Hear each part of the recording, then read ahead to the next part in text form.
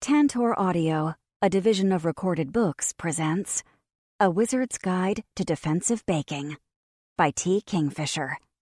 Narrated by Patricia Santamasso. 1. There was a dead girl in my aunt's bakery. I let out an undignified yelp and backed up a step, then another, until I ran into the bakery door. We keep the door open most of the time because the big ovens get swelteringly hot otherwise, but it was 4 a.m. and nothing was warmed up yet. I could tell right away that she was dead. I haven't seen a lot of dead bodies in my life. I'm only 14, and baking's not exactly a high-mortality profession. But the red stuff oozing out from under her head definitely wasn't raspberry filling. And she was lying at an awkward angle that nobody would choose to sleep in, even assuming they'd break into a bakery to take a nap in the first place. My stomach made an awful clenching, like somebody had grabbed it and squeezed hard, and I clapped both hands over my mouth to keep from getting sick. There was already enough of a mess to clean up without adding my second-hand breakfast to it. The worst thing I've ever seen in the kitchen was the occasional rat. Don't judge us. You can't keep rats out in this city, and we're as clean an establishment as you'll ever find. And the zombie frog that crawled out of the canals. Poor thing had been downstream of the cathedral, and sometimes they dump the holy water a little recklessly, and you get a plague of undead frogs and newts and whatnot. The crawfish are the worst. You can get the frogs with a broom, but you have to call a priest in for a zombie crawfish. But I would have preferred any number of zombie frogs to a corpse. I have to get Aunt Tabitha. She'll know what to do. Not that Aunt Tabitha had bodies in her bakery on a regular basis, but she's one of those competent people who always know what to do.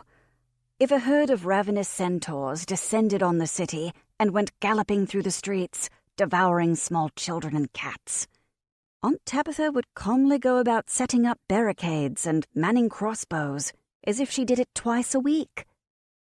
Unfortunately, to get to the hallway that led to the stairs up to Aunt Tabitha's bedroom, I would have to walk the length of the kitchen, and that meant walking past the corpse. Stepping over it, in fact. Okay. Feet, are you with me? Knees? Can we do this? The feet and knees reported their willingness. The stomach was not so happy with this plan. I wrapped one hand around my waist and clamped the other firmly over my mouth in case it decided to rebel. Okay, here we go. I inched into the kitchen. I spent 6 days a week here, sometimes 7, running back and forth across the tile, flinging dough onto counters and pans into ovens. I crossed the kitchen floor hundreds of times a day without even thinking about it. Now it seemed to be about a mile long, an unfamiliar and hostile landscape. I had a dilemma. I didn't want to look at the body, but if I didn't, I might step on it. On her. And that just didn't bear thinking about. No help for it. I looked down. The dead girl's legs were splayed across the floor. She was wearing grimy boots with mismatched socks. That seemed very sad. I mean, it was sad that she was dead anyway, probably, unless she'd been a horrible person. But dying with mismatched socks seemed especially sad somehow. I imagined her throwing the socks on, never thinking that a few hours later, an apprentice baker and half-baked wizard of dough would be tiptoeing past her and thinking about the condition of her footwear. There was probably a moral lesson there somewhere, but I'm not a priest. I thought about becoming one once, but they don't really like wizards. Even minor wizards, whose only talents are making bread rise and keeping the pastry dough from sticking together. Right about the time I gave up on hopes of joining the priesthood, Aunt Tabitha had taken me on in the bakery, and the siren song of flour and shortening pretty much sealed my fate. I wondered what had sealed this poor girl's fate.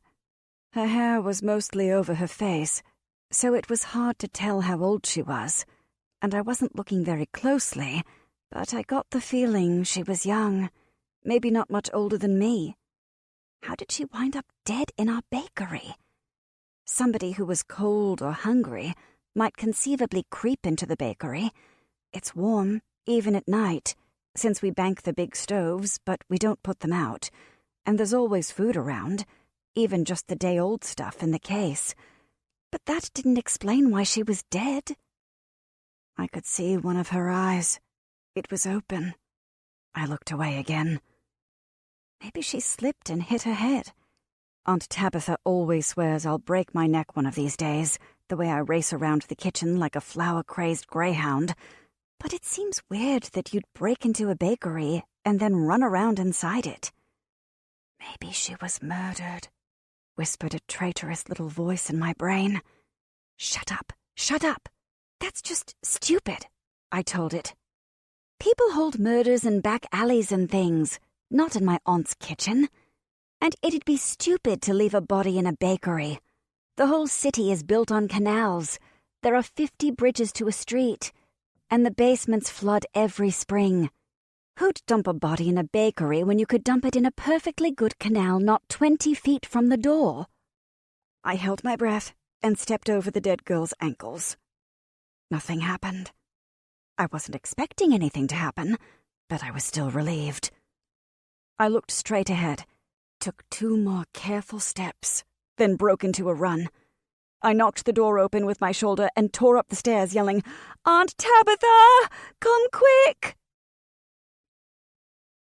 It was 4 a.m, but bakers are used to getting up at 4 a.m, and the only reason that Aunt Tabitha was sleeping until the decadent hour of 6:30 was because her niece had finally been trusted to open the bakery in the last few months.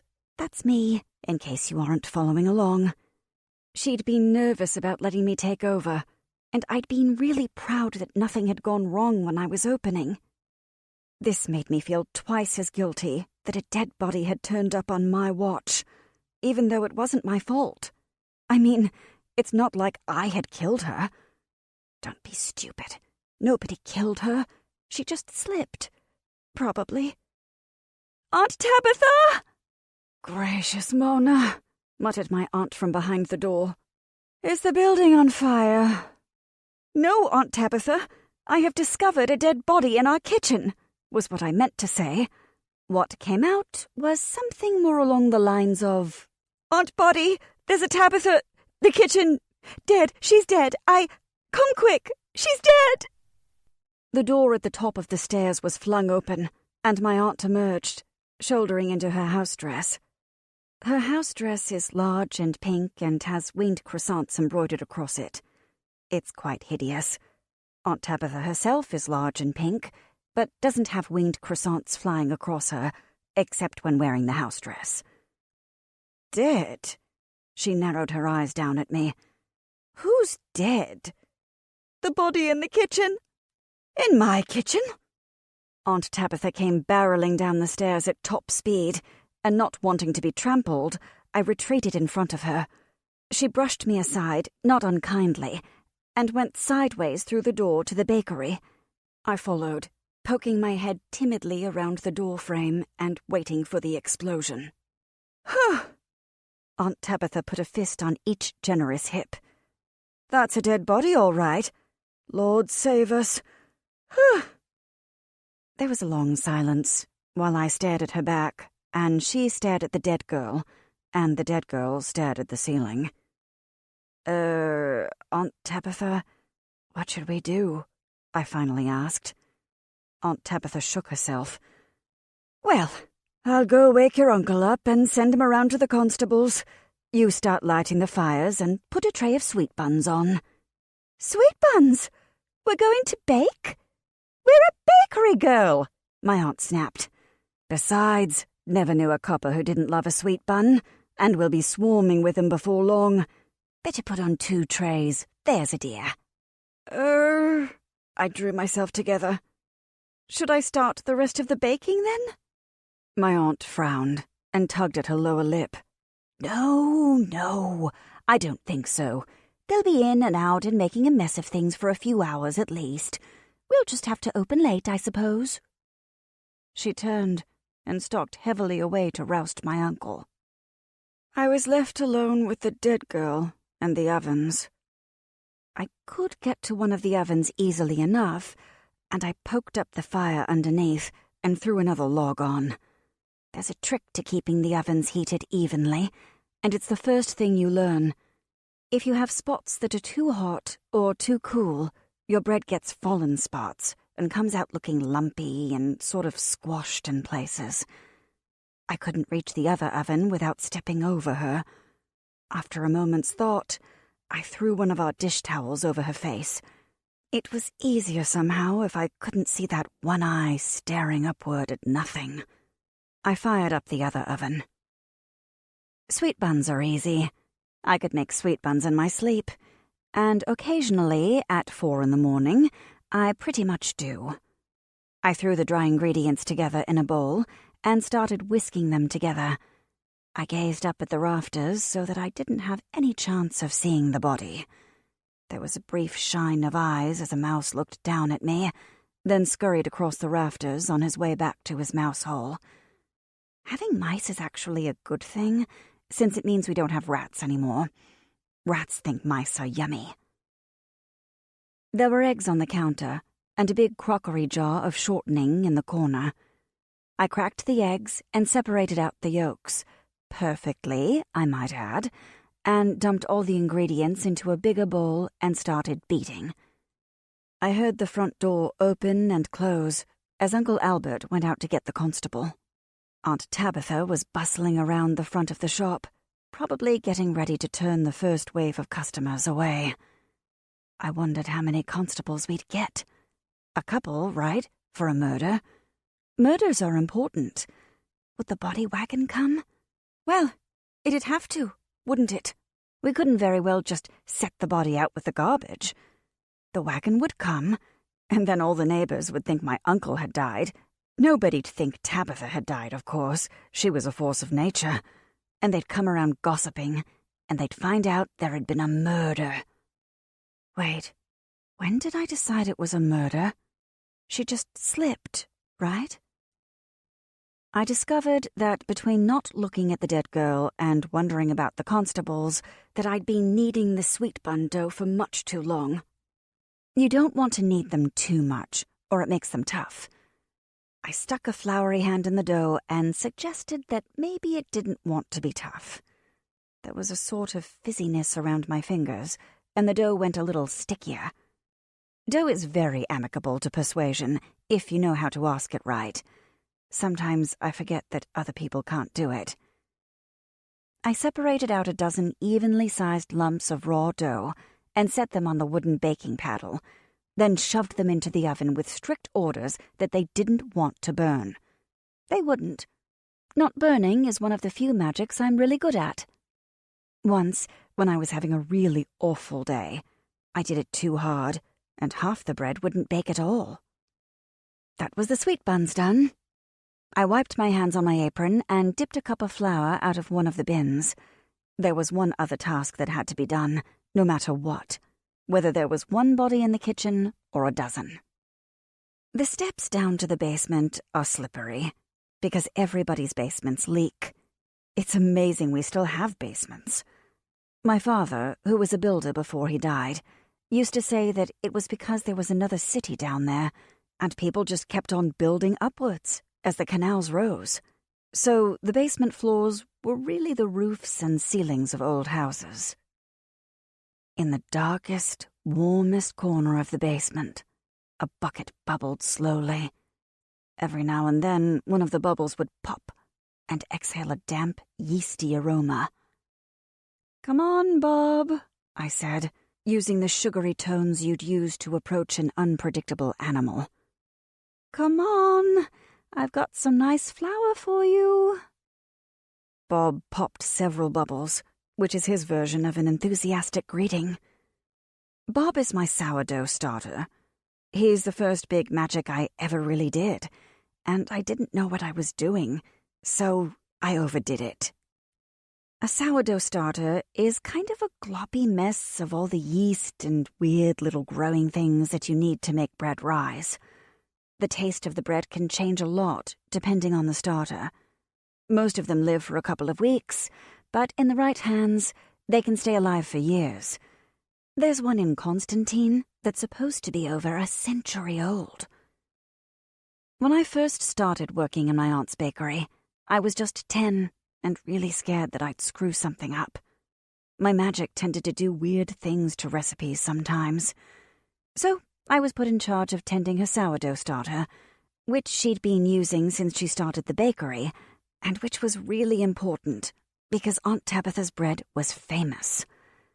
And I don't know if I gave it too much flour or too much water or not enough of either, but it dried up and nearly died. When I found that out, I was so scared that I stuck both hands into it, and it was pretty icky, let me tell you, and ordered it not to die. "Live," I told it. "Come on, don't die on me. Live, grow, eat, don't dry up." Well, I was 10, and I was really scared. And sometimes being scared does weird things to the magic. Supercharges it, for one thing. The starter didn't die, and it grew. A lot. It foamed out of the jar and over my hands, and I started yelling for Aunt Tabitha, but by the time she got there, the starter had reached the sack of flour I'd been using to feed it and ate the whole thing.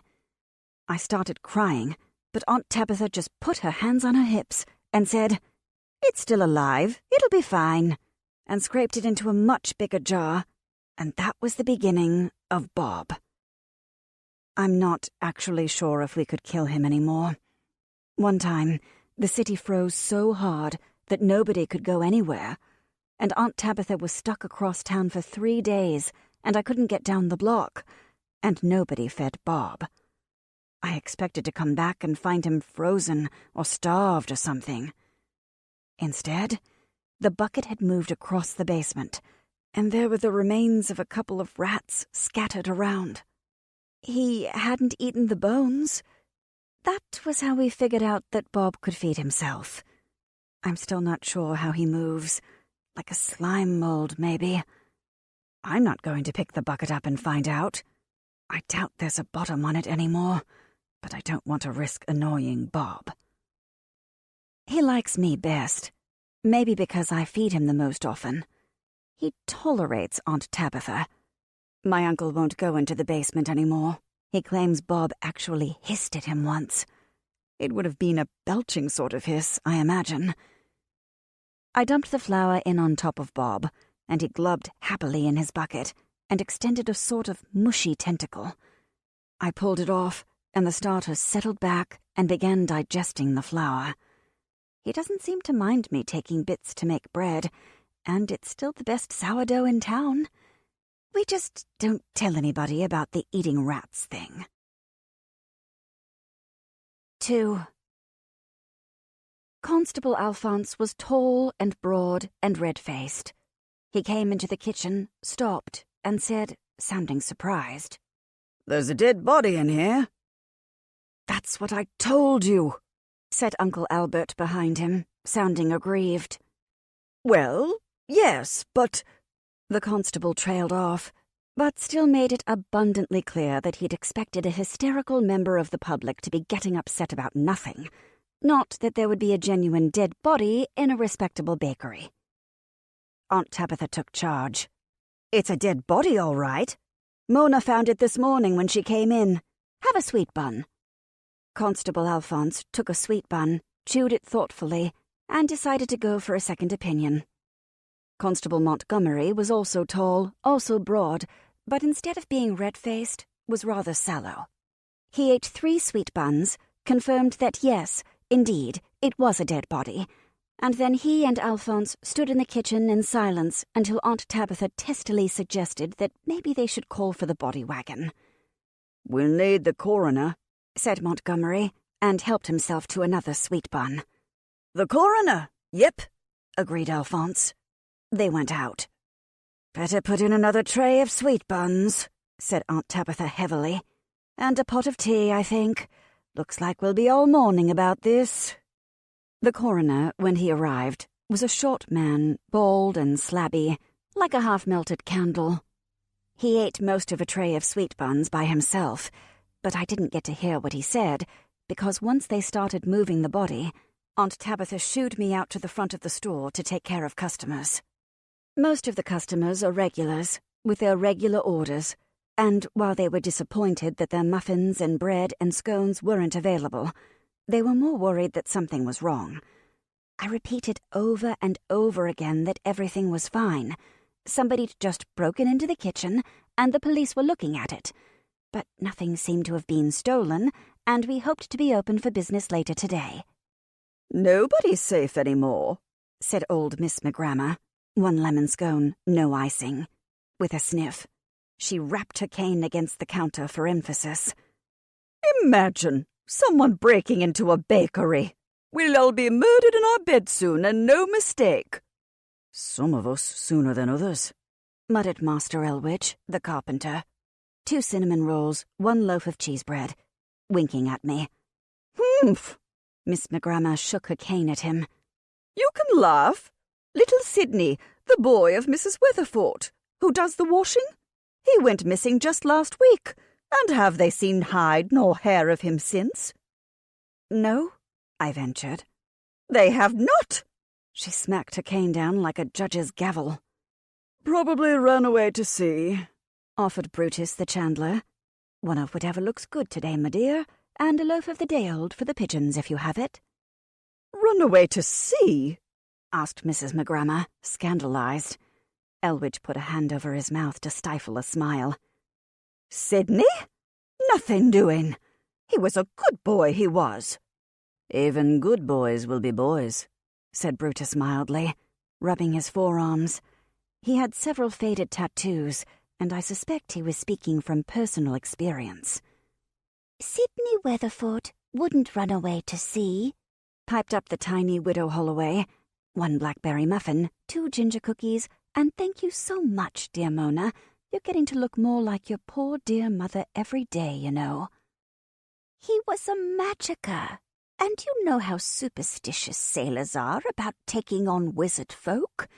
They think the winds will fail if you're carrying wizard folk aboard." "A magicker?" Elwidge looked surprised. "I didn't know that." "He was a mender," said the Widow Holloway.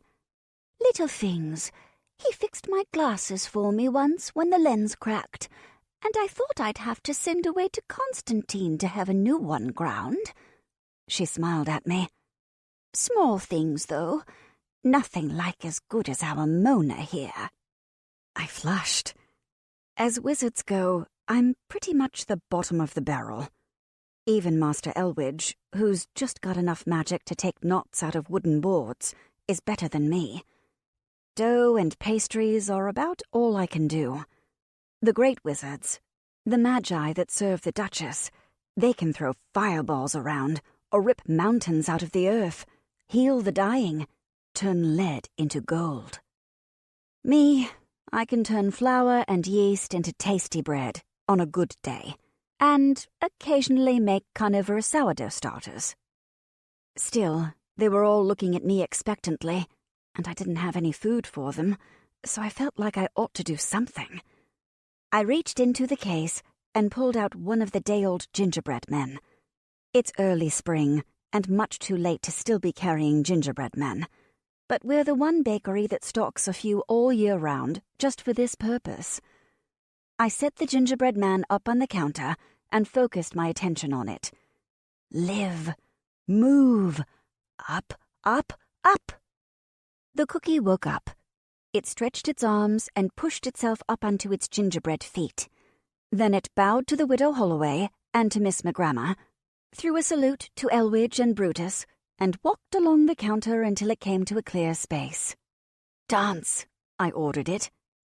The gingerbread man began to dance a very respectable hornpipe. Don't ask me where the cookies get the dances they do. This batch had been doing hornpipes. The last batch did waltzes, and the one before that had performed a decidedly lewd little number that had even made Aunt Tabitha blush. A little too much spice in those, I think. We had to add a lot of vanilla to settle them down. I don't know how I learned to make cookies dance.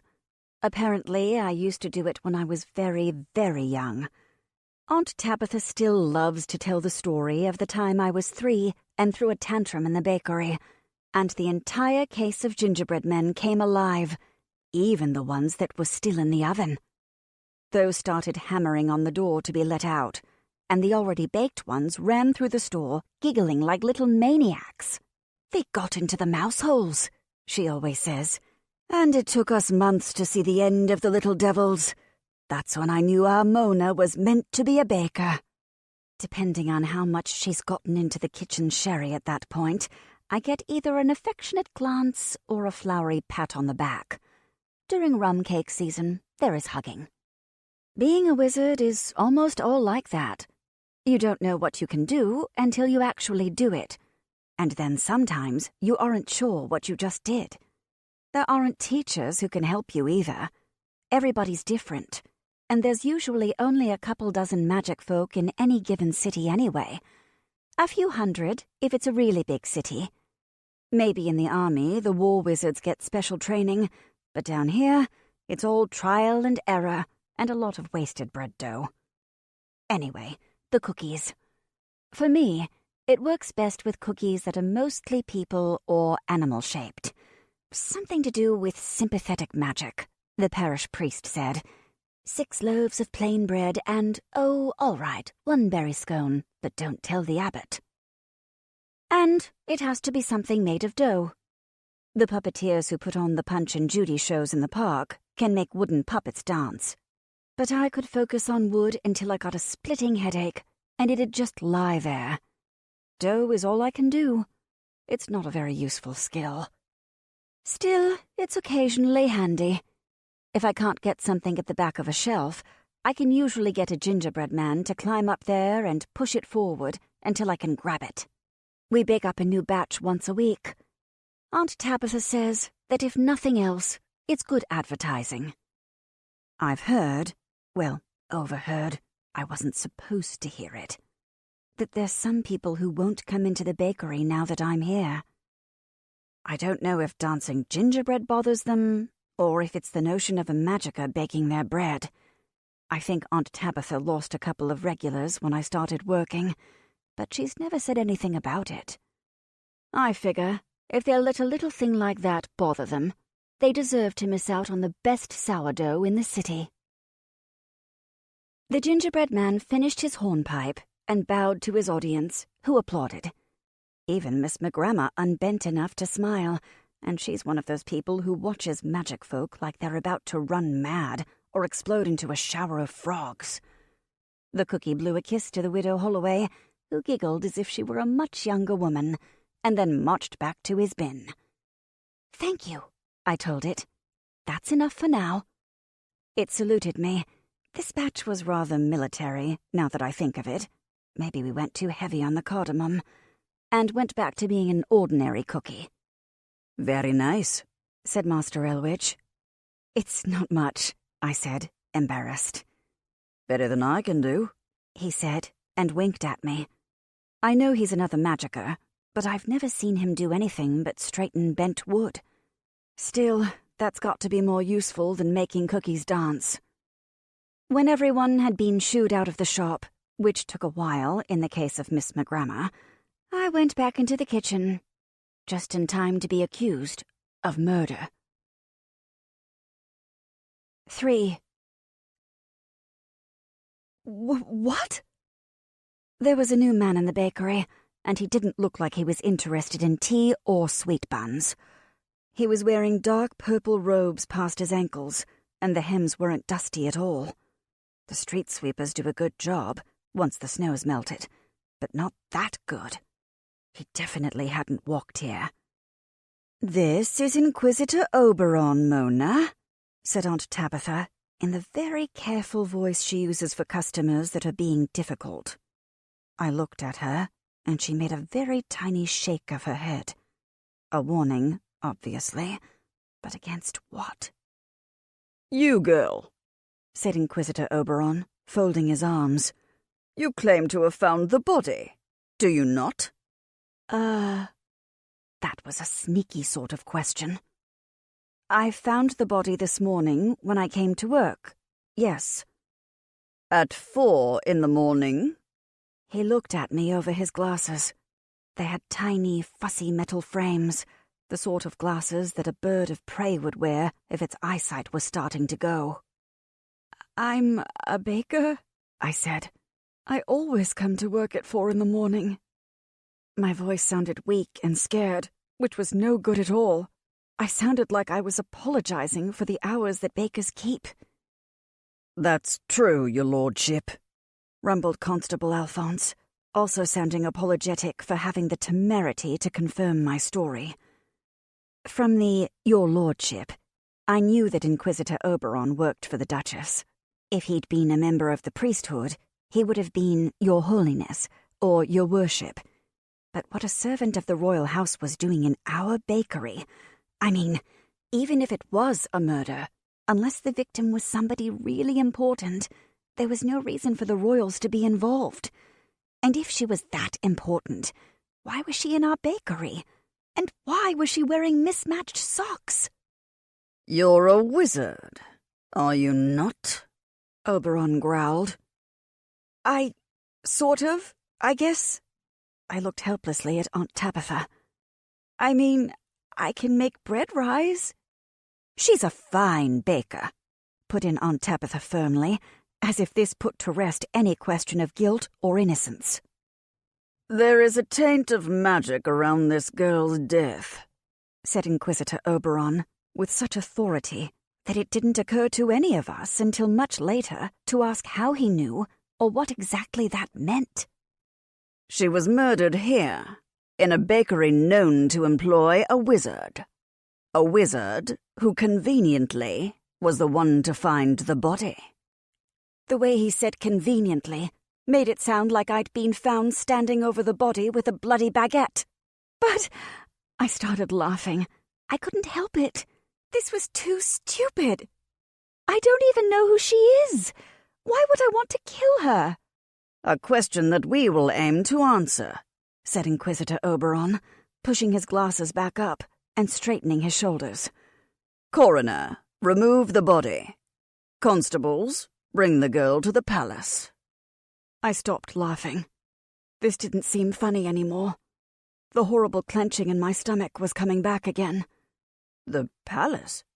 Asked Constable Montgomery, not questioning, I could tell, but simply surprised. You didn't bring prisoners to the palace. You took them to jail. Inquisitor Oberon sniffed, exactly like Miss McGrammer does when we run out of lemon scones. Her Grace, the Duchess, is concerned with what she perceives as the rash of murders by wizards. She insists on overseeing these cases herself. Constables, if you please. But, I said. Now wait just a minute, Aunt Tabitha said. Oh dear, Uncle Alfred said.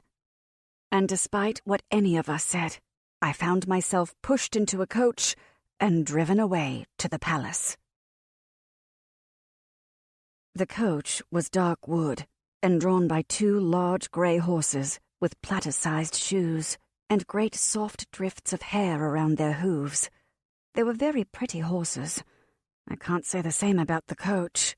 It had so many curlicues and carvings and finials and gargoyles and cherubs that it looked like a mahogany wedding cake. We do wedding cakes occasionally. I hate them. It's all tiny, fiddly work. And while I can magic the dough so the icing goes on smoothly, it gives me a headache. Icing is not nearly as friendly as dough. Since I was, apparently, a dangerous criminal, one of the constables rode in the coach with us, possibly to protect Inquisitor Oberon. I guess he might have thought he needed protection from a 14-year-old girl because I was a magicka. People get uneasy about that sort of thing. You can't testify in court if you're a magicka unless you're holding a piece of iron, because iron is supposed to counteract magic, even though it doesn't do anything of the sort. I use an iron skillet all the time. It's just an old superstition. Frankly, an iron skillet would be a lot more dangerous than my magic at the moment. I could at least hit Oberon with it. To give credit where credit is due, Constable Alphonse looked awfully embarrassed by the whole thing. I sat miserably on the bench seat, with the Inquisitor opposite me, watching me like a constipated vulture, and the constable squeezed in next to me on the bench. It would have made more sense for me to sit next to the Inquisitor, since we were both smaller than Constable Alphonse, but somehow that didn't seem like an option. I stared at my hands. There was flour on them. There was flour on my trousers, too, and sprinkled over the tops of my boots. There was flour on the constable's boots as well. No flour had adhered to the hem of the Inquisitor's robes. The robes apparently did not do flour. This was not the worst day of my life. The day when I was 7 and I'd found out that both my parents had died of the cold fever had been the worst. But this was definitely in the running for second worst. The coach rattled through the streets. Every bump transmitted up the wheels and directly to our bones. For all the carvings, the carriage wasn't very well sprung. There was probably a moral lesson in that, too, but I wasn't in the mood. I folded my hands together. We rumbled past the big clock tower. The clock's been stopped forever. It's a landmark. It doesn't have to be functional. Still, it couldn't have been much past 7 in the morning. 3 hours. It had been a long 3 hours. If I were back in the bakery, I'd be almost done with the early baking, and I'd be starting on the second round. The delicate pastries, the tarts that require little individual crusts, mixing up all the stuff that needs to be chilled or settled overnight so they'd be ready for tomorrow. The bread sponges would have to be set out to trap the wild yeast. With none of that done, Aunt Tabitha would have to work all day, and she'd still be short of bread tomorrow. "Will this take long?" I asked plaintively. "That will depend on your guilt or innocence," said the Inquisitor, in a voice that was not reassuring. I stared out the window and wondered what the Duchess was going to do to me. Everybody calls our land a kingdom, but that's just a holdover from the old days, hundreds of years ago. There's just a bunch of cities now, each with their own little government and their own army and their own laws. Nation-states, if you want to use fancy words like the priest. Some of them have kings, but they only control the city and the land around it. Our city is called Riverbraid because of the canals. We don't have a king. We had a bunch of dukes and a couple of earls, and I think there was a prince at some point in there. For the last 30 years or so, the person in charge is the Duchess. The palace of the Duchess is built on a hill overlooking the city, or at least it looks like a hill. Actually, it's the remains of the former half-dozen palaces, which sank like everything else in the city, except for one which burned down. Because it's higher, the streets slope up, and the buildings are more expensive because their basements don't flood every spring. There are stories that underneath the palaces are old catacombs that used to be old dungeons, full of the ghosts of prisoners who were forgotten when the old buildings were walled up. There are also stories that there are still people under there who live by eating rats, but nobody really believes them. Much. I really hoped that I wouldn't have a chance to find out for myself. 4. We arrived in the courtyard of the palace, which had high stone walls and pale stone cobbles the colour of the grey horses' coats. Inquisitor Oberon leapt out before the coach had come entirely to a halt. "Bring the prisoner," I heard him say as the door swung behind him. It took me a minute to realize that by prisoner, he meant me. Probably that was pretty slow of me, but it had been a really awful morning, and some part of my brain, the bit that had been laughing hysterically earlier, still couldn't get over how completely impossible this all was. Me? A prisoner? I baked bread. The worst thing I'd ever done in my life, the absolute and complete worst, was the time I was 10 and snuck out with Tommy the butcher's son, and we stole a jug of sacrificial wine from the chapel down the street and drank it. I got sick as a dog. Tommy threw up. My headache the next day was so bad that it felt like divine retribution. But really, that isn't the sort of thing that gets you dragged up before the Duchess. I'd never even seen the Duchess close up. When she goes out for parades, there's always a crowd and lots of guards around her. Bring the prisoner. How had this even happened? Who was the dead girl in the bakery? A large hand opened the door. It was attached to a guard who was wearing shiny armor and looking very military. He reached the other hand inside the coach and made a beckoning gesture, then clicked his tongue, as if I were a dog. I looked at Constable Alphonse. He looked as bewildered and uncomfortable as I felt. There was another, slightly more impatient tongue click. I held out an arm and was grabbed, not unkindly, but very firmly, and lifted out of the carriage. Inquisitor Oberon was tossing out orders on the other side of the courtyard. Most of them went by without making any sense. I caught the last one, though. "Take the girl to a waiting room. She will be judged at the afternoon audience." I disliked judged only slightly less than I disliked prisoner. Come to think of it, I wasn't all that keen on girl either, when it was delivered in that tone of voice. Aunt Tabitha is allowed to call me girl. Weird men in robes who think I've murdered someone aren't. The guard in the shiny armor took me through a pair of doors set in the wall of the carriage yard. It seemed very dark after the brightness outside, and the hand on my arm was hurrying me along, so all I saw was a blur of doors and corridors with shiny tile floors that clattered under my boots. The guards' feet didn't clatter. Maybe they wore soft-soled shoes so they wouldn't scuff the tile, or maybe they took lessons in how to walk without sounding like they were wearing horseshoes. "Prisoner for the afternoon audience," said the guard, holding my arm. There was that word again. I blinked a few times. My eyes had adjusted enough to see 2 more guards standing on either side of a small door. The door was bright blue. The guards were not bright blue, although the one on the right looked awfully grumpy. The guard on the left opened the door. The hand on my arm turned into a hand between my shoulder blades, which propelled me firmly into the room. It was a small, nondescript room, with a chair and a door opposite the one I'd come through. No windows. There was a small table and 2 wall sconces that provided light, and that was all. The door behind me started to close. "Hey," I said, startled into protest. "Hey, wait! What do I do?" "You wait," said the grumpy guard. "Someone will come for you," said the less grumpy guard. The door closed. I heard a loud clacking as it was locked from the other side. It probably says something about the difference between royalty and commoners, that they have waiting rooms that lock from the outside. Still, this could be worse, I told myself, looking around the featureless room. It's not the dungeon. There's a chair, and light, and no bars or rats or anything. The chair wasn't very comfortable.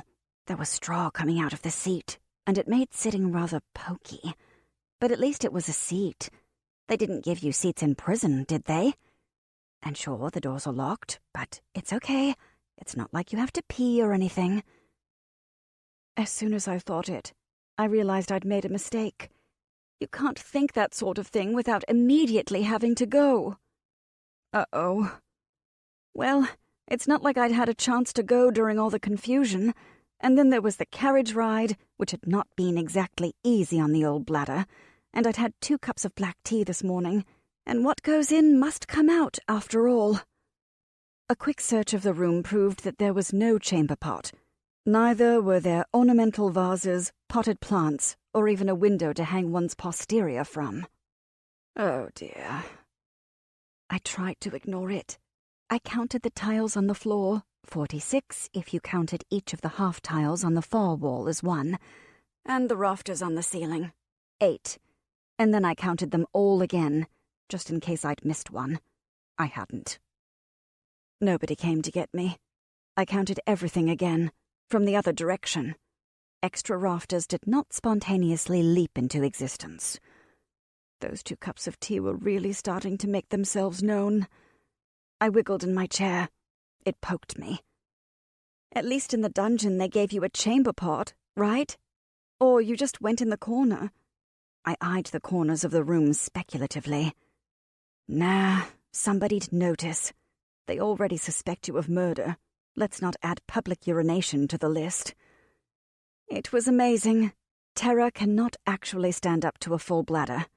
I was about to be hauled up on murder charges, and all I could think about was, oh God, I have to go so bad. I got up and pounded on the door. Hey! Hey! No response. Hey! I have to pee! Unlock the door! I rattled the handle futilely. There was a clattering in the lock, and the door opened an inch. A dark eye peered down at me. What's all this racket? I have to pee, I begged the guard. Please? Not my problem, said the guard, starting to close the door. Hey! Oh, come on, Jorge's, said another voice. She's just a kid. Take her to the privy already. You take her, said Jorge's irritably, apparently to the other guard. I'm eating breakfast. I didn't get a chance before work. Fine. A creak of leather, and the second guard pushed the door open. Jorge stomped back to his post on the far side. The new guard smiled in a friendly fashion. I'd guess he had kids my age or something, and gestured in front of him. Come on, my girl. There's a privy down this way. Thank you, I said with heartfelt and genuine gratitude, and hurried out into the hall. He led the way. As we passed the surly Jorge's, I glanced down at his lunch, which was black bread and cheese.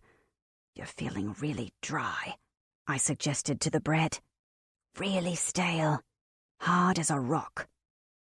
Usually, I have to be touching something in order to make it do anything really impressive. But just for going stale, as long as I can see it, I can work with it. It wants to go stale. Bread is very accommodating that way.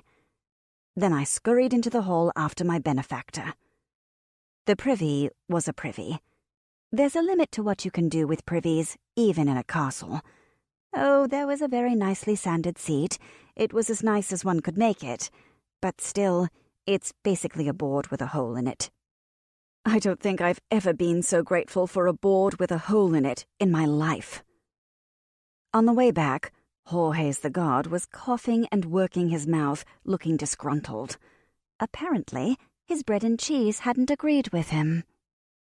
I had very little time to savor my victory, however, because barely a minute after my guard had ushered me back into the waiting room, Inquisitor Oberon came back for me. Up, he said, gesturing with one hand. Again, people treating me like I was a dog. I had an urge to snarl and go for his ankles, but I couldn't see that it would improve the situation, however satisfying it might be. What's happening? I demanded, not getting up from my chair. He made the hand gesture again, and his eyebrows drew together. I didn't quite have the nerve to disobey.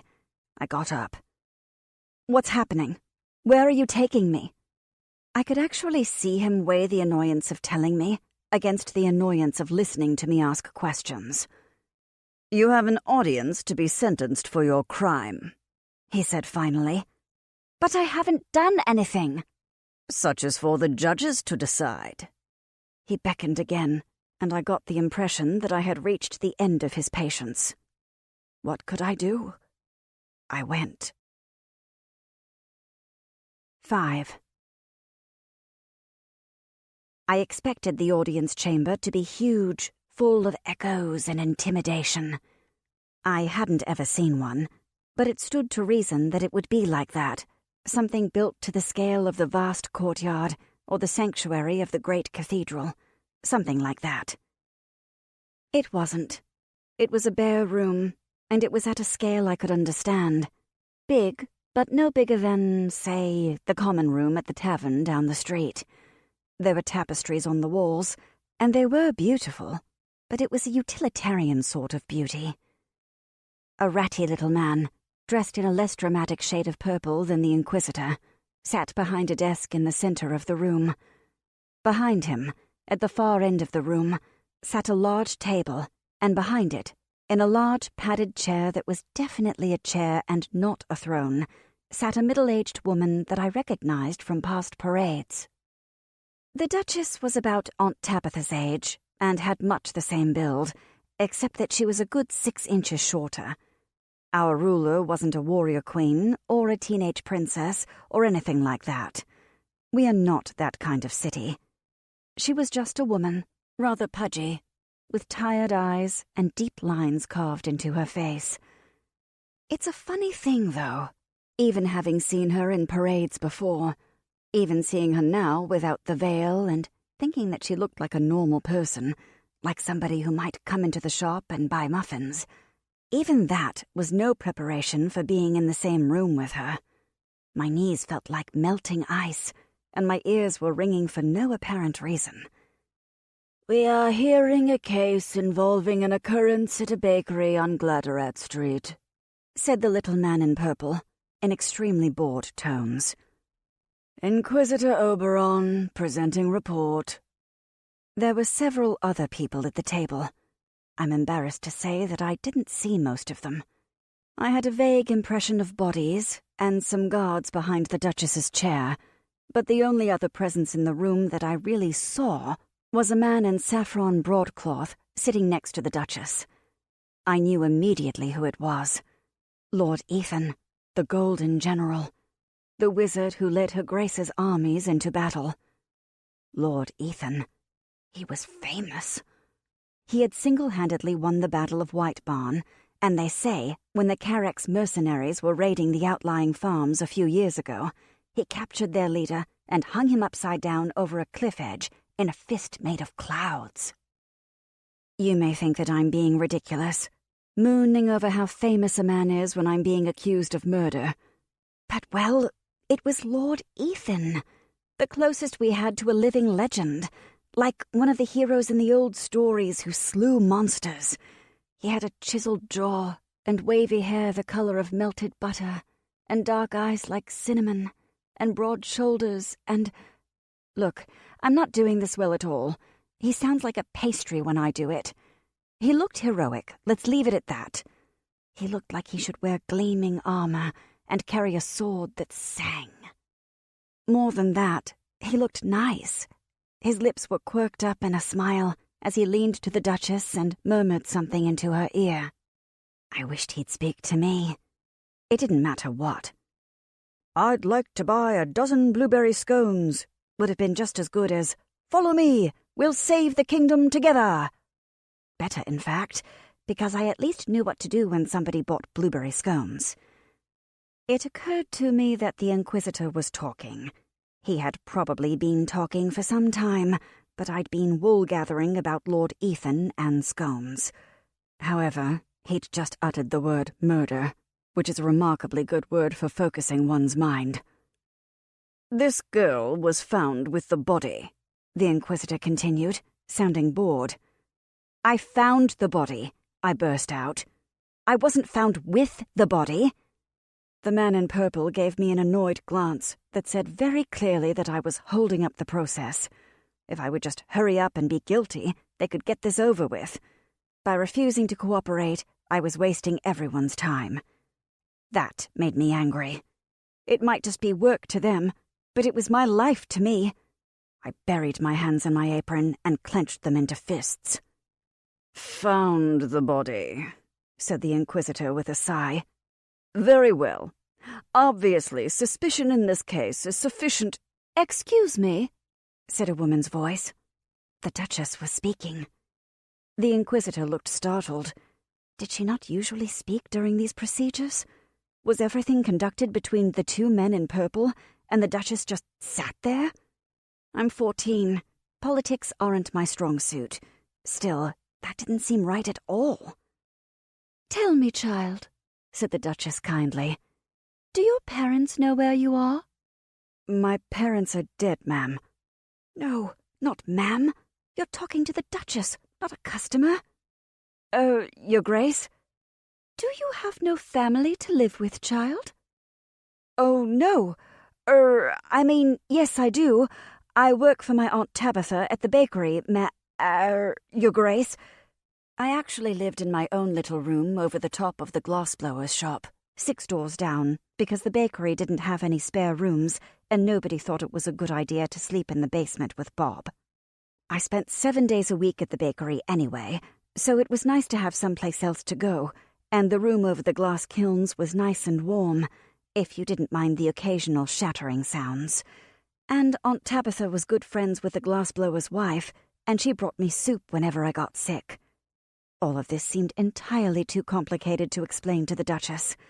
Fortunately, she didn't seem interested in asking any follow-up questions. She turned and consulted in a low voice with Lord Ethan. The Inquisitor's hand came down on my shoulder and squeezed so hard I jumped. I wondered if I dared to worm away. Would he hurt me in the presence of the Duchess? Would I look like a mistreated girl or a troublemaker? I clenched my fingers tighter in my apron and gritted my teeth. "Tell me, child," said the Duchess, "are you a wizard?" "No, Your Grace. I mean, not a real wizard.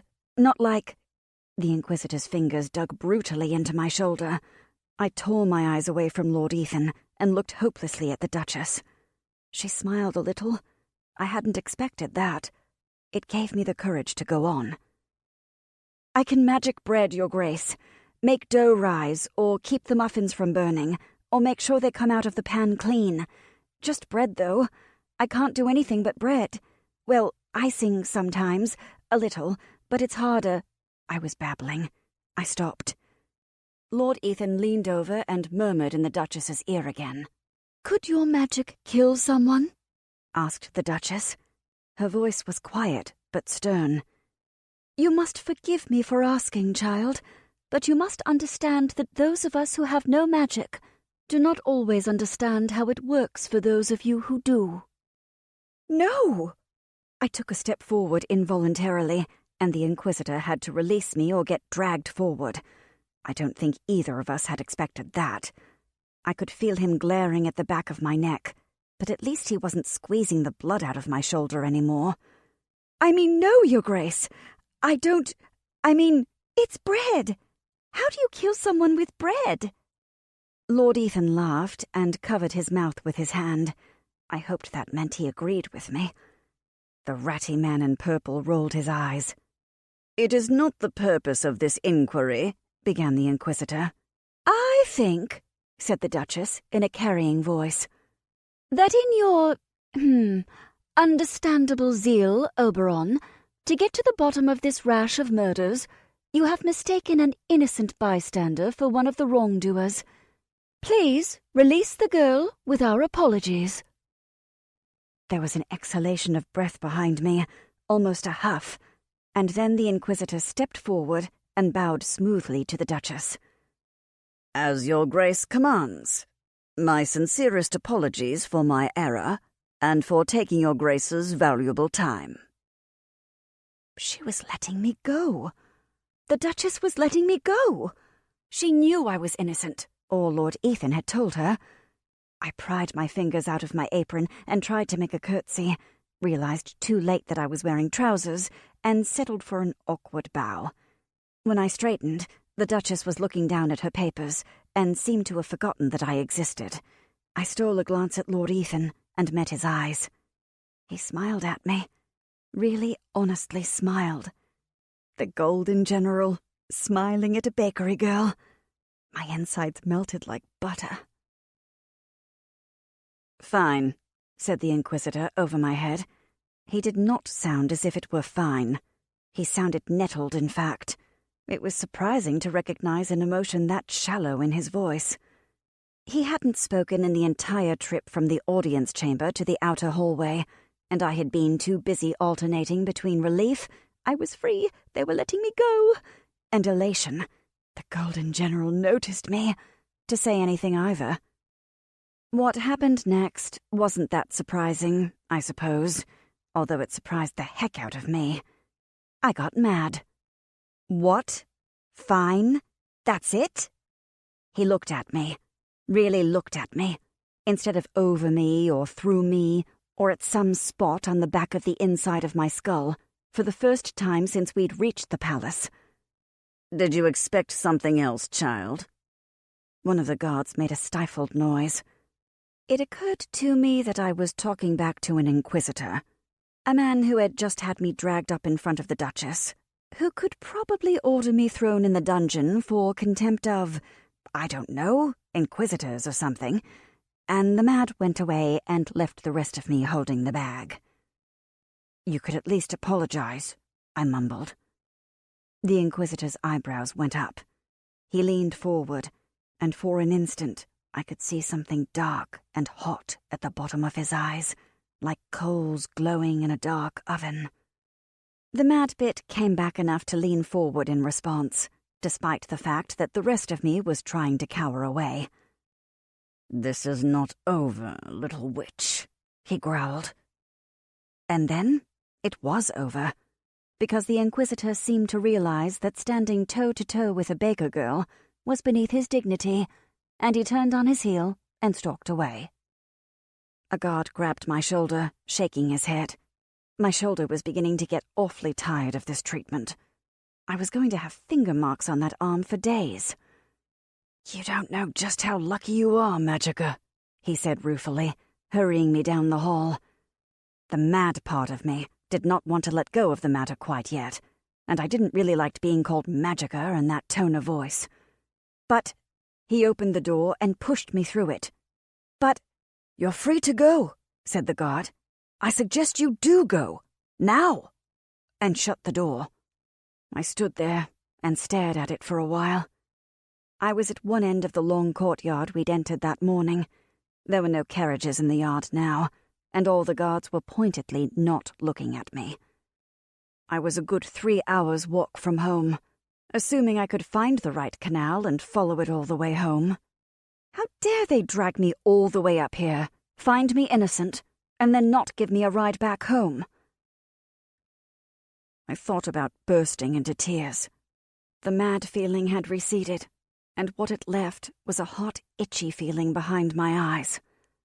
Then there was a soft hiss and a familiar splattering, and I looked down at an increasing number of little grey splotches all over the pavement. It had started to rain.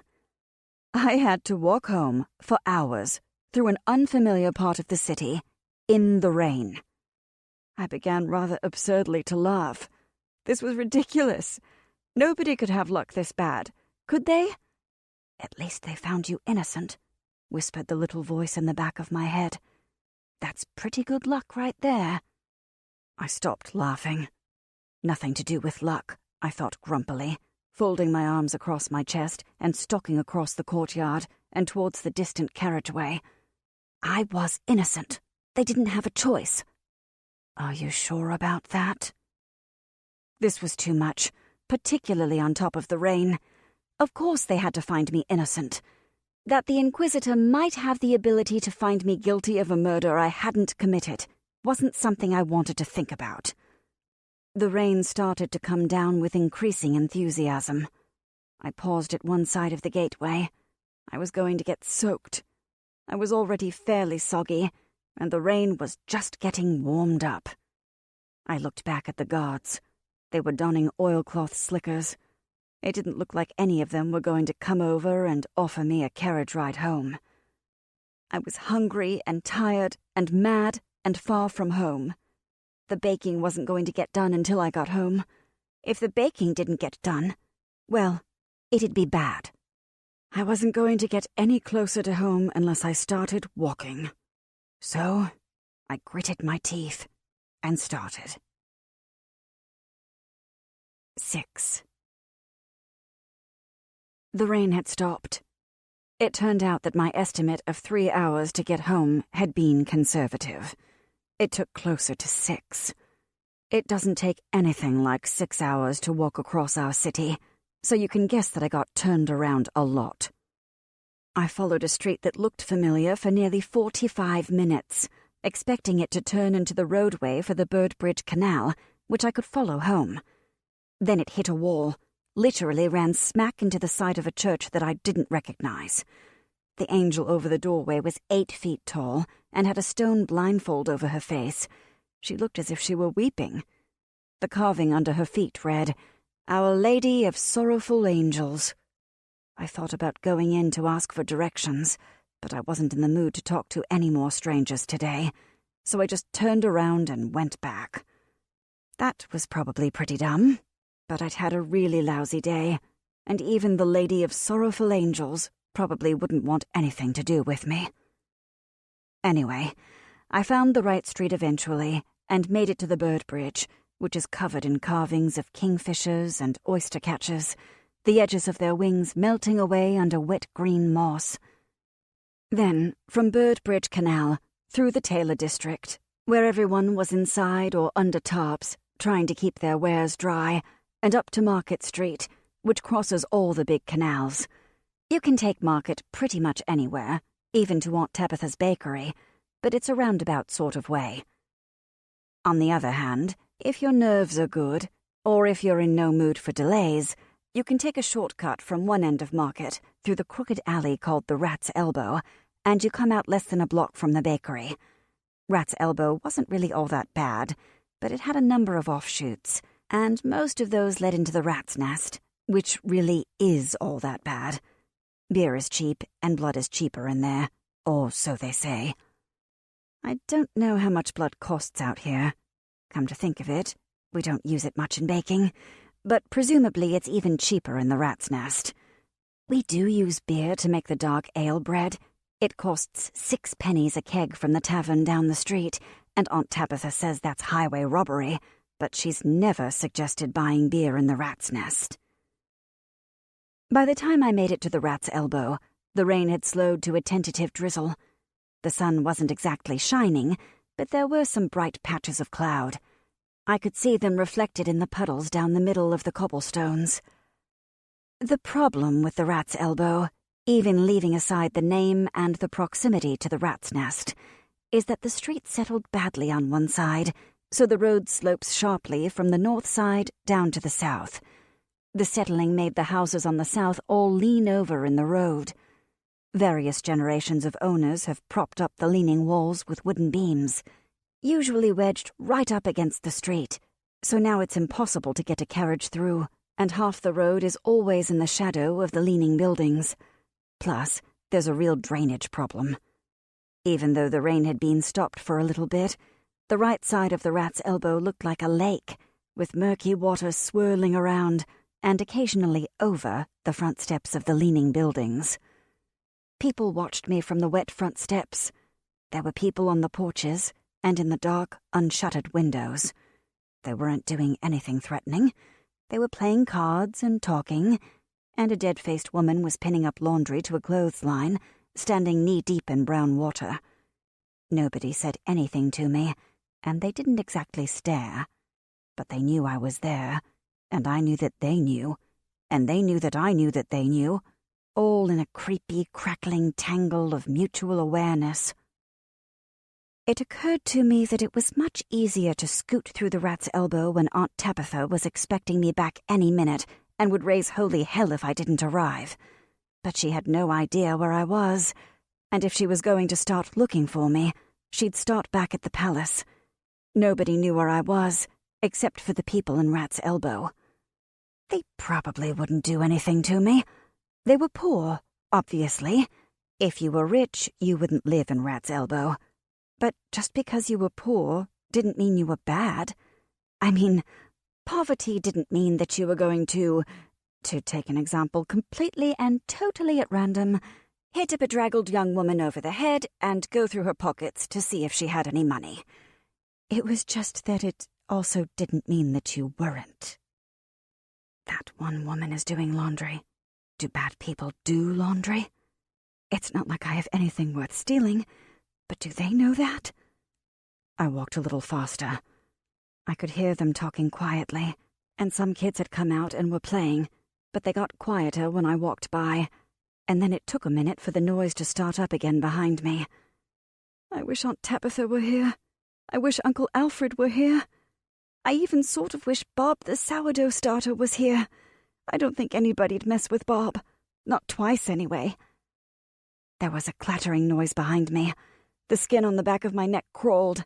but I was not going to look around. No, I wasn't. Definitely not. "Hey, bread girl!"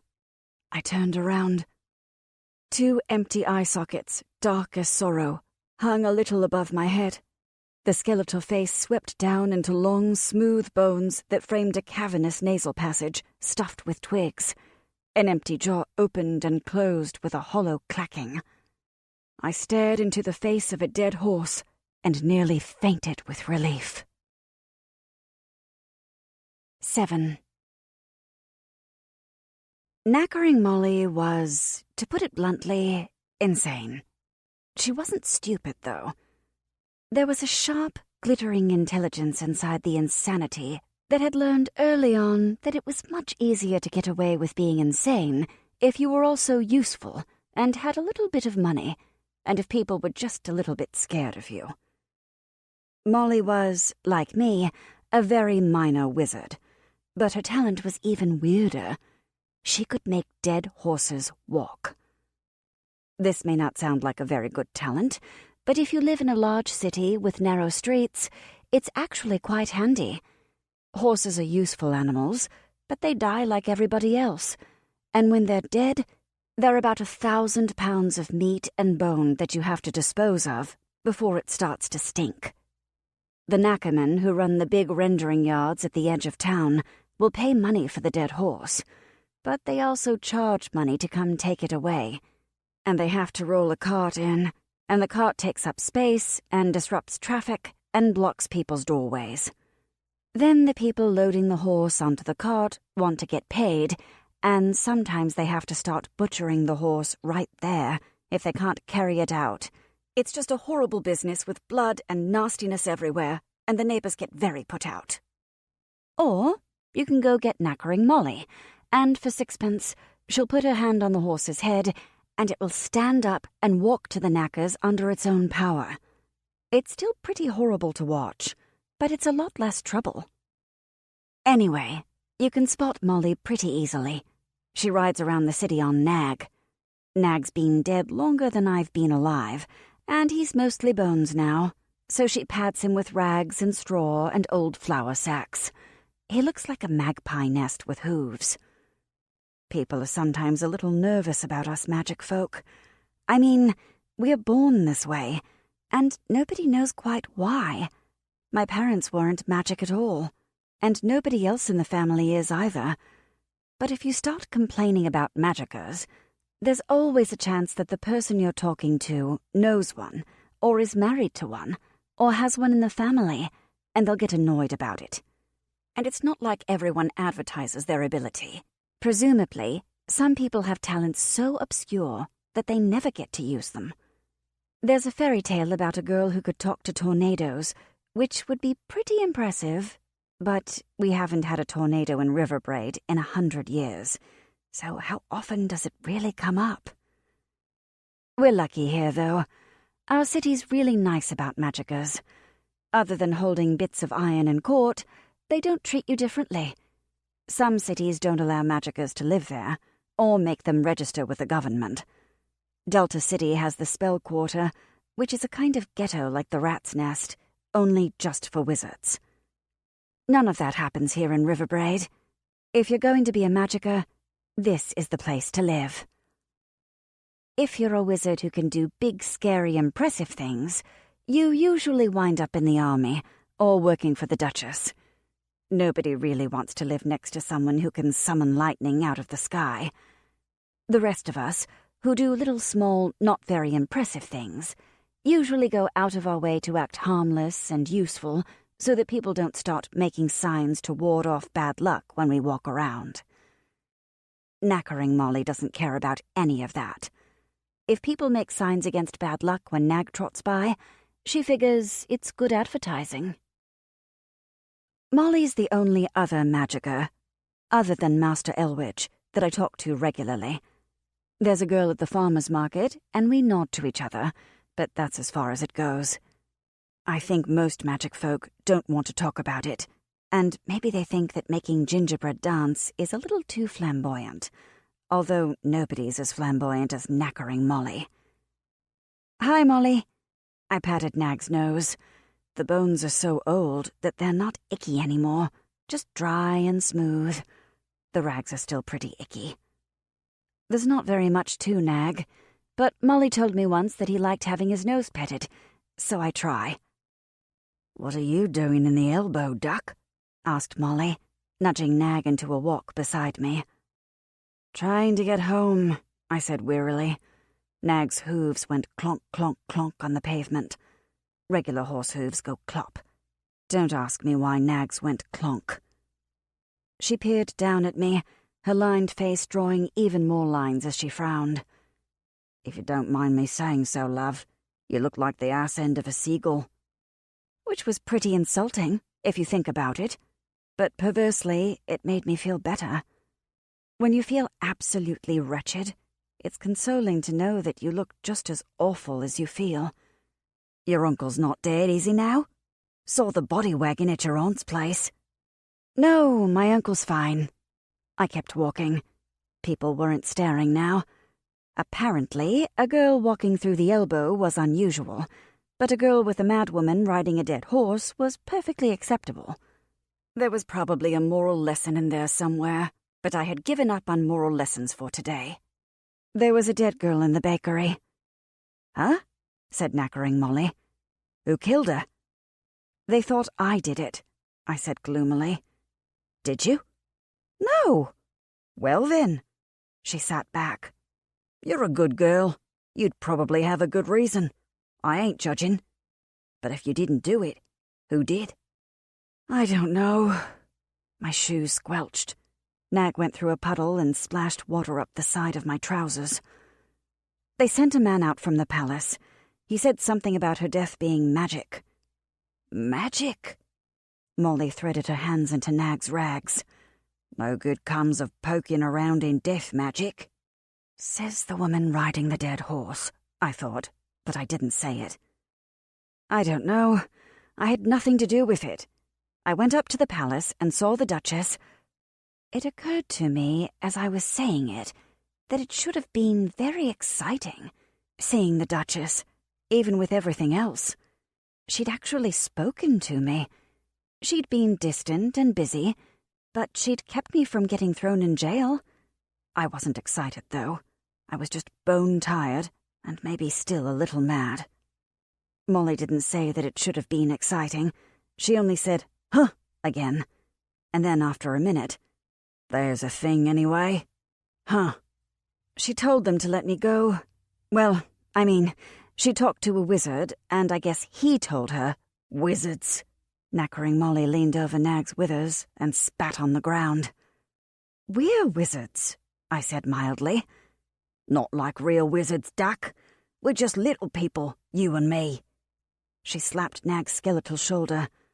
"The big wizards, well now, the government wizards. You stay clear of them, Brett girl. They're no good for nobody, and worse for people like us." They say some wizards came around once, when Molly was young, to ask her if she could make dead people walk. Probably thinking that if she could make dead soldiers get up and fight, she'd be worth a lot to the right people. She doesn't talk about that. Miss McGrammer said that she couldn't do it, but I heard Brutus the Chandler say once that he thought she had been able to do it, and that's why she came back crazy. Even if she'd just made the cavalry horses get up and charge again, they would have shoved her out on a battlefield to do it, and how awful would that be? I wanted to ask him more about it, but all he'd say was that she hadn't been any crazier than anybody else before the wizards took her away. She hates the government now. She mutters about that a lot. But then again, she also mutters that the fleas are the ghosts of ancient philosophers, and they're trying to suck out the truth from her ankles. This doesn't stop her from driving a very hard bargain when you want a horse moved, though. People have tried to take advantage of her because they think she's not right in the head. It doesn't end well for them. "Lord Ethan's okay," I said, remembering that golden, glittering presence in the audience chamber, and the way he'd smiled at me. "I mean, I think he told her I couldn't have done it." "Fair." Molly was unconvinced. "Waves in parades, maybe, but he's a war wizard, right enough. Maybe he did you a good turn now, but he'll kill you if you get in his way. Not out of meanness like some of 'em, but just like a bug." She rooted in her bird's nest hair for a minute and pulled out some small, wiggly thing. "Like a bug." Her thumbnail came down and cracked it. "At least he's not mean," I said faintly. Lord Ethan could call storms out of the sky to slam the enemy flat. The songs the minstrels sing on street corners said he could control the lightning, but I still couldn't imagine him crushing somebody like a bug. "Mean or not, you're still dead, Bread Girl." She straightened up. "And here we are, almost home." Oh. I looked around, surprised. We'd emerged from the Rat's Elbow onto the street, and I hadn't even noticed. "Oh, thank you." Knackering Molly shrugged. "Rat's Elbow's not as bad as some places, but you gotta walk careful. Never hurts to have a friend with you, even if it's just old Nag." She leaned down over the dead horse's neck and gestured. "Come here, Bread Girl." Somewhat reluctantly, I came. I was grateful for her escort, but she was still insane, and more importantly, she stank to high heaven. Most of it was unwashed woman and unwashed cloth, but there was a distinct reek of the knacker yards clinging to her too. "Word of advice," she hissed, leaning close in.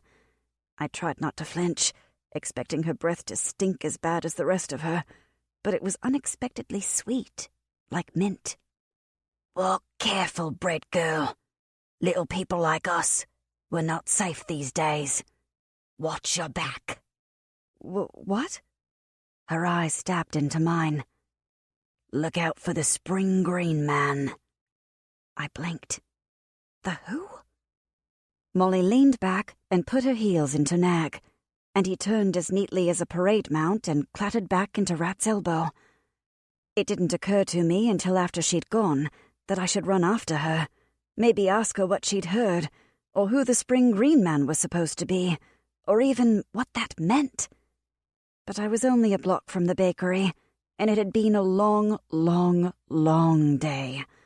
Chasing a mad woman on a dead horse into the bad part of town just didn't seem worth the effort right now, particularly since her Spring Green Man was probably just another figment of her imagination, like the truth-sucking fleas. Still, the name made me uneasy somehow, in a way that the fleas never did. Stupid, I muttered to myself, folding my arms tight and hurrying toward the bakery. Stupid name, stupid inquisitor, stupid long day. 8. When I walked in the door, Aunt Tabitha made all the proper noises and sat me down with a mug of hot tea and made me tell the story 3 times and then snapped at Uncle Albert to stop pestering me about it. Couldn't he see I was exhausted? The only thing he'd said all afternoon was good heavens, and sent me home. The girl was gone out of the bakery anyway. Presumably the body wagon had come and taken her. I didn't ask. I did ask if Aunt Tabitha wanted me to set the bread out to rise overnight, but she said that she'd been running the bakery for 20 years and she could manage just this once, and that I should get some sleep. So I went back to my room.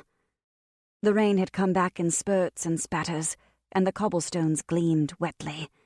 They were lighting the streetlights already, but the lamplighter hadn't gotten this far yet, so the street was dark and gloomy. That didn't matter. It was only 6 doors down, barely a block. I could have walked it blindfolded. You'd think after a day like that I would have been jumpy and paranoid, but I wasn't. I wasn't thinking about anything. I was just watching my feet go one in front of the other. And then somebody grabbed me from out of the dark. "Where is she?" A voice snarled in my ear, and I was wrenched off the street and into the shadows of the alleyway. Sweet Lady of Angels, is this day never going to end? I should probably have been scared. No, I should definitely have been scared. Mostly, though, I was just too tired. I wanted to go home. I wanted to go back to my warm little room over the glassblower shop and lie down in bed and pull the quilt over my head and go to sleep and wake up stupidly early and go make cinnamon rolls and apple pull-aparts and gingerbread men. Where's who? Tibby, said the voice in my ear, sounding frustrated and also surprisingly high-pitched. What did you do with her? Who's Tibby? I tried wiggling. There was an arm around my neck, and it was making it hard to breathe, but my attacker seemed to be shorter than I was and wasn't getting a very good angle. Let me go. Not until you tell me where Tibby is. I don't know who that is. I grabbed for the arm around my neck. Stop it! I'm warning you! The voice was definitely shrill, and I was slapped against the side of the building. Bricks scraped at my hands. Let me go! I got my fingers around the arm, bent forward as far as I could, and pulled. It wouldn't have worked in most cases, but I had two things going for me. One, I was a baker, and you don't punch dough every day for 2 years without developing some pretty hefty forearms. I may not be very big, but I'll bet you a tray of cinnamon buns that I can out-arm wrestle any girl my age. 2, my attacker was a 10-year-old boy. I wrenched away, turned and faced him. He wasn't big. My neck was probably about the highest he could reach. He was wiry, but he looked skinny and underfed, like a stray dog. His eyes were way too big for his face, and the grime on his face was marred by tear tracks. "Where is she?" he demanded again, sounding furious and miserable. He bounced on the balls of his feet, apparently not sure if he should launch himself at me again or run away. "Where's who?" "Tibby," he said, practically yelling. "My sister." "Why do you think I know?" "She was in your bakery." I closed my mouth with a snap. Uh-oh. I leaned against the wall next to him. The mad was gone. I was just so tired.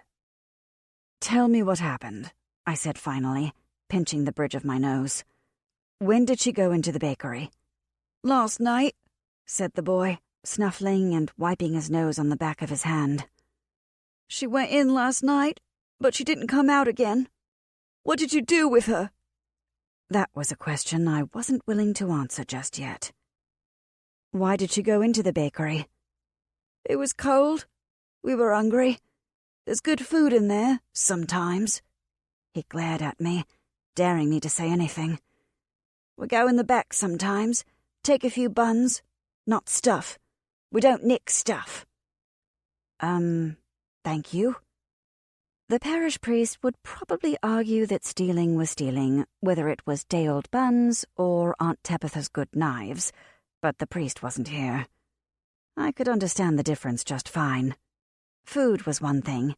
Good knives were hard to replace. I wondered how long they'd been breaking into the bakery, and how none of us had noticed. "We didn't touch nothing," he said, as if reading my mind. "We're careful. If we nick stuff, you'd put up locks and guards and whatever, and then we couldn't get buns whenever we want 'em." There was a certain logic to this. I decided to let it go.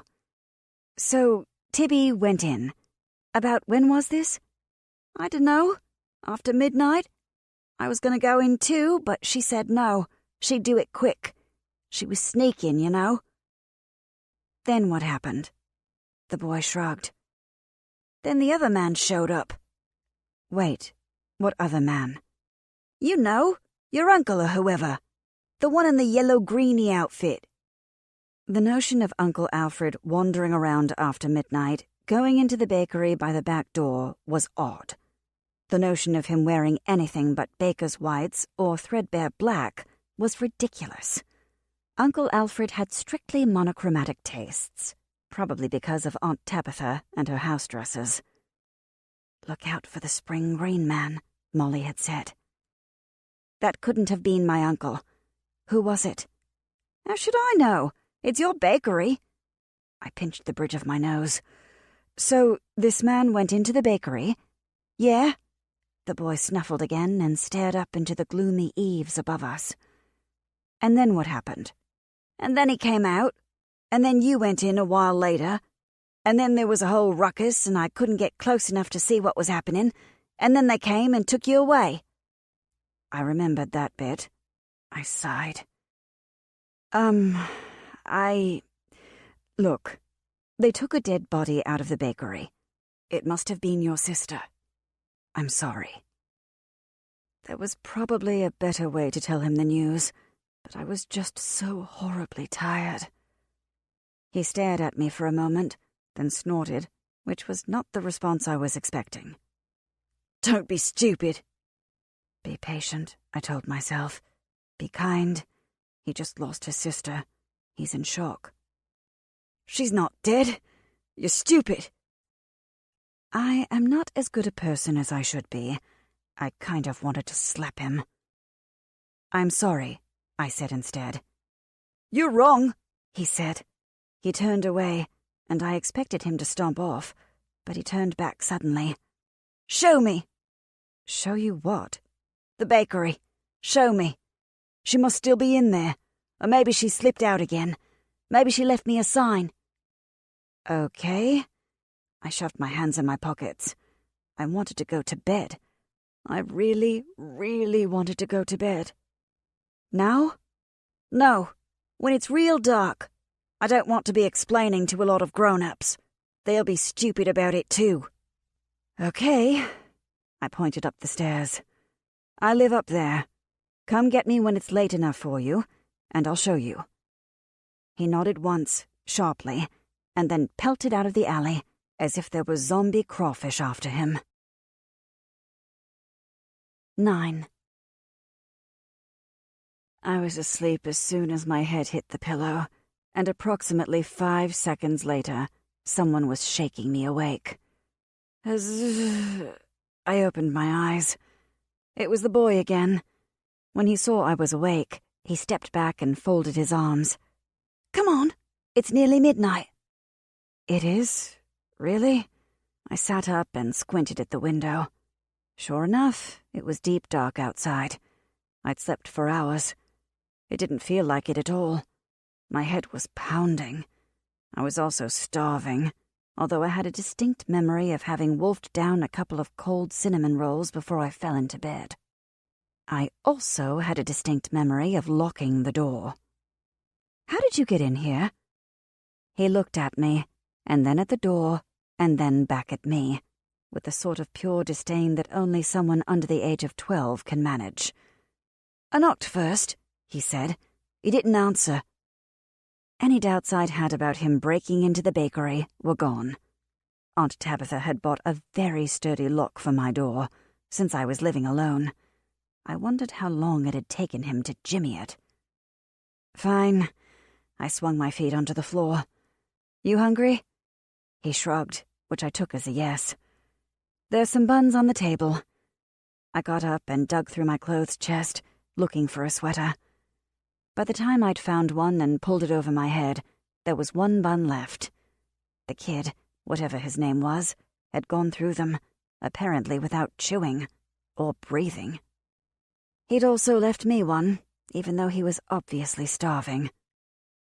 "What's your name?" I asked, tearing into the last roll. He eyed me suspiciously. Suspicion and disdain appeared to be his only two expressions. No, wait, I'd seen anger when he first attacked me. 3 expressions. "Look, you don't have to tell me your real name if you don't want to. I just want something to call you other than, 'Hey, you.' I'm Mona." "Spindle," he said finally. I doubted that his mother had named him that. Still, he was as thin as a spindle and nearly as sharp. I decided to go with it. "Okay, Spindle." I brushed crumbs off my front. "Let's go." Opening the bakery at midnight felt like we were breaking into it, even though I worked there and would normally be doing the exact same thing in about 4 hours. I shut the door nervously and leaned against the big oven. The banked warmth was a relief from the chill outside. "She was on the floor here," I said, pointing to a spot in the middle of the floor. "I think Aunt Tabitha probably cleaned it, though." I was trying to be tactful. Aunt Tabitha had definitely mopped up. because there wasn't a giant bloodstain on the floor anymore. Spindle examined the kitchen with an almost professional detachment. He examined the counters and the floor and even the ceiling. I was almost sorry that we'd cleaned up, because he was doing a much more thorough job than the constables had. Finally, he went down on his knees on the floor, peering under the tables. My stomach quivered. He was kneeling right where his sister's blood had pooled all over the floor. I wanted to tell him to move, but... I said, with no real idea how to continue. "There's something under here," he interrupted. "There is?" I crouched down next to him. I had to put a hand down to steady myself, right where the girl's head had been. "Look, you have to stop this. You're going to be working here for years, maybe the rest of your life if you inherit the bakery. And if you do this every time you walk across the floor..." I forcibly shoved away the memory and leaned down. Sure enough, there was something under there, some bit of metal winking in the lantern light. "It might be some silverware," I said. "It's not," Spindle said. "It's something else. I don't know if I can reach it." He wedged his arm under the table, up to the shoulder. "Almost should be... No," he pulled back, frowning and dusting flour off his clothes. "Can we move the table?" "I've got a better idea." I cracked open the door to the front and slipped through. There should still be a gingerbread man left from the last batch. Yep. It was starting to get stale, which made it harder to animate, and my headache came roaring back full force. But I gritted my teeth and stared down and thought, "Live." The gingerbread man stood up on my palm, stretching. I set him down on the floor. "There's something under the table," I told it. "Will you get it out for me?" The gingerbread man saluted, ducked his head, it was a tight fit even for a cookie, and walked under the table. Spindle's eyebrows had vanished under his hair. "You're a wizard," he said. His tone wasn't accusing, merely surprised. It was my turn to shrug. "Only with dough," I said. "It's not very useful." He nodded. "Tibby's a wizard." "Really?" "She sneaks," he said, making a wiggling hand gesture that could have meant anything. "You know." I didn't know, but presumably she had some kind of magical talent for hiding. "Do you mean that she turns invisible or something?" "Just about," said Spindle proudly. "Me, I got no magic. I gotta just stay low and quiet, but she can hide in a cat's shadow almost." That was interesting. Not a huge wizarding talent, maybe, but a pretty good one compared to bread. Knackering Molly's words came back to me. Little people like us, we're not safe. Had she meant little wizards? Minor magical talents? She warned me about the spring green man, too, and here Spindle had seen somebody in yellow-green trap his sister in my bakery, and then there was a dead wizard girl. A rash of wizard murders, the Inquisitor had said. I'd assumed he meant murders by wizards, but maybe that's just what he was hoping people would think. "There's something going on," I said, hugging myself. "Somebody's killing wizards. The Inquisitor said it, and knackering Molly. They must have gotten your sister." Spindle scowled. "Somebody's killing wizard folks, all right. Words all over the street. But they didn't get Tibby, because Tibby's not dead." I didn't have anything to say to that. The gingerbread man emerged from under the table, pushing the metal object. It was some kind of bracelet, a half-moon of silver joined by a chain. The chain was broken and clanked as Spindle picked it up. In the pale of the lantern, his face turned the color of old cheese. "Tibby's bracelet," he said. "It was our Mum's." "I'm sorry," I said. He turned and ran out of the bakery. I called his name, but he wasn't a dog, and he didn't come back. I stood there in the doorway for a while, the gingerbread man on my shoulder, staring out into the dark streets, and the splash of yellow radiance the streetlight left across the stones. I'd known it was Tibby. It was better Spindle knew it too. It was better to know than not to know. Not knowing was terrible. Something patted my cheek. I looked down and saw the gingerbread man on my shoulder. He was steadying himself with a hank of hair in one hand, and with the other he reached up and caught the tears I hadn't known I was crying. 10. I didn't see Spindle for a couple of days after that.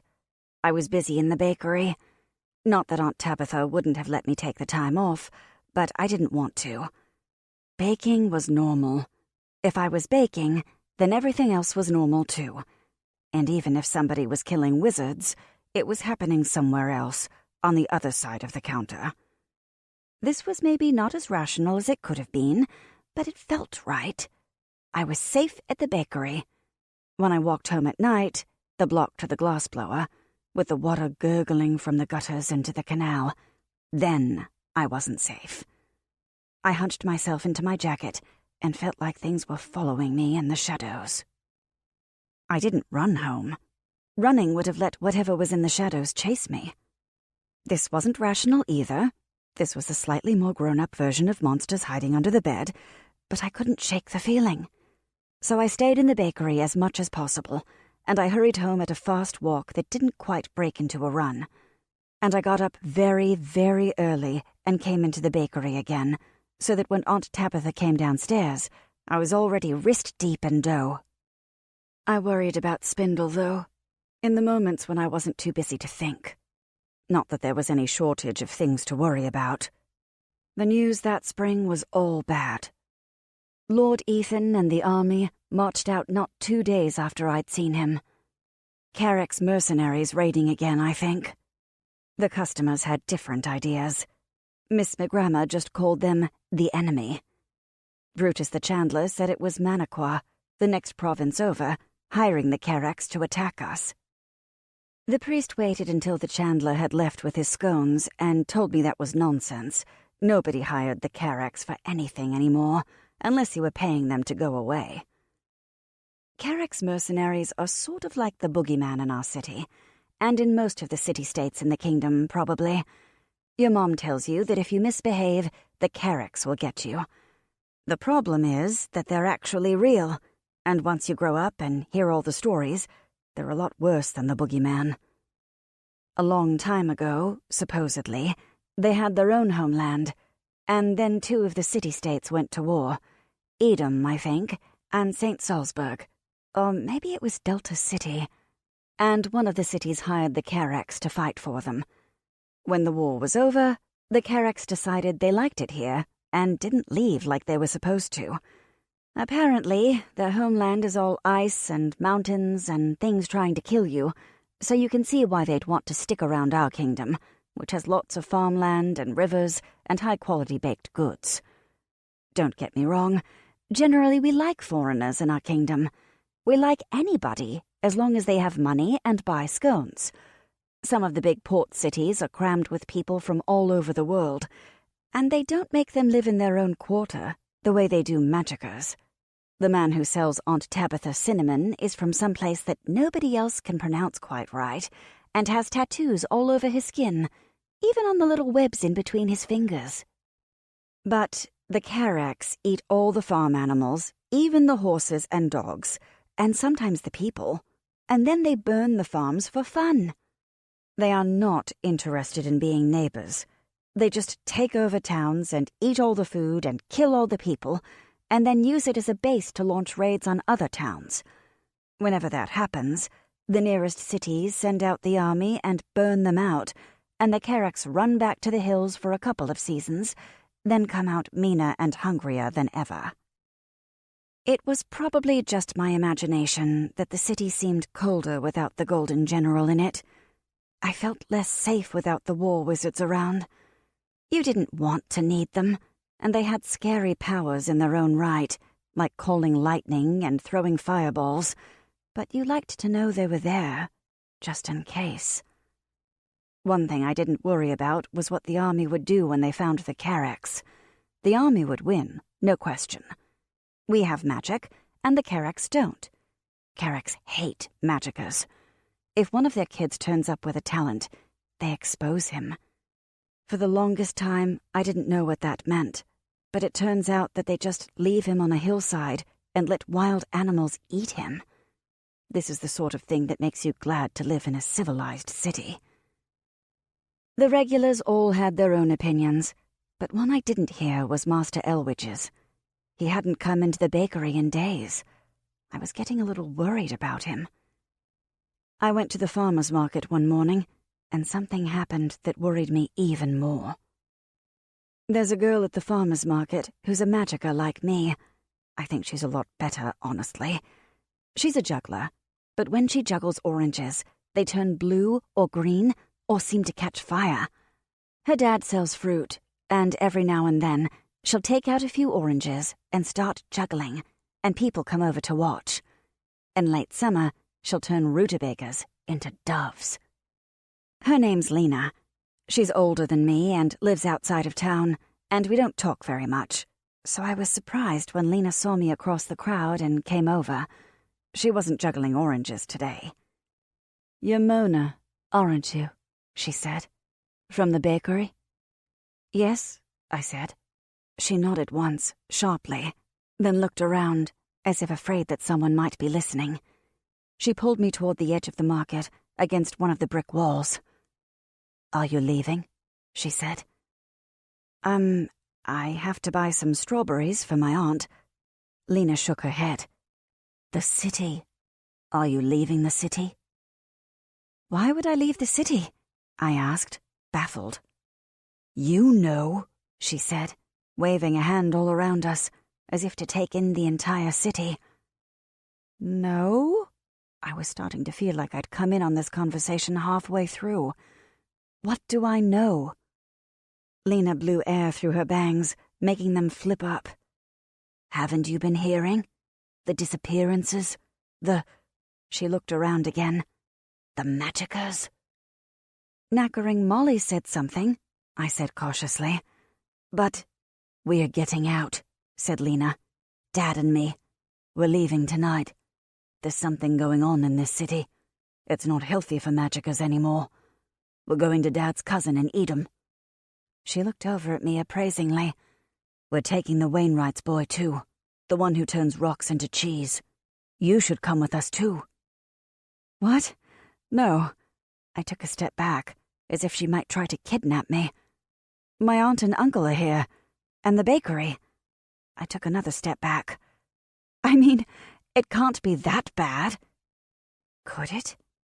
I tried to think of all the magickas I knew. There weren't many. Lena, Molly, Elwidge. There was the girl who sang on the street corner, and birds came down and sang with her. No, she'd been gone since last winter, hadn't she? There had been a man with a hurdy-gurdy on that street corner for months now. Still, even if Lena was right, I was 14 years old. Leave the bakery? That was just nuts. Lena narrowed her eyes. I took another step back. She didn't have any rutabagas on her, but I wasn't sure what she could do with a strawberry. I needed those strawberries for tarts. If they turned into doves, it was going to be a real problem. I thought she might yell at me, but she shook her head and said, "Good luck then. I hope you're right." She hurried back to the fruit stand. On the way home with my strawberries, I took Peony Street, which takes you past the shop where Master Elwidge the carpenter works. The door was closed. There were no lights in the window. It looked like an empty shop, not just a closed one. I went home as fast as I could, feeling yet again like there was something watching me in the shadows. I didn't tell Aunt Tabitha about the conversation.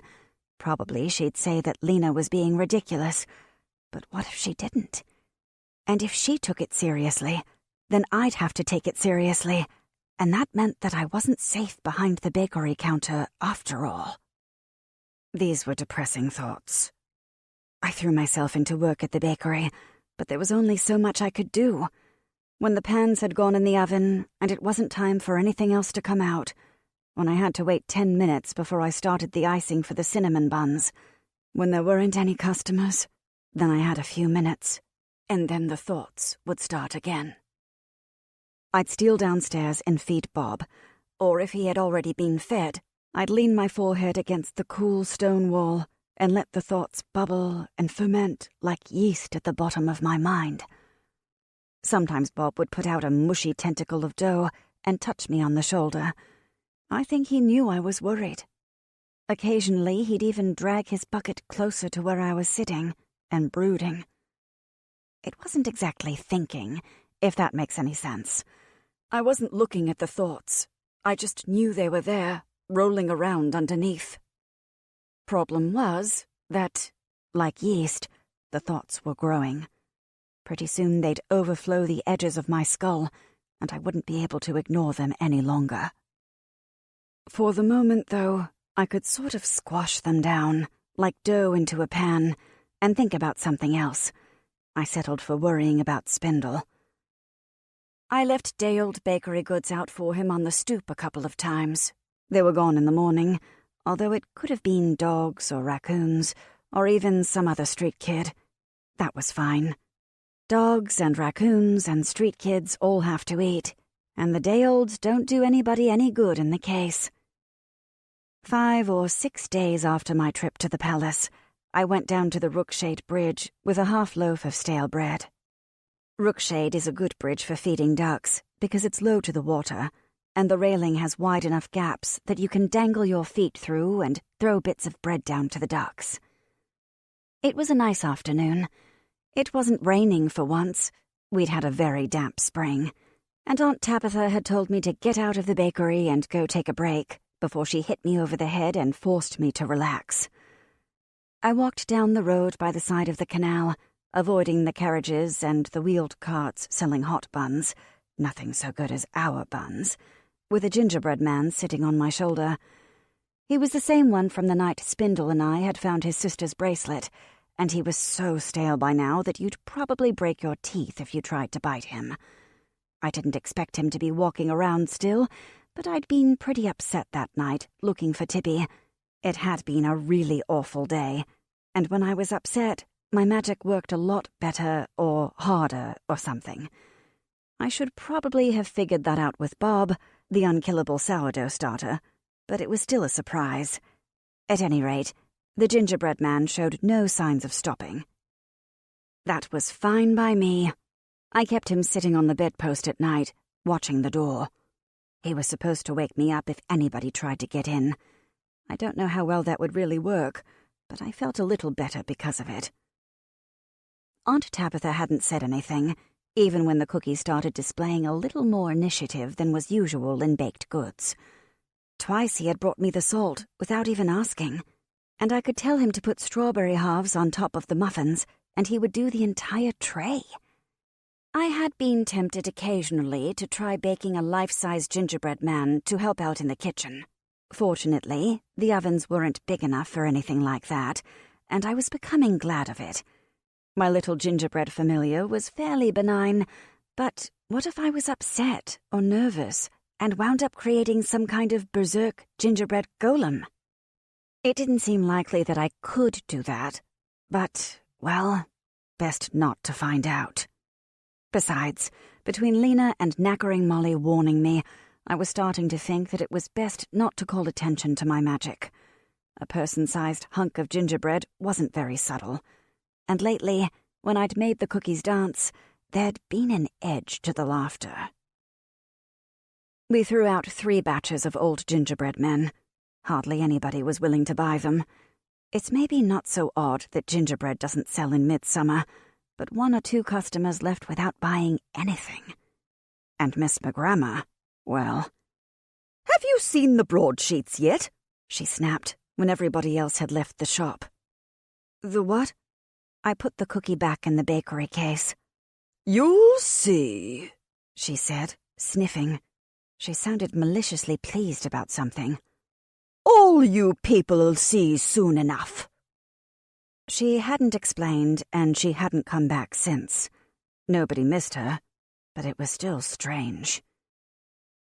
On the bright side, She was the only reason we baked lemon scones every day.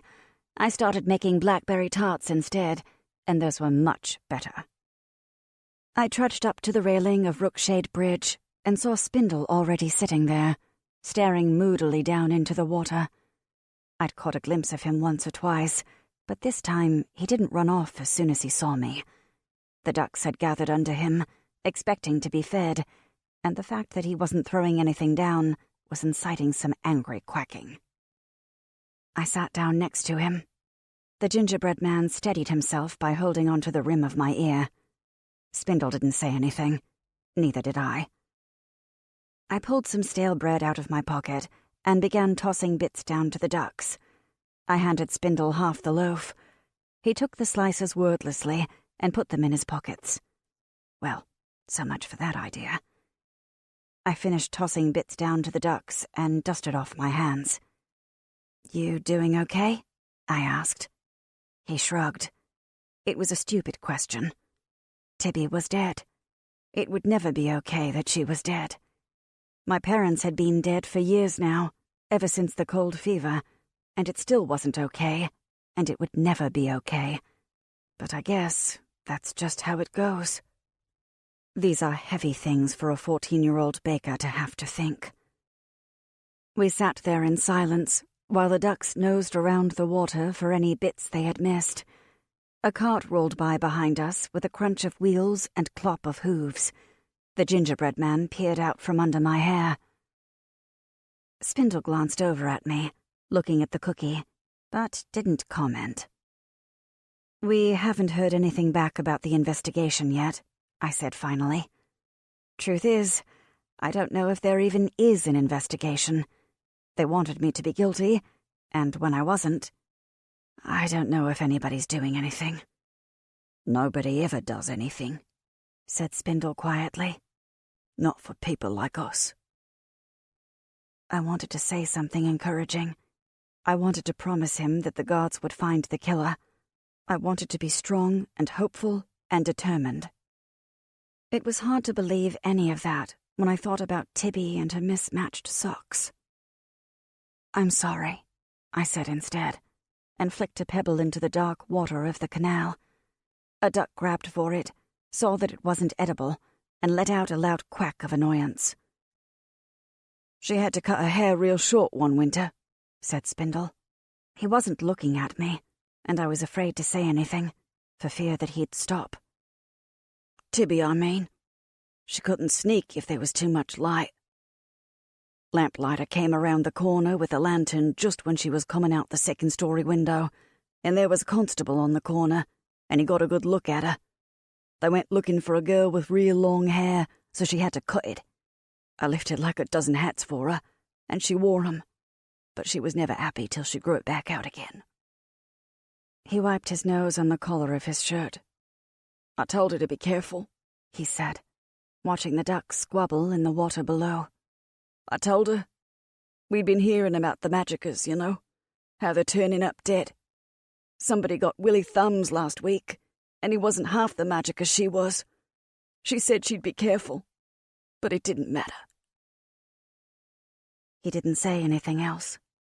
I couldn't think of anything to say. I didn't know any of these people, and yet, after hearing Lena talk about leaving the city... After a while I got up and dusted myself off. "If you need anything..." Spindle looked up at me with dark eyes. His face was pale and smudged, like an unwashed ghost.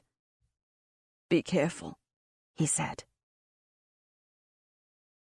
11. 4 a.m. again. I woke up to the water clock chiming and pulled the blankets up to my chin. A minute or two later, the big bells tolled the hour, a distant sound that you might not hear if you weren't awake and listening for it. I got up. The gingerbread man sitting sentry on my bedpost gave me a small salute as I stood up. I bundled myself into my clothes, let the gingerbread man climb to his usual perch on my shoulder, and let myself out of the building. The streets were quiet. They often weren't quiet at midnight, but they were quiet now.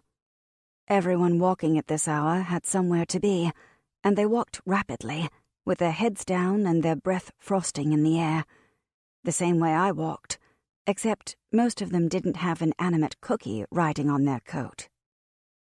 I got to the bakery and unlocked the door. The day-olds were gone from the step again. I started up the ovens and was crouched down, reaching under the counter to get the dough that had been left to rise overnight, when the door opened behind me. The noise was so unexpected that I jumped and banged my head on the underside of the table. I staggered back a step, rubbing the top of my skull, and I suspect that saved my life. The knife that had been about to go into my ribs whooshed through the air instead. I stared at the blade stupidly, and then the hand holding it, which was coming out of a pale yellow-green sleeve, and my eyes travelled up the sleeve to the shoulder and the face, and I looked into the eyes of the spring-green man. His eyes were almost the same colour as his clothes, an unnaturally light green, the pupils dilated in a pale, seamed face. There was a weird smell coming off him, too, something heavy and spicy, like incense. It made it hard to breathe and harder to think. Excuse me? I said stupidly, as if I'd caught him manhandling the baguettes or trying to open the bakery case. Not trying to stab me. Trying to stab me probably deserved something other than excuse me, but my mind didn't seem to be working. My body, however, was working just fine. My body realized that I was standing in the kitchen with a murderer, and before I'd quite worked out what I was supposed to do next, my body took over, spun me around, and sent me at high speed down the stairs into the basement. It was dark. I hadn't taken a light. It was black as pitch, and even though I walked through this room at least 3 times a day, suddenly I couldn't remember where anything was. I tripped over a pile of baking pans and knocked them down with a clatter. The spring-green man laughed at me from the top of the stairs. His voice wasn't deep. It was thin and sharp, like his knife. "Do you think you can hide from me in the dark?" That was exactly what I was thinking, although I didn't seem to be doing it well. I tried to disentangle myself from the baking pans and kicked one instead. The clang seemed to go up my entire spine. My mind seemed to be working again, but it wasn't doing much except gibbering. "Oh God, oh God, oh God, he's got a knife, oh God." "I can smell you," said the spring-green man, taking a step down the stairs. The boards creaked. "I can smell your magic, little bread wizard." I got away from the traitorous baking pans and scurried deeper into the basement, held hands out in front of me to feel my way. "I would have gotten you eventually," said the voice from the stairs. Another step, another creak.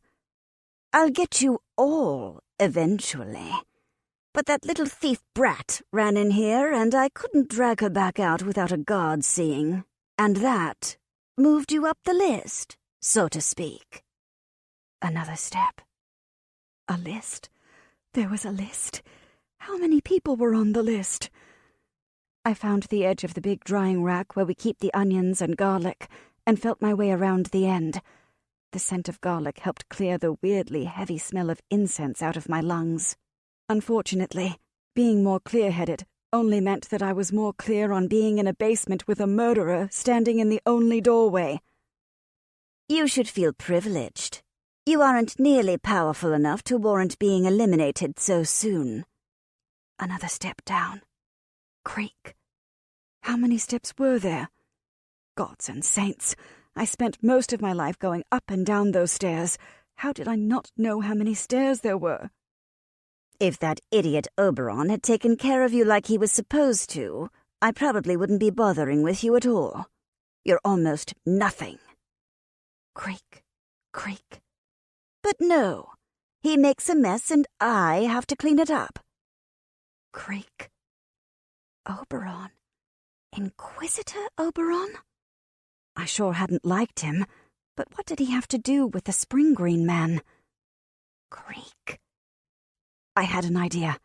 It wasn't a good idea, and it was probably going to get me killed, but the only other idea I had was to wait until he was fully in the cellar, and try to sneak past him, and that wasn't much better. I slid along the wall, hopefully far enough, and crouched down. I felt around me, hoping I'd been right, hoping I'd got far enough back. There. Creak. You can't hide, little bread wizard. I don't need light to find you. Then he giggled. I'll be honest with you. I wet myself a little when he giggled. That was a sound that signaled not just a murderer, like some of the thugs in the rat's nest, but someone who enjoyed killing people. That giggle went straight into the pit of my stomach and played the xylophone on my rib cage. It was completely dark, but there were bright slashes behind my eyes, and my heart wasn't so much pounding as drumming, like a woodpecker on a drainpipe. I think I came close to fainting, and if I had, there wouldn't be much more to read than this. But I didn't. Instead, I wet myself, which was getting off lightly. I wasn't even embarrassed. If there's a killer coming after you with a knife, embarrassment doesn't even register. There wasn't another creak. Instead, I heard the scuffing of footsteps over stone. He was at the bottom of the stairs and moving into the cellar. I put one hand over my mouth because my own breathing sounded incredibly loud, and hunched myself into the smallest ball I could. I had one weapon, and only one chance to use it. The gingerbread man gripped the edge of my ear and shifted slightly on my shoulder. "You're over there, in the corner," crooned the spring green man, walking slowly toward me. I can smell it. Little fool. How did you manage to outwit Oberon? Please, I thought, a desperate and incoherent prayer. For some reason, the only person I could think of to pray to was the statue on the front of the church I had passed, walking home from the palace. Our Lady of Sorrowful Angels. I didn't want to be an angel, sorrowful or otherwise. Please, oh please. The footsteps were right on top of me. I held my breath and clenched my fingers. Got you, crowed the spring green man as he took a last step forward, and I flung the bucket with Bob the sourdough starter over him. The man screamed. It was shock at first, and then it was pain, because Bob was mad. I'd pumped as much of my panic and terror into the dough as I could. Attack is not a command I've ever given to bread before, but if those rats last winter were any indication, Bob knew exactly what to do. The spring green man screamed again, and I heard flailing and a crash as he staggered into something. There were globs of sourdough on my clothes. I didn't wait around to see what had happened. I took off for the steps, somehow avoided the baking pans, and shot up the stairs like a rabbit. "Mona, this way," hissed a voice from the door. "Spindle! Come on!" he beckoned furiously. "The spring green man is after you. He came in here."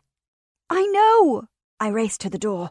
"And I think he might be working with Oberon. We have to get Aunt Tabitha. Do you want him to kill her too?" It was like being slapped. I sucked in a lungful of frosty air, so hard it hurt. "But, come on, there's no time." He turned and ran. I wavered for a second, no more, heard the basement stairs creaking, and took off after him. We pounded through the streets, skidding on the frost-slicked cobbles. I kept my eyes fixed on the back of Spindle's jacket. I didn't dare look around. If I looked around, I might lose him.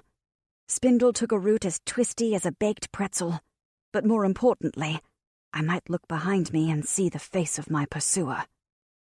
It was probably stupid of me, in a morning full of stupidities, but I kept worrying about whether Bob had survived. On the run for my life and fretting over a sourdough starter. It could only happen to me. I realized that a lot of people wouldn't even consider Bob to be alive as such, but I'd grown attached to that blob. We ran for at least 3 blocks, and I couldn't keep it up. "Slow down! Wait! Please!" There was a stitch in my side so painful, I wondered if I hadn't been stabbed after all. Spindle twisted his head around, looking annoyed. "What? Already?" "Please!"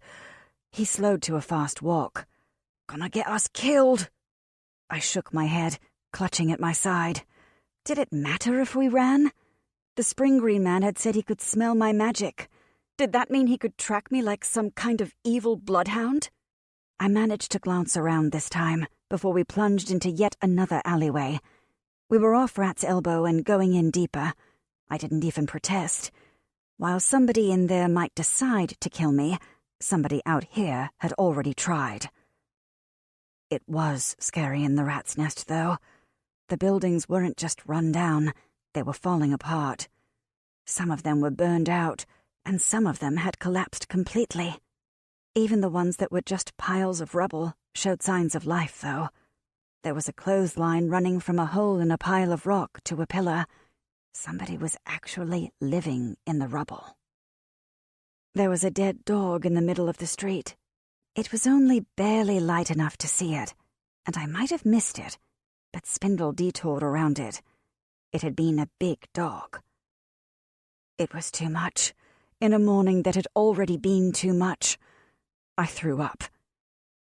After a couple of seconds, I felt somebody pull my hair back. When I looked up, shaky and sweating, it was Spindle. "Thanks," I mumbled, wiping at my mouth. He shrugged. I felt a little better. Not much. I felt cold, mostly. I hadn't grabbed my jacket on the way out of the bakery, and the wet patch on my pants was freezing. People weren't staring at me here the way they had in the Rat's Elbow. There weren't many people out, but there was a little cluster at the mouth of every alley, and when I looked up, there were people crouched on the edges of the buildings, too.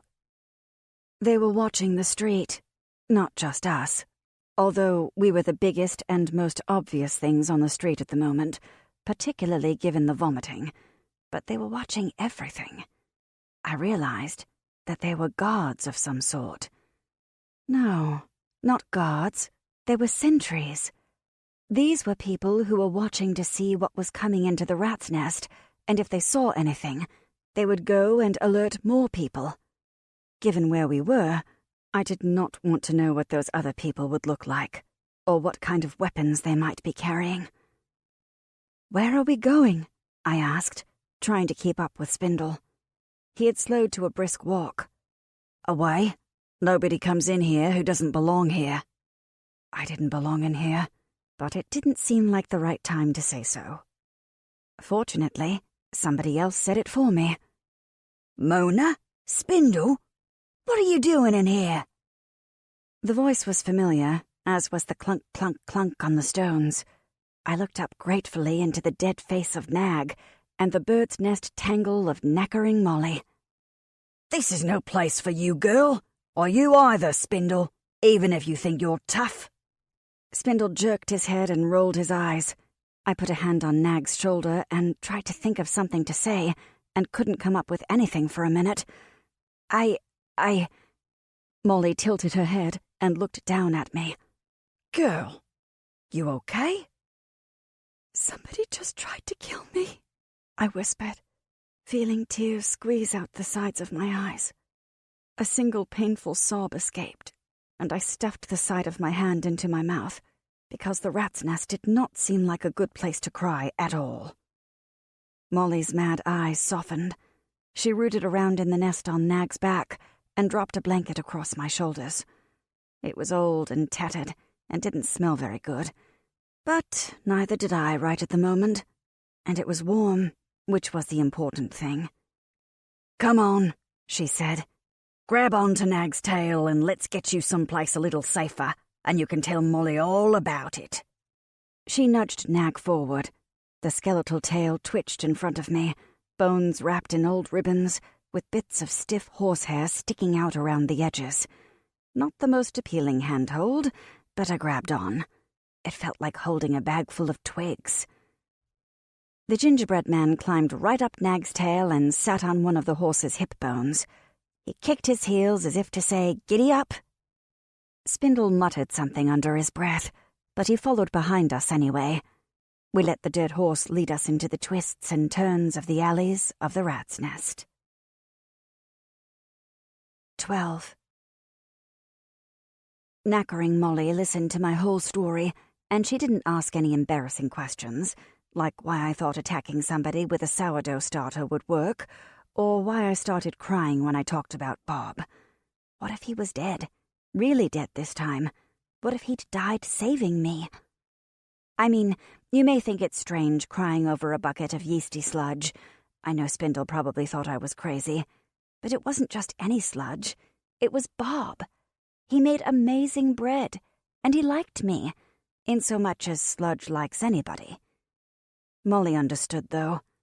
When you spend most of your time with a dead horse, you learn to respect other people's weird pets. By the time I'd gotten to the end of the story, my nose was dripping. Molly dug a handkerchief out of her pocket and handed it to me. It was dry. Bits of it were unpleasantly crunchy, but I couldn't afford to be picky. "Thanks," I mumbled, blowing my nose.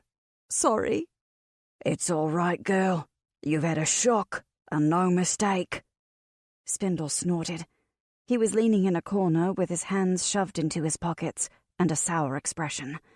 I could tell he thought I was being a baby. That made me pretty mad. I'd bet nobody had tried to stab him today. I wiped my eyes and sniffed furiously. We were at Knackering Molly's home, or at least one of her homes. She called it a squat, which sounded vaguely rude. It was half a house on the edge of the rat's nest that had fallen over, so one side looked almost normal, and the other side was a crazy quilt of collapsed beams. There were old crates and ragged bits of rug on the floor, and she'd hung burlap sacks over the windows to block them out. It probably wasn't very structurally sound, but since there was a whole horse skeleton stomping around the room and the rest of the ceiling hadn't fallen in yet, I decided not to worry about it. I had much bigger things to worry about, like what to do next and how not to be murdered. Okay. I took a deep breath and scrubbed at my face. I didn't want to cry anymore. Crying wouldn't help. What do we do now? We should find the constables or somebody, right? Spindle made a rude sound. "Fat lot of help they'll be. Wouldn't be surprised if they sent him after you." Oh, come on. I rolled my eyes. You're telling me you think the constables are conspiring to set assassins on bakers? That Inquisitor Oberon was a bad apple was obvious. The Spring Green Man had said as much. But thinking that people like Constable Alphonse and Constable Montgomery were in league with inquisitors and assassins was ridiculous. They were people. They ate pastries. Alphonse's sister lived on the next street over and came in every market day to buy a scone. They didn't even make signs to ward off bad luck when they thought I wasn't looking. "Somebody did it," said Spindle stubbornly, dropping his chin onto his chest and glaring at me. "Guards never care about people like us, as long as we don't make trouble. They're trying to wipe magicers out now so you don't make trouble. They started with Tibby, and now they're going for you." I appealed to Knackering Molly. "Molly, this is nuts. You don't think the constables are behind this, do you?" "Not the constables, no," said Molly slowly. "They're following orders is all. Somebody's giving those orders, though. I was hearing rumours about the Spring Green Man on the street before you ever turned up in the Rat's Elbow, girl. I need to ask some questions, maybe call in a few favours." She stood up. "You kids stay here a while. Not sure how long I'll be gone." What? You're leaving? She swung herself up on Nag, who clomped across the creaky floorboards and out the door. Spindle hurried to yank the burlap curtain aside. "Got questions to ask, Baker girl." She shot over her shoulder and was gone. The clunk, clunk, clunk of Nag's hooves faded into the darkness. It was almost morning, and I could just see the edge of light over the tops of the houses, but it hadn't gotten down to street level yet. She'd left. Just like that. I mean, sure, she was a little nuts. Okay, she rode a dead horse. She was a lot nuts. But she was a grown-up, and it seemed like she knew what she was doing. I certainly trusted her judgment a lot more than I trusted Spindle's. And if you were a grown-up, You didn't just leave 2 kids alone in a house with a madman on the prowl trying to kill them, did you? Apparently, Molly did. I probably would have stood in the doorway with my mouth hanging open for the next 5 minutes, but Spindle dropped the sacking back down, and I had to step back. I couldn't help it. I started sniffling again. It wasn't real crying. I wasn't sobbing or anything, but there were some tears, and my chest ached the way it does when you know that a good, hard sob is just waiting to get out. I wouldn't let it out, not with Spindle standing there, looking at me like I was pathetic. I didn't see what he had to be so smug about. He'd cried after we found Tibby's bracelet, and I hadn't been mean to him about it or anything. He let out an annoyed sigh and flopped down in the corner of the room. This struck me as horribly unfair. Sure, he saved my life, and now he was stuck in this shack with me, instead of out doing whatever he did. But what did he have to be annoyed about? Nobody was trying to kill him. "Sorry this is bothering you," I snapped. "I wouldn't have gotten attacked if I'd known it would be so inconvenient for you." He flushed and mumbled something. I sat down because there wasn't anything else to do, and we sat in the room in an irritable, crackling silence. I wondered how long it would take knackering Molly to find out what she wanted to know, or whether the spring green man would find us first. It was definitely getting light out. The edges of the burlap sacking over the windows went from black to grey to a kind of watery tan. Aunt Tabitha would be getting up soon, and she'd wonder where I was. And the bakery was a mess, and Bob was scattered all over the cellar. She'd probably be worried sick. She might not even be able to make cinnamon rolls and sticky buns and gingerbread cookies and set the bread out. My stomach growled. You wouldn't think that you could be hungry after someone tried to kill you. You'd be wrong. "I still got that bread you gave me yesterday," said Spindle. It was probably a peace offering, but I wasn't in the mood to accept it. And anyway, I'd have to magic it a lot softer before I could gnaw through bread that stale. I just didn't have the energy now. "No thanks." "It's all I got," said Spindle. "Unless you want to eat that cookie riding around on your shoulder. It's all we're gonna get." "No!" I put a hand over the gingerbread man protectively. "Nobody eats him. And anyway, he's really stale." The cookie tweaked my ear indignantly at that. "Might change your mind soon," said Spindle, smirking. "You don't get to be so picky when you're on the lam." The cookie made a rude gesture at him. My stomach growled again for emphasis. "I'm not on the lam," I said. My chest felt hot and tight, as if the tears had got squeezed until they cracked open. I was angry, nearly as angry as I had been at Inquisitor Oberon. I felt like I might split open, right down the middle of my sternum. "I haven't done anything wrong. Having somebody try to kill you doesn't make you a criminal." Spindle snorted. "Sure, take that to the constables and see how far you get." It was the last straw. "Maybe I will." I scrambled to my feet.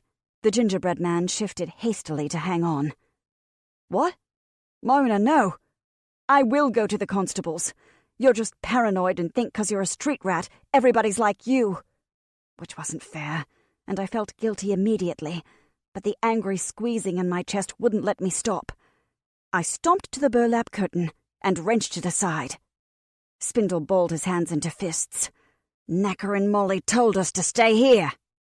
"And then she left us alone, with no food and no explanations, nothing."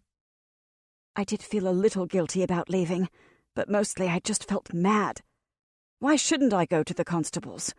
I'd never committed a crime in my life, not unless you count filching cookies from the case, and I'd baked those cookies in the first place, so that didn't really count.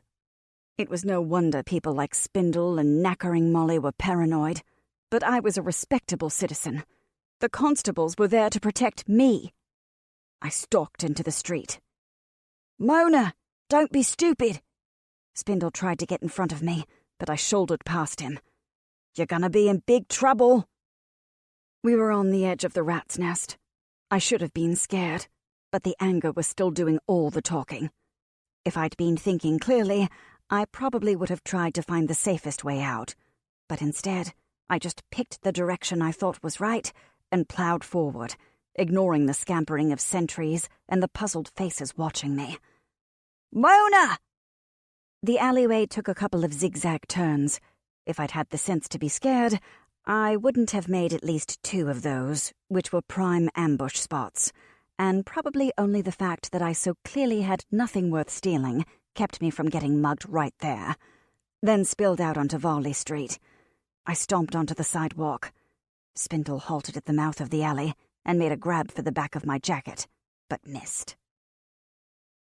Varley is a broad avenue running along the canal. It's usually full of street musicians because the sidewalks are wider than usual, but it was still so early that hardly anybody was about yet.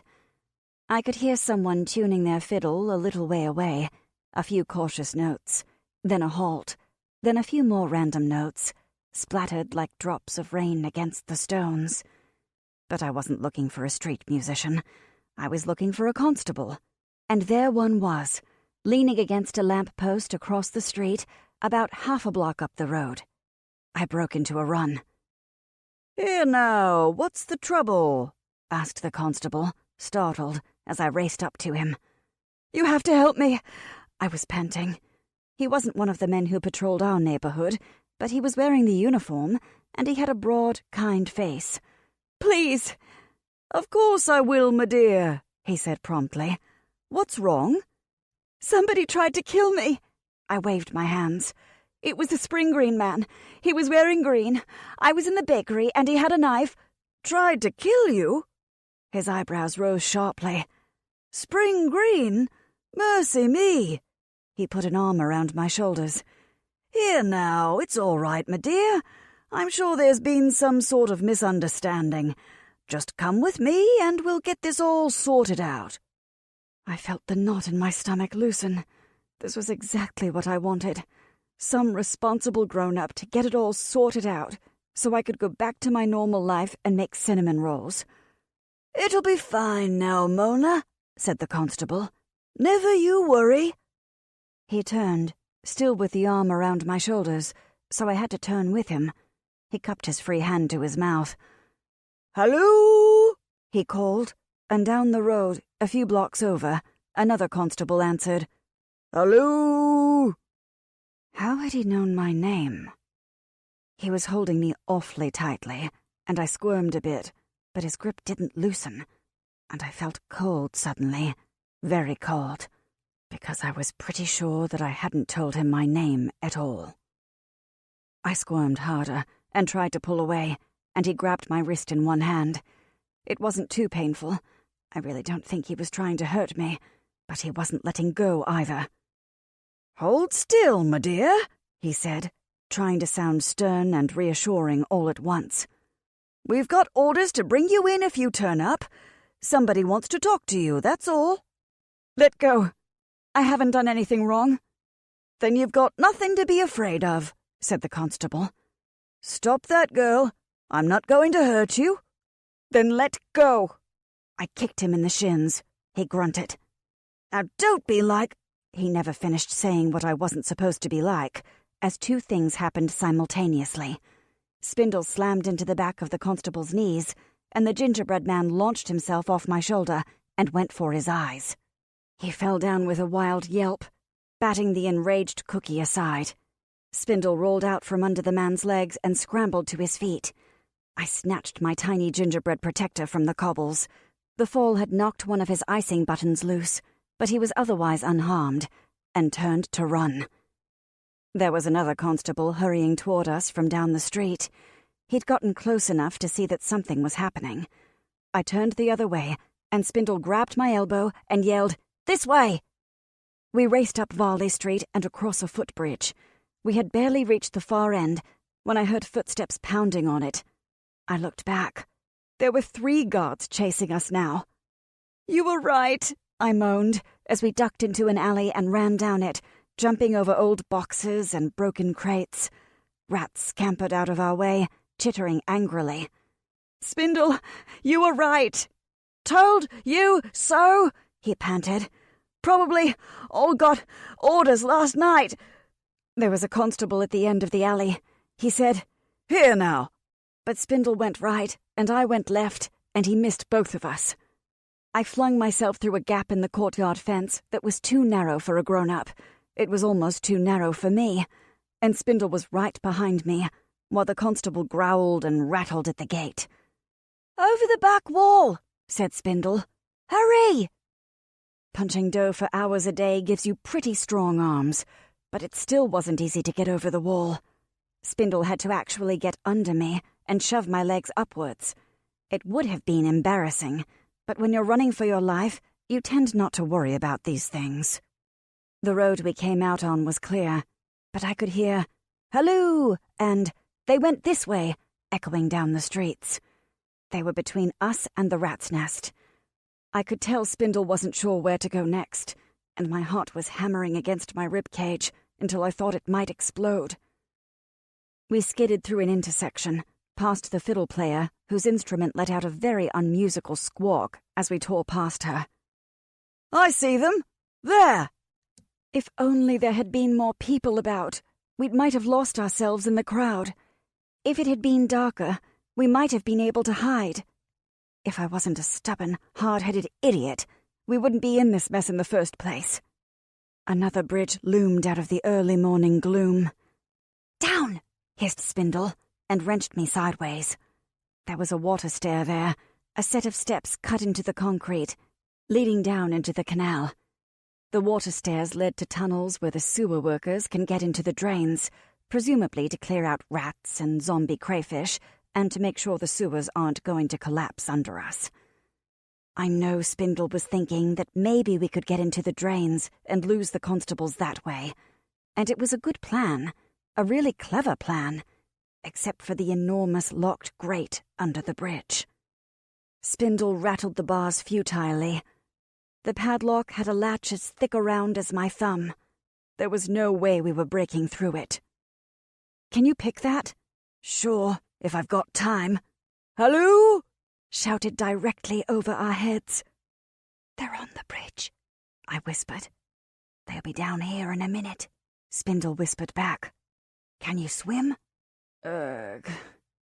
You don't swim in the canals, not unless you're a duck, and even the ducks probably don't enjoy it much. Whenever it rains, the sewers overflow directly into the canal. At high summer, the city stinks in ways that even poets can't describe, and that's not even including the stuff that people dump in there as a matter of course. We get our water from wells, not from the canals. We don't even dig the wells anywhere near the canals. You jump in the canal if you're trying to kill yourself, not if you want to go for a swim. "No," I said. "Can you?" "Not really." "Did you see them?" asked a constable at the far end of the bridge. "They didn't come by me." "Can you magic us out then?" asked Spindle, rolling his eyes wildly at the sound of the voices. "Bread. I work with bread. Only bread." Spindle slapped his pockets and came up with the half-loaf I'd given him yesterday. "Okay, now what?" He looked so expectant that I didn't know whether to cry or hit him. "Now nothing. I can't do anything. I mean, maybe if you could get them to eat it." I had a sudden absurd image of Spindle throwing bits of bread to the constables and the men quacking like ducks as they fought for the floating scraps. I could feel hysterical laughter welling up in my throat and crushed it. I'll have plenty of time to go mad with terror after they've caught me. And then that stupid image of the constables in the water and the scraps of floating bread caught me, and I didn't feel the urge to laugh anymore. Floating bread. Floating bread. "Give me the bread," I said. "Check the water stair," called one of the constables. "They might have gone to ground." Half a loaf, not sliced. Well, that was easy enough. I held the stale bread in both hands and suggested that maybe it was tired of being in one piece. It resisted for only a moment, then fell apart in exactly even slices. It took me a week last autumn to learn how to make bread slice itself. I made a lot of ragged stumps at first, and it's a good thing Aunt Tabitha believed in me, because we had to put about 50 mangled loaves on the discount pile and make a whole lot more into bread pudding before I got the hang of it. I still tend to leave pretty thick end pieces, but I'm a lot faster than using a knife. I made 5 good-sized slices, and we'd probably only need 4, so nobody would be stuck with the heel. And they were stale already, and as I held them, I told them to get even staler, to get so hard that they were practically stone. This bread wouldn't dissolve in water. This bread hated water. Water was the enemy. Float, I ordered the bread. No matter how heavy you get, float. There was a clatter as one of the constables started down the water stair. Here, I told Spindle, handing him 2 of the slices. I don't know how we'll stay on them, but it's the best we've got. The constable peered into the gloom and cried, "Hey, you there! Come on!"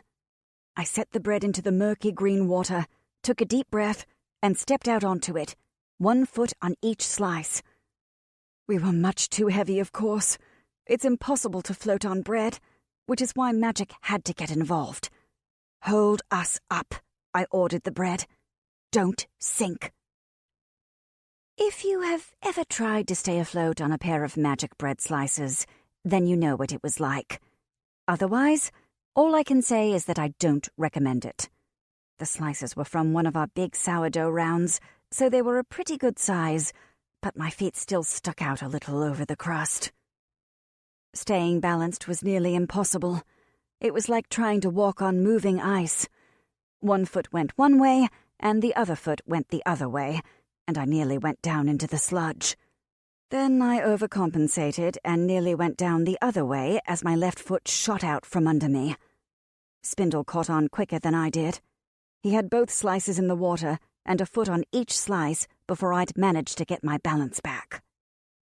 The constable stared at me. He could probably have reached out and grabbed me, but he was too flabbergasted. His mouth hung open, and his eyebrows were so high they'd vanished under his hair. You'd think he'd never seen anybody write bread before. The gingerbread man put his hands to either side of his head and made faces at the constable, as best you can when you don't have a tongue to stick out. There is a river somewhere that flows into the city, breaking into all the canals, and that river flows eventually into the sea, which means that there is a vague current. It carried us away, not too swiftly, while Spindle and I flailed and rocked and tried not to fall in, and the constable stared after us as if we'd grown wings. But it worked. That was the thought that kept going through my mind. It's working, sweet Lady of Sorrowful Angels, it's working. The bread was stale enough, and my magic was strong enough. We floated on the surface of the water, and even though it splashed over the sides occasionally and soaked our shoes, the bread continued to float. Look out! The current was pushing Spindle into me. I tried to get out of the way, but bread isn't very good at evasive maneuvers. At the last second, I leaned one way, and he leaned the other, and we passed with an inch or 2 to spare. It didn't get any easier to ride, but we did get a little better at it. The best way was to crouch down with your knees close together, so that you didn't slide too far to either side and risk having your feet go out from under you. There were pilings in the water that were harder to navigate around, but you could grab onto them to steady yourself, so they were actually more help than harm. I think the bread caught on to what we were doing and tried to steady us too. I'm not saying bread is intelligent, mind you, but magic is. At one point, an eddy caught one of my slices, and it was either turn around with it or fall off completely, so I turned. A line of constables was just visible on the bridge, all staring after us with identical expressions of stunned dismay. One broke away and started running down the road, trying to keep pace with us, but the road turned, and we floated between a row of houses that came right up to the canal's edge. The gingerbread man on my shoulder waved to our pursuer as we drifted out of sight. "We're getting away!" Spindle cried. "We're really getting away! On bread!" We are, I said. But we should find some place to get off soon. I don't know how long I can keep magicking this bread from getting soggy, and I don't want them to get any bright ideas about nets. Spindle nodded. Or crossbows, he said grimly. Crossbows? They wouldn't shoot us, would they? I mean, we hadn't... Somebody wants to talk to you, the constable had said. What if that somebody was Inquisitor Oberon? What if nothing? Who else could it be? There was a grate ahead, where the canal ran under street level. The grates were wide enough for 2 kids to pass through, although I had a bad moment when each of my slices went on a different side of a bar, and I had to grab the bar and swing awkwardly around it to keep from falling over. The ceiling on the other side was low and furred with moss. I could hear dripping sounds from all directions. Spindle and I crouched over our bread and let the canal carry us down the tunnel of dark water. 13. I'm sorry I called you a street rat, I said, flicking a pebble into the murky water. It's okay, said Spindle, hunching up inside his jacket. You're not used to this sort of thing. We were sitting inside the sewers, or at least some tunnels that had probably originally been dug as sewers. Now they were much larger, as generations of smugglers running goods up the river had used them as a landing point and illicit entry into the city. We'd nearly wound up in the river ourselves before our sliced bread floats gave out completely. But there had been a tiny little beach, if you can call it a beach, when the sand is mostly covered in bits of packing crates and stubbed-out cigar butts, and we'd abandoned our bread and waded up onto it. It stank. I want to be absolutely clear on that. It could have been a lot worse. The river carried a lot of it away, but it still stank. Outhouse at high noon kind of stink, with wet, green, mucky stink mixed in, and a faint patina of dead thing rotting stink on top. After wading in it, Spindle and I stank too. The gingerbread man made a show of holding his nose. Quiet you, I muttered. I don't think you've even got a sense of smell. He waved a hand in front of his face exaggeratedly, but even that wasn't enough to cheer me up. I'm going to catch some kind of horrible disease. It'll kill me before the spring green man gets the chance. Anyway, Spindle said, unrolling his sleeves so the grubby cuffs dangled over his fingers. You got dropped into this sudden-like. You weren't born on the streets like me. He jerked a thumb at his chest and sat up a little straighter. So I guess it's not your fault you're a bit bacon-brained. After this magnanimous speech, I didn't feel like arguing, although, bacon-brained, really? Actually, I would have killed for some bacon. Even the horrible stink wasn't enough to make me forget that I was really hungry. I hoped I was the only hungry thing down here. If there were undead crawfish remaining anywhere in the city, it was probably somewhere nearby. I listened for the clicking of terrible tiny claws, but didn't hear anything. So, now what do we do? Asked Spindle. I have no idea. Truth be told, I had been hoping he'd have an idea. Can we get back to knackering Molly's? Spindle thought about it. Maybe. Well, I can probably. But you shouldn't be going out until it's dark. If the constables get sight of you, I don't know if we can give them the slip twice. My stomach growled again. Spindle's growled in response. We both snickered. We gotta get some food, I said, or else I'll die down here, and I don't want to give the Inquisitor the satisfaction. Spindle bounced to his feet. Well, here's what I'm thinking. If we follow the smugglers' tunnels, we'll get to wherever they go to deliver their stuff. And I bet you anything it's a tavern. A tavern? Why a tavern? I stood up and dusted myself off. The gingerbread man steadied himself on my earlobe and went back to picking bits of waterweed out of my hair. Spindle gave me a superior look.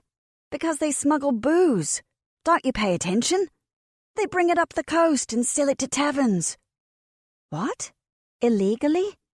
Really? I tried to imagine smugglers selling rum to the tavern down the street from the bakery. The innkeeper had really bad dandruff, and his shoulders looked like a powdered sugar donut.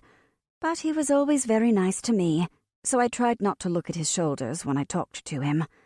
I had to run down and arrange the order of dark ale for the beer bread, and once Aunt Tabitha had gotten a big order in for rum cakes and had to order a half keg of rum. I put a hand over my mouth. The innkeeper had been breaking the law this whole time? Did Aunt Tabitha know about this? Spindle laughed at me, but not unkindly. "Come on, then." He started up the tunnel, and I followed. Sure enough, the tunnels came out at a tavern. Well, they probably came out at all kinds of places, but the one we followed, based on a few chalk arrows and squiggles that Spindle claimed were thief sign, came out in the alley behind a very seedy establishment called the Hanging Goat. "Wait here," said Spindle, leaving me in the alley, and ducked through the open door into the back of the tavern's kitchen. The smells coming out weren't promising, but since the smell coming off me was truly apocalyptic, who was I to judge? I hunkered down in the alley and fidgeted. I could see people walking past the mouth of the alley. They looked very normal. Nobody was trying to kill them. I'd been like that once. It seemed like a very long time ago. A guard in a blue uniform went by the alley mouth, and I scrambled back farther into the piled trash. He didn't even glance down the alley. The gingerbread man patted my ear comfortingly. Spindle re-emerged, clutching a lump of something wrapped in rags, and grabbed my arm. "Come on! She'll notice they're gone in a minute. We gotta scarper." So, we scarpered, which apparently meant run away very fast. 2 blocks over we stopped, climbed a metal staircase in yet another alley, and Spindle unwrapped his prize, a pair of meat pies. They were still burning hot and somewhat squashed. "Nicked him off the cooling rack," said Spindle proudly, juggling his from hand to hand. Be careful. You'll roast yourself." I said. The filling was still boiling hot and scalded the roof of my mouth, and the crust was deeply inferior compared to one of mine. The cook was letting the butter get too warm when she made it. The meat was probably horse. It was wonderful. "Thanks," I told Spindle, who was eating his rather more slowly. "You just saved my life. I was going to starve to death right here." He rolled his eyes. "So," I said, when he'd finished licking the crumbs off his fingers, "now where do we go? Back to knackering Molly?" "Best I can think of," he admitted. "But first we're stealing some clothes out of the poor box on Hanover Street." I didn't much like the idea of stealing clothes out of the poor box, but desperate times called for desperate measures. "Do we need a disguise?" "Disguise nothing," said Spindle, climbing down the staircase. He stopped at the bottom and looked up, wrinkling his nose. "We need clean clothes and a dip in a cistern. We stink." 14. 5 days later, I sat in a church bell tower, building a circus out of bread. Knackering Molly had been hard to find. When Spindle finally tracked her down, I'd spent half the night hiding in back alleys and under bridges, shivering inside stolen clothes that were 2 sizes too big for me. Molly didn't apologize for having left us for so long, or yell at us for leaving. I'm not entirely sure if she realized that she was a grown-up and we were kids, or if she knew and it just didn't matter to her in the slightest. Maybe that sort of thing didn't apply anymore. If grown-ups were trying to kill you, did that make you an honorary grown-up? If so, I would have preferred to just grow up and get my period, like a normal person. "Got a theory," Molly said, when we had finished explaining our narrow escape. "Been talking to some people who saw the Spring Green Man working, like you did, girl. I think he's magic too, but his talent's something to do with air and smells. Maybe not so good for killing people, but good for sniffing out other magic. And he's got the knife for the killing bit." I remembered that strange, heavy smell around him, and how my brain felt foggy when I smelled it. But why would he want to kill us, I asked, pulling my oversized coat tight around me. Maybe he's crazy, she said, shrugging. You'd know, said Spindle, not entirely under his breath. More like somebody's paying him. He talked about that Inquisitor fellow, you said, so I'm guessing you don't need to be looking much farther. But why would the Inquisitor want to kill wizards? Knackering Molly shook her head. A moment later, Nag shook his and stamped one bony hoof. The answer to that question won't be found at street level, girl. I asked down in the rat's nest and at the goblin market, and they know about the Spring Green Man, and somebody even saw him and smelled him. But there ain't no telling what's behind him. What about Knucklebones? Asked Spindle. Knucklebones knows all kinds of stuff from up high. Used to be a lady's maid, she always says. Knucklebones is headed out of town on the first horse she can steal, said Molly. The kid's got a magica daddy, and even if it don't normally breed true, she's running. And Mona here's the only one who's tangled up with the Inquisitor. Her lips twisted. Politics is what it is. Spindle spat on the ground. Now what do we do? I asked gloomily. I didn't see a way of defeating politics with bread. They're talking about bringing in sniffers to look for you. Don't think they will, but if they do, that's a lot of money on someone who wants you dead. Lot of work, too, said Spindle. You gotta keep them wet. Sniffers are just like bloodhounds, said Molly, rather more cheerfully. Track you for miles, but there's ways of throwing them off, and they can't get him in any closer than Delta City, so you've got a couple days. Grab hold of Nag's tail. So we followed Molly again, and she led us to a little church, only a few blocks away from Our Lady of Sorrowful Angels, but not nearly so well appointed. I hung back nervously. I'd just stolen clothes from a church poor box. I wasn't sure how good my credit was with the divine. But she rode Nag right up into the churchyard and urged Spindle and me toward a small door in the wall. The friar's stone deaf, she said, and the lay brothers are good enough sort. They'll not trouble you, and they'll bring you 2 square meals a day on the strength of me asking. She frowned. I don't know that the scent of hollowed ground'll cover over magic. Mayhap it won't. Maybe it's just a superstition, like making a magicka hold iron in court.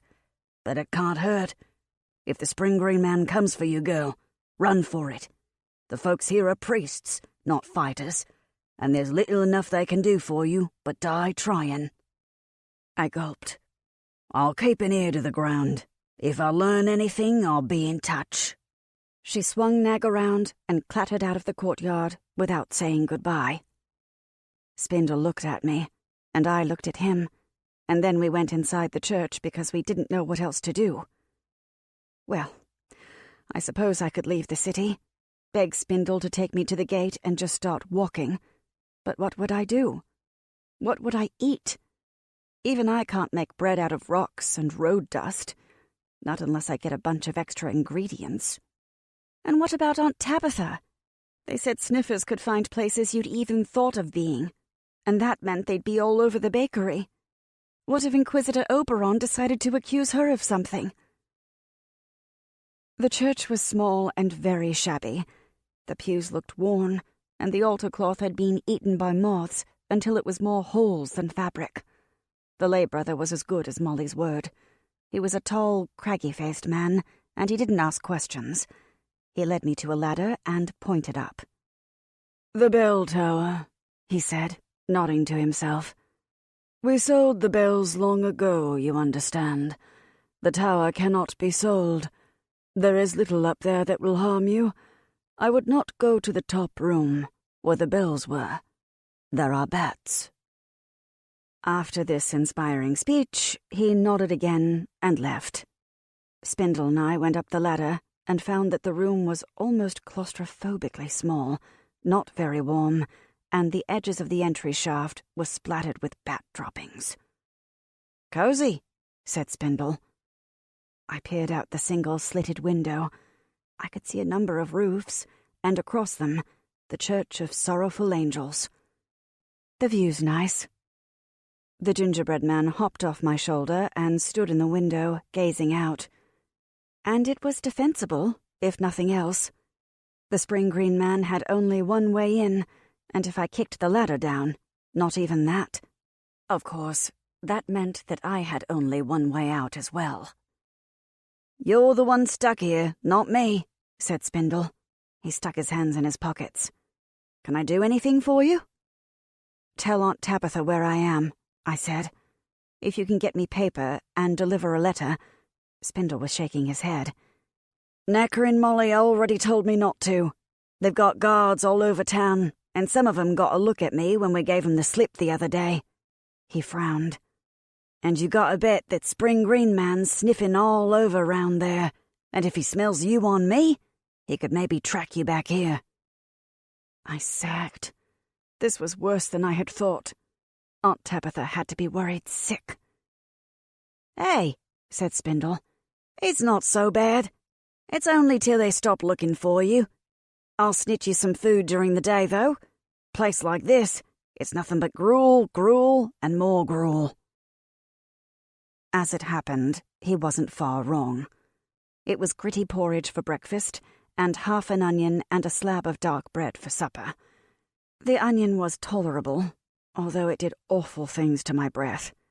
The bread was an affront to the baker's art. It took more energy to make it edible than I got from eating it.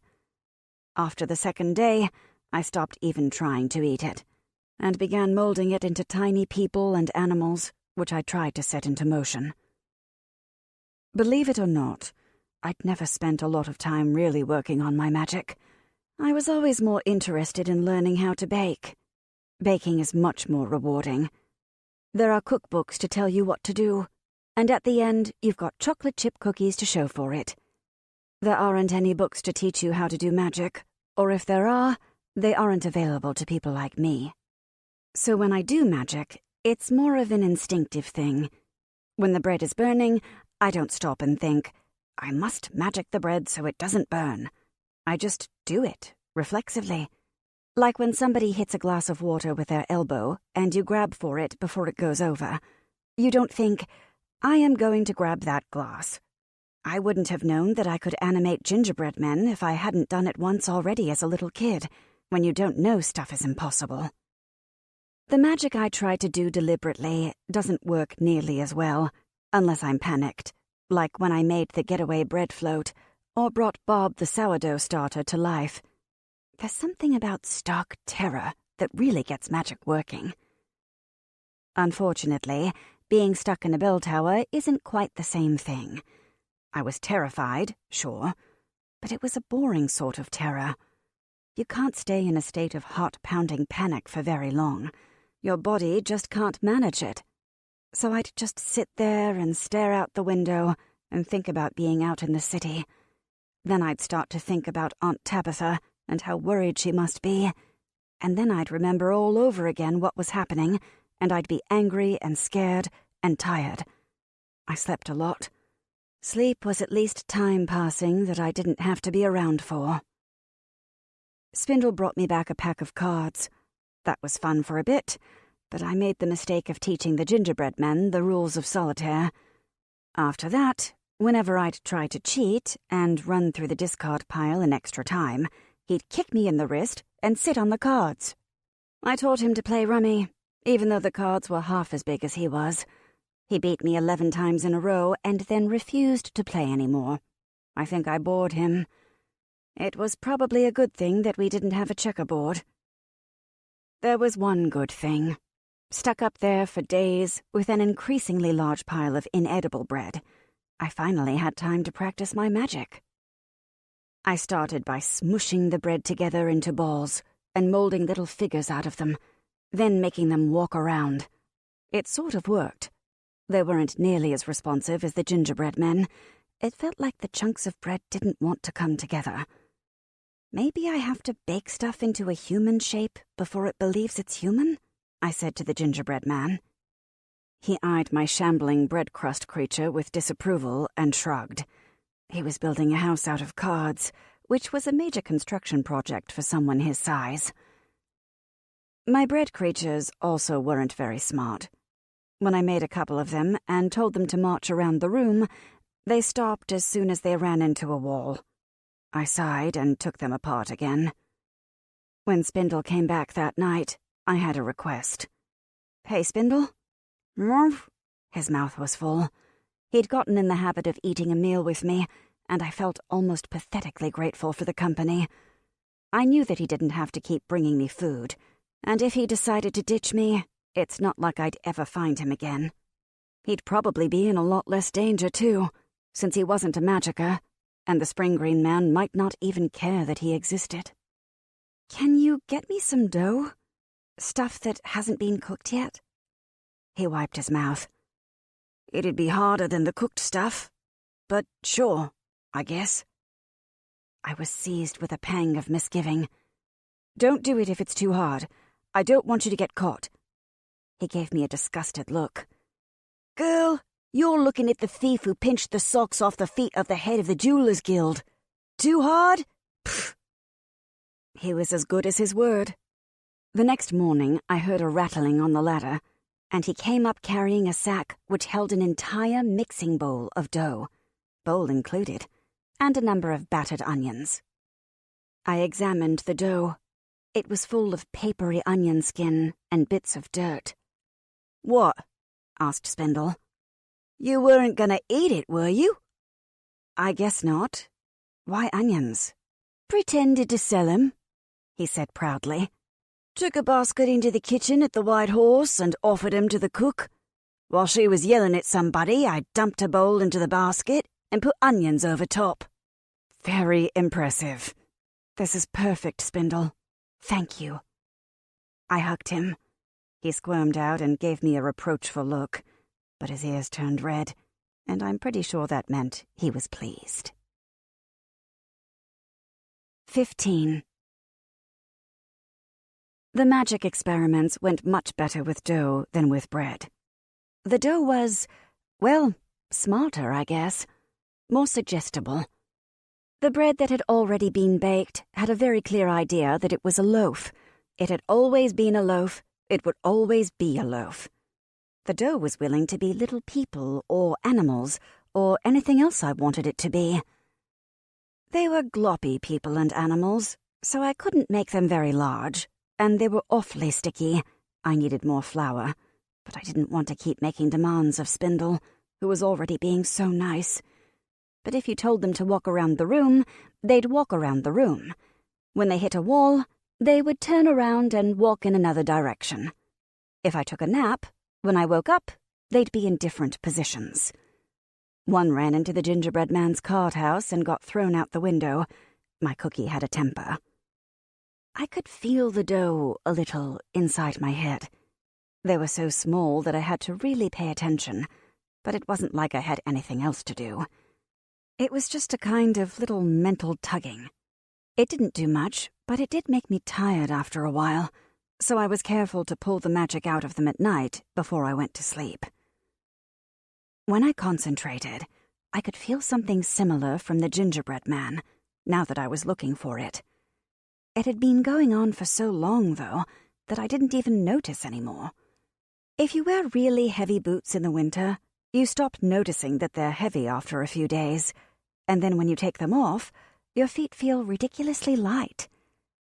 I was staring out the window one afternoon when a couple of pigeons landed on a drain pipe at the corner of the roof below. One pushed the other off the edge, and it flapped frantically, tumbled a few feet, and then flew laboriously up to the roof. I looked down at the dough in my hands. I'd made little dough dogs and horses. Could I make a dough bird? I started to get excited by the thought. If I could make a bird out of dough, could I send it with a message to Aunt Tabitha? It was much too far for even my gingerbread man to walk, but a bird could fly. And bread was lightweight, wasn't it? I hastily pinched out the shape of wings. The end result was gummy. It would undoubtedly have been better if I could bake it, but maybe with enough magic, it wouldn't matter.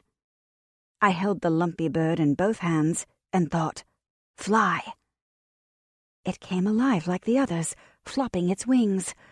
They stretched and drooped under the weight of the dough. This wasn't going to work if it kept being so heavy. Could I convince the dough that it was lighter? "You're light," I told it. "You're as light and flaky as the inside of a croissant. You weigh nothing at all." The dough bird flapped wetly. Did it feel lighter? I couldn't tell. Did it need more magic? I tried to pump more magic into it, through that odd little link in my head. "Light," I thought frantically. "You weigh nothing. You weigh less than air."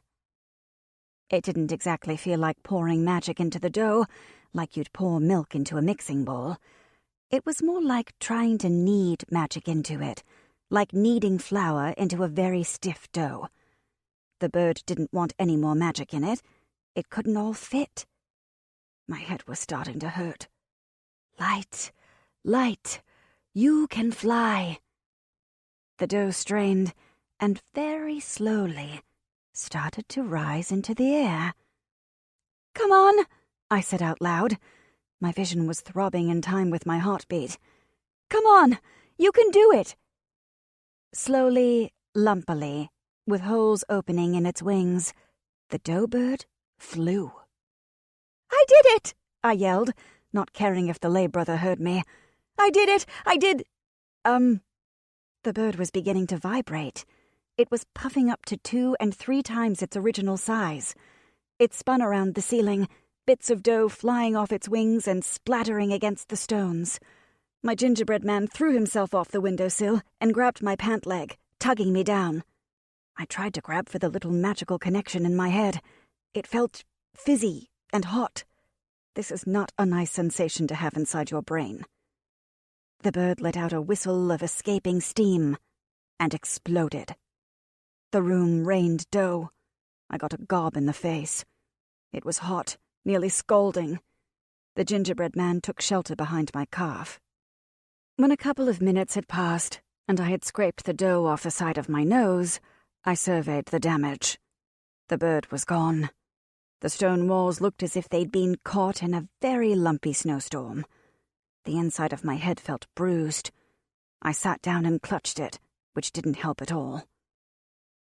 "Let the record show," I said to the gingerbread man, "that bread was not meant to fly." There wasn't much usable dough left. The bits of bird I managed to scrounge from the corners of the room were weirdly spongy, as if I'd set yeast dough out to rise and forgotten about it for a week. When I tried to give it magic, it wouldn't take. The magic just slid off it, as if the dough had been oiled.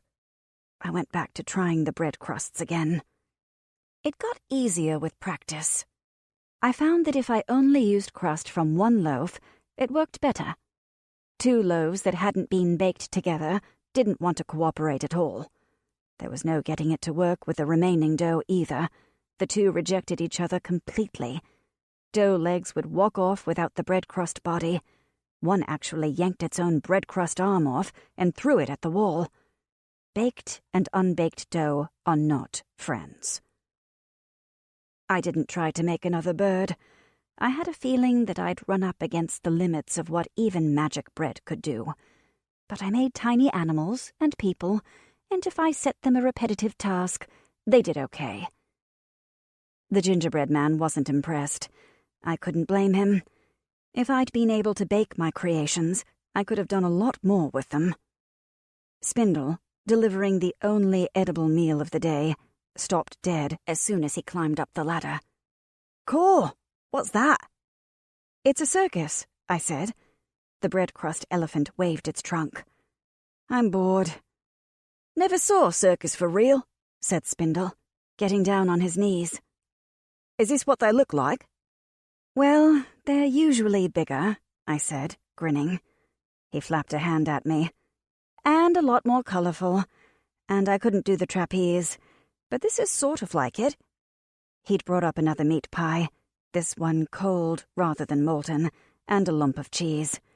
I devoured them while he watched the bread circus go through its paces, the elephant posing, the bread girl riding the bread horse, both rather lumpy, since I wasn't very good at horses, the lion shaking its crumbly mane. "Must have taken you hours," said Spindle, impressed. I snorted. I've got nothing but time.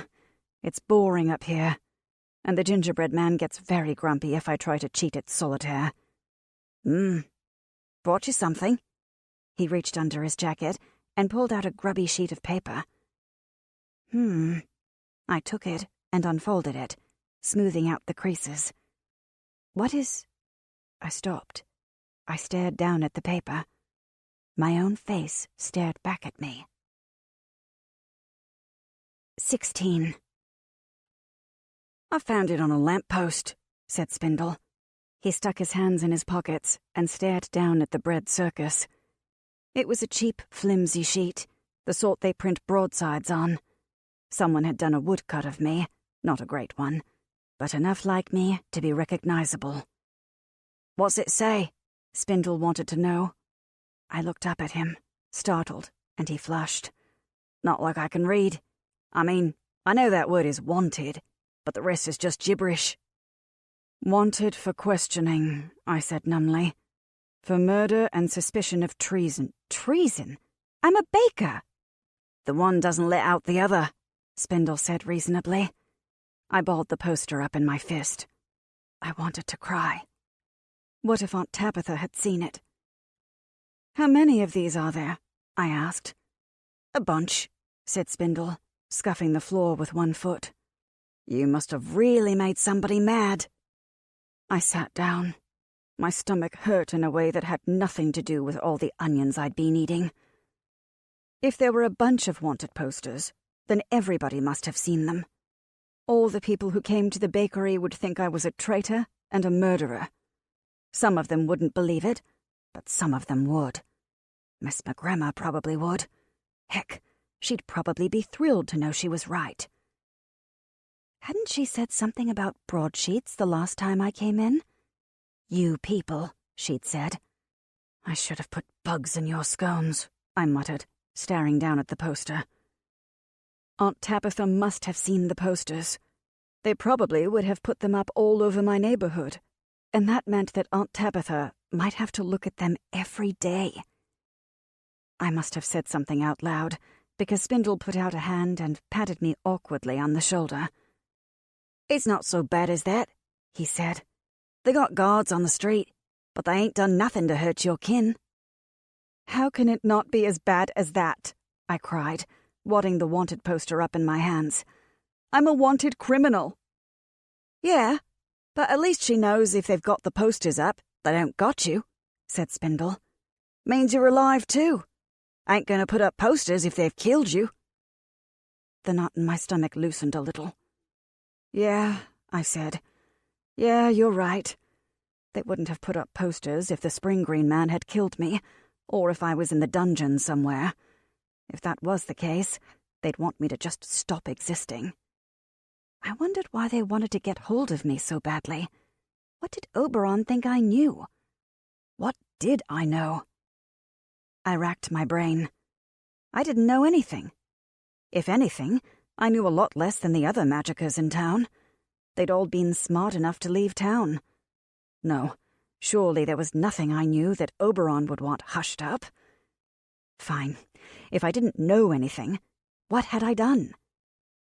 My knee-jerk response was to yell that I hadn't done anything, but that wasn't right. I'd crossed Oberon by being innocent. Was that enough? Hell, he must have known I was innocent. If he was working with the Spring Green Man, he knew perfectly well that I hadn't killed Tibby. Was he really so petty that one insignificant bakery girl, not allowing herself to be framed for murder, was enough to hunt her to the ends of the earth? The Spring Green Man had said something about being moved up the list. Maybe Oberon was that petty. Or, what if Bob had killed the Spring Green Man? Oberon would come after me for that. There's some others, too, said Spindle, pulling more broadsheets out of his coat. They had a curve where they'd molded against his body. Wasn't sure if one of them might be about you, so I brought 'em. I smoothed the papers out on the floor and began to read. This one says there's a curfew, I said. Nobody on the streets between midnight and 5 in the morning unless they've got necessary business. I frowned. Even if I hadn't been a criminal, a curfew would have bothered me. I had to walk between my room and the bakery every morning, usually earlier than 5. Would the constables consider making bread necessary business? Heard about that, said Spindle.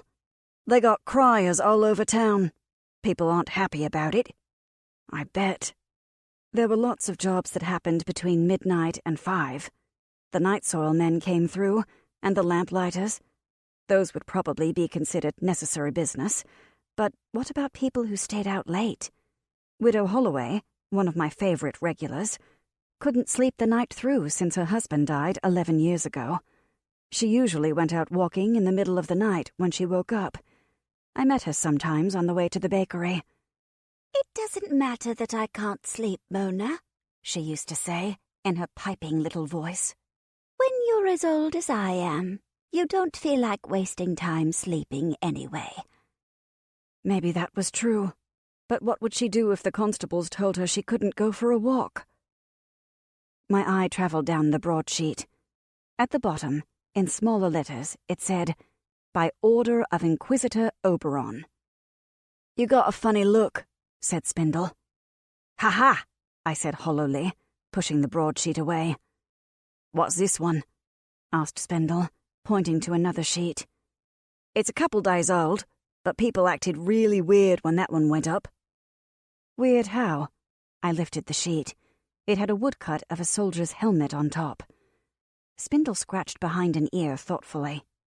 "Well, some of them got really mad, and some of them seemed almost happy, in a mad kind of way. And Slug said that he'd always known it, and One-Eyed Benji said that Slug was an idiot. Nobody'd believe that was true. And Slug said if it wasn't true, why was it on a paper then?" He grimaced. "Stupid thing is that neither of them can read a word, so neither of them knew what they was talking about. Not really." Despite the fascinating saga of Slug and One-Eyed Benji, I turned my attention back to the broadsheet. "Be a patriot. Our courageous soldiers have marched out against the enemy, but there's a battle to be fought at home, too. Spies are everywhere. Do you know your neighbor? Could they be a spy or a wizard traitor? Report suspicious activity to your constables at once. Reward offered for information leading to the arrest of spies, wizard traitors, and those giving comfort to the enemy." "Good heavens! What? What does it say?" I read the broadsheet to Spindle, who listened with his mouth open. "That'll set the cat among the pigeons," he said when I was done reading. "Everybody'll be claiming that their neighbour's giving comfort to the enemy. Who do you figure the enemy is?" "Whoever the army went out to fight," I said. "Carrack's mercenaries, I think." "Them weird people from up north who are always trying to take over a city?" Spindle whistled. "How are you going to comfort them?" "I think so. I didn't know for sure. It wasn't like I'd had a chance to keep up with gossip. Up here in the bell tower." "What is it they want?" "Their own city, as far as I know." I scratched the back of my neck. "They live out around the edges, but they'll go for a city if they think it's weak. Sort of like wolves watching sheep, you know?" "I ain't never seen a wolf," said Spindle pragmatically. "And our city's a lot better than any smelly old sheep." Metaphor was not Spindle's strong suit. "What would they need spies for, anyway? They just come up and attack a city, don't they?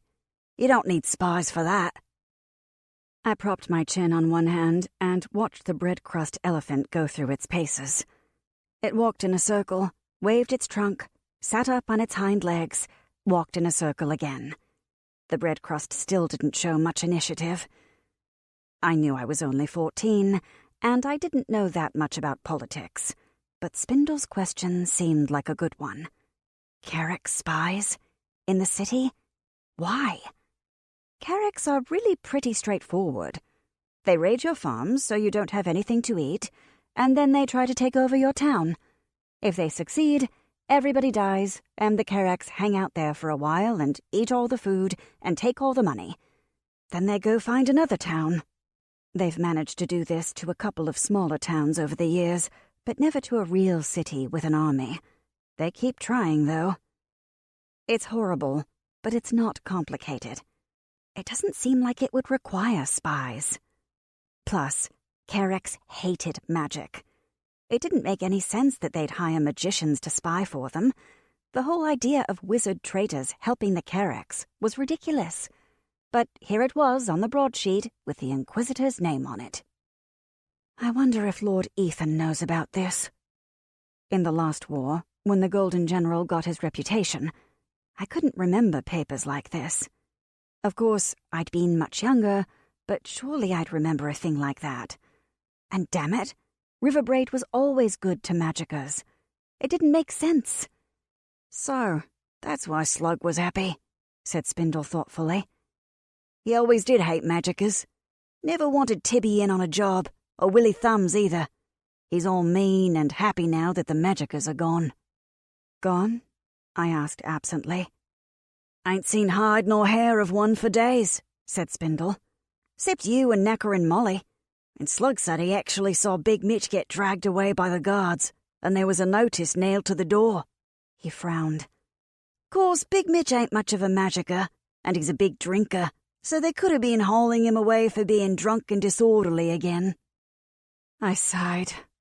The papers were making me angry, and under the anger was a whole lot of scared.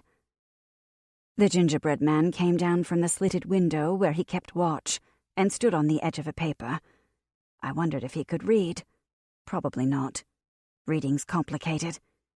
Then again, so's walking and circuses and stuff, so maybe I could enchant one to read if I tried. There's one more, said Spindle. This one's new today. This broadsheet was clearly new. The paper was still crisp and hadn't blurred at the edges of the letters. Pulled it down out 5 minutes after it went up, said Spindle proudly.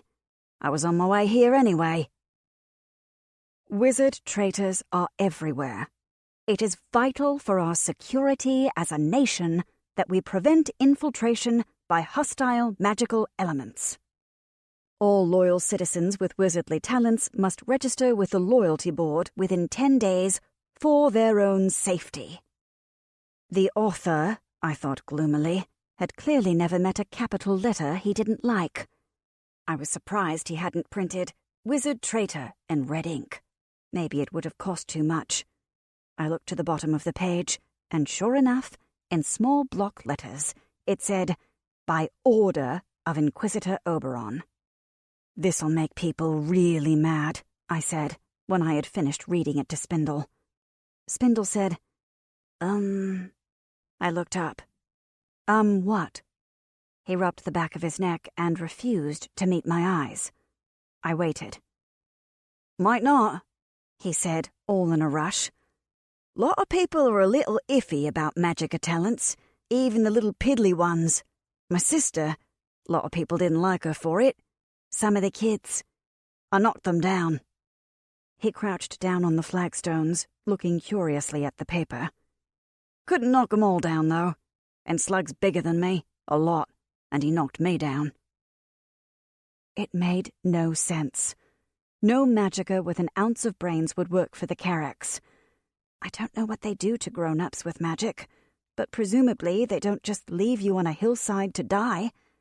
Did people who weren't magickas know that, though? Was it the sort of thing you paid attention to if you didn't have to worry about it yourself? What if Spindle was right, and people were believing the broadsheets? I didn't know what to say. Some of the people at the bakery, they liked my talent, didn't they? Making gingerbread dance. Most of them did. Some people might think it was a good idea, said Spindle apologetically. Not to do anything bad to a magicka, you know, but just to know where they are. Might think a registry was a good thing. They wouldn't if they were one. Hardly anybody is one, though. Or if they are, nobody notices. I don't know any more'n you and Molly right now. Spindle thought about it. Told you about Big Mitch and Spitter, but I ain't seen her in a long time either. This was depressing. My hopes that the city would rise up in defense of the magical citizens were dashed before they'd even gotten started. I hugged my knees. I'd been moved up the list. Where on the list had Tibby been? Or Big Mitch? Why would Oberon want a list of the magical talented anyway? because then he'd know where they were. And if he knew where they were, he could do something about it. What else had the Spring Green Man said? "You'll all be eliminated eventually," I said slowly, remembering that awful night, crouching in the cellar behind Bob. That was what he said, and something about a list. Spindle cocked his head. The gingerbread man rubbed his hands together. "Oberon wants to know where we all are," I said. "He's using the Spring Green Man to sniff us out. But that's not enough.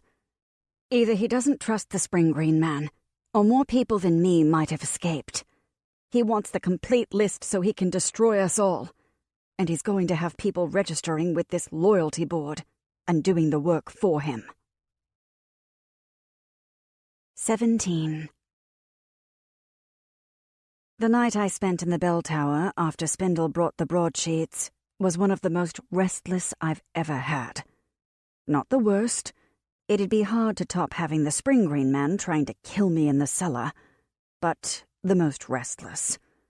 I tossed, I turned, I tried to get comfortable, which isn't easy on a pile of straw, let me tell you. If you've got any notions that straw makes a good bed, just abandon them now. Straw is itchy. It pokes you. It's softer to sleep on than dirt or flagstones, sure, but the individual straws aren't soft at all. They'll stab through your clothes, and when you wiggle to move one out of the way, 5 more get into position to poke you. Still, the straw was the least of my worries. Sure, I was tired. You wouldn't think you could get tired cooped up in a bell tower all day, but you can, particularly when you do 11 push-ups and run laps around the room for half an hour. Those were good push-ups too, on my toes, not on my knees. My forearms were really strong from smacking all that dough around, as I've said, but my biceps were no slouches either. The posters were still there. I had shoved them to the far side of the room. They seemed to breathe malice into the air. I'd turned them over so that they were face down, otherwise I felt like the words were staring at me. Probably that sounds stupid, but that's how I felt. The gingerbread man was standing sentry in the window again, and I watched his small, brave shadow travel across the floor as the night progressed. But I couldn't sleep. My thoughts ran over and under each other, stretching and churning, as if my brain were trying to pull taffy. I'd swear to myself that there was nothing I could do, that I was going to stop thinking and go to sleep now. And then 10 minutes later my brain would be going again, jitter-flop, like a 3-legged frog on a griddle. Oberon was planning to get rid of every magically talented person in the city. He'd already gotten a bunch of us, and a bunch more had left. Spindle's friends, his sister. I didn't really believe that little Sydney had run away to sea anymore. Lena at the market had said everybody should get out, and like an idiot, I hadn't listened. How many were gone? Maybe that was the wrong question. Maybe I should be asking how many of us were left. Great. Jitter-flop went my brain, stuttering around, trying to find solutions to problems that were so much bigger than me. It was laughable. What could I do? Well, not getting killed by the Spring Green Man was probably a good start. And then what? Stay up in the bell tower for the rest of my life, living on Spindle's charity and the Dewar brothers below, until the Spring Green Man came sniffing up the ladder after me? No, not an option. Leave the city? I rolled over in the straw, which fired a new volley of stickers into my legs and arms. I could leave, I guess. Maybe that was the sensible and sane thing to do. I could go to another city, get apprenticed to a baker somewhere. It wasn't bragging to say that most bakeries would probably want me. Oh, but that would be hard. I tried not to think about my parents much. They had died an awfully long time ago, but I still remembered how my mom smelled, and the way my dad chuckled, a furry sort of chuckle down deep in his chest. Losing them had been the worst thing ever. If I had to lose Aunt Tabitha and my uncle and the bakery, I mean, I might find another bakery. I might even love another bakery. But it wouldn't be mine in the same way. That was assuming I got anywhere. The roads between city-states were well-traveled, and I wouldn't be eaten by bears, but being a 14-year-old girl on the road alone meant there were worse things than bears out there. And we were sort of cordially at war with a couple of other city-states. And what if I got all the way to one of them, and they turned me away because I came from Riverbraid? And the army was supposed to be out dealing with the Carex mercenaries, which raided all city-states with a kind of even-handed brigandry. But suppose the army didn't catch them at all, and I stumbled into a Carex camp. They ate people. Probably. It would be ignominious to escape the Spring Green Man only to get eaten by a Carex. I'd almost rather get eaten by bears. At least that was sort of normal behavior for bears. And there was still the problem of being a magicka. If I got to a city, I still might have to leave again, or live in a wizard's quarter, or get registered by the government as a known magicka. That was what I was trying to avoid. It seemed like once you agreed that the government could put you on a list because of something you were born with, you were asking for trouble. Sooner or later, somebody like Oberon would get hold of that list. Jitterflop, jitterflop. So, if I couldn't leave, and I couldn't hide forever, what did that leave? Stopping Oberon and the Spring Green Man, which I certainly couldn't do by myself. Well then, who could? I gave up on any effort to sleep and sat up, pulling my knees against my chest and picking malicious straw out of my pants. I felt so jittery that I wanted to get up and run, or go down and do something. The gingerbread man hopped down from the window and poked his head down the hole where the ladder came from. A moment later, he came back and waved to me. I set a foot on the ladder and went cautiously down. The door at the front of the tower was closed, but the hinges were well oiled. I slipped into the church. Moonlight seeped through the cracks in the boarded windows. I heard a crier far off in the distance. 1 o'clock and all's well, well, well. Maybe, for him. "Restless, my child?" asked a voice. I whirled around with a yelp. It was the old priest. He was sitting in the second row of pews, so small and silent, I had taken him for a pile of coats. He looked to be 1,000 years old, give or take a few hundred. "Sorry," I said. I didn't know whether to run back up the ladder or try to get out of the church. He wasn't supposed to know I was there. Had I just given myself away? He smiled and nodded vaguely at me. After a minute, I realized that he probably couldn't see me very well. His eyes had a dim, unfocused look. He patted the pew back. "Come and sit down, child. If you are restless, prayer is good for the spirit, and if you are tired, there is no harm in sitting either." I crept closer. He looked so frail that I couldn't imagine that he could grab me. The gingerbread man lay close against the back of my neck. I sat down in the pew in front of him, a little to one side. "Is something troubling you, my child?" he asked, after a while. And before I could say anything, he smiled and added, "It doesn't matter if you tell me, you know. I am stone deaf and cannot hear it anyway. It makes me very popular in the confessional these days." It occurred to me that he probably would have a hard time turning me in, even if he wanted to. "I'm scared," I said finally. "I miss my bakery. I'm scared and I'm sick of onions and porridge, and I'm only 14, and I shouldn't have to do this." I folded my arms around myself. "I'm scared that the people who help me are going to get hurt." The old priest smiled and patted my shoulder. There, my dear. I'm sure it's not as bad as that. Or perhaps it is, in which case I'm sorry. Or perhaps you were talking about the weather." He sighed. Well, if nothing else, I find that you can rarely go wrong appealing to a higher power. We sat in the pew, and suddenly, all the things percolating in my mind came together. I had poured in all the ingredients and stirred, and the dough had finally begun to rise. A higher power. I needed a higher power.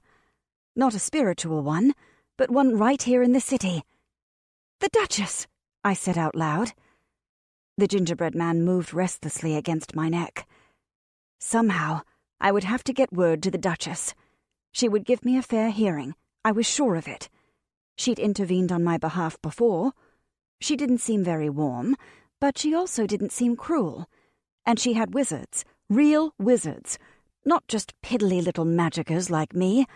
Wizards who could do powerful things and stop Oberon in his tracks.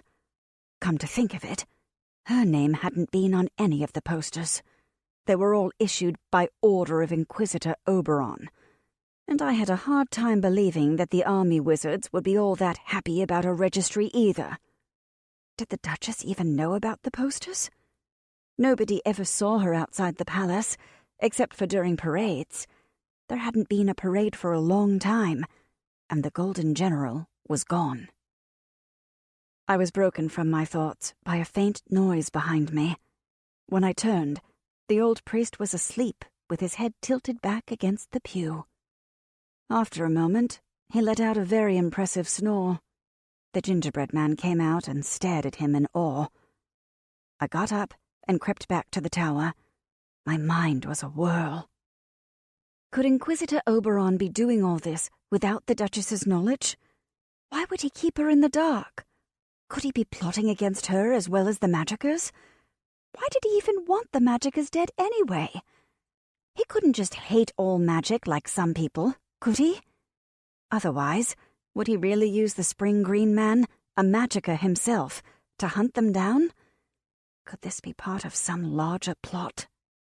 Even if the Duchess did know about the posters, even if she somehow believed all this stuff about wizard traitors, someone had to tell her that Inquisitor Oberon was using the Spring Green Man to kill magicers. So, that was easy. I just had to get a chance to talk to the Duchess, with the understanding that all of her guards and ministers and functionaries would arrest me on sight and hand me over to my worst enemies. Piece of cake. "You want to break in where?" said Spindle, staring at me like I had suddenly grown antlers. "The Duchess's palace. No, the Duchess's bedroom. The palace is too big. It has to be someplace where she won't have a lot of people around her." "The Duchess's bedroom!" said Spindle, staring at me like I had suddenly grown purple antlers garlanded with daisies and marmalade kittens. "It's the only way." "You're out of your mind. Mad as a mudlark. Completely bonkers." Spindle looked wildly around the tower room until his eye fell on the gingerbread man. "Tell her." The gingerbread man shrugged. He was displaying a lot of independent thought these days, but he still couldn't talk, which was good. There would have been something really unsettling about a talking gingerbread man. "You'll get killed." "How is that different from doing anything else? I'm stuck in this stupid tower until either they catch me or you get caught for something and stop bringing me food and I die of a porridge overdose. At least if I try to warn the Duchess, I'll be doing something." The nice thing about Spindle is that he didn't tell me to be patient. A grown-up would have told me to be patient. It'd all work out. Spindle didn't bother, which was good, because I was done being patient. Instead, he stomped over to the slit of a window and glared over the rooftops. I let him alone and settled for braiding a couple of stalks of straw together. Finally, Spindle said, "Getting into the palace shouldn't be too hard. They've got a lot of people going in and out, and that always makes it easy. But once we're in, we'd be in trouble. You gotta filch uniforms and stuff, or everybody stops you to ask who you are and why you're there. And there's no uniform in the world that'd get you into the Duchess's bedroom with her." "Don't you think, like, a maid, maybe?" Spindle gave me a withering look. "You don't know much about servants, do you?" Oh, and you do? Sure. You're going to pick pockets. You got to know your mark. If you're going to break into a big house, you actually want the high-up servants' rooms. They got jewelry and stuff that's worth money, but not so much that you can't sell it. You can't sell something that's worth too much money? This sounded bizarre to me. I mean, breaking into somebody's house to steal their stuff sounded kind of bizarre already.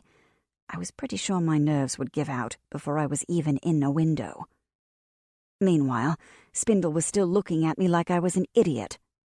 Mind you, he did this so often that I was starting to wonder if he just had an eyelid tick or something.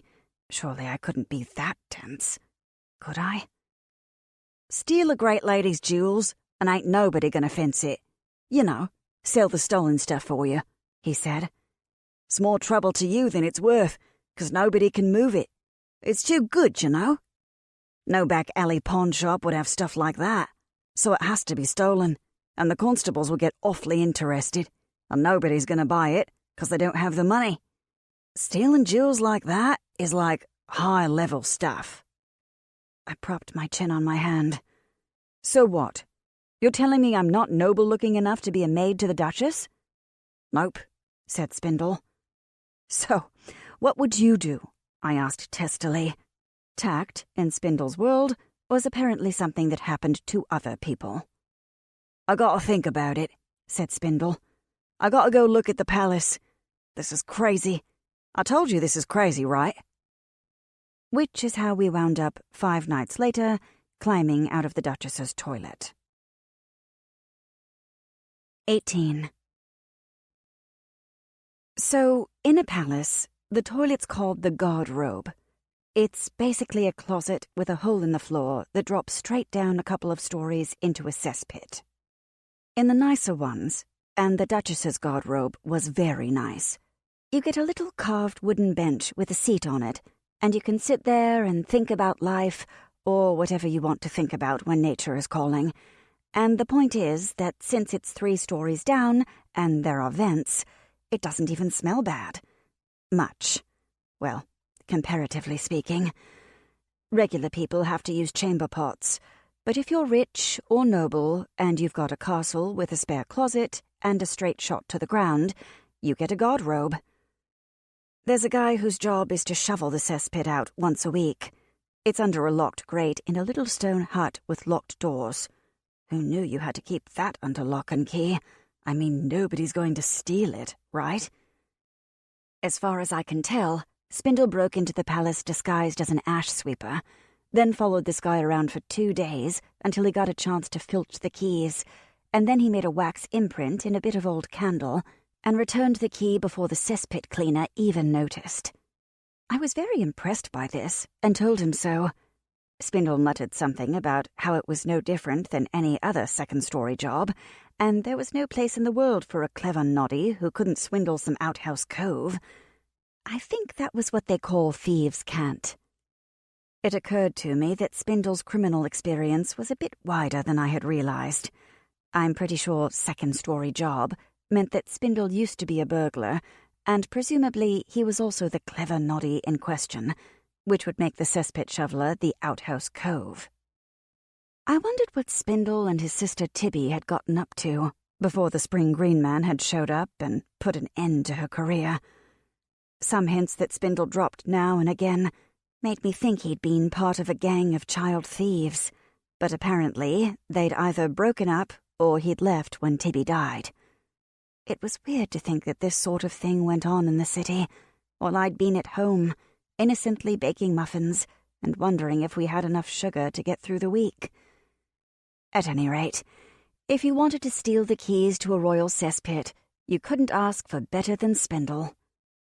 Once we had the key, though, it was, well, still not easy. I have never climbed a 3-story anything in my life. It's not like it comes up when you're a baker. You never have to climb a ladder and swan dive into a vat of croissant dough or anything. I'm not afraid of heights, as far as I know, but I wasn't sure that even with a rope, I was going to be able to do it. And I was awfully worried about what the Duchess was going to think when we showed up smelling like the inside of a guard robe. If she just started screaming, We were going to wind up in the dungeon without a chance to say our piece. I spent most of the day repeating my speech over and over in my head. Your Grace, I've come to warn you of a plot against magicers, and maybe against you. Your Grace, Inquisitor Oberon is plotting against them, and I'm sorry, this is the only way I could get close enough to warn you. Your Grace, have you ever heard of the Spring Green Man? Oh, this was madness. I was going to show up dripping sewage on the Duchess's rug, and she was going to have me thrown in the dungeon, and no one was going to listen, and magic folk were still going to die. The bit about Inquisitor Oberon plotting against her might not even be true. I didn't have any proof anyway. I just felt really nervous with Inquisitor Oberon still in the city, and the Golden General and the army somewhere else. It seemed like a bad idea. Was I really about to climb up a 3-story toilet because the army being out of the city seemed like a bad idea? Apparently so. Well, even if they threw me in the dungeon, at least I'd be out of the bell tower. The room seemed to get smaller and smaller once we had a plan. I paced back and forth for hours, 25 steps all the way around, and I kept expecting it to take less. 24, 23... It felt like the walls were closing in on me. I had to get up once in the middle of the night and measure it. It was still 25 steps. Probably that sounds nuts. But nobody was watching, except for the gingerbread man and the ragtag breadcrumb circus. Spindle came for me on the 4th night, and I went down the ladder without a backward glance, the gingerbread man clinging to my hair. I was glad to be gone. The lay brother had been giving me odd looks. It might have been nothing, but it might have been that he'd seen the wanted posters, and there was no use taking a chance. I left the bread circus behind.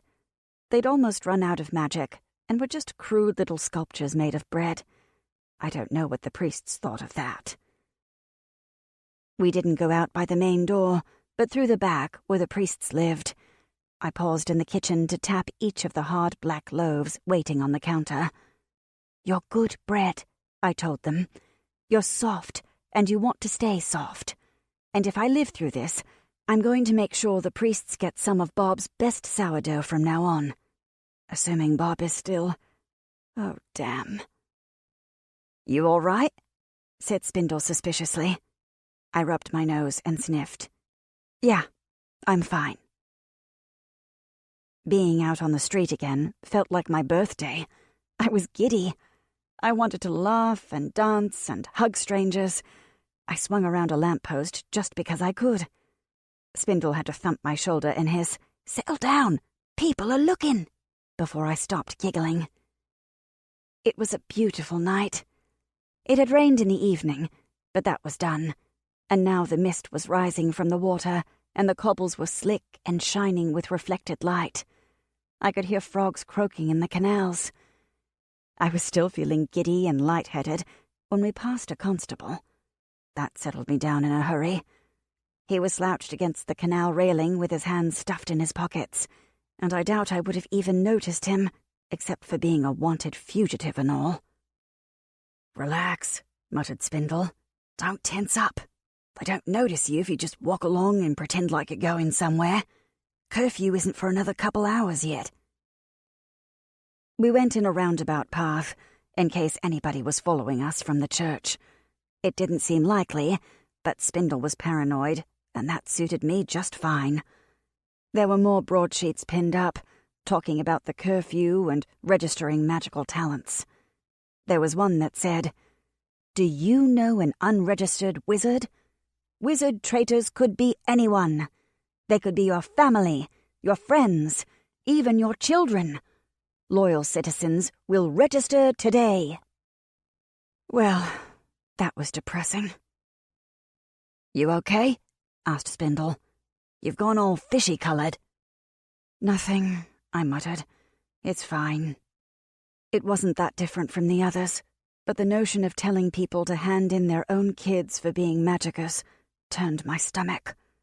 I didn't offer to read the broadsheet for Spindle. When we passed by Peony Street, I looked down at Master Elwidge's shop. There was a for sale sign in the window, and someone had nailed a broadsheet to the door. We didn't see any that had my face on it. Maybe those were only near the bakery, or maybe they'd forgotten about me. I could only hope it was the second possibility. The notion of Aunt Tabitha having to go out and buy ingredients surrounded by all those printed faces. Of course, sometime tomorrow I'd probably be in jail or exonerated, so they could take the broadsheets down one way or the other. The criers would have other news to shout.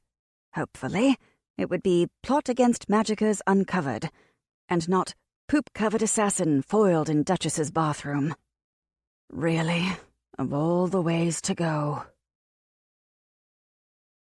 19. All we had to do was get into the palace, make our way past the guards to the curtain wall, which was a kind of wall sandwich between the palace and the outer walls, where they store all the stuff you don't want to keep right inside the palace, like stables, and cesspits. Then we'd wait until nightfall, sneak into the cesspit hut, and climb up the inside of the guardrobe wall, which was 3 stories high and covered in, nastiness. Also, according to Spindle, it had metal spikes. "Spikes," I said faintly. "They're nothing," Spindle said, waving a hand. "You can squish right by 'em. And they're kinda handy, because we'll tie a rope to 'em so you can climb easier." I did not feel convinced. "I reckon they'd keep a grown-up out," he allowed. "That's what they're for, see? To keep somebody from climbing up and stabbing the Duchess while she's having a—" "Right. Thank you, Spindle. I get the point." The plan was for me to work in the kitchens until nightfall. The guards would notice a scullery maid trying to get into the palace late at night, but they probably wouldn't notice if one of the maids who had come in during the day didn't leave. I was afraid they'd notice a stranger in the kitchen, but Spindle snorted. "That place? They wouldn't notice if you came in riding an elephant. Just act like you're supposed to be there." It turned out he was right. Getting into the palace was the easy part. Spindle had stolen an apron. I put it on and walked past the guards in the courtyard. I was clammy with sweat, and my knees shook, but their eyes slid right over me. I peeked into the kitchen. It was a crazy whirl of activity. The head cook was a red-faced woman who barked orders like a drill sergeant. People ran past, carrying trays of food and buckets of water and great piles of dirty dishes. I was afraid to get in anyone's way. What if they noticed me? What if they knew I wasn't supposed to be there? Then I saw a girl trying to cut out biscuits on a table and making a hash of it. She'd kneaded the biscuits far too long. They were going to be like rocks. I hurried over and nudged her aside. "You're overworking the dough," I said. "You want it to hold together, but that's all. If you knead it too long, they turn into bricks." "Will you do it?" she asked, giving me a grateful look. "I've still got to cut up the ham and cheese for these, and there's the eggs." "Of course," I said. I'm new. My name's Mona. Is there anything I should do?" "Just make the biscuits," she said. "I'm Jenny. I'll be back in a minute." A minute, in this case, was nearly 45, but Jenny did come back. By then I'd finished 3 batches of biscuits. Whenever the cook looked in my direction, my knees quaked, but she didn't stop me. I used a little magic to save the first set of biscuits. "You're fluffy," I told them. "You're very fluffy and soft. You're like little fluffy lambs, only without the poop stuck to your tail because that's gross." They agreed to be fluffy. Biscuits are very accommodating that way. Probably this was a waste of time, since I had much bigger worries than fluffy biscuits. But hey, once a baker, always a baker. If I was going to get thrown in the dungeon, at least I was going to leave a trail of quality pastries behind me. "You did it," said Jenny. She was about my age, with thin little bird-bone wrists. "Caw, I hate doing those. My arms get so tired. How are you at kneading bread?" "What I don't know about kneading bread," I said with great honesty, "isn't worth knowing." It was 5 hours later before I managed to slip out of the kitchen. It had gone from bread to chopping vegetables, And then Jenny left for the evening, and since I kept explaining that I was new, the other girls stuck me in the scullery. That meant I had to wash dishes. A lot of dishes. And magic couldn't help me with that. There were 4 girls working in there, and they gave me the worst ones. I didn't really mind. It's never fun to wash dishes, but it's sort of satisfying to get a really bad one clean. Some of them needed to soak with lye. There was no getting around it. I finally excused myself to go to the bathroom and ran into Spindle on the way to the privies. "Where have you been?" he hissed. He was wearing the ash sweeper rags and nearly vanished in the shadows around the low wooden buildings. "I've been waiting for hours." "I was doing dishes," I said. "I can't believe this. Nobody's asked where I'm from or anything. Anybody could just walk right in here." "That's 'cause most assassins ain't gonna waste time doing dishes," said Spindle. "They're looking for scary people, not girls in aprons." He pulled me into the shadow of the wall. "Come on, let's get moving. We wait much longer, it'll be morning again." We passed 2 guards on the way to the guard-robe, and neither of them so much as glanced at us. An ash boy and a scullery girl weren't worthy of their notice. Spindle glanced around, made sure no one was watching, unlocked the guard-robe door, and waved me inside. It stank. It stank a lot. I mean, the canals get pretty ripe in summer, don't get me wrong, but at least there was a lot of air for them to diffuse in. This was a little stone chimney with a couple of narrow slits in the walls, and the smell had etched its way into the mortar. There was a rope hanging down. "Left it earlier," Spindle said, "while I was waiting for you to get out. The first set of spikes is easy to get to, so I tied a rope to it." He gave me a patronizing look. "Well, easy for me." "Thanks, Spindle," I muttered. "You're just like a brother to me, in the most annoying possible sense." He grinned and gave me a quick punch on the shoulder. For Spindle, that was an incredible display of affection. I got a little choked up, but that might have just been the smell coming off the cesspit. So, shoulders against the wall, feet against the opposite wall, grab the rope in both hands, walk feet up a couple of steps, brace them, hitch shoulders up, hauling on the rope, brace, hitch, haul, brace, hitch, haul. The stones were cold, but that was almost a relief, because I hadn't gotten more than 2 man-heights off the ground before I was dripping with sweat. It ran into my eyes and off the tip of my nose, and down my back, and it itched and tickled so that I thought bugs were crawling on me. Oh, Lord, I hadn't even thought about bugs. What kind of awful bugs did you get in a guard robe? I also hadn't anticipated that there would be moss growing on top of the gunk on the walls. Moss is not good for climbing. It looks furry, but if you try to stand on it, it turns slick as ice in a hurry. When I passed one of the vent holes, the light coming in showed green streaks of moss along my hands, in addition to blackish streaks of something else that shall not be named. Oh, this is delightful. I was going to get to the top, and I would be covered in stuff. Let's go with stuff.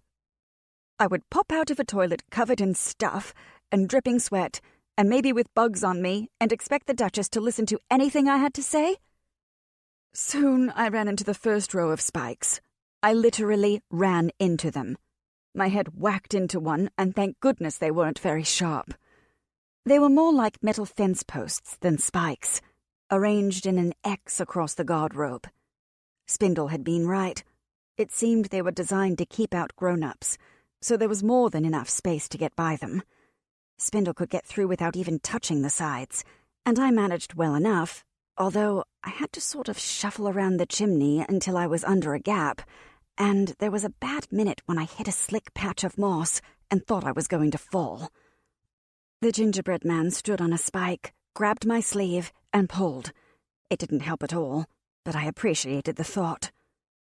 Spindle was waiting just above my head. He dropped down. The metal crosspiece made a muffled bong that terrified me, and untied the rope, then scurried up the side of the guard robe to the next set of spikes. A moment later, the rope dropped down onto my head. I went back to climbing. Brace, hitch, haul. I slowly passed 2 more sets of spikes and another row of vents. The vents were narrow, like arrow slits, but set horizontally. I stopped for a minute on the set of spikes just under it and put my face against it to breathe. My legs were killing me. My shoulders were starting to throb. The problem was that I was stuck. Going back down was going to be just as bad as going on up, unless I fell, in which case I was going to hit a crosspiece and go splat. "Here," hissed Spindle above me. "At the top." I looked up. Light. I could see the light at the end of at the top of through the toilet seat. Well, anyway, it was light. Spindle was silhouetted against it like a spider. As I watched, the silhouette got an arm across the top and then hauled himself out. I was nearly there.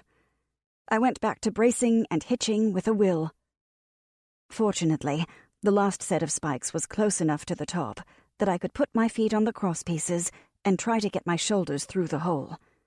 And then I promptly got stuck. The spikes had stuff on them. Stuff that made for bad footing. So I couldn't push very well with my feet, and my shoulders were through, but that was about as far as I got. Spindle grabbed my arm and hauled. The gingerbread man jumped down and pulled. The carved seat scraped at my waist. "You've been eating too many of your own pastries," Spindle grumbled. This was blatantly unfair, since I'd been at the church long enough to have dropped any excess pastry weight I might have been carrying around. "It's easy for you," I hissed. "You don't have hips. Now pull." He pulled. I started to emerge. Unfortunately, my skirt was rucked up under the seat, and while I was coming out, it wasn't coming with me. The gingerbread man covered his face with his hands. Great. I was going to be covered in poop, sweating like a pig, in my underwear, trying to make my case to the Duchess. And at that very moment, she opened the door to the guardrobe and walked in. She had a book in her hand, and obviously planned to spend some quality time in the guardrobe by herself. If the Duchess had been a screamer, the guards would have burst in, and things might have turned out very differently. But she didn't scream. Instead, she put her hand to her mouth and said, "Oh." "Your Grace, please listen to me," I said, sticking half in and half out of the toilet. "I've come to warn you of a plot against you." Admittedly, I still wasn't sure that the plot was against her, and not against all magicers, but I thought I had a better chance of getting her attention this way. Although, in fairness, I suppose if a half-naked girl is being hauled out of your toilet by a boy covered in sewage, that garners plenty of attention, too. "Your Grace, please." I was thoroughly stuck, like a cork out of a bottle, and now my feet were just barely touching the crosspiece on the spikes, so I couldn't push at all. The skirt had slid down another few inches. Fortunately, my underwear was still holding up. Faithful, faithful underwear. "My name's Mona. You saved me from Inquisitor Oberon a few weeks ago. I was in court, and you stood up for me, so I came to tell you. You have to listen. Please." "How did you get up here?" she asked. It was not exactly the response I was looking for, but at least she wasn't yelling for the guards. I probably didn't look like much of a threat, jammed into the toilet, and Spindle was awfully young and scrawny for an assassin. "We climbed up," said Spindle. "Weren't hard. Well, except for this bit." He gazed at me in professional disgust. I took a deep breath. That was probably a mistake. I could smell myself, and it wasn't good. I tried to remember the speech that I had practiced all those nights in the tower, and for some reason, all I could remember was the porridge and the way the straw poked me at night. It was the gingerbread man that saved me. He had clung to my ear for the entire ascent up the guardrobe shaft, a lock of hair wrapped around one arm. I'd almost forgotten he was there. He stepped forward, hopped down from my shoulder to the seat, then to the floor. When he was 3 paces from the Duchess, human paces, not gingerbread man paces, he dropped his cookie head and bowed deeply to the Duchess. "Oh my," said the Duchess faintly. I suppose most people aren't used to being bowed to by baked goods. It occurred to me too late that the Duchess might be one of those people who found magic unsettling. But no, she worked with all those army wizards, right? The Golden General was her right-hand man. Surely she'd gotten used to it by now. Regardless, it gave me the time I needed to assemble my thoughts. I took another deep breath. Your Grace, Inquisitor Oberon is sending out assassins to kill magic folk, and I don't know where it's going to stop. I think it might be part of a plot against you. I think with the General out of the city, he's going to try something. I had to warn you. Your Grace, I think you're in terrible danger. I know we magicers are. And then, the last thing in the entire world that I expected to happen, happened. Oh, my dears. The Duchess's face crumpled. I know, and I don't know what to do. And she burst into tears. 20. In that supremely awkward moment, Spindle came to the rescue. Right, he said, apparently unfazed by the fact that the ruler of our entire city was weeping in front of us. If I grab this arm, and you grab that arm, Mum, I think we could get her out. The Duchess, to her credit, put down her book, gave a quick hitching sob, and grabbed my left arm. They hauled. I popped out of the toilet with long red scrapes across both hips and tumbled headfirst onto the carpet. The gingerbread man dove out of the way. The carpet probably came off the worst in the encounter. Oh, dear. The Duchess found a towel and draped it over my shoulders. It was the softest towel I have ever encountered, thick and fluffy, and it seemed criminal to use it to scrub stuff off my skin, but I did it anyway. Hopefully they could launder it or something. Thank you, Your Grace. I tried to arrange the towel over my legs. Standing in front of the ruler of the city was one thing. Standing in front of her in your underwear was something else again. Although, in truth, she didn't look much like a ruler right now. She looked smaller than she did in the parades and when I'd seen her at court. Smaller and older and a great deal more tired.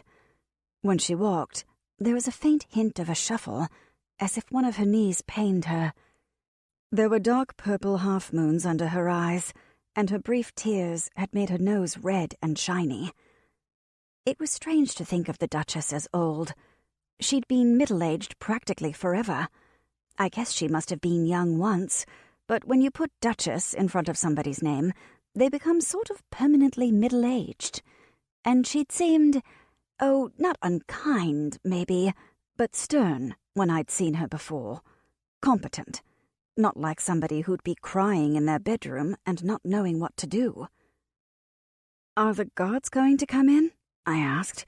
I was hoping for more than a towel if they did. Soap and water before they arrested me, maybe. No, the Duchess said firmly, dabbing her eyes with the edge of her sleeve. No, the guards are loyal to me at least, and will not act without my orders. I wish I knew who else was. We are, Your Grace. Spindle, never a staunch royalist, scuffed his foot on the carpet and muttered something. Thank you, children, said the Duchess. Although I cannot think how I came to fall so far that my supporters must climb up the guard-robe to pledge their loyalty. She took my towel absently and tossed it into a hamper. I tried to pull my shirt down over my legs, but she picked up a lap robe and handed it to me. It'll get all dirty, Your Grace, I said, looking at the fine embroidery. Then it will get dirty, she said firmly. We have bigger things to worry about. Could I looked longingly toward the bathroom. I stank. I didn't want to ruin the lap robe, but I also didn't want to smell like a guard robe. It'll only take a minute. Yes, of course. I pulled Spindle in with me and made him wash. He muttered, "This soap smells like roses." Yes, isn't it nice? No. I would have made him wash behind his ears, but we didn't have all night. I was half afraid that when we emerged, the Duchess would have called in armed men to deal with her visitors, but she was still sitting there, picking at a loose thread on the arm of the chair. She smiled a little when she saw us, but there was a lot of sadness underneath it. "Much better, my dears. Now, tell me about this assassin." So, Spindle and I, interrupting one another and talking over each other more often than not, explained about the Spring Green Man, and the broadsheets, and the curfew, and the sudden disappearances of magic folk. I had to explain about Tibby. Spindle didn't say anything, but the Duchess reached out and took his hand in her own and squeezed. Her hands looked older than the rest of her. The tendons on the back stood out, and there was a white band of skin around one finger where a ring had been. "I did not know about the registration of magic folk," she said soberly. "I would not have allowed it." "There's posters up all over," said Spindle. The Duchess gave a short, bitter laugh. "I do not leave the palace much, my dears, and only then with guards. There is always so much to be done here, and we are not at war, but we are not far from it, and the council, Inquisitor Oberon chief among them, tell me over and over again that I must not risk myself outside, that all it would take would be one madman with a knife to throw the city into disarray." She ran a hand through her hair. "Without Ethan, the Golden General here, it has become easy to listen. So I have seen no posters, and I suspect that the people seeking an audience are being screened, so that no one with such upsetting information would reach me." "But you wouldn't have allowed the registry," I said, feeling something unclench. It mattered to me, a lot. When you're different, even just a little different, even in a way that people can't see, you like to know that people in power won't judge you for it. "I would have tried to stop it. It has always been a great virtue of our kingdom that magicers are treated no differently than anyone else here. I would not see that end on my watch." She sighed. "There are a great many things I would not wish to see on my watch, though, and perhaps it will not be my watch much longer if Oberon has his way." "Can't you stop him?" I asked. "Countermand the order?" She sighed again and pinched the bridge of her nose wearily. "It is not so simple. You must understand, Mona. The ruler of a city is not an absolute power. The council also wields a great deal of control. Usually that's a good thing. It keeps a bad ruler from making things unpleasant for the citizens. But it can also lead to problems, particularly if someone on the council has an agenda of their own. Oberon leads the council, and he is skilled at making other councillors see his way of thinking." "But what does he want?" I cried. "What does he have against magicers?" The Duchess paused. "Odd as this may seem, Mona, I don't think he does have anything against them. At least, nothing personally." I clenched my fists in the lap robe.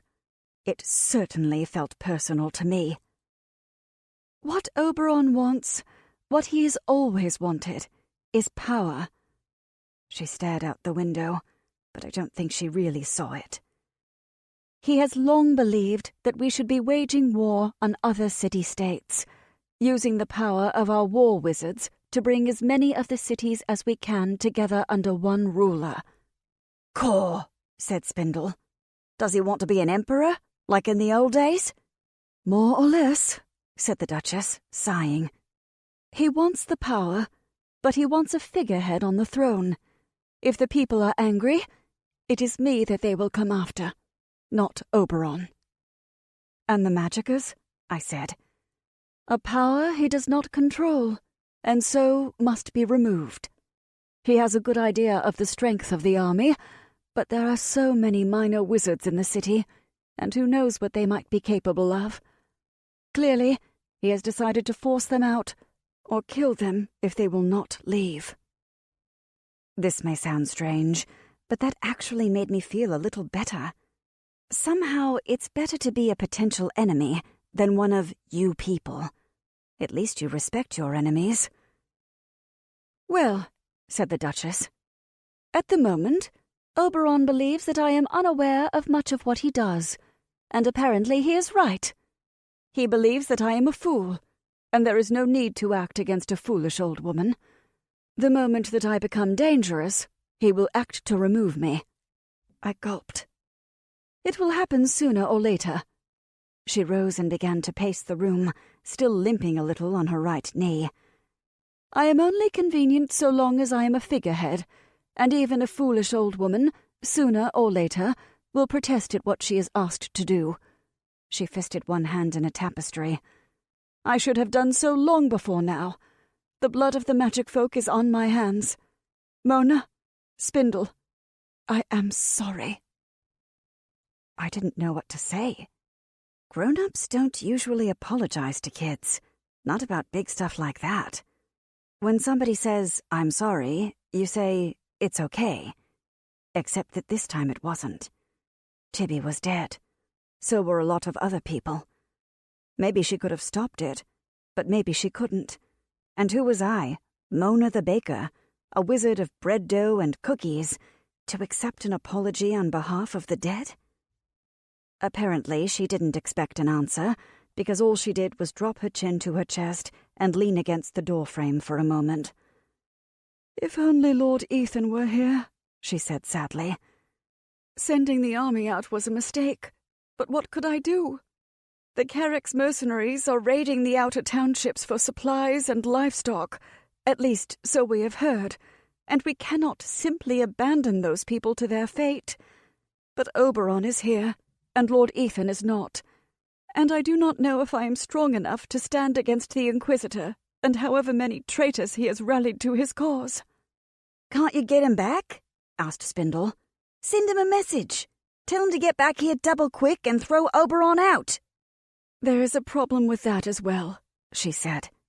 "It takes a mage, a wizard like Mona, but specially trained, to send a message quickly. Otherwise, we must fall back on riders carrying messages, which will take days. And of the 3 wizards left stationed at the palace, one has died quite recently of natural causes." She stopped. I watched the knowledge cross her face that those causes had likely been unnatural.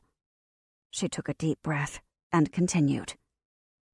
"One is very old, and I do not know if he has the strength to send such a message at all." "And the third one?" I asked, feeling cold. Only 3 mages. Only 2 mages, if one had just died.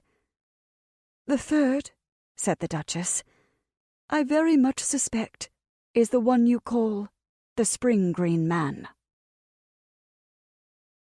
21. "Well," said Spindle, speaking for all of us, "this is a right pretty mess." "The Spring Green Man? In the palace? Here?" I squeezed my arms around myself tightly, feeling an urge to make myself as small and inconspicuous as possible. What if he could smell me already? What if he'd smelled me coming in through the scullery? He probably couldn't climb up the guard-robe, but he had to know what room it led to. What if he was outside the door right now? No, the guards would have said something. The guards were loyal, the Duchess had said, assuming he hadn't killed them. Possibly reading my wide-eyed look of panic, the Duchess rose and went to the door. She opened it a crack and said softly, "Anything going on?" "No, my lady," said a deep male voice from the other side. "All is well." "Thank you," said the Duchess. "See that I am not disturbed." She closed the door again. "This old wizard," said Spindle. "How old are we talking? Like old, or like senile and decrepit old?" The Duchess raised an eyebrow. "Well, fairly old. I don't know that he's senile, but he's definitely feeling his age. His loyalty, at least, is never in doubt. He was a dear friend of my father's." "He'll have to do," I said. "If the Spring Green Man is here in the actual palace, Your Grace, he could come for you." And me, I thought, but I didn't want to say it out loud. I expected her to tell me that I was being silly, or that there was something else I hadn't thought of. You know, the sorts of things grown-ups tell you when you're absolutely positively sure of something that blows the whole thing out of the water and makes you feel like an idiot. But she didn't. Instead, she nodded and said, Yes, you're right. Let's go speak to him. Said Spindle. We're not exactly dressed for wandering around the palace with you, ma'am. The Duchess smiled. It was a haggard sort of smile, but under the circumstances, it was pretty good. Don't worry about that, young man. There are some advantages to being the Duchess. She opened the door. The guard snapped to attention. Joshua, she said to the one on the left, go and get me some page's livery. 2 sets, 1 small and 1 large. If you can't get the shirts, at least get the tunics. Your Grace? Said Joshua, looking a bit startled. Now, Joshua? Yes, Your Grace. Joshua left his post. The guard on the right, admirably blank-faced, moved to stand in front of the door. The Duchess closed the door again. Won't he tell somebody? Asked Spindle, puzzled. I highly doubt that the Inquisitor is going to be woken in the middle of the night by news that I am requesting 2 pages' uniforms. She ran a hand through her hair and paced around the room again. If he's monitoring me that closely, we are probably already doomed. Spindle nodded absently. His attention had been claimed by a plate of cheese and bread on a little side table. Ma'am? Spindle, I hissed, mortified. We were here to prevent a bloody coup, not eat a midnight snack. Help yourself, said the Duchess, amused. Spindle carved off a hunk of cheese and went to work. His table manners were mortifying. Also, now that I was aware that the cheese was there, I could smell it. My appetite had shut down in self-defense during our ascent of the guard robe, but there were some stirrings that indicated it wasn't quite gone. I helped myself to some bread and cheese. It was great cheese. The bread was pretty good. Superior flour, very fine, but a bit too dense where it wanted to be fluffy. I could have done great things with that flour. A few minutes later, the guard returned. He came into the room carrying an armful of clothes and stopped dead when he saw Spindle and me. Your Grace. They're friends of mine, said the Duchess firmly. I am making them royal pages. But, Your Grace, we were on guard. How did they... He sounded almost plaintive. Through the guard robe, said the Duchess, which was ultimately a good thing, but nevertheless we shall have to have it looked at. Not everyone climbing up it may be so benign. Yes, Your Grace, at once.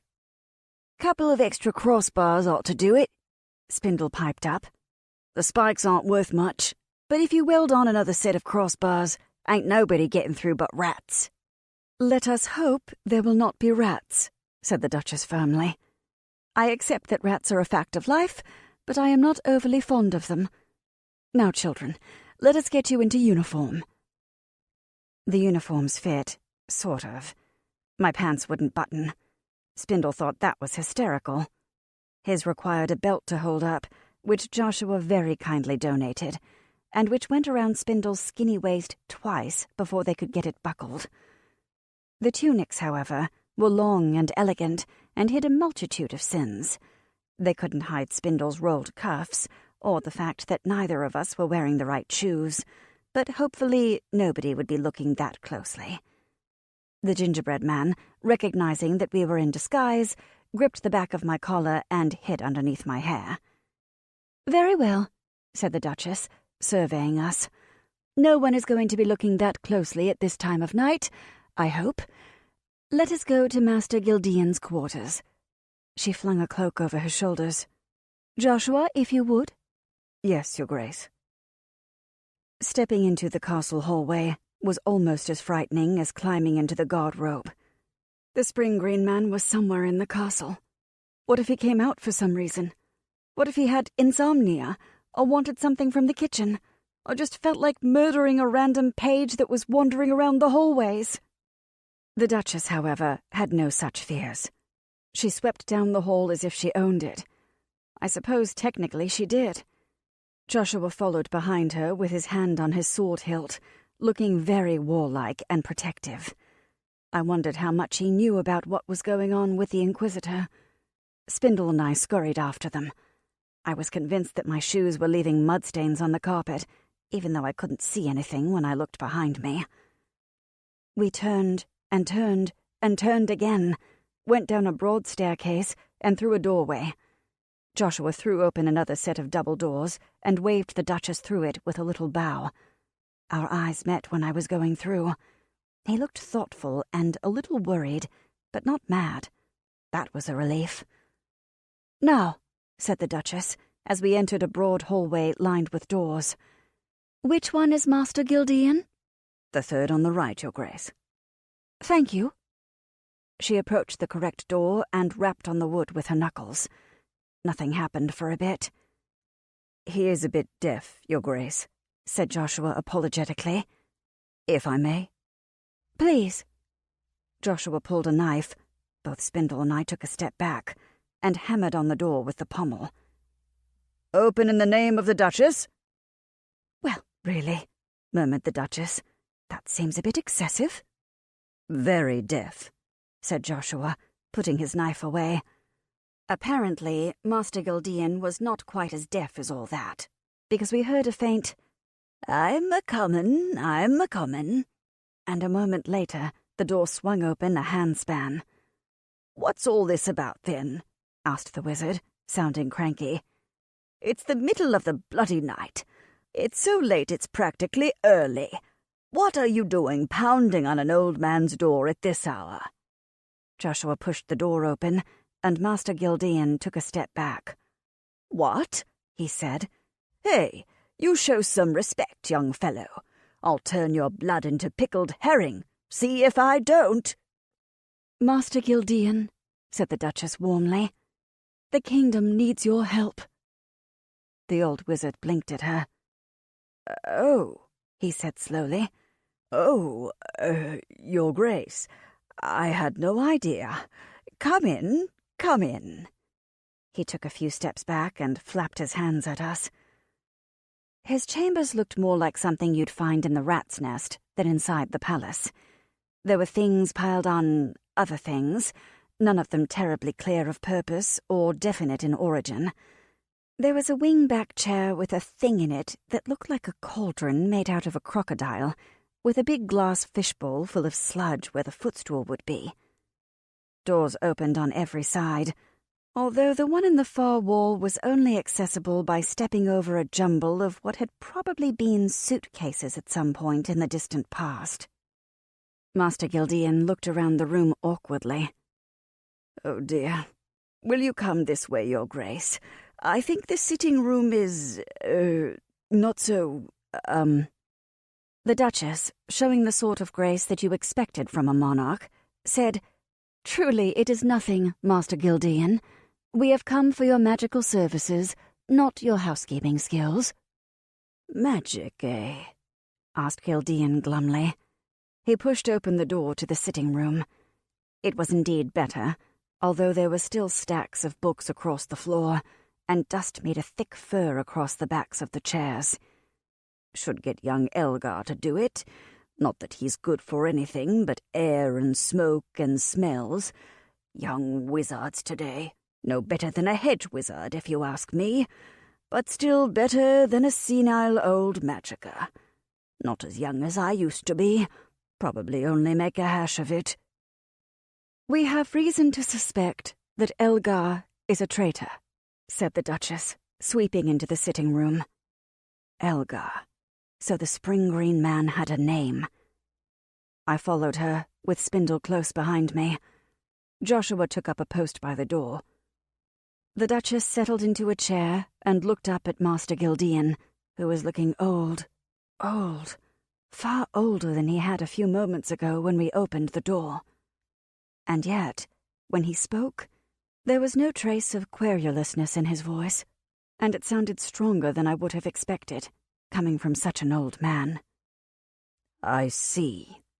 So, it has come to this, then." He met the Duchess's eyes. "I don't know how much magic is left in me, Your Grace, but I served your father and your father's father, and whatever I have left is yours to command." 22. Less than an hour later, I was jammed into a closet with Master Gildean and a large bowl of water. "You can't all fit in here," said the wizard, when Joshua seemed inclined to argue. "It's my working room. I go in there to talk to the waters, not entertain guests.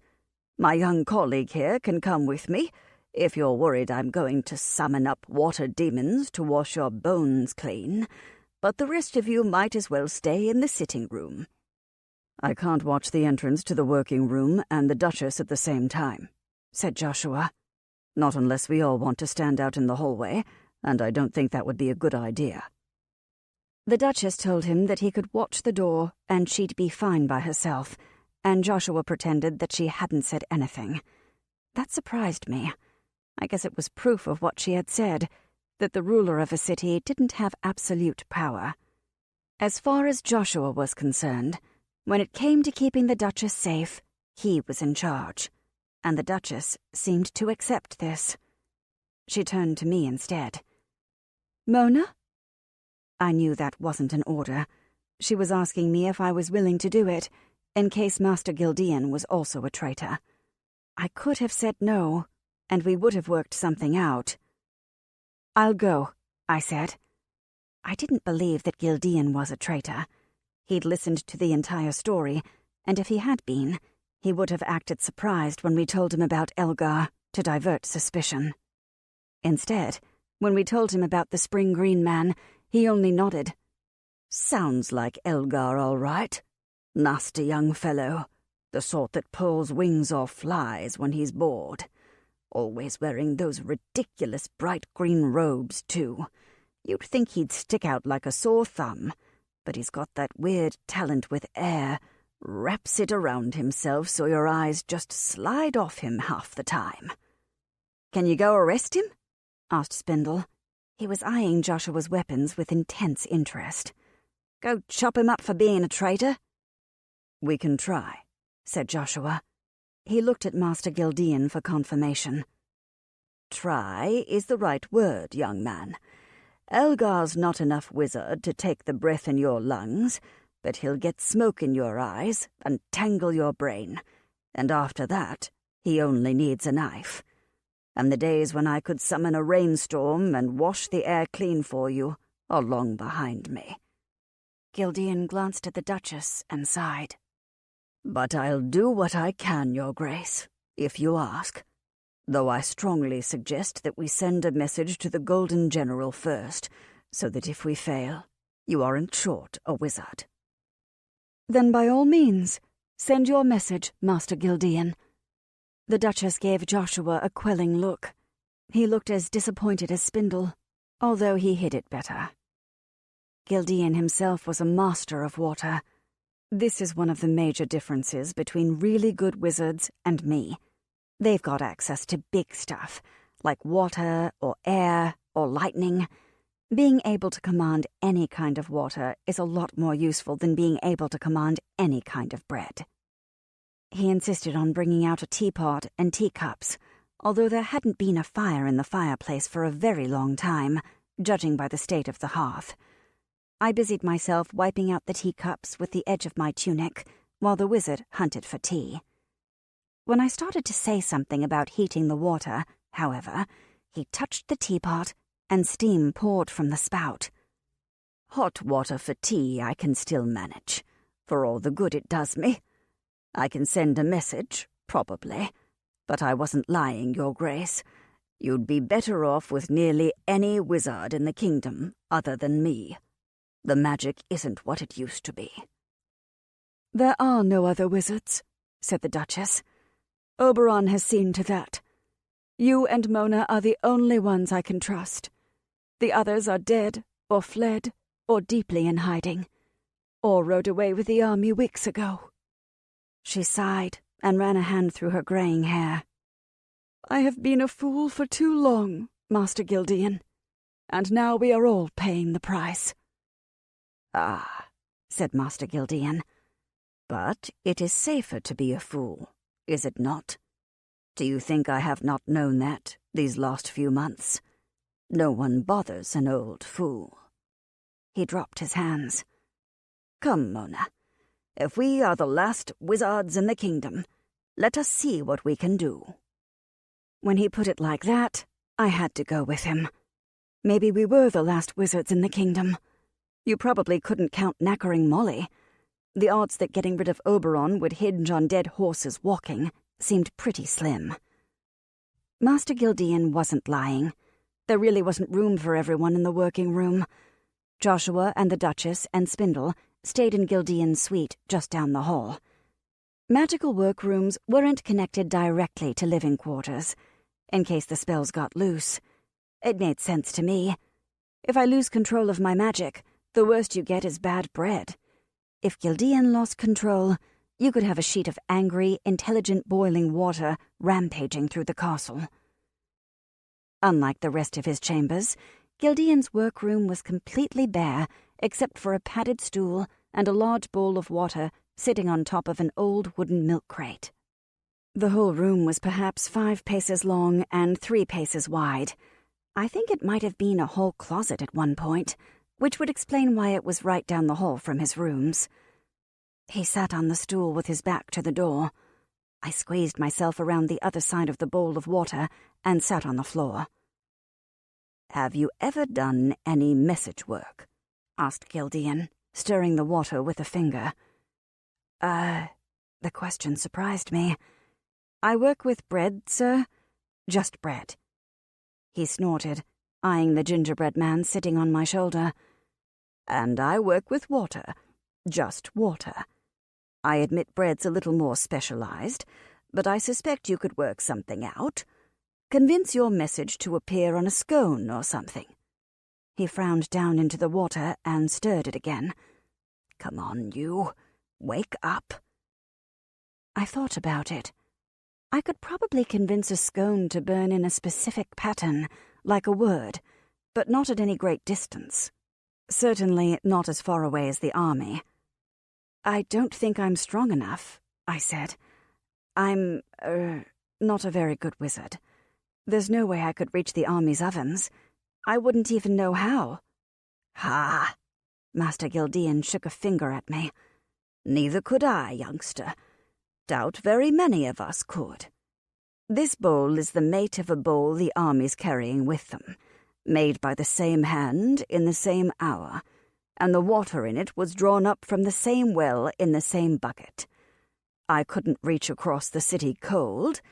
The only reason I can send a message at all is because the bowl and the water remember each other." He poked the water a third time and leaned back, apparently satisfied. "All the message wizards have something like this. There's a man in a tent wherever the army's camped who has the bowl out, and a stick of Elgar's incense, and a tray of sand for Paul Dolful." He sighed. "Although I suppose they've taken Dolful's tray down now." "Maybe not," I said. "Elgar would have sent them the message that he was dead, right? Maybe he didn't. Maybe they don't know." Somehow that seemed likely to me. If things were coming to a head, would Oberon want the Golden General to know that the city was short a wizard? Gildean grunted. "You may be right. Anyway, we could probably arrange a mated pair of ovens and dough from the same batch, and you could send messages that way. It'd be a little more awkward, but there's never enough wizards available, so people are always willing to find a workaround." I'm pretty sure I blushed. The army was probably the only place in the city that wanted more wizards, particularly now. Honestly, sir, I'm really not that much of a wizard. I mean, I bake stuff. It's nothing special." He made a rude noise. "You've got your head stuffed full of stories about wizards smashing mountains and hurling fireballs. You're not that weak, youngster. Wizards have done more with less." "It's bread," I said. "Kilsandra, the assassin, grew roses," he said, bending over the bowl. "That was all she could work with. She convinced them to grow deadly poisons and sleeping powders in their pollen, and to carry messages along their stems so that she could eavesdrop on her enemies. She nailed up a few people in rose thickets with thorns as long as your arm. There are a couple of kingdoms where they still won't grow roses within 100 yards of the palace or the army barracks, just because of her. And she died 80 years ago. He tapped the side of the bowl with a fingernail. Mind you, I don't suggest that you'd want to follow in her footsteps, but with a little imagination. Ah, here we go. The water rippled and sloshed, and a tinny voice said, Gildean, is that you? Don't sound so surprised, Hagar. I'm not dead yet, not like poor Dolthel. I peered over the edge of the bowl of water. It showed 2 sets of reflections, like 2 panes of glass, laying on top of each other. One was of Master Gildean, and the other was of a woman with frizzy blonde hair. Apparently this was Hagar. Due to the angle, I could see directly up her nose. She frowned, which changed the view somewhat. Dolthel, what are you talking about? Gildean and I shared a long look over the top of the bowl of water.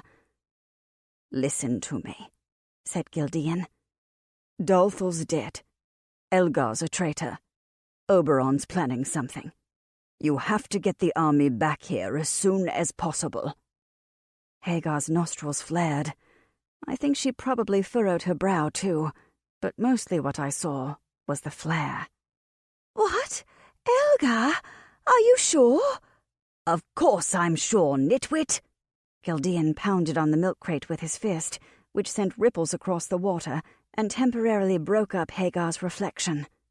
The Duchess told me herself. You've got to do something. It was the ripples. The ripples distorted everything.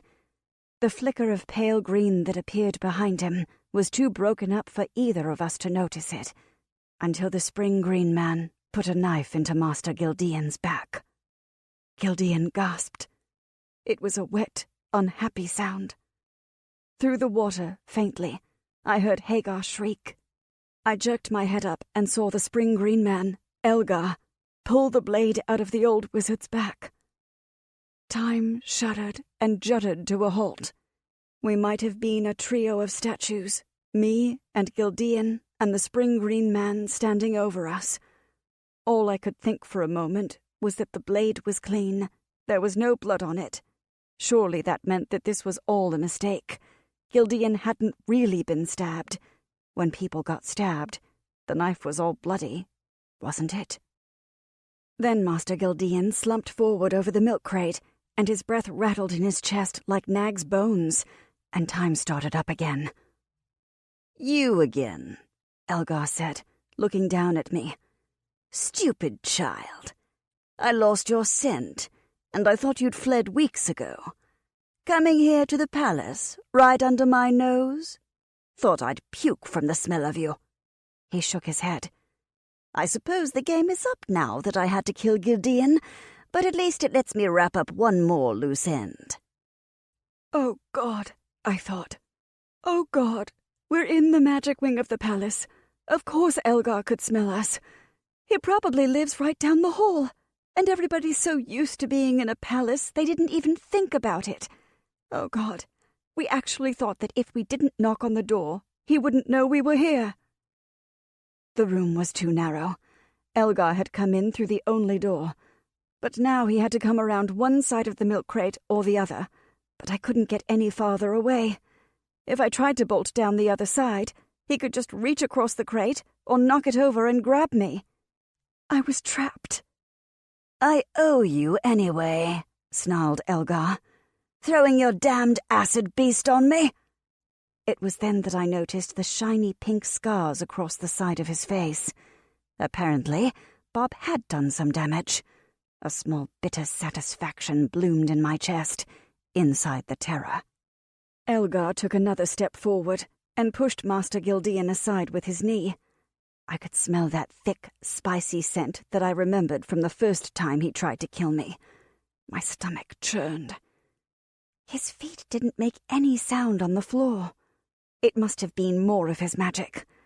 If you can control air, maybe you can control the sounds that move through it. No wonder he'd been so good at sneaking up on people. I pressed myself flat against the back wall.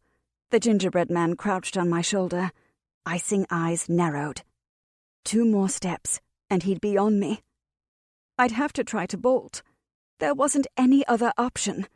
It wasn't going to work, and I knew it wasn't going to work, but the alternative was to stand there and be stabbed. Maybe if I could get to the door, I could yell a warning to the Duchess. Dear Lady of Sorrowful Angels, the Duchess! They were all in the sitting room, still.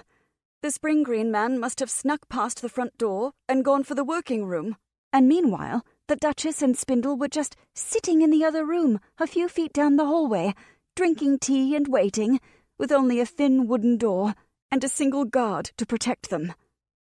I took a deep breath and screamed as loud as I could. It didn't seem very loud. It seemed like a thin little wail. Elgar snorted and lifted his knife. From the bowl of water, I heard Hagar crying, "What's happening? What's going on?" Master Gildean, with what had to be his very last strength, got a hand under the bowl of water and flipped it onto Elgar's legs. Elgar screamed, much louder than I had. Whatever Master Gildean had said about his fading skills, I'll swear that water was boiling when it hit the spring green man. He scrabbled at his robes, hissing in pain, and I lunged for the door. I wanted to grab Master Gildean, but I wasn't strong enough to haul him out. As it was, I just tried not to step on him, and then the spring green man, half weeping from his burns, clubbed me in the back of the head with his elbow and knocked me down. I landed in a sprawl across Master Gildean. My head rang, and I knew that at pretty much any second there was going to be a knife stuck in me. The gingerbread man was thrown free and rolled, shedding bits of icing. "I'll kill you," said Elgar, almost sobbing, stumbling as he turned toward me. I tried to crawl forward, away from him, but it was so slow, and the stupid page's pants were too small and seemed to have my hips in a vice, and my left hand hurt where I'd landed on it, and Master Gildean was under me, and he wasn't breathing anymore. I squeezed my eyes shut. It was going to be a cold, bright pain. I just knew it. And then I was going to die. And that would be the end of a bread wizard named Mona, who just wanted to make really good sourdough and muffins, and not to get messed up with assassins and politics and... There was a thud of impact. Something heavy hit me. It didn't feel like I had imagined that the knife would feel, but it was definitely heavy and knocked the wind out of me. Maybe this is what being stabbed feels like, I thought. Maybe you don't even feel it. It's just like something really heavy hitting you. "Mona," said Spindle, sounding frantic. "Mona, get up! Come on, get up!" Spindle. I opened my eyes. Joshua dragged the spring green man off me. He had clubbed him over the head with a chair. I gulped air, trying to get that spicy, head-clogging smell out of my lungs. Except for a skinned palm where I'd tried to catch myself when I fell, I was unhurt. Master Gildean was dead. And that meant that I was the last loyal wizard left in the palace. 23. "We must move quickly," said the Duchess. "The army is at least 10 days away, and Oberon knows it as well as we do. We move against him now, tonight, before he is expecting it." She made this announcement while we all stood in a circle around the spring green man, who had a massive bruise across his forehead and was trussed up like a turkey. Joshua had tied him up with several belts and one of Master Gildean's dressing gowns, torn into strips. It was a haphazard binding, but it didn't look haphazard. Actually, it looked like he'd strangle himself if he so much as sneezed. Spindle had wanted to kill him outright, right then and there, for what he did to Tibby. The Duchess talked him out of it. "There will be a trial," she said. "We will not compound murder with murder. We will see justice done so that everyone in the city knows that magic folk cannot be killed with impunity." I'm pretty sure that's the only thing that convinced Spindle. That, and the fact that Joshua had a much bigger sword. "Tonight," said Joshua, nodding. "We do not have time to delay." "How are we going to do that?" asked Spindle. "And what about Master Gildean?" I wiped my nose. I was trying not to cry for the old wizard. We had set him in the other room, with his arms over his chest, and the sheet off his bed thrown over him for a shroud. I'd known him for less than an hour, but I wanted to bawl my eyes out. He'd been kind to me, and he hadn't acted like I was just a little two-bit magicka. And he'd sent the message that might save us, and if I'd just been looking up instead of into the water... The Duchess put an arm around my shoulders.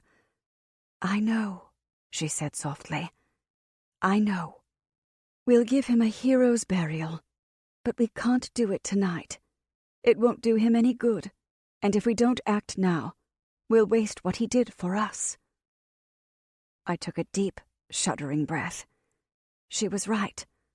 I tried to cram the sad bits into a ball and squash them into the hollow place inside my chest. Later. I could cry about this later. The gingerbread man, who had lost most of his buttons but was otherwise unharmed, reached up a hand and patted my face. The Duchess squeezed my shoulder and let go. "Joshua, how many guards are still loyal to me, personally?" "Almost all of them, Your Grace," said Joshua immediately. "The ministers and lords I can't speak for, but the guard is yours. Oberon's personal guard would fight for him, but there aren't many else." The Duchess nodded. "Lords and ministers we'll deal with later. Go and assemble the guard, Joshua. Get as many men as you can, and do it quietly. Bring them to the Great Hall. You have 30 minutes. "But, Your Grace, I can't leave you alone." She sighed. "Go and get Harold from my chamber guard, then, and send him here." Joshua fidgeted inside his armor. "Your Grace, that would still leave you alone for a few minutes, and with this..." He nudged the spring green man with his boot. "And no one to protect you. What if he comes too?" The Duchess reached under her dressing gown and pulled out a knife. It was as long as the big butcher knife that Aunt Tabitha used to cut up pork for our pork buns. She sat down next to the spring green man and held the knife a few inches from his throat. "Whoa," said Spindle, with obvious approval. I blinked. This was a side of the Duchess I had not expected. Joshua wrung his hands. "He's a wizard." "So is Mona," said the Duchess. "Joshua, go. The sooner you go, the sooner this is all over, and the less chance that he'll wake up." Joshua went. If you have never tried to make conversation with a monarch over the hog-tied body of an evil wizard with a dead man in the next room, it is not easy. Talking about the weather didn't seem appropriate, and, "So, do you think this will work, or are we all going to die?" didn't strike me as very good either. "Think this'll work, or are we all going to die?" asked Spindle, who was not troubled by social niceties. I sighed. "Normally, I would say something reassuring," said the Duchess dryly, gesturing with her knife. "But you are not ordinary children, are you? So, I don't know if it will work. We have already gotten farther than I expected. I am hoping that if a troop of the guard throws Oberon bodily out of the city tonight, we may buy ourselves enough time for the army to return." "If Oberon's gone, though, that's it, right?" I asked. "It's over. We got the spring green man. We don't need the army." The Duchess exhaled. "I don't know, Mona. I hope so. But Oberon has allies. That's why I don't dare kill him outright." She smiled, but it was an unhappy, twisty smile, and it looked like it hurt a little. "I know that he should be allowed a fair trial and all that, but I will be honest, my dears. I would have him executed without any of the niceties if I dared. I have seen enough to convince me of his wickedness, but the lords and ministers that have allied themselves with him might rise up in revolt." This was depressing. I had thought that if we just got rid of Oberon and the spring green man, everything would go back to normal. It hadn't occurred to me that we might be able to throw Oberon out and still have more problems. There was a knock on the door. I jumped. Spindle got up and opened the door a crack, leaning his whole body against the wood to keep it from being thrown open. "Who's there?" he growled, trying to make his voice sound deeper. "Harold, for her grace?" The Duchess nodded. Spindle opened the door, and the other guard from her chamber door came in. He looked from Spindle to me, to the Duchess, to the trussed-up spring-green man, and back to the Duchess. His expression didn't change in the slightest. "Your Grace?" he said.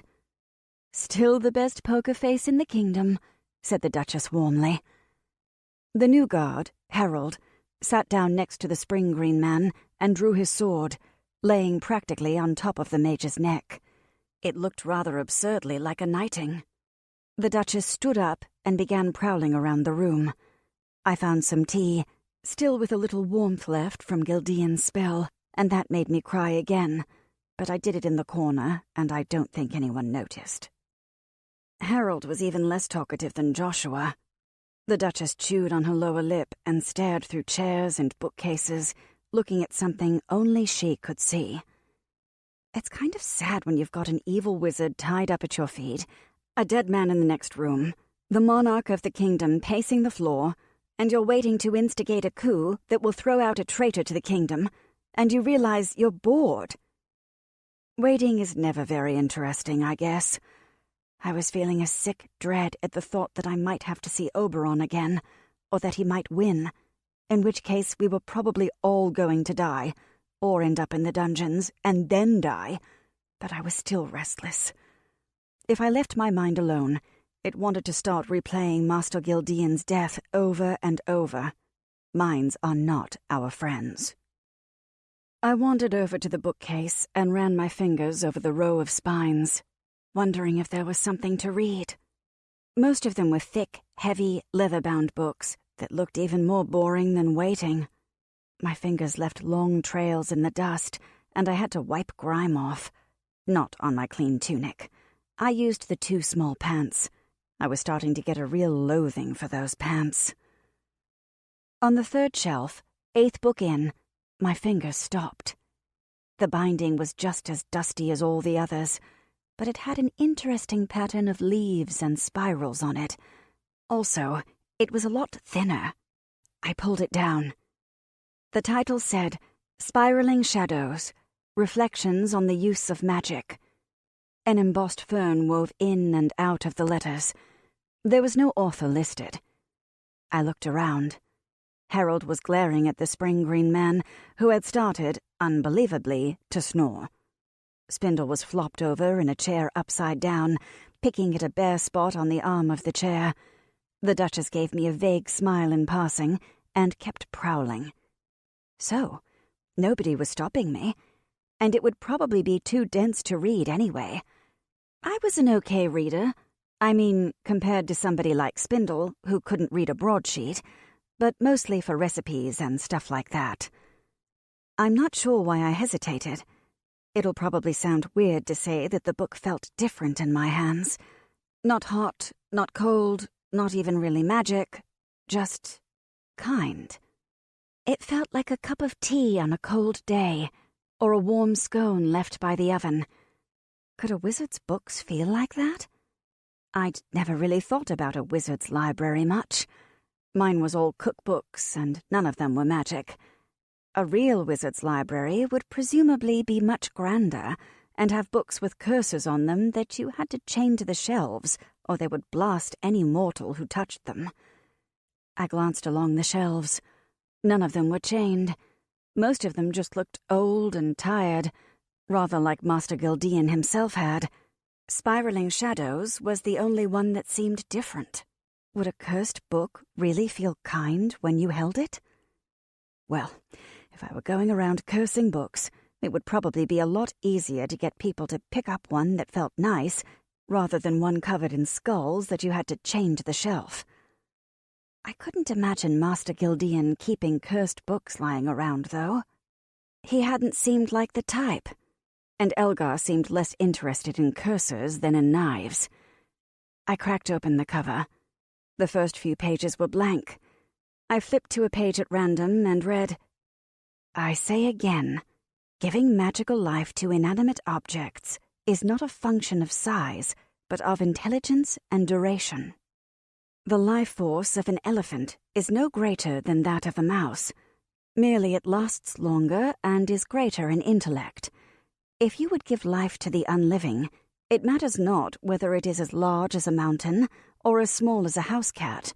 The spark of life differs not in power. The weakest may command a mountain, if they have the gift of it. But the mountain will be mindless and remain living only a moment's time. The text was old and had some odd confusion between the F's and the S's, and a couple of the words gave me trouble. Inanimate doesn't come up often in cookie recipes. Still, it was readable. I just wasn't sure it made sense. Was it saying that if you were making something come alive, it didn't matter how big they were? And what did it mean by alive? Was it talking about things like my gingerbread man? If that was what it meant, did that mean I could make a gingerbread elephant come alive? I grinned despite myself. That couldn't be what it meant. I mean, I'd never tried to make a full-size gingerbread elephant, but surely that was impossible. Otherwise, minor talents like me would be setting gingerbread monsters running through the streets, wouldn't we? Not that I would. Probably. Well, maybe one, just to see if I could. Can that be right? The breadcrumb circus took a lot less power than my little gingerbread friend here, and they were so much smaller. Although the breadcrumb circus hadn't been intelligent at all, they could only do one thing each. The little bread lion tamer waved his little chair, and that was it. And the little tigers paced around and jumped on the little platforms, but that was all. They only did more elaborate tricks if I was actively directing them. It had gotten better when I used the single loaf of bread apiece, but they still weren't smart. But my gingerbread man was pretty smart, and he'd lasted a really long time, whereas the circus had probably fallen apart an hour after I'd left. Did it matter that I'd baked his dough myself? Had my hands in it? The unbaked dough had been a lot more responsive to me, too. And I'd always known that I might make the gingerbread man dance when I made up a batch. If I mixed up a load of dough, knowing what I wanted to do with it... Oh, probably this was ridiculous. But I suddenly found myself wanting access to a really big mixing bowl and an oven the size of a house, just to see if I could make a gingerbread elephant. The door rattled, Harold jumped, and Spindle sat up in the chair. The Duchess froze, and even though she was still an ordinary-looking middle-aged woman, she reminded me suddenly of a tiger, a real one, not made of breadcrumbs, a tiger waiting to pounce. I was proud of her, but strangely, it also made me angry. Why couldn't she have been like this before any of this happened? Why had it taken 2 kids and a wizard so old he could barely stand to make her find her courage? Why hadn't anyone done anything? The door opened. It was Joshua. "Your Grace," he said, and bowed low. "Your men await." 24. I really didn't want to be around when they arrested Inquisitor Oberon. The Duchess said that she was going to throw him out of the city, and that sounded like a great idea, except that there was a whole lot of city between here and the gates, and what if something went horribly wrong? I couldn't shake the feeling that even now, somehow, Oberon could win. And that meant that I had to go with the Duchess, because however bad it would be if something did go wrong, it would be a lot worse to not know about it until the guards broke in and Spindle and I got dragged down to the dungeon.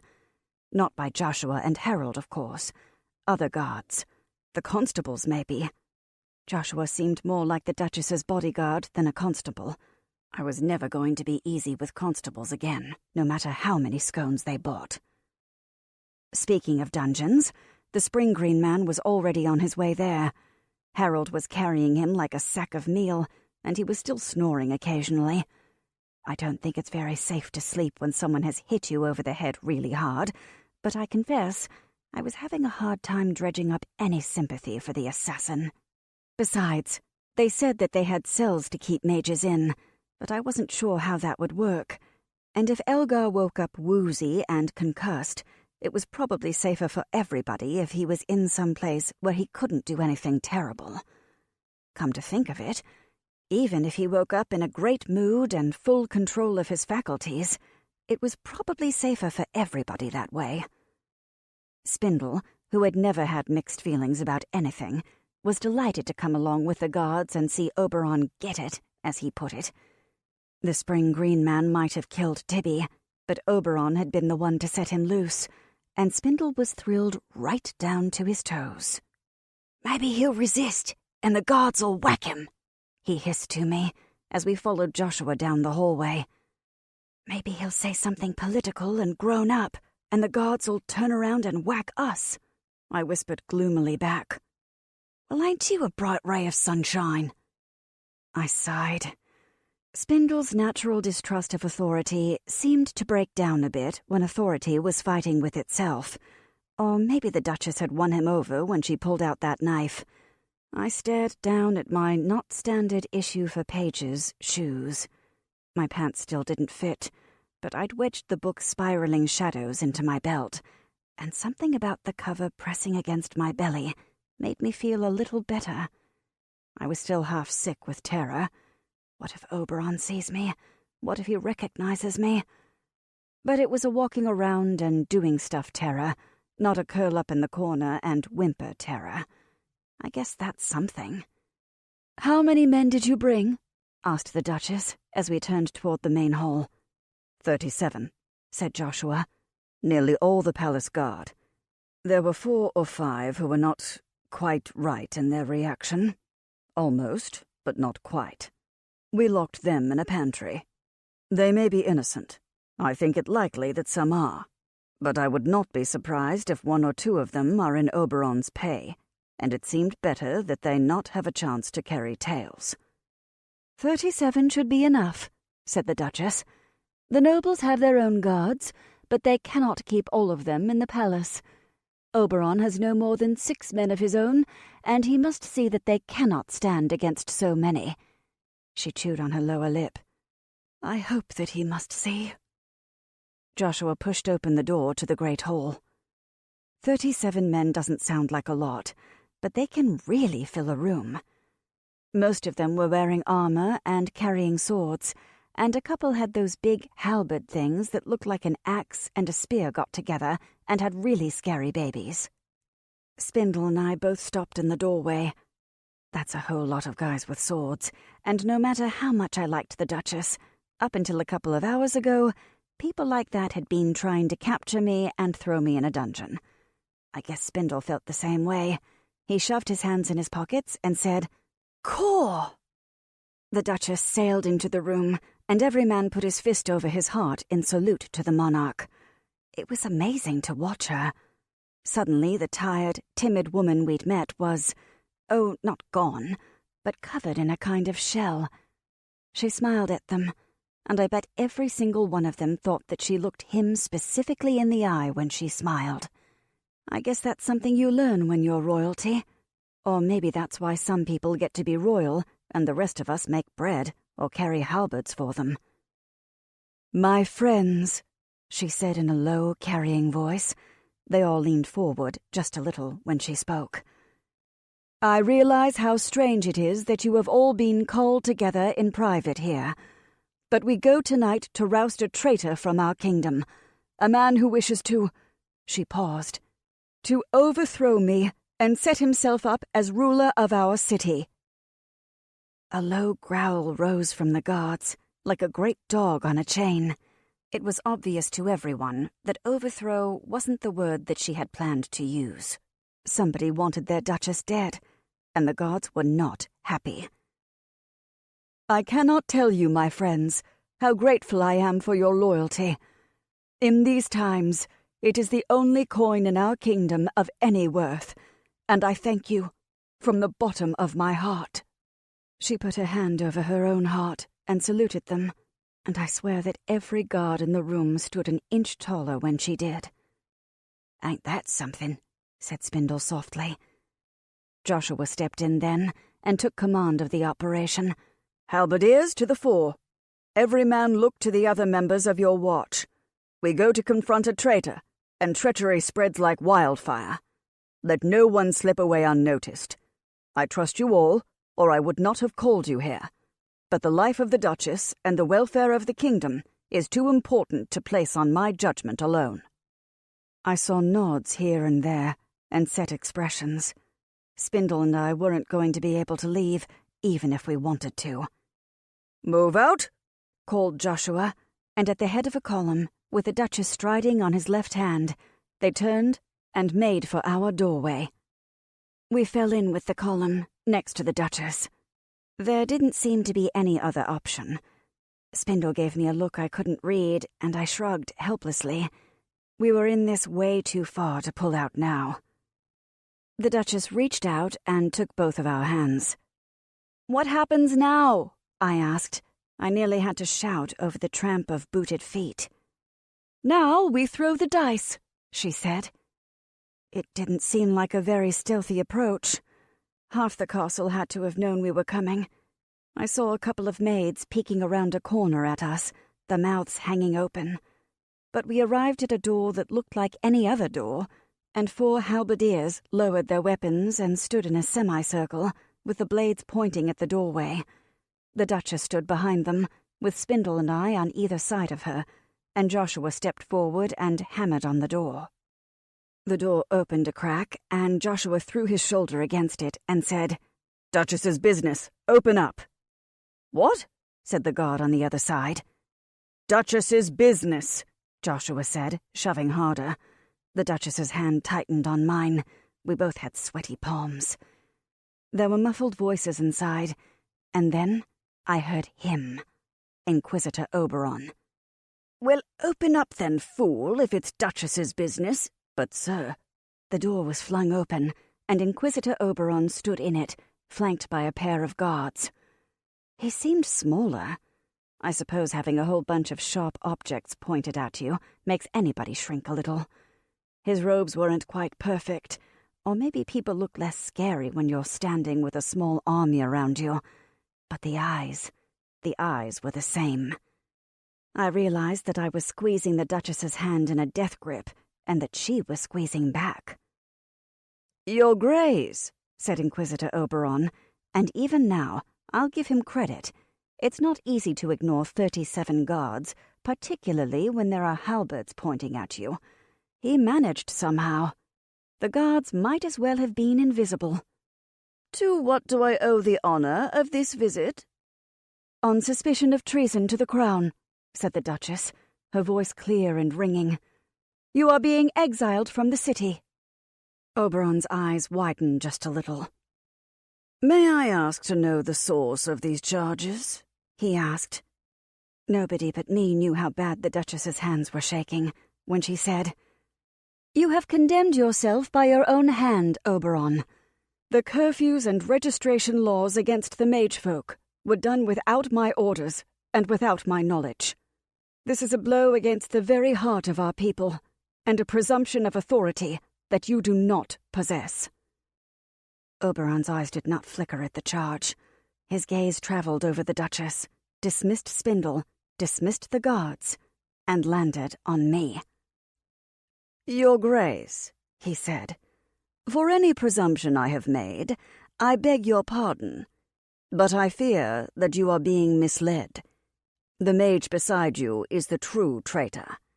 We have been trying to apprehend her for assault upon her fellow magic folk for some weeks now." My stomach felt like it was being kneaded by a baker with a savage grudge against the dough. The gingerbread man clinging to the back of my collar moved and patted my neck, as if I were a nervous horse. "Mona is a loyal subject of the crown," said the Duchess. "The false arrest orders you have issued will be dealt with summarily. You, in the meanwhile, will be leaving the city at once." Oberon chose to ignore this last statement. "Your Grace," he said smoothly, "while your judgment is far superior to mine, I would be remiss as your subject if I allowed this to pass. That is a mage and a traitor.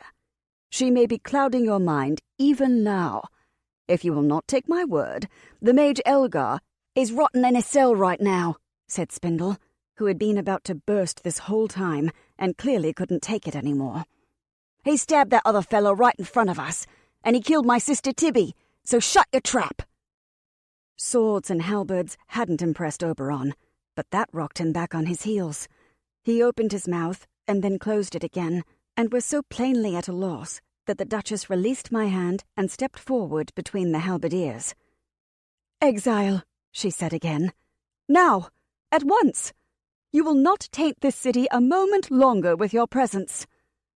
The Inquisitor pulled himself together.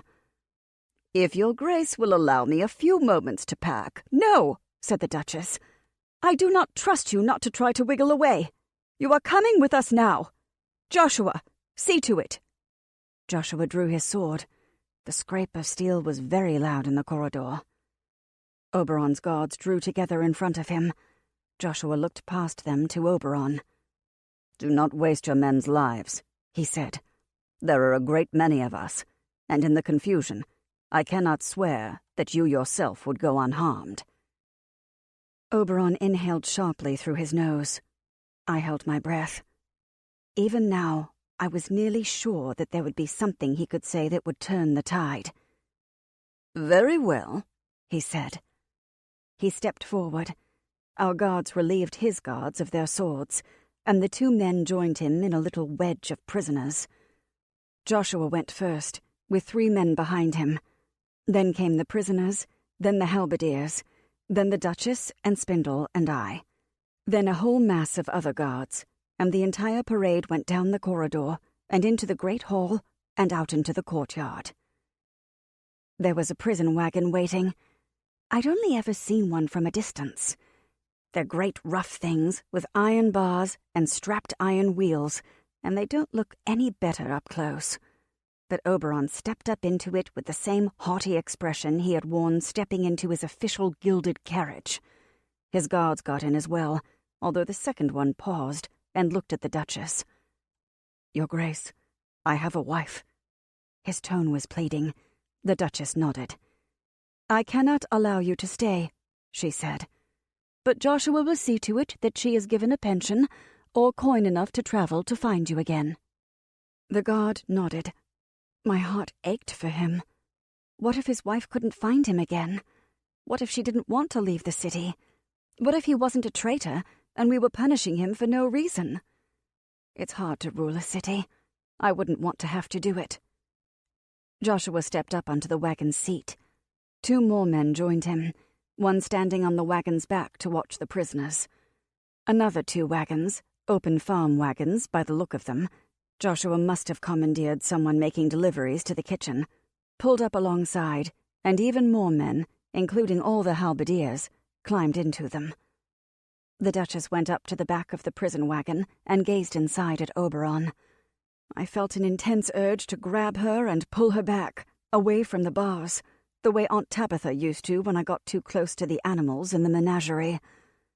What if he was hiding a knife in his socks, or had one of those rings with poison needles in them that assassins carry? What if he'd thought of something to convince her that I really was a traitor? But he only looked at her and said very calmly, "You could have ruled a dozen cities if you had the stomach for it." "I have no desire to be responsible for so many lives," said the Duchess coolly. He nodded once. "You always did lack vision. It does not matter. You will regret this night's work." He didn't add, "Your Grace." The Duchess nodded to Joshua, and the prisoners and the guards rattled out of the courtyard towards the edge of the city. "Spindle," I said, as the sound of the wagon wheels faded. "Eh? Did you have to start yelling at Oberon in the middle of the arrest?" "Hey, it worked, didn't it?" I sighed from the bottom of my toes. Yes, it had worked, and the Duchess hadn't pitched Spindle out of the city alongside Oberon for speaking up out of turn. Still. "Your Grace, it's all right, Mona," the Duchess said, and managed a weary laugh. "It all worked out for the best anyway." "What happens now?" I asked. "Well, Joshua deposits him on the other side of the exile's gate. I call an emergency meeting of the council to inform them of the events before gossip gets to them. We spread the word that Oberon's been convicted of treason in absentia, and then I buy off the nobles who would otherwise protest his loss by handing out his lands and titles as bribes." I gulped. That sounded like a lot of work, and I was already bone-tired. In one night, I'd climbed a guard robe, met a monarch, talked to a mage, seen him killed, nearly gotten stabbed myself, and helped evict a traitor. I could use a nap. For about 6 months or so. "Do we have to be there for all of that?"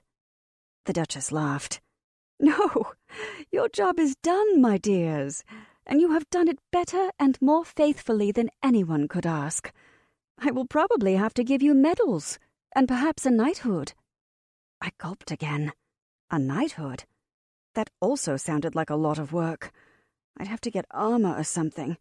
I just wanted to go home to the bakery and make scones, or muffins, or cinnamon rolls, or all three. "Caw," said Spindle. "Sir Spindle, can you see it? I'd get a horse the size of an elephant, and wear armor and—" "Time enough for that in the next few days," said the Duchess, amused. "Luke," to one of the guards hovering around the courtyard, "these two are heroes of the realm.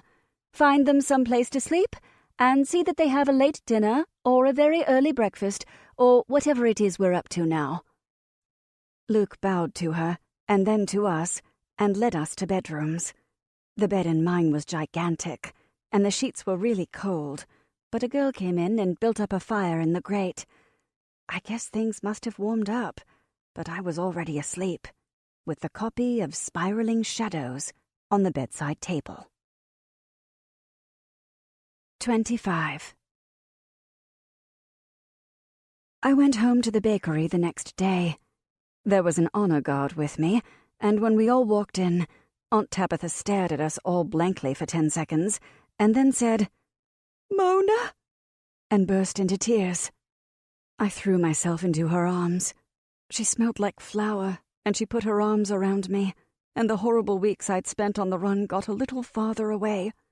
Then I cried a bit, and my uncle cried, and Spindle, who was lounging in the corner getting fingerprints on the glass of the bakery case, snorted and rolled his eyes.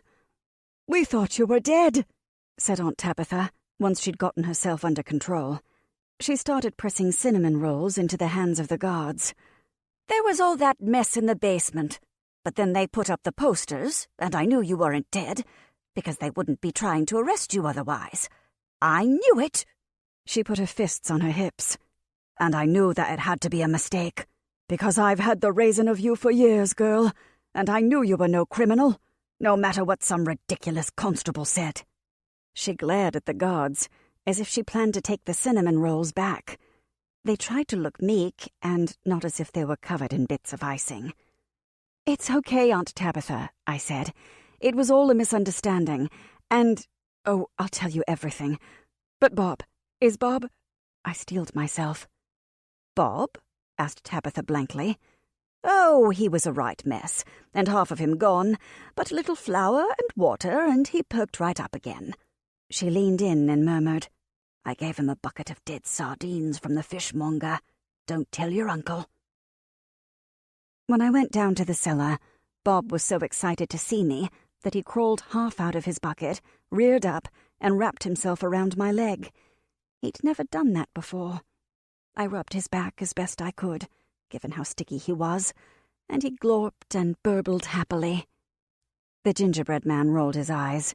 I think he was a little jealous. So, that was pretty much that. Well, that should have been pretty much that, anyway. For 3 days, everything was normal. I wandered around the bakery singing and taking delight in even the most mundane baking activities. Dough rising. How marvelous! And the way the steam burst out of the blueberry muffins when you tore into one right out of the oven. Was there ever anything prettier? Aunt Tabitha hugged me rather more than normal, and the regular customers had to hear the story 10 times over. And then at night, I'd lie in bed and wouldn't sleep. It wasn't that I wasn't tired. I was. And it should have been easier to sleep now than it had been in the church, shouldn't it? All the posters had been taken down, and the word had gone out that we did not register magicers in Riverbraid, and the people responsible were in a lot of trouble. And Oberon was gone, and Elgar was presumably in a cell under the palace on bread and water, not even good bread. It should have been easier now. It wasn't. I wasn't afraid, exactly. I just stared at the ceiling, and sleep didn't happen, and my mind replayed all the moments that it could have gone wrong. I cried for Master Gildean. I stared at the ceiling some more. I remembered the Widow Holloway saying that she couldn't sleep after her husband died, walking back and forth in the small hours of the night. I wasn't quite that brave, so mostly I stared at the ceiling. When I gave up trying to sleep, I lit a candle and read a few more passages of Spiraling Shadows. The Duchess had said I could take it, since Master Gildean hadn't had any kin or heirs. She hadn't cried, but her eyes had been a little too bright. Probably mine had been, too. The book was interesting. Parts of it were much too complicated for me, and there was a lot about the philosophy of magic that didn't make any sense at all. Something about magic rising up out of the earth like water from a spring, and ley lines, and its tendency to concentrate in certain vegetables like eggplants. The author devoted a whole chapter to eggplants. I skimmed that one. But there were also sections about the magic of sympathy, which was what Master Gildean had been talking about. How two things that are joined together once are joined together always on some level, and how a wizard can use that to her advantage. It made me want to perform experiments. Thinking about those experiments got me through the worst of the nights, and then I'd get up early and go and bake them. The first few were pretty straightforward. I'd already figured out that if I made a little breadcrumb creature, it wouldn't hold together well unless the material was all from the same loaf. I spent hours with the day-old pastries, trying to work out the limits. It turned out that things all baked at the same time, on the same sheet, generally got along okay, too. From there, it was a short step to holding one cinnamon roll and trying to make the rest of the pan do something. "Mercy!" said Aunt Tabitha, the first time she walked in and saw me standing over a pan of cinnamon rolls that had caught fire. She grabbed for the flour and dumped it out over the pan, smothering the flames. "What are you doing?" I looked gloomily at the cinnamon roll in my hand. Failing, mostly. I'd tried to warm the one on the pan up, that was all, pushing the magic through the cinnamon roll in my hand to its kindred. There'd been some resistance along that weird little mental conduit, so I pushed more magic at it. Between the exploding bird and the burning cinnamon rolls, I was coming to the conclusion that more magic was not necessarily the solution.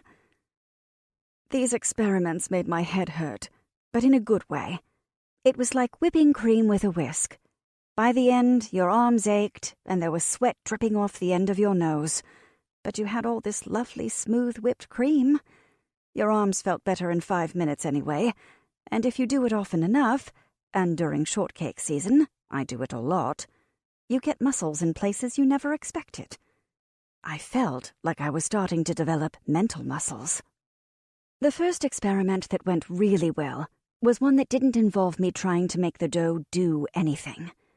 I set a scone out on the counter and went downstairs with a scone from the same batch. Master Gildean had said that war wizards developed ways to communicate through their various items, and while I couldn't quite figure out how I'd do that, it's not like I could make a scone talk to somebody, and you wouldn't ever eat a scone again if one did. But I thought maybe I could listen through the scone. I'm not saying it was easy. Scones don't have ears, for one thing. But I sat in the basement, with Bob glopping happily beside me, and concentrated on the pastry in my hands, and the one just like it upstairs. Warmth. Vibration. These things showed up in my head along the little conduit. They were faint, and felt almost like thoughts, except that I wasn't thinking them. The door opened and closed. The counter rattled a little. It was kind of like the most boring daydream ever. Aunt Tabitha said something. Uncle Albert said something back. I couldn't make out the words, only a distant Scones aren't good with language, I guess. Thud. Footsteps. Something plonked down on the counter. The voices came closer. I concentrated very hard, digging my fingers into the crust of the scone. "Still wondering if we should leave," said Uncle Albert. He sounded distant and garbled at the edges. "Leave?" said Aunt Tabitha sharply. "Leave the bakery, you mean?" "It might be good to take Mona away from here," said Uncle Albert meekly. "After the unpleasantness, they never did find Elwich, you know." "That's over now," said Aunt Tabitha. "They caught the man doing it. He's in the dungeon up at the palace." Uncle Albert said something more garbled than usual. I squeezed the scone until it started to break apart in my hands. "They say? I don't know. First they're looking for traitors, and then they're looking for wizards, and then they found a traitor, and now they want wizards again. I don't trust any of it." "Mona's here. She's safe now. She's fine," said Aunt Tabitha in a voice that brooked no argument. Then a swooping, stomach-churning flight. Pressure. Oh, God! Aunt Tabitha had picked up the scone. What if she took a bite out of it? What would I feel? What had Uncle Albert meant? I dropped the scone, and the connection ceased immediately. When I picked it up again, gingerly, it was completely inert, but I could feel the connection there, just waiting for me to dribble a little magic into it. Probably I'd feel nothing more threatening than the inside of the day-old case, but what about the rest of the batch of scones? What if I connected magically to one that somebody had already eaten? Would I feel myself being digested? Or... well, best not to dwell on that too closely. I dropped the scone into Bob's bucket. He glopped happily over it. I think that might have been cannibalism. As spies go, scones were probably not going to be that effective. I might do better with gingerbread men. I was already more sensitive to where my gingerbread man was, and sometimes I got odd flashes through our connection. I suspect I could have seen, or heard, a lot more through him, but I didn't want to risk damaging the link. He'd been with me for too long. With a more expendable batch of gingerbread men, I figured out that I could indeed give one orders across the bakery if I had a scrap of the original dough in my hand. It was simple stuff, nothing too complicated. Walk to here and stop. I ran up and down the cellar steps a dozen times a day, checking to see if they'd obeyed orders. My gingerbread man got very jealous. I went downstairs and found him giving orders to the lesser gingerbread men. One by one, they climbed up a shelf and did a swan dive into Bob's bucket. "Hey!" I said, snatching one up in midair as it executed a beautiful triple backflip. "What are you doing?" And after a minute, while Bob slurped hungrily around the edge of the shelf, "How did you do that?" He folded his arms and stuck his icing nose in the air. I resolved to pay more attention to him in the future. Aunt Tabitha didn't say anything about it, although I caught her eyeing the gingerbread men warily, as if she thought they might do something unexpected at any moment. To do a really dramatic experiment, like trying to control something across the city, I would have needed Spindle's help. Unfortunately, he had made himself scarce. I couldn't blame him. When Aunt Tabitha heard how he had saved my life and helped pull the city's collective baguettes out of the fire, she would hear of nothing but that he would come to live with us. She made Uncle Albert clean out the storage room upstairs and told Spindle to consider it his own. Spindle took one look at the room. Rose-pink quilt, lace on every available surface, a stitched sampler that read, "Today is the tomorrow you worried about yesterday," and promptly went out the window, down the rain gutter, and was gone up the street before Aunt Tabitha had time to turn around. "The poor little mite," she said, jamming her fists onto her generous hips. "He's like one of those shy wild birds. Well, We'll just have to win him over with kindness until he feels safe here." Privately, I thought this was laying it on a bit thick. Spindle had a lot of flaws. I would argue that he was primarily composed of flaws, but shyness was not one of them. Still, it didn't pay to argue with Aunt Tabitha. "I wonder if he could learn a useful skill," she mused, going back downstairs to the bakery. "He's a really skilled pickpocket," I said, opening the oven door to check on the muffins. The tops were rising and browning nicely, but hadn't yet cracked open. Sugar glittered from their crests. Aunt Tabitha ran a finger under her lower lip. I suppose that's a skill of a sort. Not really useful, though, is it?" Since that particular skill had kept me from starving to death and had gotten us the key to the garderobe, which turned out to be the keys to the kingdom, as it were, I could have mustered an argument, but I didn't feel like fighting with Aunt Tabitha. 26. My resolve was tested the next day. I was in the back, waiting for a pan of muffins to come out, and she bustled in. "Mona, why are you hiding back here? People want to see you." I grimaced. There had been a lot of that. I hadn't minded the regulars that first day, but people I didn't know kept showing up and wanting to hear the story. I didn't want to keep telling it. I wanted it to be over. I wanted people to buy scones because they were good, not because it was a chance to gawk at me. "I'd rather not, Aunt Tabitha. I'm sure they're just here for bread." "No, they're here for you. Because you're a hero." She said it so nicely. She really meant it. But the word hero twisted up in my chest, and I couldn't seem to breathe around it. I mumbled something about the muffins and fled down the stairs to the cellar. I sat on the steps with my head in my hands. Hero. I was 14. People had been trying to kill me. I hadn't done anything heroic. I'd been terrified, and yes, I know that line about how courage is going forward when you're scared, except that I hadn't even done that. I hadn't gone forward.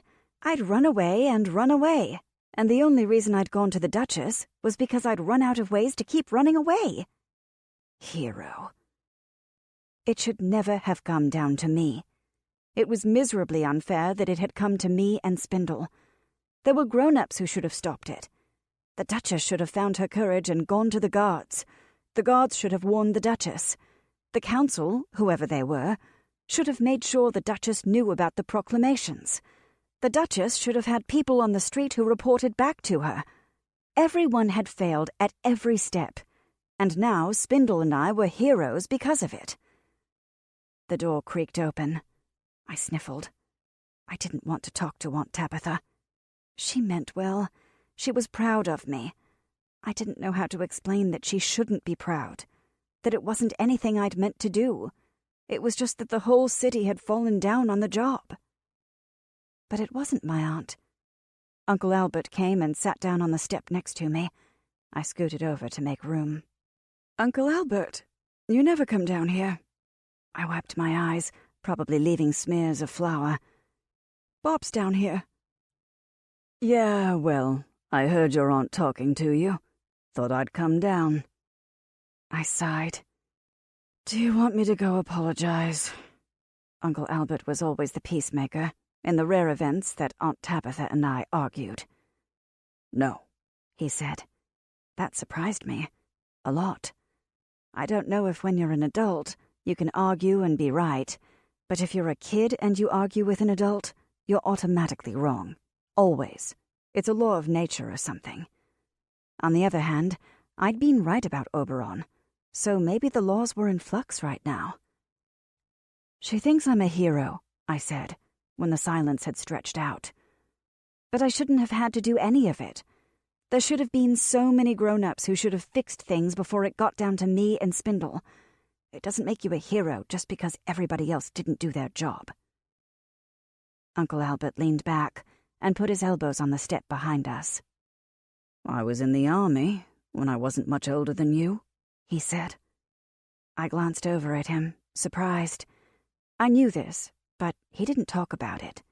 Not in a deep, dark, secret way, though. The one time I asked as a kid, he laughed and said it was mostly boring and people yelled at you a lot. The one time we really got in trouble was against Delta City, he said. He stared down the steps into the dimness. We were sort of at war then, I guess. Nobody was real clear on it at the time. Probably they still aren't. Anyway, a bunch of us were stationed way out at the end of a peninsula, and we were cut off by the enemy. They didn't send us any help. Nobody attacked us, not really. Occasionally we'd throw rocks over the walls at each other, just to, remind ourselves there was a war on. But we ran out of message pigeons, and we ran out of rocks, and then we ran out of food. And still, nobody came to save us. We thought there must have been a pitched battle or something, and maybe River Braid was overrun. Maybe no one was left to come save us. Eventually, the commander surrendered, because it was that, or we'd all starve. He tilted his head back, looking at the ceiling. Delta City was very polite about it. They ransomed us back, and it turned out that nobody knew we'd been in trouble. A couple of quartermasters had been siphoning off supplies that the brass thought was headed our way. All the messages we'd sent were sitting at the bottom of a stack of papers on somebody's desk. I stared at him in horror. Well, you can't really have that happening. It looks bad when people just forget you're there. So they decided it had been a siege. Called it the Siege of Dusk End, I think. They gave us medals for surviving, and we all went home heroes of the war. That's terrible, I said. Yeah. Uncle Albert glanced over at me. But as long as they gave us medals, that fixed it, as far as the army was concerned. You expect heroes to survive terrible things. If you give them a medal, then you don't ever have to ask why the terrible thing happened in the first place, or try to fix it. He made a flicking gesture with his fingers. How else are you going to have heroes? I rubbed my face. I'm sorry, I said. Suddenly, my days in the church tower didn't seem so bad. How long had Uncle Albert and his men been trapped, watching their supplies dwindle, waiting for help to come? Yeah, me too. I'm sorry we failed you, Mona. We tried to go to the Duchess, but I'm not even sure if they told her we were there. Probably they didn't. Should have occurred to me to try climbing a guard robe. You didn't fail, I said. They wouldn't let you succeed. It's different. He put his arm around me and squeezed. He's not much of a hugger, not like Aunt Tabitha, and it was awkward, but I felt better. I'll talk to your aunt, he said. We heroes gotta stick together. It got better after that. I don't know what he said to Aunt Tabitha, but she stopped asking me to talk to customers as much. Perversely, because she wasn't asking, it got easier to do. I even slept a little more at night, although not much. That mood continued up to the end of the week, when the doors were thrown open and Joshua and Harold marched inside. I say marched because it was pretty clearly official. They were both wearing swords, and they stopped on either side of the door. Widow Holloway, who had come in for her blackberry muffin, leaned toward me over the bakery case and whispered, "My, such handsome young guards they have these days." Widow Holloway is going exceedingly deaf, so her whisper could have been heard halfway to the palace. Joshua grinned, and the tips of Harold's ears turned pink. "Her Grace, the Duchess," Joshua intoned, "to see Mona, the Wizard of the Bakery." Wizard of the Bakery. Now there's a title. Aunt Tabitha came out of the back to see what the commotion was, just as the Duchess came in the front door. "Mona, what's all this?" "Mona, my dear, forgive the disruption." They stared at each other over the bakery case. I could see wheels turning in Aunt Tabitha's head. Probably, she looks familiar, but where have I seen... "Oh, good Lord!" She dropped into a curtsy, apron flapping. "Your Grace!" "You must be Mona's Aunt Tabitha," said the Duchess, smiling warmly. How wonderful to finally meet you. I am so very sorry for the agonies you must have suffered while she was missing."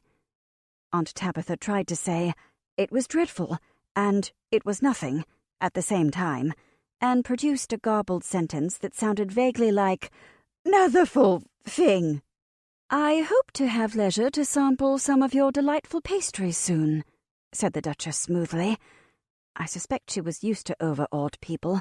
It probably happens a lot. "Unfortunately, duty calls, and I must beg your leave to borrow Mona to consult with her on official business." Official business? Me? I didn't like the sound of that. It might be nothing. Probably it was just the knighthood she had threatened me with, but despite her smile, there was a kind of tightness around the Duchess's mouth that I didn't like. Still, it was the Duchess. I took off my apron. Aunt Tabitha levered herself to her feet, holding on to the edge of the bakery case. "Begging your Grace's pardon, but you'll bring her back?" "I promise," said the Duchess, and the smile slipped a bit. "Mona is not in any trouble. Indeed, I am hoping that she will be able to help us in our hour of need." "Oh, well then." Aunt Tabitha gave me a quick, ferocious hug. "Mind your manners," she whispered in my ear, and then, "and be careful." Then she swept up a box full of muffins, which was supposed to go to the knitting circle on 4th Street, and forced them into my hands. Maybe she thought they didn't feed people at the palace. I walked out the door between Joshua and Harold, following the Duchess. Through the open door, I could hear Widow Holloway shout, in what she doubtless thought was a conspiratorial whisper, "That was the Duchess? Didn't get her father's height, did she?" "It's true," said the Duchess mournfully. "Father was 6'2", one of my great sorrows. It is easier to be imposing when you are tall." "You seem to do all right, Your Grace." We were settling ourselves into the Duchess's carriage, which had less carvings and gilt than Oberon's, but still looked a bit like a cake on wheels, when a small, ragged figure launched himself from behind a water barrel on the corner. Spindle hit the door and clung to it like a squirrel. "If you're going somewhere with Mona, I'm coming too," he announced. Joshua came around the side, sighed heavily, and picked him up by the scruff of the neck. "We should not dream of leaving you behind," said the Duchess. "You may stand as surety of our good behavior." Spindle was dumped into the carriage. He straightened up, nodded to Joshua, and sat down on the bench next to me. "What's going on, Your Grace?" I asked, as the wheels creaked into motion over the cobbles. "What's all this hour of need business?" The Duchess stared at her fingers. "Do you know? No, you could not know, of course. Well, when someone is exiled from the city, we have them followed for a little time. We do this to make sure that they do not immediately turn about and try to sneak back inside." "Wondered about that," said Spindle. "Couldn't figure that you just let him go and not keep an eye on him." I was embarrassed to admit that I hadn't thought about it, so I just nodded. "Well," the Duchess leaned back against the cushions. "Our man followed Inquisitor Oberon. He travelled quickly, clearly with a direction in mind, and came to an encampment of Carex mercenaries." I sat bolt upright on the seat. "But I thought the army was supposed to be out fighting them," I said. "Aren't they days and days away?" "Apparently not," said the Duchess grimly. "I suspect that the army's intelligence has also suffered from Oberon's influence. As near as we can tell, the army was chasing a small group of Carex, and the main body of the mercenary troops are currently 2 days' ride from here." 2 days? "Caw," said Spindle, who had broken into Aunt Tabitha's muffins. The bottom seemed to have dropped out of my stomach and been left somewhere back on the cobblestones. "What? 2 days?" The Duchess nodded grimly. "We're trying to avoid a panic while we wait for confirmation, so there has not been a general announcement. But yes, I believe in 2 days we will be in a state of siege. Oberon has found them, He must have been working with them all along, and informed them that the army is gone, the major's dead, and the city ripe for the taking. Spindle has a quicker and twistier mind than I do. Must have planned to take over in here first, then use the mercs to deal with the army. Then he'd get a whole city without fighting for it. Now he ain't going to get that, so he figures he'll burn it down and take what's left. He took a huge bite of muffin. The Duchess regarded him with a kind of weary amusement. There may be a place in my cabinet for you, young Spindle. That is exactly what we believe he planned. It is a shame that none of us saw it sooner. Perhaps it never occurred to us that he might watch his own city sacked. She leaned back against the cushions. We sent riders out to find the army the day he was ousted, but without mages, we no longer have instantaneous communication. It is to be hoped that when Master Gildean died, Lord Ethan will have realized that something was amiss at home. But even at our most hopeful estimates, they are at least 5 days away. 5 days. The Carracks were 2 days away. In 2 days, the Carracks could overrun the city. They say that when a Carrack goes past, his footprints fill up with blood. If what the Duchess said was true, the blood was going to be ours. "But what do we do?" I whispered. "We have the palace guard," said the Duchess. "We have the city walls, and we have one wizard left." One wizard left. But who? Oh, right. Me. I spent the rest of the ride to the palace coming up with reasons why I couldn't possibly save the city, why I probably couldn't do anything at all, why I was no kind of wizard at all. The Duchess listened to this with a faint smile on her lips.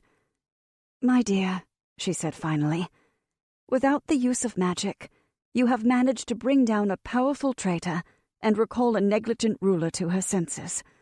I shudder to think what you might accomplish with the use of magic." "Your Grace, I work with bread," I cried, for about the 20th time, as the carriage trotted into the palace courtyard. "Just bread. Aren't there other wizards?" She shook her head sadly. "I am sure that there are others in the city, but they are hiding.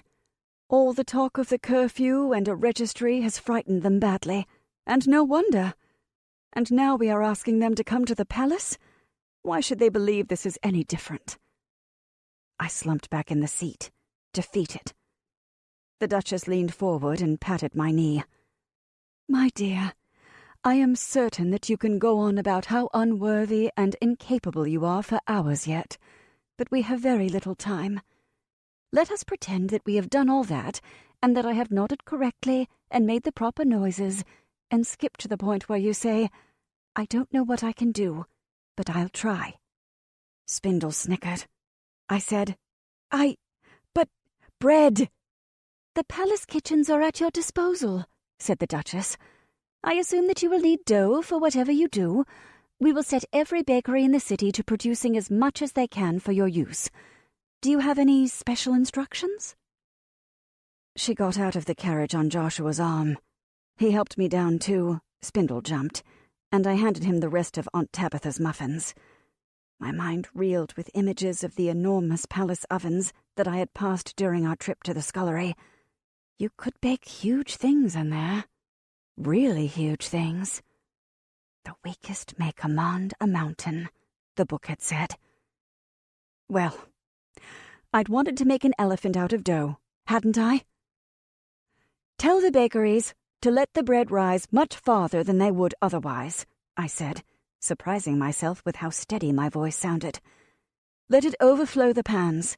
We need size. Spindle, I need you to go back to my room and get the book on the nightstand and a change of clothes for me. Tell Aunt Tabitha I'll be gone overnight. Your Grace, I don't know what I can do, but I'll do my best." 27.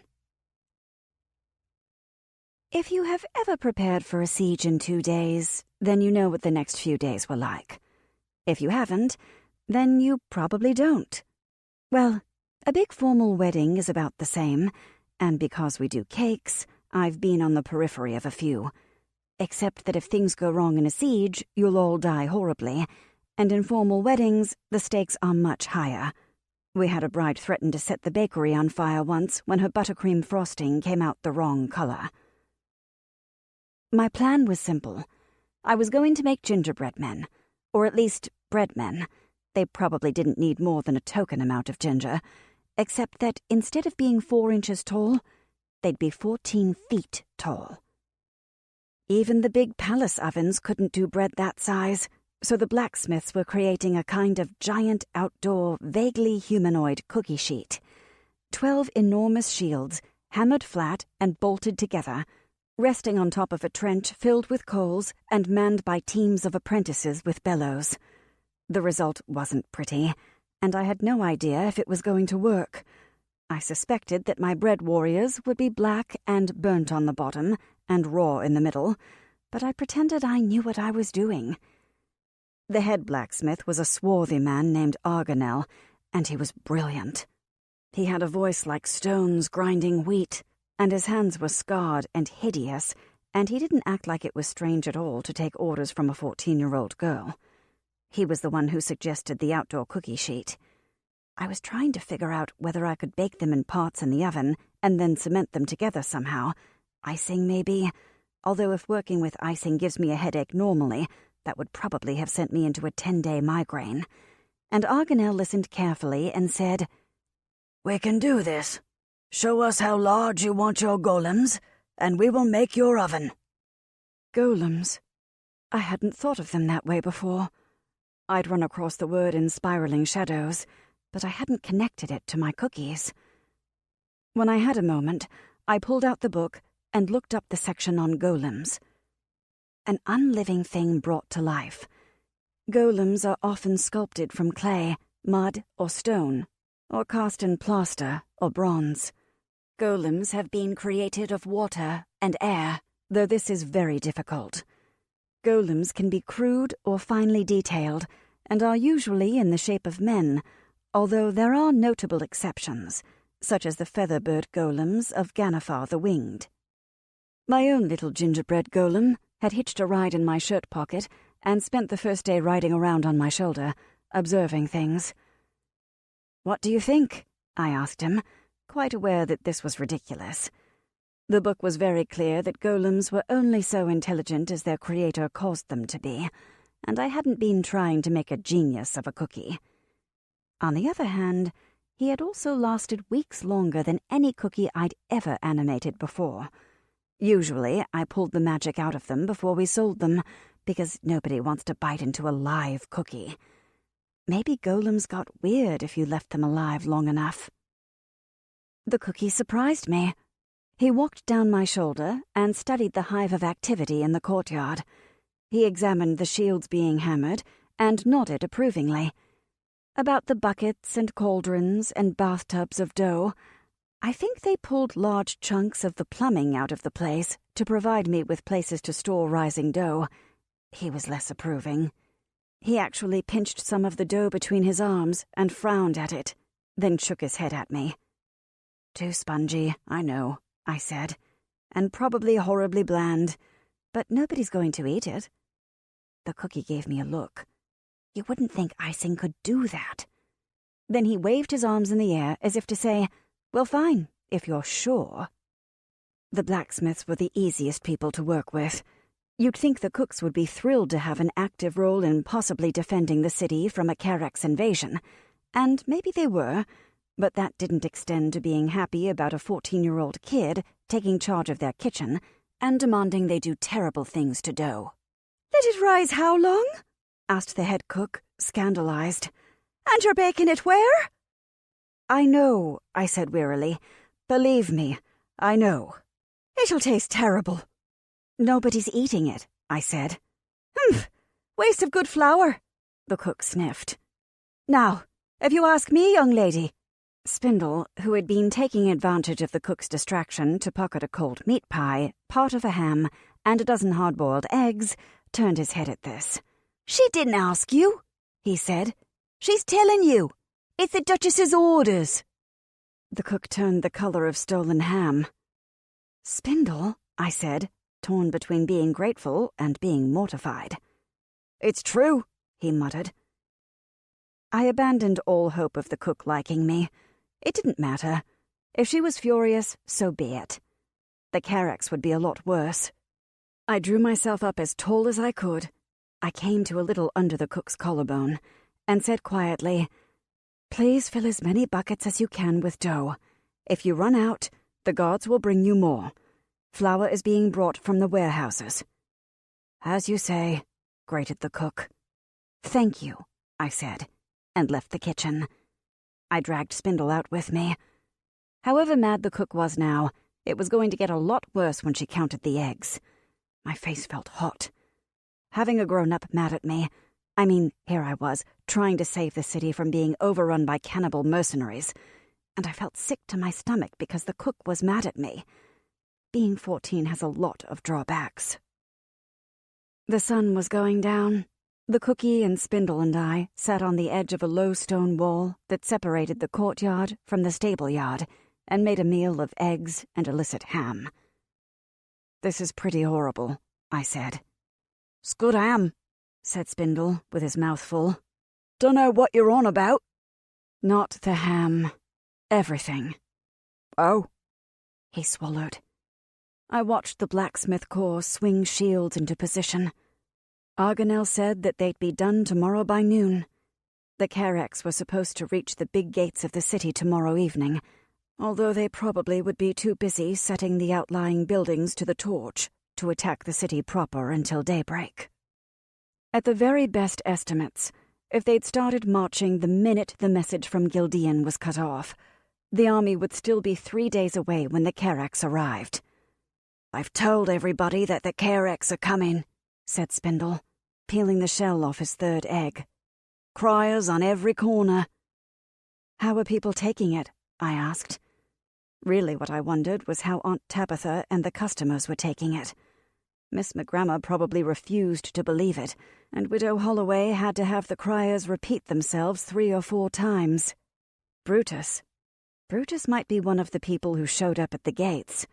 We don't have a formal standing militia in the city, but Joshua had said they were calling on anybody who was able to swing a sword to report to the palace to help man the gates. Spindle shrugged. "'Bout like you'd expect. Some people saying it'll blow over if we pay 'em off. Most people are doing what they're told." He swallowed. "Even if the Carracks take the whole city, they probably wouldn't get very far in the rat's nest. So, you and yours want to come in? We can probably find a place for you." "Thanks, Spindle." I dusted my hands off. "Okay, back to work, I guess." I got a good few hours of sleep that night. I didn't expect to sleep in a bed again until the siege was over, and I'd expected to be too scared to fall asleep. But I did sleep, and I didn't even worry that much. I think I'd managed to shove all the fear down into the background. Sure, I was scared to death, but it didn't do much good to be scared. So I wasn't going to dwell on it when there was work to do. Morning brought one really good change, from my point of view. When I went into the kitchen to get a cup of tea and something for breakfast, the angry cook wasn't there. Instead, Aunt Tabitha? She was elbow-deep in a washtub full of dough. "Well, I wasn't going to let you get killed up here at the palace without me. The orders came down for as much dough as we could make. So once we'd made it, I came up on the wagon alongside. Your uncle's minding the bakery. He never was much good with the ovens, but he'll keep the place from burning down without us." She freed one arm from the dough and hugged me sideways with it. "But the cook—" "Oh, her," Aunt Tabitha sniffed. "I don't think much of her." From Aunt Tabitha, this was the equivalent of being consigned to the blackest depths of the abyss. I said, "Yeesh." I wondered where she'd buried the body. The various kitchen attendants were working very quickly, with dazed expressions. I don't think the cook had been very popular, but Lord knows what they made of Aunt Tabitha. One person, at least, seemed very happy. Jenny, the scullery maid, grinned at me from the far side of the table. "I'm sorry," I said to her. well, I kinda lied to you when I was here before. Lord love a duck, she said, flapping her apron. You're a hero. I told everybody it was you who was in here before, but most of them didn't believe me. She shot a triumphant look around the kitchen, where various attendants were pretending not to watch us. Your aunt's got everything squared away right and tight, she added. Not like old sour fingers. And she ain't stingy with the food, neither. No, I said. Aunt Tabitha is never stingy with food. Frankly, I think Aunt Tabitha feels she was put on this earth to make sure that nobody goes hungry. Are you sure you want to be here? Don't want to be with your family? Ain't got any, she said cheerfully. I'm a foundling. Somebody left me in a basket on the steps of the Sisters of Unrelenting Virtue. If and I go back to the convent, I get to spend the next 3 days on my knees, praying for mercy, or divine intervention, or whatnot. And those stone floors are hard. She narrowed her eyes and looked suddenly absurdly ferocious. And if I'm here, I can help. You'll see. I ain't gonna stand around while no Carex rides through my city. Oh, I said faintly. Well, glad to have you? Aunt Tabitha swept by, patting Jenny on the back and leaving flowery fingerprints on her apron. That nice blacksmith was in here earlier. Said to tell you that they're on schedule. I don't think he slept at all last night. She waved towards a plate of biscuits. Here, some dough more or less won't matter, and you need to keep your strength up. I sat down and had biscuits with honey and butter. It was divine. Aunt Tabitha's biscuits have always been better than mine. She says I work the dough too much and then rely on magic to fix it. Brought a friend, too, she said, and dropped a soup tureen down on the floor next to me. I turned to look at it. It went blop. Bob! About 2/3 of him, anyway, said Aunt Tabitha. I put the pot down and told him you needed help. I guess most of him volunteered. Your uncle's supposed to be feeding the rest, but you know how he is, so I left a whole haddock in the old bucket. Oh, Bob, I'm glad you're here.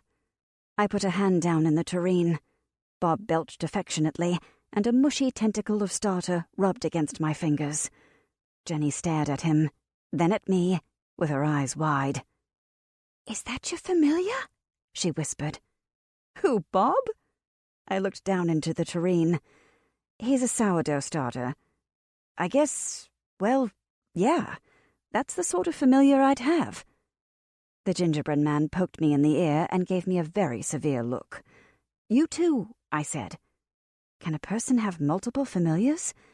I wasn't clear, and spiraling shadows didn't say. That's amazing, she grinned. I wish I was a magicka. Really? Really, she nodded. I never believed all that stupid stuff about wizards and those stupid posters. You're going to do some amazing magic. I know it. Something on one of the spits was burning, and she dashed off to save it. It was nice that someone had confidence in me, even if it was just another girl my own age. I wished I had that much confidence in myself. I finished my biscuits, rubbing my fingers together thoughtfully. Bob had felt sort of soggy, and there was a crust of dried flour forming around the edge of the tureen, and that was all. But the spring green man had accused me of throwing acid on him, and he'd had the scars on his face to prove it. And then there was the matter of the dead rats. Gotta go, Aunt Tabitha, I said. I slid off my stool and gave her a hug. Thanks for bringing Bob. I think we might have a use for him. Tracking down Joshua was harder than I expected. Apparently, he was one of the people in charge of the city's defense now, but when I said, "It's wizard stuff," the gods got very helpful and stopped trying to give me the brush off. I found him on the far side of the stables, where there's a small drill ground supervising the newly formed militia. He had a gloomy expression. I looked at the men, but since I had no idea what I was looking for, it just looked like a bunch of guys with wooden poles whacking at targets made out of straw. Are they any good? I asked. Joshua sighed. No. Some of the ex-military ones are fine, but there aren't enough of them. I've put those with the guard. The rest, well, putting them on the front lines would be murder. I watched one big man throw himself at a target and reduce it to kindling and hanks of straw. He looks pretty good. Joshua shook his head. Armies aren't made of individual fighters. An army is a group of men who fight together, as a unit. But it takes a lot longer than 2 days to drill a squad into fighting as a group, instead of as a lot of little parts. And we just don't have the time. He ran a hand through his hair and looked tired. But that's my problem, not yours. What can I do for you, Wizard Mona? This is probably a stupid question, but we're going to be fighting Kereks coming through the gate, right? And there are big walls, and you put people on top of the walls, right? Yes, archers mostly, and the people in charge, like you and me. The notion that I was one of the people in charge would ordinarily have reduced me to a gibbering wreck. But like Joshua, I just didn't have that kind of time. Do you ever, dump boiling oil on them and stuff? He laughed. Boiling oil? More trouble than it's worth. The walls are barely wide enough for 2 men to pass. There's no place to build a fire to boil anything, and I'm certainly not having men run up the stairs carrying pots of scalding oil. Why do you ask? Well, I have this thing. Saying I have a homicidal sourdough starter sounded much too bizarre. It's like, magic dough. If you get it mad, it'll attack people and try to, dissolve them. It burned the Spring Green man pretty badly, and he was a wizard. I don't know if it'll help, but if there was a way to fling it down onto them. How long will it last? Asked Joshua. I spread my hands helplessly. I don't have any idea. I've never done this before. I don't think it could eat a whole person, but I thought maybe if we could throw a whole bunch of little bits. To my surprise, Joshua was nodding. Like burning pitch, he said. It's used sometimes in sieges, same as your boiling oil. It can kill you if it hits you, but most people only get hit by some of the splash. It hurts, and it slows you down to deal with it. We can't use pitch for the same reason we can't use oil, but if your magic dough doesn't require anything special, just flour and water, then perhaps we can fill jars with it and put it in slings. He nodded. Yes, this is a good plan. I don't think it'll stop them, you understand, I said, worried. Joshua put a hand on my shoulder. Mona, nobody expects you to stop them single-handedly. The Golden General could do it, I said gloomily. No, he couldn't, said Joshua. I stared at him. He sighed. Mona, did you never wonder why he travels with an army? He throws lightning, certainly, but he could no more face the Kereks alone than you could. He just happens to have 2,000 trained men at his back at all times. If he were here, he'd tell you so himself. Oh, I said, and went back to the kitchens in a speculative frame of mind. 28. I spent most of the day making a whole lot more of Bob. Dough kept arriving from every bakery in the city, wagons full of barrels oozing with dough, vats full of dough, horse troughs and pots and buckets of dough. The palace servants stacked it up around the edges of the courtyard. I stopped in my tracks when I saw a coffin, lid off, dough creeping over the sides. It was a plain pine box, nothing fancy, but it was still unmistakably a coffin. Where did that come from? Church of Sorrowful Angels, said the wagon drover, helping one of the footmen wrestle the coffin off the wagon bed. They ran out of rain barrels. They say it ain't never been used, if you're worried. If we survived this, I was going to have to go find the Church of Sorrowful Angels and talk to their cook. Still, that was a lot of dough. I could probably make half a golem out of that much dough. But I was talking about making more Bob. Generally, you have to be careful when you add water and flour to a sourdough starter to make sure that you've got the right proportions and all. But in Bob's case, it was easy. I stuck both hands into the soup tureen and tried to convince him that what the world needed was a whole lot more Bob. As this coincided with what Bob himself had always believed, pretty soon I had commandeered a horse trough and had footmen dumping 50-pound sacks of flour into it. I threw in a couple of dead fish when no one was looking. By mid-afternoon, Bob filled 6 rain barrels, and here I found an example of what spiraling shadows called the magic of sympathy. Despite the fact that they were in separate barrels, they were all still Bob. If I shoved an arm into one barrel and told Bob that he was a good and wonderful sourdough starter, the best starter in the whole world, all 6 barrels glubbed and belched happily. When I tried to explain about the Carracks, that there were mean people in the world who wanted to hurt me and Aunt Tabitha and take away Bob's flour and dead fish, all 6 barrels hissed and glopped, and floury tentacles lashed the air. "That's not creepy at all," said Spindle, turning up at my elbow. "What have you got there?" "It's only Bob. Well, a lot of Bob. Don't touch him." I rubbed the back of my neck wearily. "Where have you been all day?" Spindle shrugged. "Out, about, you know." Which meant that he didn't want to talk about it. I gave him a mildly curious look, and he flushed. "Was looking for Knackerin' Molly, if you gotta know." "Oh." I'd been so busy, I hadn't thought about her. "Is she okay?" "She's fine, but she won't come help." He folded his arms tight and glared down at his shoes. "Says he's not for little people like her. Says she'll get crushed. I told her that we needed her, that there weren't no more wizards but you. But she wouldn't listen." I was disappointed, but I tried not to show it. I think the last war was really hard on her. She went with the army once. They say that's when she went crazy. "Just 'cause you're crazy, don't mean you can't help," said Spindle, scuffing the ground with his foot. I remembered Uncle Albert saying that if you slap a medal on someone, you don't have to ask questions or fix what went wrong. Had they given Molly a medal for making the dead horses walk on the battlefield? It was too much, and I was 14 years old, and if I didn't get back to work, it wouldn't matter how heroes were made, and whether that was good or bad or indifferent. I socked Spindle on the arm. "Come and help me get Bob into jars.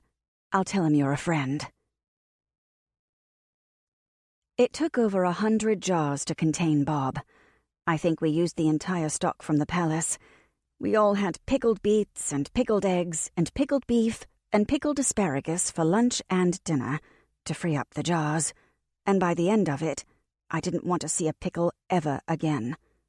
The job was made more difficult because Bob was fighting mad now. I think Spindle dumped a couple of jars of pickled chili peppers into the barrels when I wasn't looking, and was striking out at strangers, so Spindle and Aunt Tabitha and I were the only ones who could get him into the jars. Jenny, the kitchen maid, was really helpful. She kept finding jars tucked into corners and bringing them out, which was more than the head cook had done. "Oh, her," said Jenny, sniffing. "She went off with a flea in her ear after your aunt told her off. Don't tell her I brought you the pickled radishes, though. Those are her specialty, you know. She'll be right mad if she knew that you were stuffing dough into all those jars." I was latching the very last lid onto the very last jar when Joshua appeared at my elbow. It was early evening. The sky looked old and bloody over the western walls. "Mona," he said. "They're finishing the oven now," I said, not looking at him. "Another hour to get it evenly heated, and we'll start baking." He nodded. "In that case..." Something landed on my shoulder. I let out a squawk and ducked down, and my gingerbread man climbed on top of my head and started waving his arms angrily at my attacker.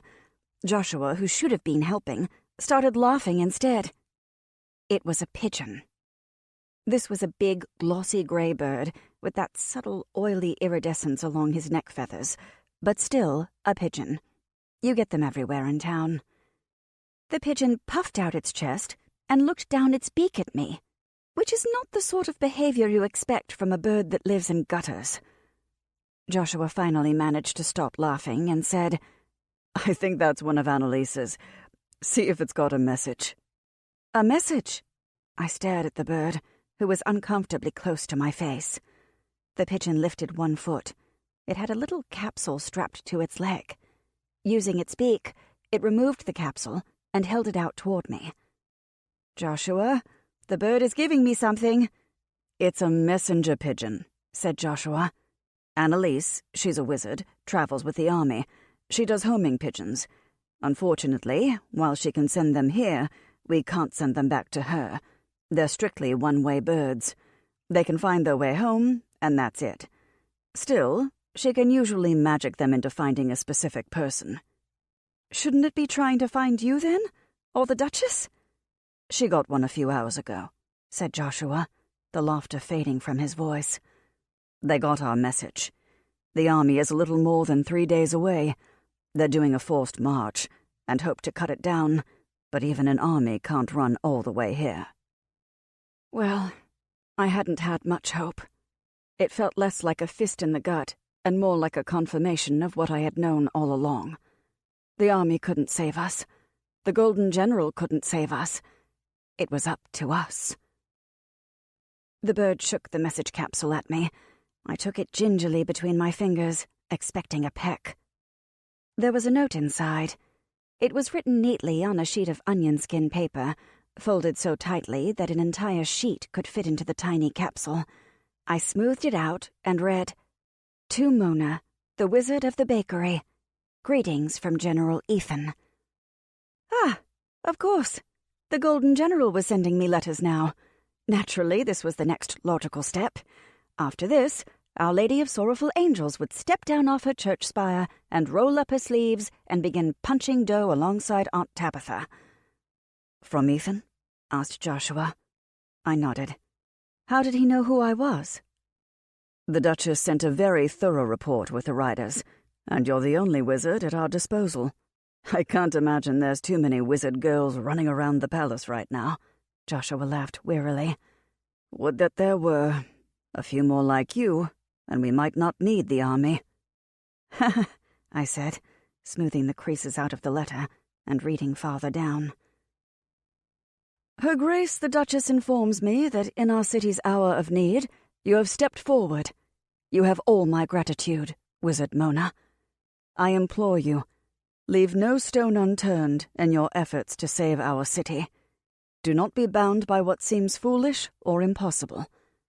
In magic, creativity is as important as knowledge. The greatest wizard I have ever known would have been considered a minor talent by our standards, but he was relentless in finding ways to make things work with what he had. I hope that you will be the same. We will be with you as soon as we can.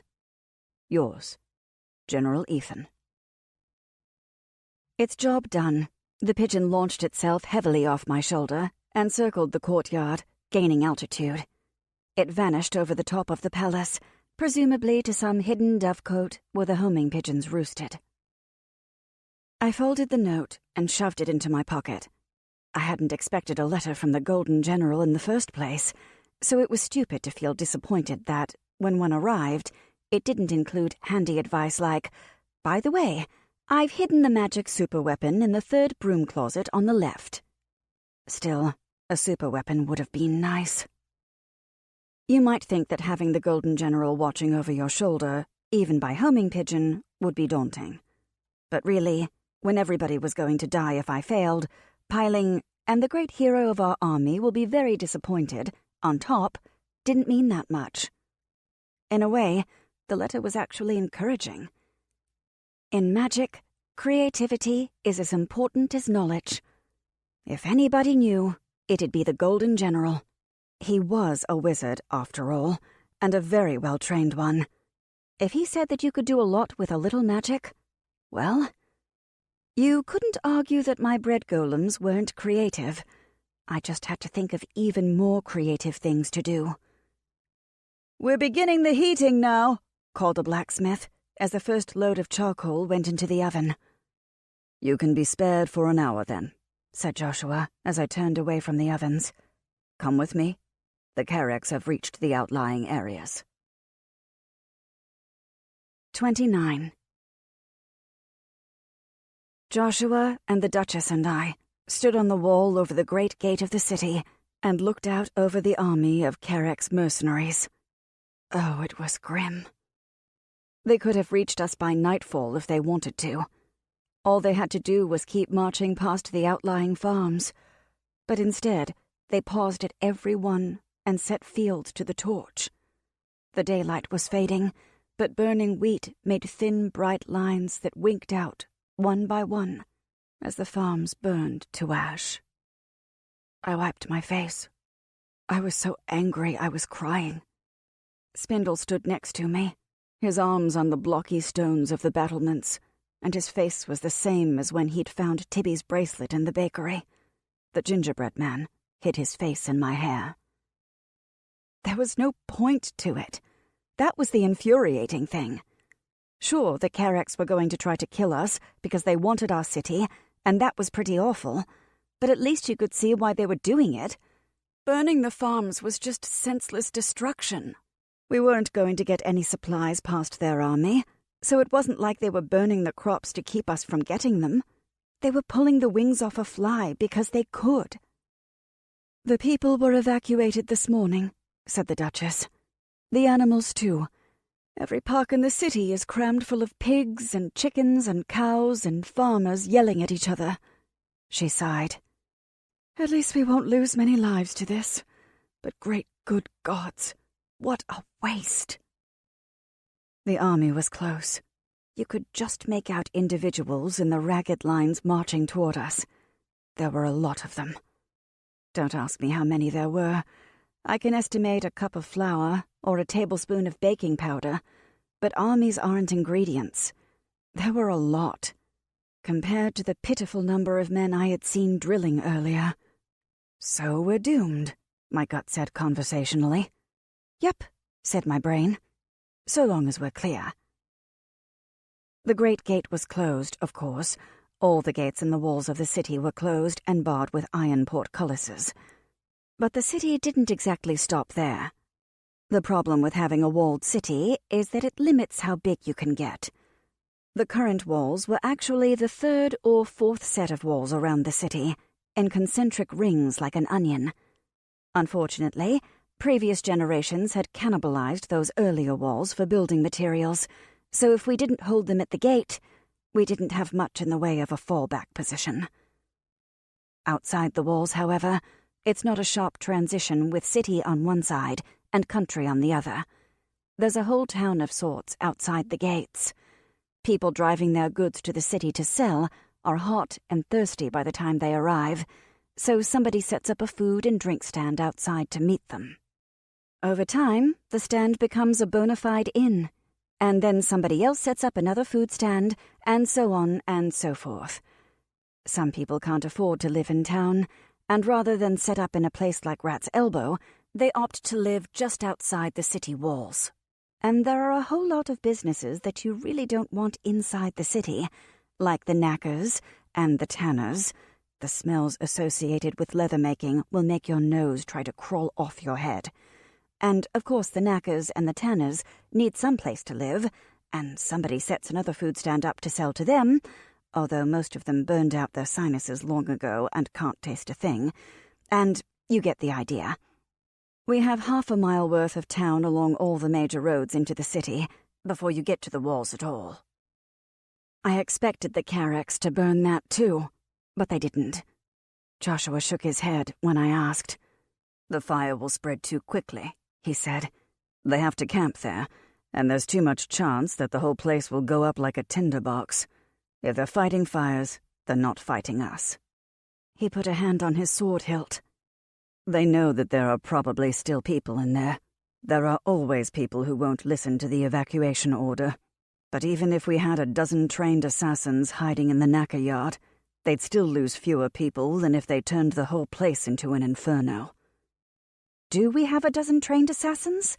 I asked hopefully. The Spring Green Man had definitely soured me on the notion of assassins, but I was willing to change my opinion. No, said Joshua. Spindle coughed.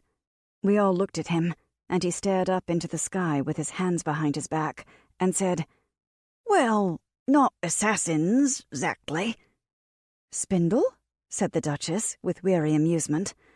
What do you know that we don't? Couple of the guys, said Spindle. "Out of the rat's nest, you know. We ain't like the army, but this is our city too." He scratched his chin. "Heard that a couple of 'em went out the smugglers' tunnels. Slug wouldn't go, but One-Eyed Benji and Leaky Peg did, and most of the crack hands' bully boys." "The names of these people amaze me," murmured the Duchess. "Really, the nobles are so unimaginative by comparison. I wonder if Leaky Peg would like a cabinet position." "Dunno how much good it'll do, having them out there, but can't hurt," Spindle finished. "It may help a great deal," said Joshua. "Taking out a few individual fighters won't make much difference, but if they can make the Karax agitated and jumping at shadows, I'd far rather face an army that didn't get a good night's sleep." "If you get the chance, Spindle," said the Duchess, looking bemused, "please extend the thanks of the crown to One-Eyed Benji and Crackhand and, well, everyone. I doubt they'd like public recognition."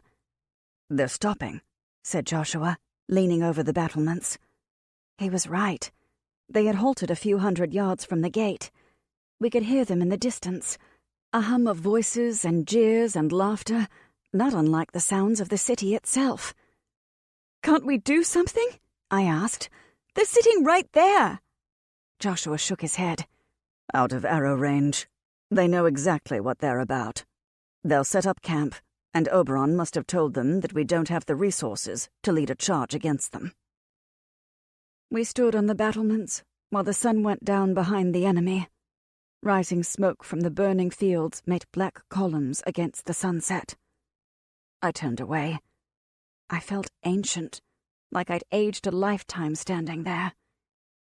The Mona who had spent the afternoon putting jaw lids onto sourdough starters seemed distant and young and innocent, and the Mona who had found a dead girl on the bakery floor was some other person from somebody else's life entirely. It's a strange way to feel when you're 14. "I need to get back to the ovens," I said. "I have a few more ideas, but we don't have very much time." 30. When I got back to the palace kitchens, the blacksmiths weren't ready yet. Argonel was overseeing one of the shields full of hot coals, which hadn't been attached properly and had spilled down over the cookie sheet. "Sorry, Wizard Mona," he said, waving an apprentice into position. "I'd threatened to have the man responsible horsewhipped, but I fear that it was me. We'll have it up in an hour or less." "It's all right," I said absently, reaching up to pat his arm. He had biceps bigger than my head. "There's something I need to do first. I'd rather face an army that didn't get a good night's sleep." I was nearly at the kitchen door when Harold the guard stepped out and pulled me aside. "Wizard Mona?" I was pretty sure that I was going to get really tired of being called Wizard Mona before this was over. "Yes." He shifted his feet and said, "Mona, Wizard Elgar's escaped." My head was still full of Karax and burning fields, and I started to say, "Who?" And then the bottom dropped out of my stomach, because he was talking about the Spring Green Man. "Escaped?" I said faintly. Harold nodded. "He may have had an ally on the inside. We haven't had time to smoke out all of Oberon's people yet. He shouldn't have been able to escape from a wizard prison by himself, but we've been so short-handed that we haven't been checking the cells regularly as we should, and, well, he's gone." My stomach seemed to be laying somewhere on the ground several feet away. On the other side of the courtyard, the apprentices yelled, "Hup!" and the shield of coals swung clanking on the chains. There was a hiss as coals splashed over the sides, and somebody cursed. "It would be very foolish of him to come after you," said Harold earnestly, putting a hand on my shoulder. "He'll probably go over the walls and try to meet up with Oberon. It would be suicide to try to get to you now." "He's not right," I said, remembering that voice giggling in the dark cellar under the bakery. It wasn't that Elgar was mad. Knackering Molly was mad, and she'd never do anything like that. There was something else wrong with him, some kind of terrible darkness. "I don't know if he'll care that it's suicide." Harold didn't argue. "I'll be guarding you," he said, You won't be left unattended for a minute. If he does attack, that should buy you time to do something magical in your own defense." I nearly laughed, or cried, or both. Magical in my own defense? What was I going to do? Bake an attack scone at him? Unless Harold managed to buy me 2 hours in an oven on medium heat, there wasn't a lot I could do without prep work. I didn't say any of it. It didn't matter if 100 Spring Green men were after me. There were still thousands of Carracks outside the city intent on coming in. I could do nothing about Elgar right now. I might be able to do something about the Carracks. In magic, creativity is as important as knowledge. "Fine," I said to Harold. "Come with me." "Aunt Tabitha," I said, stepping into the kitchens, "I need to make gingerbread, and I need a bunch of cookie sheets." These were probably going to be the worst gingerbread men ever. You're supposed to let the dough rest for a couple of hours before you bake it, and I didn't have time. But that was okay, because the worst gingerbread men ever is exactly what I wanted to make. Aunt Tabitha helped me bash the dough together. It was a big batch, double what we make when we do the cooking in the bakery, and that makes 40 or 50 cookies by itself. Spindle hunched up next to the fireplace, watching, and my gingerbread man stood on the mantel and glared suspiciously down at the batch of dough I was making. Jenny ran back and forth, bringing spoons and flour and towels and anything else we needed. Harold stood by the door and looked so tough and professional and gaudy that I wanted to cry. "Cayenne in gingerbread?" asked Aunt Tabitha mildly. "Mona, are you sure?"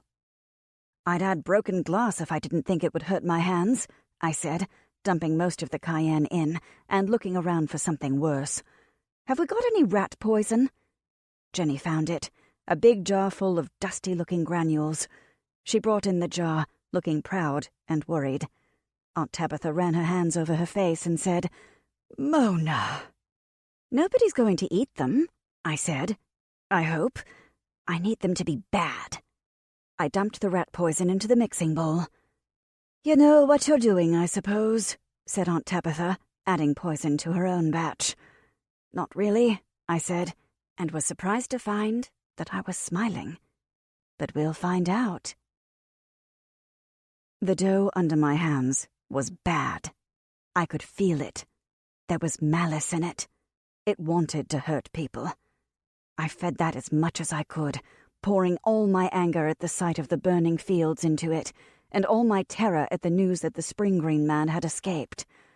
By the time I was done, you wouldn't have had to worry about rat poison. The dough would try to choke you before you even managed to swallow it. I didn't like doing this. The thing about baking is that you're feeding people, and it's nice. You make things that taste good and that make people happy to eat them. The very best thing about being a baker is watching somebody bite into a blueberry muffin or a fresh slice of sourdough dripping with butter and seeing them close their eyes and savor the taste. You're making their lives better, just a little tiny bit. It is nearly impossible to be sad when eating a blueberry muffin. I'm pretty sure that's a scientific fact.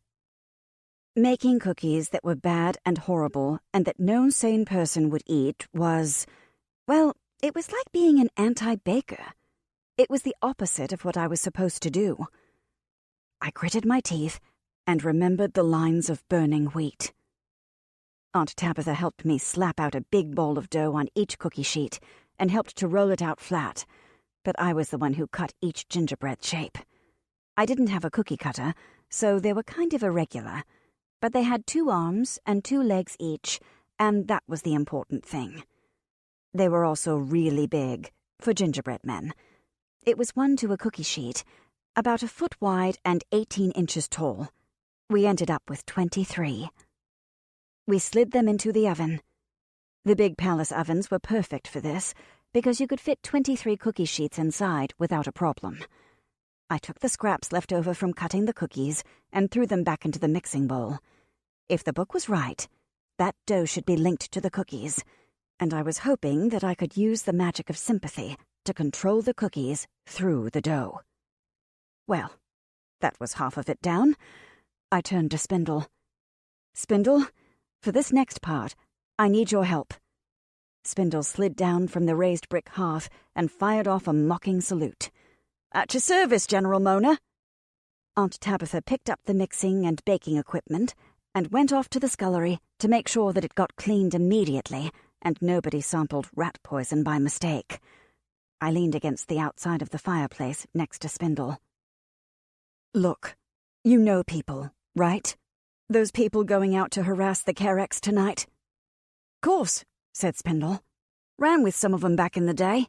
Not Crackhands boys, but some of the others. Do you know anybody who can take out a load of cookies? I asked, nodding to the ovens. They're going to be bad. I think I can make them smart enough to start harassing the Carex. They aren't fighters, exactly, but they'll want to make mischief. Some of the ordinary gingerbread men get a little feisty sometimes. They'll tie your shoelaces together and stuff. But these are going to be much worse. I thought they could, spook the horses and cut ropes and put rocks in people's beds, put pepper in the flour and set fire to bedrolls, steal their daggers and their socks, put out their eyes while they're asleep. Let's not get carried away, Spindle. You ever try to fight without any eyes? No, and neither have you, so don't start.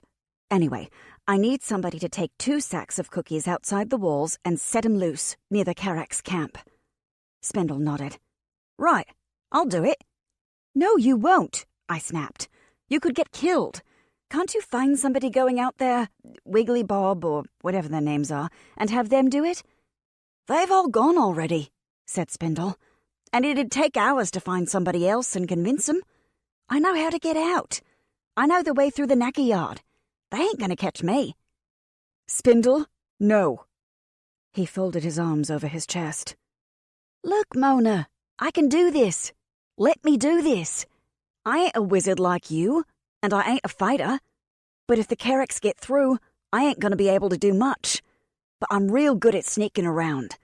I'm not saying I could pick the sentry's pockets, 'cause I probably can't and I wouldn't try, but I can get in close enough to set your little things loose.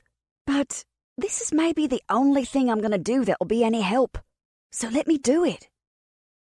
I probably should have said no. It was crazy to let him go sneaking around outside the walls. But he was also right, and this wasn't that much more dangerous than sneaking into the castle, was it? He'd done that 10 times as well as I had. I'd gotten stuck in a toilet. Besides, if he was outside the walls, at least Spindle wouldn't be in the crossfire if the spring green man came for me. All right, I said heavily. You can take them. But be careful. If they kill you, I will never, never, never forgive you. Yeah. It took me 10 minutes to make up a big batch of icing, and by the time I was done, the cookies were coming out of the oven. Aunt Tabitha emerged from the scullery, and Spindle acquired 2 burlap potato sacks by the simple expedient of dumping potatoes all over the pantry. You know, we had leftover flour sacks. So now we've got potato sacks too. Jenny put her hands to her mouth and giggled. Oh, Cook'll be mad as fire when she sees that. We yanked cookie sheets from the oven and dropped them on the big wooden table. I hurriedly iced eyes and mouths onto each one. I gave them little fangs. They wouldn't be able to bite with them, but they seemed appropriate. When they were all treated with icing and had cooled a bit, I grabbed the ball of leftover dough and took a deep breath. Okay, cookies, listen up, I said. We've got a job to do.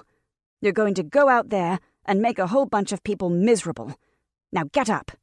And I pushed magic and will into the bowl of dough and threw it into the cookies. There was a long, long moment when nothing happened, and I pushed the magic even harder, screwing my face up and, I can't explain it, sort of shoving with the inside of my head, and then one of the gingerbread men sat up. The kitchen filled with soft ripping sounds as the cookies pulled themselves free of the cookie sheets, sitting up and stretching and looking around. Okay, I said. Here's what we're going to... One of the cookies picked up a mixing spoon and bashed the cookie next to it over the head. The cookie recoiled with a spray of crumbs and threw itself at its attacker, leaving one of its legs behind on the cookie sheet. Apparently, the grease hadn't gone on quite evenly on that one. "Stop!" I yelled, rushing forward, as the one-legged cookie hopped furiously after the spoon-wielding cookie. "Stop! Stop!" The other cookies charged into the fray.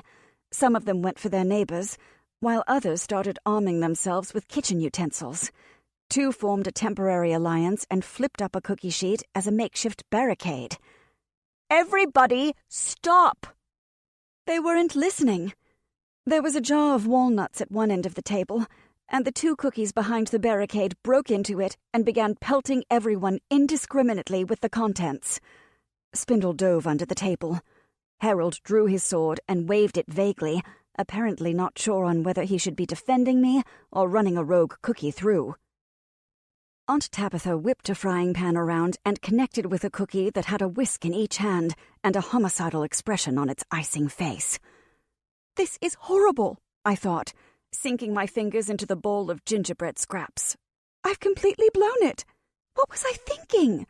You make evil bread, and it's not going to listen just because you ask it nicely.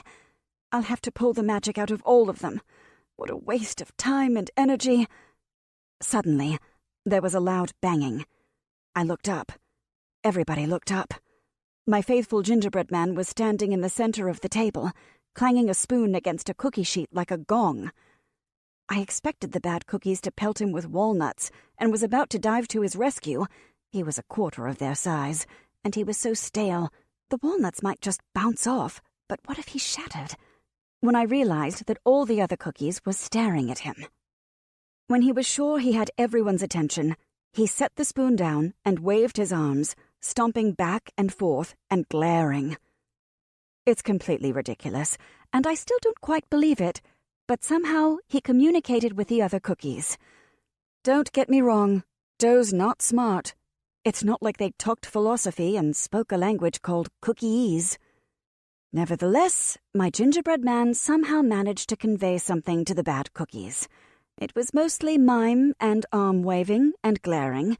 It went on for a minute or two, while the bad cookies looked, in so much as cookies can, a bit embarrassed. The spoon wielder set down its spoon and helped the one-legged cookie pry its missing limb off the cookie sheet, and the walnut throwers put the lid back on the jar and tried to pretend they hadn't done anything. "Well, I'll be," said Aunt Tabitha under her breath. My gingerbread man finished his arm-waving, turned, bowed, and extended an arm in my direction. The bad cookies looked to me expectantly. I figured that was my cue. I cleared my throat. "Right. Well, if you are all willing to climb into these sacks here, my friend Spindle is going to take you someplace where you can be as bad as you possibly can. There'll be a whole lot of people trying to sleep, and I want you to make sure they get as little sleep as possible. Cut all the ropes and knot every lace and... I trailed off. The cookies were grinning like wolves, if wolves were flat and golden brown and smelled vaguely of cayenne. It occurred to me that something made of rat poison and mischief was probably going to have better ideas about how to harass a sleeping army than a mere human baker. Do your worst, then. But not until you're released from the sack and Spindle gives you the go-ahead. That's an order." The cookies shifted their feet and looked, not at me, but at the stale gingerbread man, who shook a fist, or as much a fist as a gingerbread man can make, at them. Spindle climbed out from under the table, and with remarkably little fuss, the cookies climbed into the sacks. I had been afraid that they would make an untenably large pile, but they all laid down flat and stacked together, so when Spindle slung the sacks over his shoulder, he looked like a tinker with a pack, rather than St. Nicholas doing his rounds at Yule. "You're sure you can do this?" I asked him worriedly. Spindle looked at the sacks suspiciously. "Long as I don't get any ideas." Without any prompting, my gingerbread man hopped onto the sack and climbed to Spindle's shoulder. "He'll go with you," I said. "If they get out of line, he'll take care of them." I hoped that was true. I hoped the cookie would keep Spindle safe, or Spindle would keep the cookie safe, or... "Both of you stay safe," I said helplessly. "Come back as soon as you've dropped them off." It was full dark out now, and Arganel was at the door of the kitchen. I could see the red glow of our outdoor oven reflected against the side of his face. It was time to make the golems. "I'll be fine," said Spindle. "Won't get anywhere near 'em." He switched the sacks to the other shoulder, then gave me a quick, awkward hug with one arm. "See you in a few hours. Knock 'em dead." And went out through the pantry. Aunt Tabitha gave me a suspicious look, as if she knew what Spindle was planning, then very obviously decided not to ask about it, and looked away. I took a deep breath. I didn't have time to worry. There was too much else to be done. "Your oven awaits, Wizard Mona," said Arganel. "Don't call me that," I said tiredly, and went to go build the city's defenders out of bread. 31. The dough golems were going to be lumpy. There was really no getting around it. They were made out of a couple 100 pounds of dough apiece, and what we wound up doing was throwing head-sized lumps of dough onto the big cookie sheets, creating bigger and bigger piles until we'd built a roughly man-shaped form. The end result was going to be completely flat on the backside, and I was already worried about how we were going to pry it off the cookie sheet. Aunt Tabitha had dumped an entire bucket of warm oil down on the surface, but it was burning off fast. We'd be lucky if oil was all that burned. You generally bake bread for about half an hour in the oven, maybe more or less depending on the size of the loaf. A hotter oven cooks things faster, but there's a limit on it. You can't shove dough into a blazing inferno and expect to have baked bread in 5 minutes. You'll get a lump of raw dough with a burnt black shell. I had no idea how hot the outdoor oven was. Hotter than I'm used to, anyway. The blacksmiths were heating it like a forge. Arganel apologized to me twice about the fact that it wasn't hotter. "Couldn't work good iron in this," he rumbled, holding a hand out over the coals. "Bread's a little easier than iron," I said, hoping it was true. I was going to get charred black golems with raw hearts at this rate. Maybe that wouldn't matter, but... I gritted my teeth, stuck my left hand into the raging heat, and touched a fingertip to the golem's head. "Don't burn. You don't want to burn. There's a lot of heat there, but just pass it through to the center. You don't have to burn." There was a lot of dough to convince. When I pulled my hand out, my index finger was angry red. I stared at it vaguely, and Aunt Tabitha swung me around and jammed my hand into a bucket of water. "God's teeth, Mona! Are you trying to burn your fingers off?" The water was so shockingly cold that I yelped. I pulled my hand out, and most of it was fine, except the fingertip. A big watery blister was already forming, and I noticed vaguely that all the little tiny hairs of my arm had burned off. "I had to touch it," I said grimly, cradling my hand. "This isn't all one batch of dough. I can't talk to it at a distance like I did the gingerbread. It's not all one thing. I have to make it all one thing." She gave me a look of incomprehension, but Arganel nodded. "Not a wizard," he said. "Worked with a wizardsmith once, though, and he said the same thing. He was always burning himself on alloys." "You're not telling me that you're going to have to reach into the oven and burn yourself on every one of these things?" said Aunt Tabitha, horrified. I could feel a hysterical laugh somewhere under my rib cage and shoved it down. I needed Aunt Tabitha to trust me, or at least to not stop me. "It's nothing compared to what the Carracks will do," I said, staring down at the blister. "If they get through the walls—" There was a long silence, broken by the hiss of coals and the steaming of too much dough baking too fast over too much heat. "Honey's good for burns," said Aunt Tabitha grimly. "I'll get the crock and some gauze.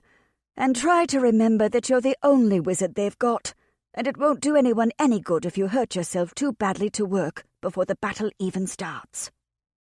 "Yes, Aunt Tabitha," I said meekly. It turned out that I had to touch the golems twice. The first time I had to convince them not to burn, and the second time I had to get them to stand up. "Hands heal quick," said Arganel, putting one of his on my shoulder. He had such ugly hands. Mine were going to be ugly too, after much more of this. It didn't matter. If I was alive to have scarred hands, I didn't care. The shields over the top of the cookie sheet were swung away. Under them, the bread had turned a lovely golden brown and risen a bit more. The resulting golem was about 12 feet long and maybe 2 feet thick. He was going to be an awfully skinny warrior. "Up," I told the golem, fighting the urge to snatch my finger away from the heat. "Get up! We need you to fight!" Spiraling Shadows was right. It wasn't any harder to animate something that size than it was to animate the bad cookies. The problem wasn't getting it to live. The problem was keeping it together. It tore itself off the cookie sheet. The bottom had burned as black as char, despite the magic, and it left large rags of dough behind it. The holes made raw white wounds in its back. "Scrapers!" I gasped to Arganel, my hands deep in the bucket of water. My burnt finger throbbed furiously. "We need to scrape it down, somehow." He nodded. "We'll take care of it. You take care of him." The golem was swaying unsteadily on the far end of the cookie sheet. It was huge, taller than a one-story house, and it looked ridiculously thin and wobbly. Could it hit the enemy? Would it break apart if it tried? How stupid were we to think of fighting the Carex with something made out of bread dough?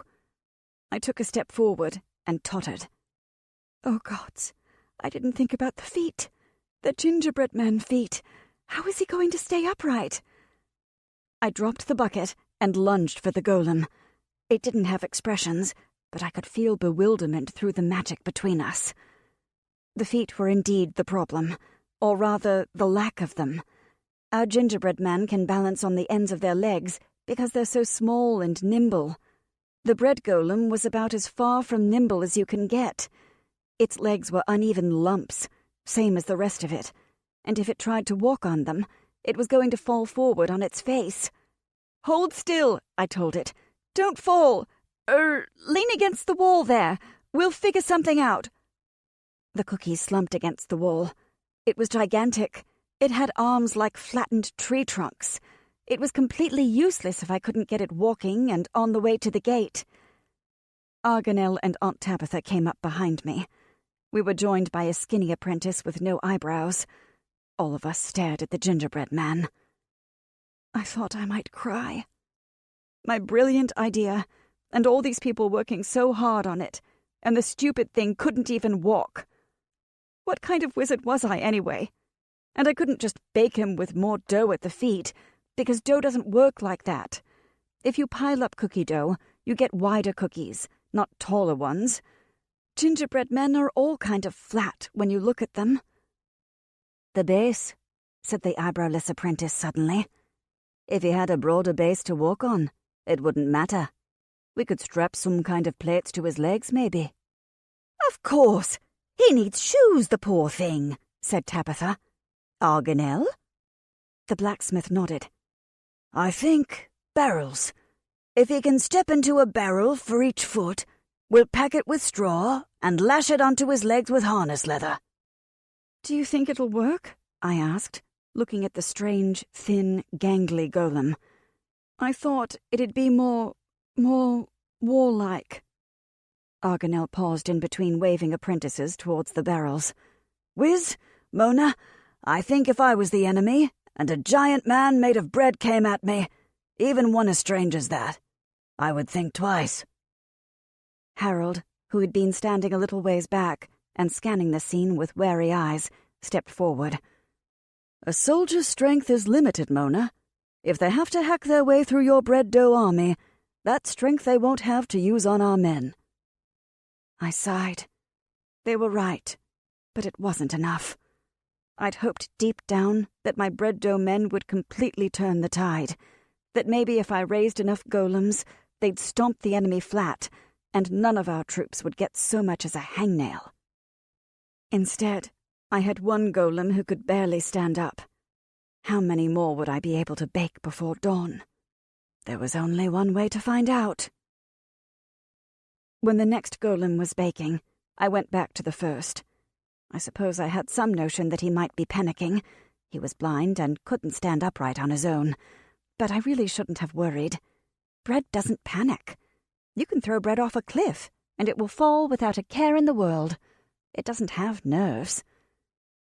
The golem had been told to lean against the wall, and it was prepared to lean against the wall forever if necessary. It wasn't worried. The apprentices, who were wrestling barrels onto the ends of its legs, were a bit more worried. I darted forward and put a hand as high up the golem's leg as I could reach. Lift your foot so they can slide your new shoe on. It lifted a large foot. Whoa! Aunt Tabitha stood on top of a ladder with a mixing bowl full of buttercream frosting. I grabbed for the bottom of the ladder, which had shuddered when the foot it was leaning against moved. Aunt Tabitha! Just a minute, Mona dear. I have to give the poor fellow eyes. I held the ladder while the apprentices packed straw furiously into barrels, and my aunt leaned out across the expanse of baked face. When she finally stopped slathering, the bread golem had small frosting eyes and a vague, goofy smile. Did you have to make him smile, Aunt Tabitha? I asked. I thought it might make him look more friendly. He's supposed to be trampling Kerek's mercenaries. Fine, she sighed, and took another handful of icing and drew slanted, angry eyebrows. Happy? Not even a little. The eyebrowless apprentice took the ladder. He had a blister on the side of his face, probably from an encounter with the oven. I glanced down at my burned finger and couldn't resist rubbing another fingertip over it and making the fluid in the blister squish from side to side. Oh, like you've never done that. It hurt. I suspected it was going to hurt a lot more before the night was through. By midnight, 2 more golems were leaning against the wall, and I had a blister on my middle finger to match the first. The barrel shoes worked. When I asked the first golem to march up and down the courtyard, it did. It had a 10-foot stride and splintered a horse trough without even noticing. I started to feel a bit more optimistic about its chances. The strain of keeping the golems going wasn't too bad. I've animated dozens of gingerbread men at a time, and 3 golems wasn't much. What was really wearing on me were my bad cookie saboteurs out there in the dark. 23 smart cookies was a lot to keep going. It wasn't exactly that I had to do anything, but I could feel my energy draining away, a little at a time. My muscles were a little more tired than they should have been, and when I stood up, my knees were a little bit wobbly. It felt like I was doing everything while carrying a 20-pound pack on my back. It hadn't seemed all that heavy at first, but after a few hours it was really starting to wear on me. With the 4th golem baking, and the 2nd and 3rd being fitted for barrels, Aunt Tabitha dragged me into the kitchen. Eat, she said, shoving ham and pickles in front of me. I was glad it wasn't a sandwich. I don't think I could have eaten bread right then. Unexpectedly, the magical weight on me lessened a fraction. It took me a minute to realize that one of the bad cookies must have been destroyed. I frowned into my pickle. I'd been planning on pulling the magic out of them when all this was done. Those things were way too dangerous to be allowed to run around loose. But I still didn't like the thought that some Kerex had wrecked one of my cookies. I hope he hadn't tried to eat it. They were the enemy and all, but there were limits. I felt like having people eat rat poison cookies went against everything being a baker stood for. I'd gotten halfway through the ham when another cookie went. Then 2. The bowl of bad gingerbread scraps was still on the mantelpiece. I took it down and stuck my fingers in it. What's going on out there? I didn't get anything clear. There was a spatter of images inside my head. Flick, flick, flick. It was like the experiment where I tried to listen through the scone, except that there were pictures this time, because I'd given the gingerbread men eyes. They went stuttering by too fast to make anything out. I smelled fire and heard men shouting, and felt the malicious satisfaction of a rat-poison cookie who had just done something wicked. I think one of them was running through grass, and another one was dumping gravel into a shoe. One of them was surrounded by legs and was running between boxes. And then somebody was roaring, and there was a frying pan the size of a wagon wheel coming at me. I dropped the gingerbread bowl. A few seconds later, I lost another cookie, probably the one smacked with a frying pan. I hoped it had managed to do some damage in the kitchen tent beforehand. "Mona?" Aunt Tabitha looked at me. "You're white as a sheet, girl. What's the matter?" My head was throbbing, too. Using gingerbread men as spies was never going to catch on. If I tried to do that for very long, I'd have to lie down with a cold rag over my eyes. Seeing the world through frosting is hard. "Nothing," I said hoarsely. I washed my hands before finishing off my pickles. "Nothing I can do about it anyway. Time to go raise the next golem." Through the rest of that long, long night, I can only remember two coherent thoughts. The first was that I was so tired that if the Carracks breached the walls and killed us all, there was an excellent chance I'd sleep through it. The second wasn't so much a thought as a question, and it repeated itself every time I had a breath to spare. Where the heck is Spindle? 32. An hour before dawn, Joshua came out to the courtyard. We'd raised the last golem.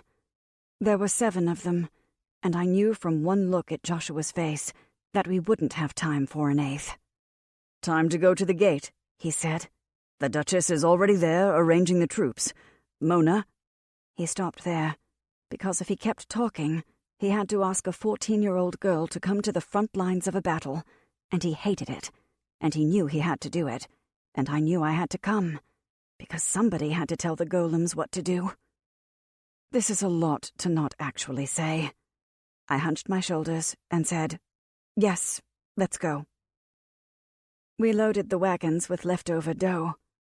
There was still a lot of it, maybe 2 wagons full, although Our Lady of Sorrowful Angels only knew what I was going to do with it at the front lines, without an oven. Still, we brought it. Between the wagons, bringing their barrel-shod feet down with a sound like gigantic hoofbeats, walked the golems. They were staying upright. That gave me hope. Each one of them carried a fence post in one hand to use as a club. Arganel had offered to commandeer the huge ceremonial axe that the Duchess's very remote ancestors had used to chop off the heads of bulls. I declined. On the one hand, an axe takes a lot more brains to work than a club, and on the other, I still felt kind of bad for all those ancestral bulls. Aunt Tabitha had put an icing face on each one, although the later golems didn't have angry eyebrows, and the last 3 didn't even have mouths. There was no one else in the streets. We reached the gate just as that odd grayish-brown light that precedes dawn was starting to seep over the walls. On our side of the big gate was one of the largest squares in the city. It had to be, to accommodate all the wagons and carts coming in, and to give them space to turn so they could get to their particular roads. 4 roads led into it, not including the one through the gate, 2 running parallel to the walls, and 2 coming in at angles on the far side from the gate. All but one of these roads had been blockaded with overturned wagons and wooden barricades. They weren't pretty. They looked like a cross between a furniture shop and a hedgehog. There were chairs and beds and big wooden planks nailed haphazardly to fill in the gaps, and some of them had sandbags piled up at the bottom or wedged in between the chairs. Spears bristled out of them. The golems could look down on them, but the enemy was going to have to climb.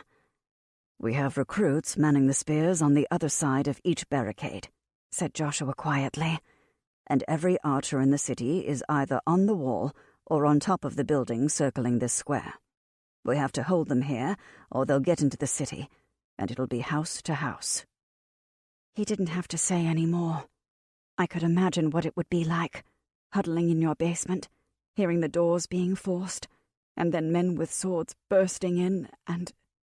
"We'll put the golems in the square, then," I said briskly, rubbing my palms together.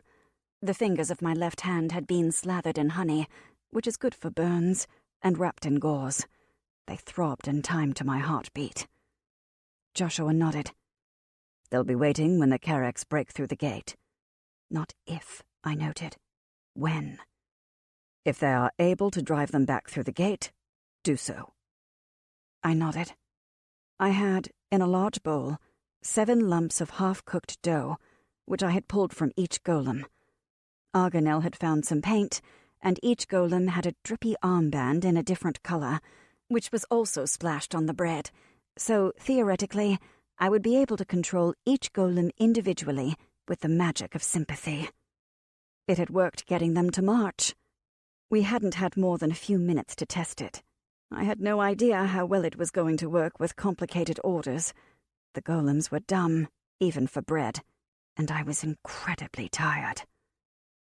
I'd lost more than half of the bad cookies by now.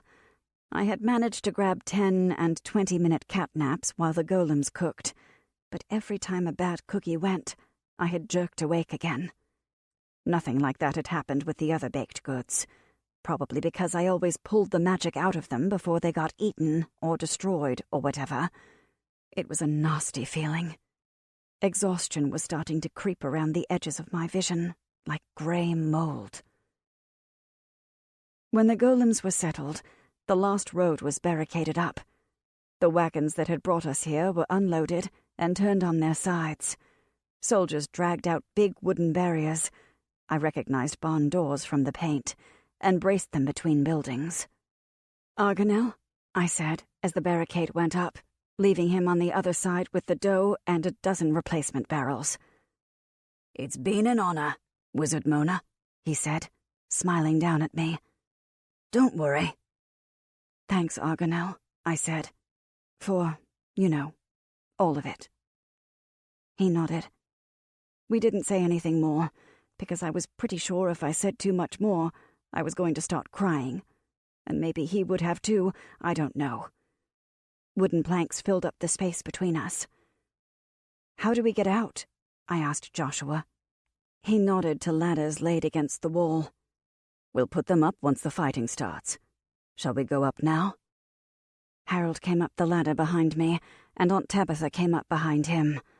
I could hear the archers shifting and talking quietly on the roof. Somebody told a joke, and somebody else laughed. One sharp bark. The view from the top of the wall was of darkness, broken by the red glow of Carrack's campfires. I could see shadows of men moving, but nothing more. The Duchess was waiting at the top of the wall. She was wearing armor. When she saw me, she smiled. "Mona, my dear."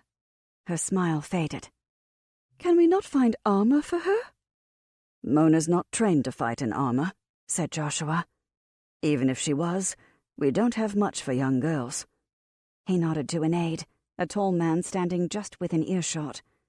"Kryn, run over to the armory and see what you can find for the wizard and her aunt." Aunt Tabitha laughed. "I suspect you'd have an easier time fitting Mona." The Duchess reached out and took Aunt Tabitha's arm and said, "Madam, we will not lose you or your niece, who have done so much for us, to a stray arrow or a misplaced blow." Aunt Tabitha, who had lost much of her fear of the monarchy in the last day, actually patted the Duchess's hand and said, "Don't worry, Your Grace. It will take a great deal to get rid of me. Someone must make sure that all you wizards and warriors remember to eat." Another of the bad cookies winked out. I was down to 10. I wondered if they'd done anything, beyond leaving me tired enough to curl up right here on the stone wall and take a nap. Where is Spindle? Is he out there in the dark? Did he make it back inside the walls? Did he do something stupid? My little gingerbread cookie was still out there somewhere, too. I didn't know where. I didn't have anything to track him with, like the bad cookies, but I was sure I'd feel it if he vanished. "Should the Duchess be up here?" I asked Joshua in an undertone. "I mean, if they get into the city." The Duchess had very sharp ears. She came and leaned on the battlements next to me. "I could hide in the palace," she said. "There are very thick doors. I could spend the next 2 days cowering in a dark room, while my people die, waiting for the doors to finally be broken down and the Carracks to come for me. But I have cowered enough in these last few months. I find that I fear that dark room more than I fear dying out here, in the open air." She shrugged. "What will happen if we lose?" I asked. The Duchess sighed. "If he has control over the Carracks, then Oberon will take me prisoner, and most likely have me executed immediately after a trial designed to convince the nobles that we are still under the rule of law and they can continue pretty much as they always have. Well, it is hard to say, my dear, but you have been a threat and a nuisance to him, and I suspect that he will have you executed if he can catch you." She tilted her head. "If he does not have control over the Carracks, then we will mostly die once they break through our defenses." I nodded. It was what I had expected. That my knees went weak and wobbly, and I could feel my stomach churning. Well, I didn't say anything about it. The Duchess had put on that royal mask again, being strong and competent and inspiring, and I didn't want to whimper in front of her. "He'll have to go through me," growled Aunt Tabitha. "And us as well," said Joshua dryly. "But I doubt that will be a problem once the city is breached. There are simply not enough of us." The runner arrived with his arms full of leather and chain. As Joshua had predicted, there was very little that fit me. I had to settle for a leather cap and a heavy vest made out of leather with metal bits sewn to it that Joshua said was usually worn by the drummer boy. It wasn't too bad. The vest was a bit like the apron I wore at work, just heavier, and at least my arms were still free. Aunt Tabitha, on the other hand, had a full suit of chainmail. A lot of the guards are big. They generally weren't big in quite the same places as Aunt Tabitha, but she made it work. It was frighteningly appropriate. If she hadn't been a baker, Aunt Tabitha would probably have been one of those northern warrior women with the big breastplates that sing opera and carry off the souls of the valiant dead. While they were outfitting her, I went back to staring out at the Carracks camp. "When is something going to happen?" I asked Joshua. "Things have been happening all night," he said. "One of the big cook tents went up in flames a few hours ago, and they've had some trouble with the horses. I assume it's the men that Spindle told us about, harassing them." I grinned. Spindle's friends, or maybe a pack of really bad cookies. "They should attack at dawn," said Joshua, as my grin faded. "Or as soon as it's light enough to see." The attack came 20 minutes after sunrise. Aunt Tabitha had said it had been 20 minutes anyway. She's got a pretty good internal clock. Always knows when the muffins are ready to pull out of the oven. It didn't feel like 20 minutes. It felt more like 20 years. The sky looked like a raw egg, runny with streaks of red in it. "They're forming up," said Harold, standing with us on the battlements. Joshua had gone to address the archers off on the left side of the wall. I couldn't really tell what was going on, except that the milling Carracks were milling more or less in our direction and forming into a large crowd aimed our way. It looked more like the crowd you get when the circus comes to town than anything military. Then they started to move towards the wall. "Archers!" cried a voice, and "Archers! Archers! Archers!" ran along the top of the wall as the officers picked up the cry and passed it down. On either side of our little knot, men with bows stepped forward and set arrows onto the strings. "Hold!" cried the voice. "Hold! Hold! Hold!" echoed past us. The Carracks broke into a run. "Steady!" murmured Harold, to no one in particular. "Steady! Steady! Wait until they're in range." It seemed to take forever. I wanted them to fire and get it over with. Shoot the people coming at us waving swords and axes and I didn't even know what that was. Looked like a ball with spikes on it. Who carries around a ball with spikes on it? But the archers held and held and held, and then... "Fire! Fire! Fire! Fire!" Arrows rained down, with the hiss like butter on the griddle, magnified 100 times. It didn't do anything. Well, I'm sure it did something. I heard some Carex scream, and a few fell down. But if there were any gaps in the crowd, they filled in immediately. It was extremely discouraging. There was another volley. The Carex army continued to run toward us. There were so many of them that the ones in back hadn't even left their camp yet. They could afford to throw waves at us, while the rest sat around the campfire and toasted marshmallows. This struck me as desperately unfair. They could at least pretend we were dangerous, out of common courtesy. "Slings!" shouted the voice down the wall. "Slings! Slings!" The archers stepped back and drew more arrows.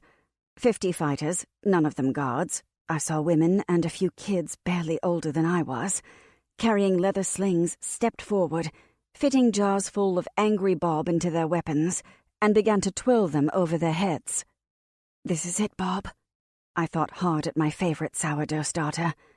"This is your big moment. I hope you're good and mad." It was an awkward fit. Sling stones are usually a lot smaller than jars. A couple of them fell out and smashed on the wall, and a few more failed to get more than a few feet beyond the wall, but the majority sailed into the ranks of the Carex with the crisp sounds of shattering glass. That they noticed. Part of it was the simple fact that if you get clocked over the head with a jar, you tend to pay attention. But Bob was angry this morning, and he'd had all night to stew in his own juices, both literally and metaphorically. The Carex who got hit by jars found themselves with a furious slimy mass that burned like acid and which was trying to crawl under their armor. There was a lot more yelling. Gaps opened up in the line as individual Carex stopped running and started trying to yank their armor off to get at the Bobs. Other men slowed down to see where their comrades were yelling and stripping on the middle of a battlefield, and some of them got hit by stray bits of Bob, which immediately tried to go up their noses. "Get 'em, Bob!" cheered Aunt Tabitha next to me. "Show those filthy mercenaries what for." "Slings! Slings! Slings!" The second wave of Bob hit the enemy. Given how much chaos he was causing, I was starting to wish I'd spent less time on golems and more on making wheelbarrows full of Bob. I still had a jar with me, and a half bucket or so back at the palace, so if we held them for a full day and they retreated at night, I might be able to whip up some more. The slingers stepped back, and the archers, who had picked up fresh quivers, stepped forward. The gaps in the enemy line that Bob had opened got bigger as the archers fired, and the crowd that finally surged against the gate was ragged in places. I expected the crowd to fill in, but it didn't. Some of the mercenaries that had gotten a face full of Bob were down, and nobody wanted to get too close to them. Bob was fully capable of jumping if he was angry enough. He'd almost pounced on one of the guards moving barrels earlier. The downed mercenaries were twitching a bit, but that was all. I felt sick. On the one hand, I hated them for burning the fields, for attacking my city, for working for Oberon. But still, death by sourdough starter? Not a good way to go. You had to feel sorry for them, and I was the one who'd brought it about. If you'd just leave, I thought. If you'd just turn around and leave, we wouldn't have to do this. The ranks of Carex opened. A man on a horse rode down the aisle they formed. Behind him were 2 more men, also on horses. One was carrying a white flag. "Now for the farce," muttered the Duchess. "I suppose it's too much to hope they're surrendering," I said. "Far too much. I believe that's Oberon." It was. The former Inquisitor rode until he stood perhaps 20 feet from the wall and looked up. The horseman who wasn't carrying a flag rode even closer. "Some kind of herald," murmured Harold. "And definitely Oberon." "Shoot him," I hissed, practically hopping up and down. "We've got archers. Shoot him." "He's under a white flag," said the Duchess wearily. "You don't shoot people with white flags." "But it's Oberon." "Believe me, Mona, I am entirely sympathetic to your feelings, but we don't shoot people with white flags, in hopes that someday, If we're under a white flag, they'll return the favour. Rules of warfare. His Lordship Oberon, Inquisitor of the city, would address the traitor Duchess, shouted the herald. His voice was loud and carried across the walls. Men along the wall booed. The Duchess rolled her eyes and stepped up to the battlement.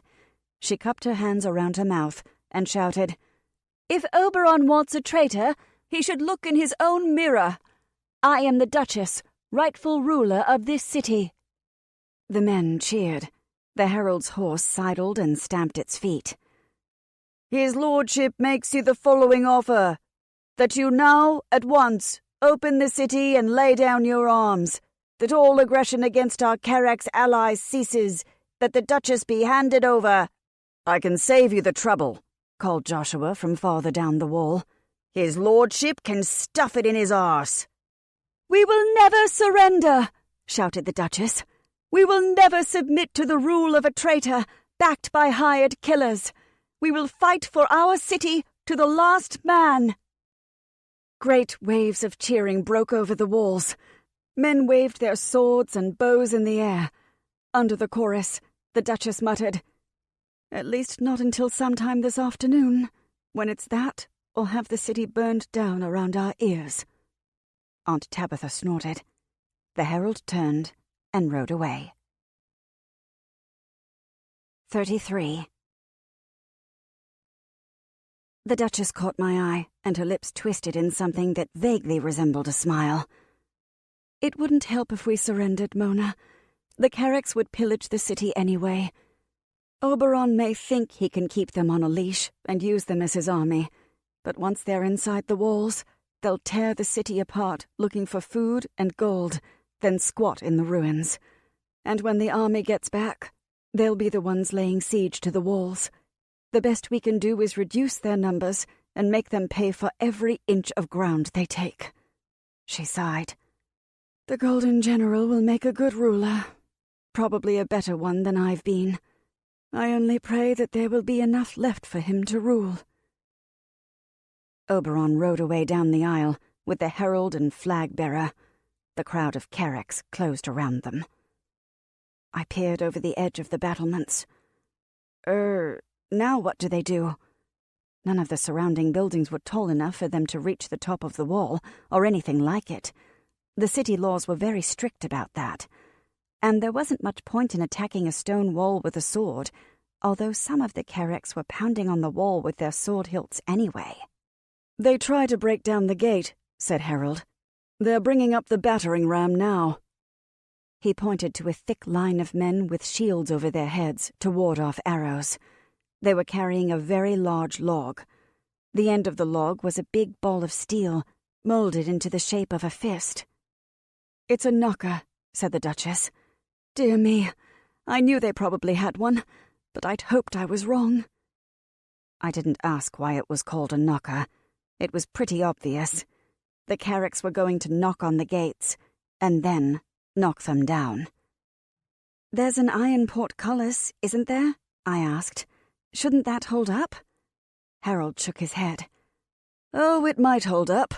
The mortar likely won't. Something like that can knock the portcullis right out of the wall holding it, or bend it so far out of shape that they can wiggle past." Thunk! The knocker hit the gate. Doesn't look like it did much. I craned my neck, trying to see. Aunt Tabitha grabbed my collar and hauled me back. "Just wait," said Harold. Thunk! A faint shudder went through the stones of the wall. Thunk! Thunk! Thunk! "I really don't like this," I said to no one in particular, as dust sifted down from the top of the wall. It felt like the knocker was going to bring down the whole wall, not just the gate. "Me neither," said the Duchess. Thunk! Thunk! Crunch! That was a bad sound. "Oh, yes." Scree crunch! "Almost through the portcullis," said Harold. I had expected the gates to last a lot longer. Until mid-morning at least. We had to hold them off for 2 days minimum if the army was going to show up and save us all, and in half an hour they were most of the way to breaching the walls. This was bad. "At least they're not coming over the walls," said Harold, answering my thoughts. "Knockers are heavy equipment to lug around. They can't afford to drag any more siege equipment with them." The archers kept firing. The slingers flung stones. The air hissed with arrows, punctuated by the crunching thud as the knocker chewed away at the gates. Crunch! Crunch! Every time one of the men holding the knocker fell, another ran up under a shield to take his place. I wished I had an ocean of bob to drop on their heads. Joshua ran up, jogging with his head down to stay below the knocked bowstrings of the archers. "Mona, they're almost through. It will be time for the golems in a moment." I moved to the other side of the wall, looking down into the courtyard. My ears buzzed, and my feet seemed a long way away. "Yes," I said distantly. "Yes, of course." I picked up the bowl full of dough. Crunch! Crunch! Crack! The wood splintered. The next blow went right through the gates, and I looked down and saw the metal fist of the knocker emerge into the square. Joshua had suggested the arrangement of golems, 3 in front in a semicircle around the gate, 4 in the back in a larger circle. I grabbed the 3 balls of dough in front, red, blue, and black, and thought, "Forward! Stop those men!" The golems stepped forward. Their barrel feet clopped loudly on the stones, audible even over the shouts of the Carracks. The enemy poured through the splintered gate, past the men holding the knocker, into the square, and stopped. Well, they'd probably never seen a 12-foot-tall man made out of bread before, let alone 7 of them. The golem with the red band on its arm lifted its club and smacked the warrior in the lead on the head. He fell down. The mercenaries looked at their leader and at the golem. They did not look up at the wall, thankfully, where they might have seen a 14-year-old girl scowling ferociously into a bowl full of bread dough. To give credit where it is due, the Carracks did not stay surprised for long. There was a reason that they were the most feared mercenaries in the land. They might not use magic themselves, but they understood when they were facing it, and while they were afraid of it, they didn't back down. Neither did the golems. Red, black, and blue swung their clubs, knocking warriors into each other, into the walls, and sending them rolling across the cobblestones. I was absurdly proud. There was weight behind those blows. I'd always been impressed at the strength of the gingerbread men in relation to their size, and my golems were just as strong. They might only be made of bread, but the way they moved, they might as well have been made of stone. The first group of Carracks through the door didn't even make it past the first 3 golems. The second group, rather than engage, tried to charge past them, and found themselves running into the arms of green, white, orange, and purple. Well, not arms so much as knees. The third group of Carracks paused at the gate and seemed to be having a heated discussion with one another about the best way to proceed. The archers picked off a few more. I grabbed the ball of dough belonging to Red. Down in the square, Red dropped its club, took 2 heavy strides forward, and grabbed the end of the knocker. It couldn't quite pick the battering ram up. Even magic bread had limits. But it hauled the knocker into the square. The men on the other end yelled and squawked and hung on until they realized that they were being dragged inside the walls. Having seen what had just happened to the other Carracks, they prudently let go. Red dragged the knocker inside and dumped it against one of the walls. "You know, I always wanted one of those," said the Duchess. Red picked up its club in time to meet the next wave of Carracks. This time they'd gotten smart. They went for the golem's knees just above the barrel. I imagined that they were thinking, and probably rightly so, that if they could hack through the bread there, the golems would be down and helpless. It was a pretty good plan. However, as you probably know if you've ever tried to cut a loaf of bread, you can't just stab it with a sharp knife. Stabbing it doesn't do a whole lot, except get your knife stuck in the crust. You need a serrated blade, and you need to saw back and forth with it to slice the loaf off. It takes a little time. I sank my fingers into the dough. Generally, when I had the cookies do this, it was a dance number to amuse the customers, but Are they doing the can-can? Asked Harold in disbelief. Battle can-can, said the Duchess wisely. Very old tactical maneuver, used to defeat the waltzing berserkers of West Quillmark, as I recall. You just made that up. Well, obviously. The golems could do a pretty good high kick. It got their legs out of range of the Carex, and generally took the swords along with them. Red had a sword stuck through its left knee, and Blue had 2 swords in the right, and Black took the prize with 3 swords and 1 axe buried partway up the thigh. Since bread really doesn't care if there's a knife stuck in it, this didn't slow them down at all. The kicks also meant that the owners of those weapons had all just taken a high-velocity barrel to the torso and were mostly out of commission. There was a brief pause while the Carex tried to figure out what to do next, while staying out of the way of our archers. A semicircle of clear ground formed in front of the gate. I took the opportunity to slump against the battlements. The magical weight that I seemed to be carrying around got a lot heavier when the fighting started. Even the loss of a couple more bad cookies sometime during the battle couldn't balance it out. I felt like I was trying to jog uphill, carrying a backpack full of rocks. Aunt Tabitha felt my forehead.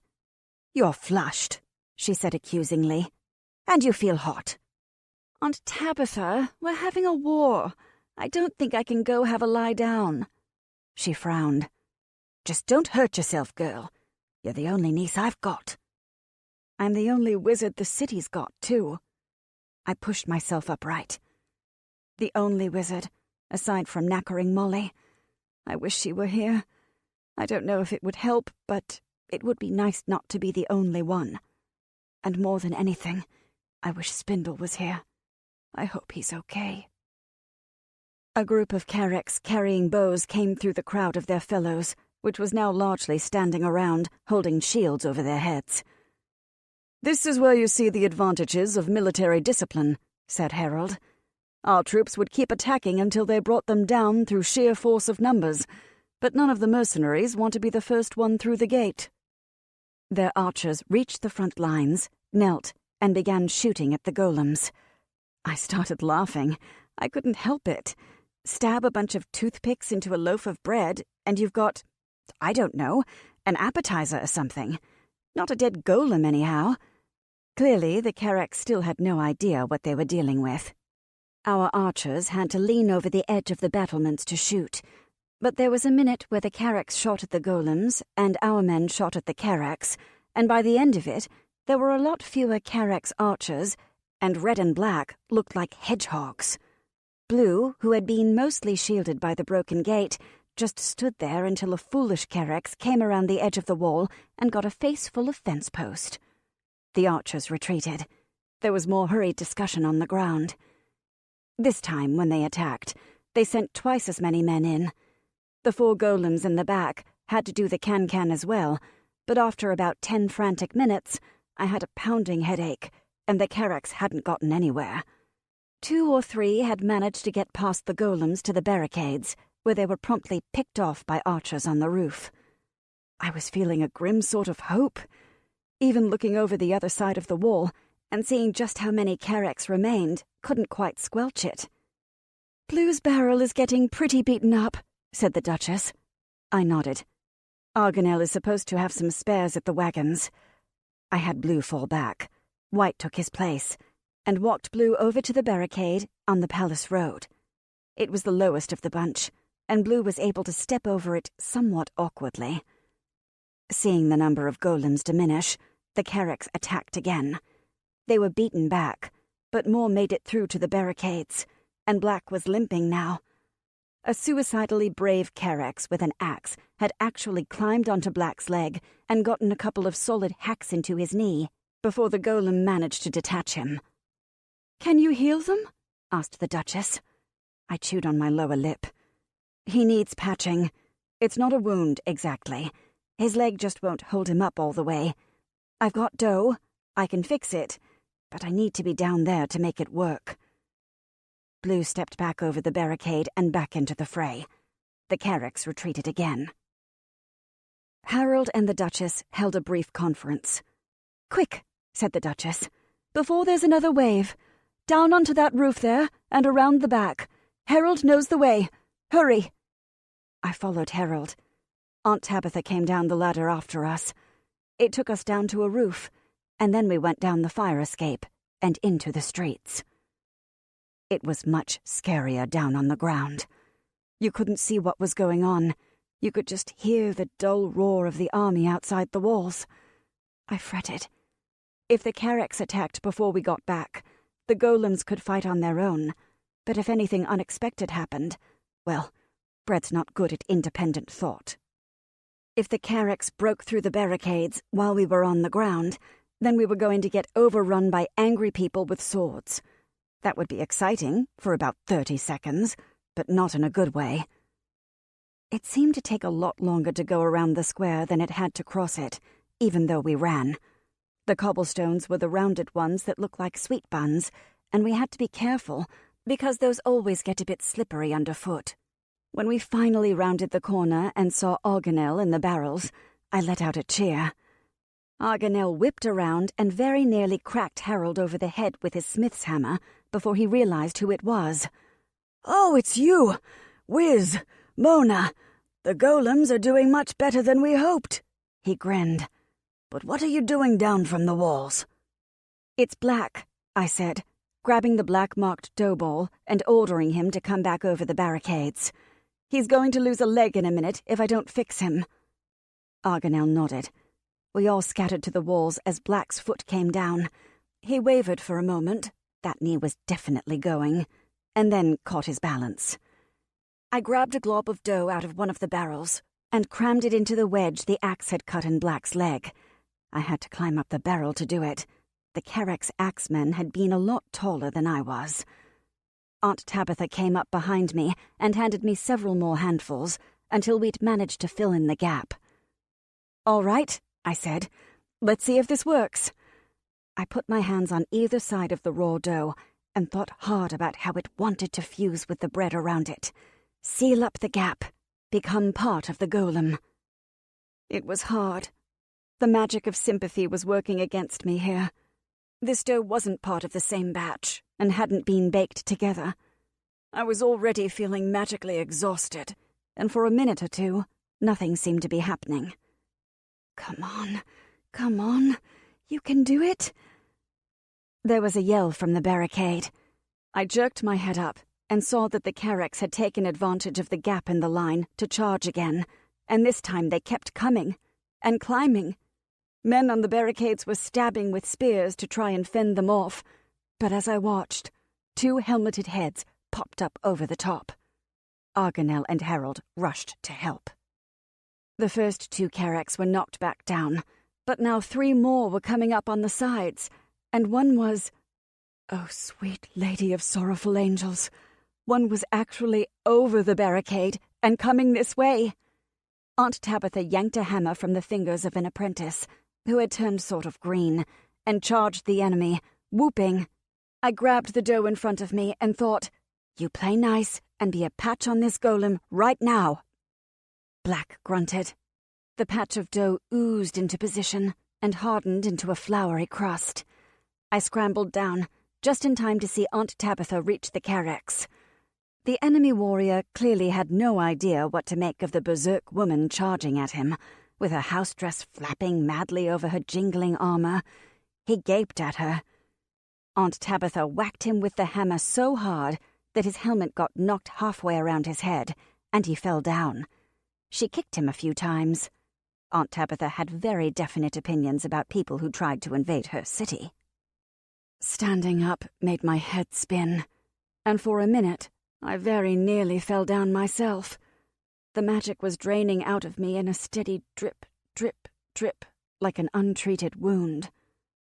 But if Aunt Tabitha was fighting the Carracks, I didn't have time to faint. I bit my lip hard and thought, "You stop that!" And the world stabilized and stopped going fuzzy and grey around the edges. I exhaled. Time to get Black back into the fray. I turned to pat him on the leg. "Back you go. There's a good golem."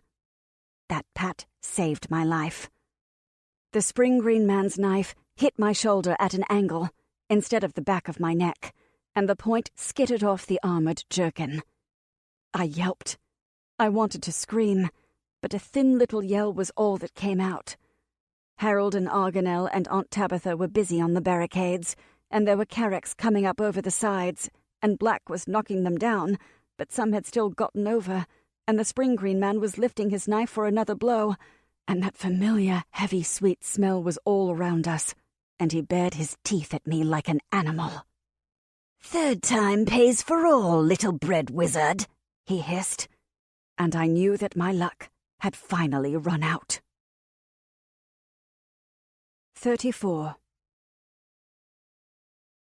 There was something stuck in his teeth. Here I was, about to die, stabbed to death by a deranged wizard, and that was what I noticed. There was something green stuck in his teeth. Fortunately, the rest of my body knew what was important. My knees decided to throw me sideways without bothering to consult my brain. I caught myself and took off at a run, sliding on the cobbles. If I could get back to the wall, surely Joshua and the Duchess could defend me, or we could knock him off the ladder or something. He couldn't climb the ladder with a knife in his hand, could he? Right away, I realized that I was in trouble. The weight of magic was still with me, even if I was running for my life. It was like trying to run with concrete blocks strapped to my ankles. I dropped the rest of the bad cookies ruthlessly and got a little bit back, but I didn't dare cut off the golems. The golems were the only thing standing between the carracks and the city. Oh God, I'm going to die. I could hear Elgar's footsteps pounding behind me. Where were the archers? Couldn't one look this way and see what was happening and shoot him? And the jerkin, which had saved my life before, might kill me now. It was so hot and heavy, and I couldn't seem to breathe right with it pressing down on me, and that horrible spicy smell was filling my lungs and making it even harder to breathe. Is this the street that goes back to the wall? I think this is the street. There's the building at the end, the red brick one, with the fire escape. The Spring Green Man grabbed my shoulder, wrenched me around, and slammed me into the wall of the nearby alley. Guess it doesn't matter now. Elgar grabbed my wrists in one hand. It is completely and utterly unfair that when you are a 14-year-old girl, even if you have amazing forearms, your wrists are still small enough for somebody else to hold with one hand. I flailed, and I think he was surprised at how strong I was, but I didn't go anywhere except back against the brick wall, hard. Blood thudded in my ears. He lifted the knife. The blade gleamed. The sun was shining down into the alley, and that meant that it was nearly noon. We'd held out until noon. That was pretty good, wasn't it? "You're not getting away from me again," Elgar said. "I wasn't leaving this city until I saw you dead." I could hardly hear him over the pounding of blood in my ears and the shouting of the battle a few yards away, but I got the gist. "Would have thought you'd be with Oberon," I panted. Elgar spat. "That idiot. Once he took the city, I was going to kill him anyway. A wizard emperor. Just think of it." I guess really bad people all think they're using each other and being really clever about it. And they all want to be in charge. You never see them stabbing each other over who gets to be the baker. And because I was really going to die right this minute, and it didn't much matter anymore, I said, "You've got something stuck in your teeth." He blinked. I guess this is not the sort of thing that people say when you're about to stab them. "What?" "In your teeth, sort of green." "What is wrong with you?" This was an excellent question. I was sort of wondering that myself. The Spring Green Man lifted the knife higher, and then something happened very fast, and something made of rag and bones sang past my face, and Elgar was flung halfway down the alley because Nag had just kicked his head in. Apparently, that thudding noise had not been my heart pounding in my ears after all. "Oh, yeah?" yelled Spindle, scrambling down from behind Molly as Nag's hooves landed back on the cobbles. "Oh, yeah. That's for Tibby, you green monster. I hope you rot." Nag, being dead himself, did not object to Spindle jumping off his back, nor did he seem to notice when I threw my arms around one of his back legs and hugged him furiously. Knackering Molly snorted. "Seems like I keep finding you in trouble, Baker girl." "I'm alive," I moaned into Nag's hip bone. "Molly, Nag, Spindle." Spindle looked up from Elgar's limp body. "What?" "You're alive! I'm alive!" I started giggling hysterically, because otherwise I was going to sit down and sob right there in the alley. "We're all alive, except Nag. We're all, My stomach clenched. I went down to my knees, and last night's dinner came back up. "Ew," said Spindle, who had left off kicking the late Elgar and was now going through his pockets. "It happens," said Knackering Molly firmly. "Takes everybody differently, so don't you go making fun, Spindle." Spindle rolled his eyes. I wiped at my mouth and felt somebody pull my hair back. When I looked, my gingerbread man was standing on my shoulder. He waved. You can't really hug a cookie, but I leaned my cheek against him, feeling deep relief. "What happened to you?" I asked. "I've been worried sick. I thought the Carricks got you." Spindle rolled his eyes. "They may be good with their swords and all, but they ain't got the least idea how to catch a sneak. I got in and got out, and last I saw, those nasty little gingerbread mites were cutting up the ropes on one of the supply tents. No, the problem was getting back in." He spat on the cobbles. "That stupid thief Slug caught me and started telling people I was a spy and not to let me back in the city. Thought it was funny as anything, the great lump." "Lucky for him, I came along and convinced Slug otherwise," said Molly mildly. She slapped at Nag's shoulder. "Figured I should bring him up here on my own, though. City's lost its mind now there's a battle on." I exhaled. My stomach stayed quiet. My cookie was fine. Spindle was fine.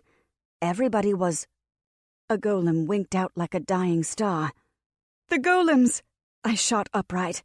There wasn't anything left in my stomach anyway, but even if there had been, I didn't have time to be sick. I had to get back to the golems. Now! I ran back down the alley. Spindle cursed and ran after me. I could hear Nag's irregular hoofbeats following. I shot out of the mouth of the alley and practically into the arms of Aunt Tabitha. "Mona, we thought something happened." "Something did happen. Elgar tried to stab me, and Nag saved me, and... Oh, it doesn't matter now. We've lost a golem." "Two," said Aunt Tabitha grimly, and before she'd finished speaking, I felt another one fail. "They figured out how to knock them over, and then they can't get back up again." We rushed back to the barricade. I grabbed for my bowl of dough, but it was too late. A third golem teetered and fell down like a great tree, and Carricks jumped on it, hacking and sawing with a sword, like blind men trying to slice bread. There were mercenaries coming up the barricades now. Ours was the lowest and least built up of the walls, and they clearly knew it. If they could get over our barricade and tear it down, they wouldn't have to scale any of the others. They'd have a straight shot into the city and could come up behind the defenders on the other streets. I ordered the 4 remaining golems into a wedge defending our barricade. That would buy us time. But time for what? There was still dough left. When they unloaded the wagon, they'd left a 6 barrels in neat lines on either side of the street, and that ridiculous coffin from the Church of Sorrowful Angels was laid on top of them. Argonel and Harold stepped back from the barricades. The golems were keeping enough of the Carricks back that the regular guards could handle it. Harold said, "Mona, we have to get you away from here. They're going to break through—" "No," I said. My plan was crystallizing inside my head. It wasn't a good plan, but what else was new? "No, help me empty these barrels. I need as much dough as we can get. But—" Argonel shoved him aside, grabbed a barrel, and shoved it on its side. Dough glorped stickily into the street. It wasn't right for bread dough. There was more sugar, and dark brown lumps floated on the surface. "Chocolate chip cookie dough?" asked Aunt Tabitha blankly. "Who went to all the trouble of making cookie dough?" The name on the side of the barrel was one of the most exclusive pastry shops in the city. We dumped out 4 more barrels, and 3 of them were chocolate chip. Well, okay, chocolate chip cookie dough. I can do this. It shouldn't be any different than bread, just raw. Another golem went down. The roar of triumph from the Kereks crashed over the barrier. I shoved both my hands up to the elbow in the pile of dough and tried to think. Aunt Tabitha and Arganel continued dumping dough around me. It made a pile on the street as high as my knees. Not a gingerbread man. Standing upright wasn't going to be much help, and anyway, I would have needed a rolling pin as big as a tree trunk. Something lower and legless and oozy. "Wake up," I told the dough frantically. "Wake up! Get up! We need you!" The dough didn't want to. It didn't like the shape I had chosen. It wasn't a real shape. It wasn't baked yet. It was cold and stiff from sitting overnight in the barrels, and it was feeling obstinate. "We don't have time for this. Get up." There were too many different doughs all muddled together. They weren't combining. I jumped onto the pile and began stomping around, kneading with my boots. "You are one. You are the same. Get up." My gingerbread cookie yanked on my ear. I looked up and saw one of our guards, nobody I knew, but one of ours, fall down from the top of the barricade. A Kerek stood up there with a bloody sword in his hand, and nobody was stopping him. Arganel and Harold leapt up and placed themselves between me and the barricade, but I knew that we were out of time. Even if we stopped this one, there would be more. "Get up!" I screamed at the dough. I had so little magic left, I couldn't see straight, but I had plenty of rage and horror to go around, and I poured it all down my hands and into the pile of dough. "Get up, you stupid thing! Get up and fight!" It got up. It was, well, I suppose it was a slug, as much as it was anything. I tried to think of it as a slug, because the magic works so much better when things are shaped like animals or people. So, a slug with fists. It was only about waist-high, but the front pulled itself off the ground, and 2 flailing arms came out, and it slithered across the cobbles toward the barricade, and 2 startled Kereks standing on top of it. "Gods and devils," said Knackering Molly. "What have you done, baker girl?"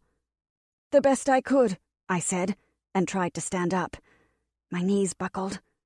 I realized, with mild surprise, that the energy that normally went into making my legs work was now going into animating the chocolate chip slug monster. The slug reached the barricade. Our guard scrambled out of its way. It slimed over the top easily. The dough was sticky enough that it didn't have any problems with the footing. And anyway, it didn't exactly have feet. One of the Kereks hacked at it with his sword. The sword sank into the dough with a gloop noise and didn't come back out again. The slug lashed out with a tentacle and knocked them both backwards into the square. It wasn't very fast, but it was scary. Still, what could it do against thousands of Kereks? Aunt Tabitha grabbed my shoulder. I swayed under her hand. I'd given too much magic to the dough bird, and it had exploded. If I gave the slug too much magic, it would also explode. If I could just get it out into the main body of Kereks, I could pour magic into it, and it would turn into a giant, mobile bomb. I knew, even as I hung limply in Aunt Tabitha's grasp, that this would be the end of me. I had pushed the magic much farther than I thought I could, but it was done. If I tried to pour that much of myself into the slug, it would be with the energy that kept my heart beating and my lungs moving. I could send it oozing across the battlefield and blow it up, but that would be the last thing I did. I thought it likely the golems would keep going for a little while after my death. A few minutes at least, maybe even an hour. Probably not long enough to save the city, but maybe long enough to make a difference. Maybe Aunt Tabitha and Spindle and Arganel would have time to get away. "Get me over to the dough," I choked out. My tongue felt thick and strange in my mouth. Aunt Tabitha shook her head. "You're done," she said. "I've seen corpses that looked better than you right now, Mona." I wanted to laugh. In another minute, that wouldn't be a problem. "I have to," I said, forcing the words out. "There's no other wizards left." I tried to crawl forward. The gingerbread man grabbed my ear and tried to pull me back. I needed that dough for the magic of sympathy. Why were the barrels so far away? If I couldn't get to the barrels, I couldn't blow up the slug. There was a long pause while Aunt Tabitha wrung her hands, and then Knackering Molly slid down off her horse and said, "There's one more anyway." 35. Raising my head was a greater effort than anything I'd ever felt. If we hadn't lost another golem, I'm not sure I could have done even that. But the little thread of energy came back to me, and I looked up. Molly held my eyes for a long moment. Hers were dark and deep. I don't know what she read in mine. She turned away and went to Nag. He lowered his bony head, and they stood with their foreheads pressed together, the living woman and the dead horse.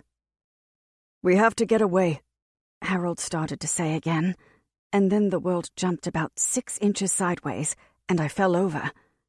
"Mona!" said Aunt Tabitha. What's wrong?" asked Spindle. They both grabbed for me, and I realized that neither of them had felt it. I looked up. Molly was swaying. Nag's bones rattled a strange rhythm. The-thump, the-thump, the-thump.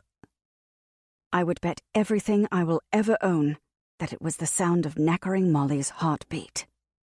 She walked stiffly around Nag's side and climbed onto his back. He continued to rattle a bone heartbeat. "Do you hear something?" asked Spindle. In the square, the Carracks fought the slug, and arrows hissed, and the army roared, and steel clashed, but on our side of the barricade, everything seemed strangely silent, except for Nag's bones. Then I heard it.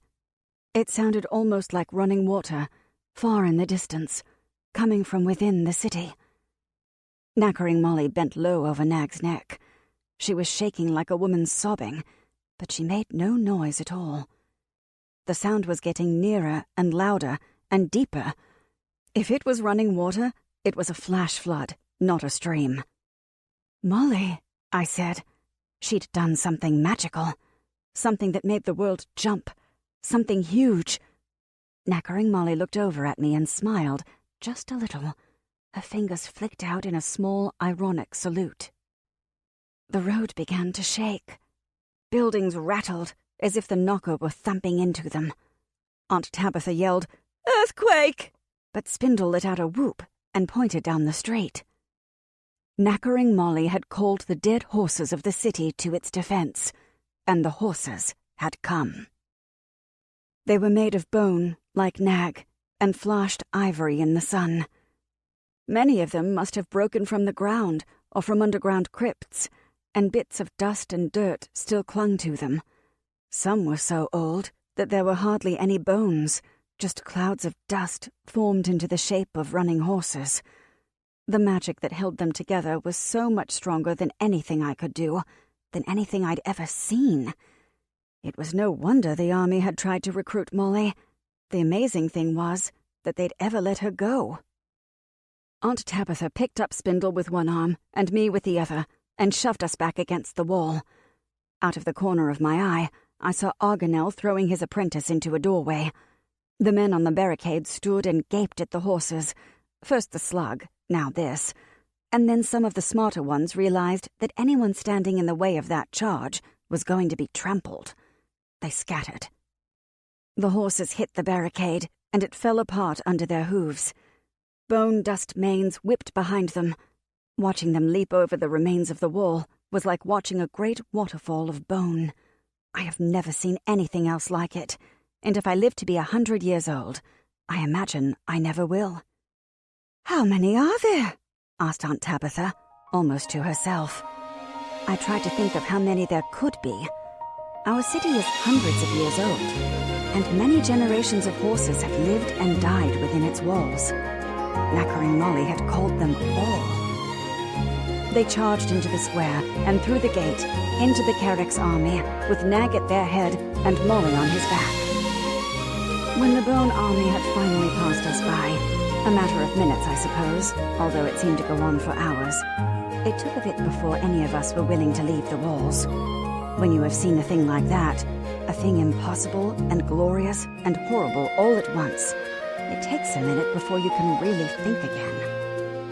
"Oh," said Aunt Tabitha finally. "Oh my." It broke the spell. Spindle jumped up and down and punched the air and shouted, "Oh yeah! You show 'em, Molly! Give 'em one for Tibby!" "Is it over?" asked Argonel. "Wizard Mona, do you know?" "I haven't a clue," I admitted, testing my feet cautiously. They seemed to be working, mostly. "Should we, go look?" As a little knot, Harold and Argonel and Aunt Tabitha and Spindle and I, plus an apprentice and 3 or 4 guards, crept to the edge of the street. The barricade had been pounded into splinters, and we peered out cautiously. There was nothing living in the square. The slug monster oozed a slow circuit around the walls. The broken gates had been torn completely off their hinges. We inched forward. I leaned heavily on Spindle, partly to keep from falling down, partly to keep him from running off. At the gate, we peered out over the battlefield. It was a sea of bucking bones. Hundreds of dead horses, from nearly full skeletons to roiling dust, were trampling across the Carracks. The greatest concentration of horses, after all, was not inside the city, but in the bone pits of the knacker yards and slaughterhouses, which are all outside the walls. Hundreds of horses came from inside the city, but thousands rose from outside it, and they hit the Carrack's army like a hammer. The mercenaries were backing away from the city, trying to fight, but bones are worse than bread. If you stab a skeleton with a sword, it doesn't stop the skeleton, and the odds are good your sword will get wrenched out of your hand in the process. "They're retreating," breathed Harold. "Sweet mother of us all, they're actually retreating." Nobody was shooting from the battlements anymore. I suspect that the archers, like the rest of us, were simply staring down with slack-jawed awe. We picked our way a little farther out from the wall. The road dipped a little, and we could see the skeletal army's charge laid out in front of us, an arrowhead of bone driving deeper and deeper into the enemy ranks. "They're nearly through," said Argonel. "Are they going to turn around?" Harold shook his head. "I don't think we're dealing with normal tactics here anymore." The arrowhead pierced through the other side. The mercenary army was cut in half, and apparently that was the final straw, because as we watched, the men stopped even trying to fight back. The retreat became a rout, and the rout became a desperate, scrambling flight. The Carrack's army broke and ran. When we found Knackering Molly at last, she was dead. I had expected it. I think I had known since the first moment when she pressed her forehead against Nag's. She had done what I had thought to do with the last golem, poured herself into the magic, and driven it forward with her death. I had still hoped that I was wrong. She was lying in a little clearing in the middle of the battlefield, with 500 bone horses facing inward around her, watching. There wasn't a mark on her. She was curled up on her side, as if she had slipped off Nag's back and collapsed from exhaustion, and I imagined that was pretty much what had happened after all. "It was the magic that killed her," I said hoarsely. "She always said that getting mixed up with armies and generals would get you killed," said Spindle, wiping at his eyes. I could tell he felt guilty for persuading her to come at all, and yet she'd saved us. If he hadn't, the Carracks would be running through the streets even now. The Duchess and Joshua had come down from the walls, and we all walked through that silent army together. Empty eye sockets turned to follow us as we strode past. It would have been unbelievably creepy, but I was so very tired. And the Carex army was routed, and there was nothing left to feel but relief. And grief. There was still room for grief. "She saved us all," said the Duchess. Joshua leaned down and closed Molly's eyes. A great sigh filled the air, and the bone horses folded up and dropped to the ground. Clouds of white dust roiled up and settled slowly around us. Nag was the only one left standing, and as we watched, he went down to his knees and stretched out his head along the ground by knackering Molly. And then he was only old bones and rags of tattered cloth. That made me cry even harder, because that was when I knew it was really over. The Duchess looked at me helplessly. "Mona, you knew her. She saved us. Without the two of you, what should we do? What would she want?" Spindle and I looked at each other, but it was Spindle who spoke up. "She and Nag should be buried together," he said, dragging a sleeve across his face. "And not in one of those big fancy tombs. She'd think that was stupid. Maybe a park. She would have liked a park." "With a statue, perhaps?" asked the Duchess. "We have to do something." Spindle and I looked at each other again. I choked down the lump in my throat and tried to talk. "A statue of Nag would be okay," I said, "but not a stupid one. It has to have Nag in it like he really was. Not, heroic. She shouldn't have had to be a hero." "No," said the Duchess. "No. No one should." Joshua picked Molly up, very carefully, and carried her back to the city. Our city. And we all went home. 36. The army arrived 2 days later, a day late, as it turned out. But that was okay. Most of the Carex didn't stop running until they hit the mountains. The army got home in time to mop up some of the stragglers, and most of the wounded, all of whom wanted to surrender. They got put to work rebuilding the outlying farms. The Duchess had a certain sense of poetic justice. All told, apart from knackering Molly, we lost 7 people. 5 of those were on the barricades. One was an old veteran who had volunteered to help fight and whose heart gave out in the middle of the battle, and one guard was found in an alley with his throat cut. We're pretty sure that was the work of the late Spring Green Man. There were a few more on the outlying farms who'd refused to evacuate, but there wasn't anything I could have done about them, and I tried hard not to feel guilty. Joshua says that we took so few casualties. What a stupid word. There's nothing casual about it. Because the golems held them off until knackering Molly did her part. I'd like to think he's right. The Golden General offered me a post in the army, but I told them I didn't want to even think about making golems for at least a year, and Aunt Tabitha pointed out that I was 14 and not nearly old enough to go traipsing about with the military, which was sort of embarrassing, but also a relief. It's hard to say no to someone like the General. And I was going to say no. I still liked Lord Ethan, but I wasn't going to be responsible for turning other people into heroes. Oberon's personal possessions, a ring and some papers, turned up on the battlefield, but they couldn't identify a body. Spindle has a theory about this, which involves the phrase mangled beyond recognition. He is quite gleeful about it. I have a different theory. I think it's possible that he got away and left a false trail behind him. As long as he stays far, far away from my city, that's fine. I'd like to see him punished, but even more than that, I just want him gone. Spindle lives with us now. We repainted the room so it's not pink and doesn't have a sampler in it. I'm not sure if he really wanted to live with us, but the Duchess threatened to knight him, and if you're going to be a knight, you have to be a squire first.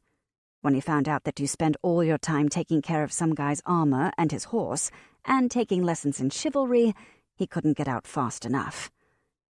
There was still the matter of the ceremony, mind you. "Stop fidgeting," said Aunt Tabitha, straightening the folds of my dress.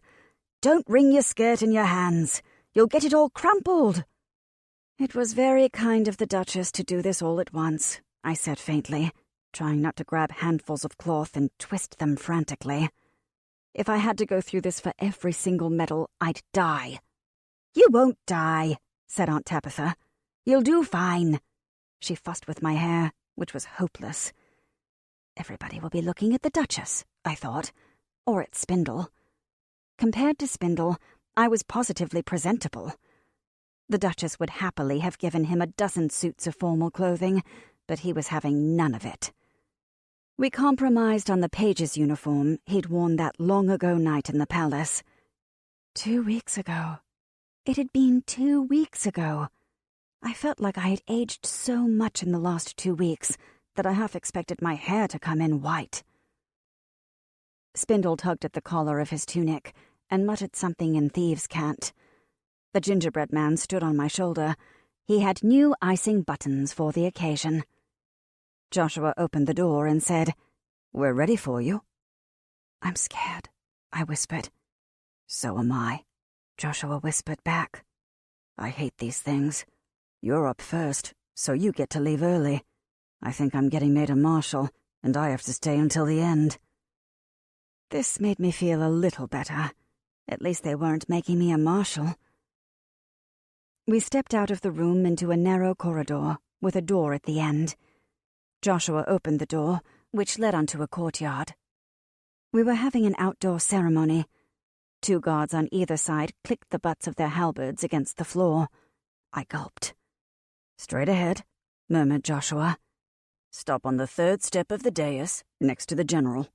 Spindle, go right behind her and stop on the 2nd step." We walked in. I went up 3 steps, staring at my feet to make sure that I didn't trip and fall. When I reached the Golden General, I looked up. He looked just as tall as he had the first time I had seen him, but a lot more tired. His shoulders were a little stooped, and he had lines around his eyes. He winked at me.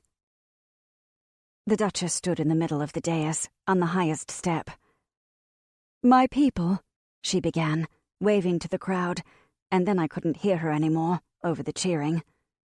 "Caw," muddled Spindle, at my right hand. "Look at all those swells." The swells were the entire assembled court. There were a lot of nobles. I guess those were the council. Most of them looked old and richly dressed and somewhat disgruntled, but there was one plump woman who grinned at me. I think she was the representative of the various guilds. Aunt Tabitha was a guild baker, so technically I was one of her people. I wondered if having a baker save the city would have any political repercussions. Uncle Albert was in the front row, off to one side, and Aunt Tabitha came out and joined him. Arganel was there too. I'd asked if Jenny could join them, and she was wedged in behind Aunt Tabitha. All of them were grinning hugely, except for Uncle Albert.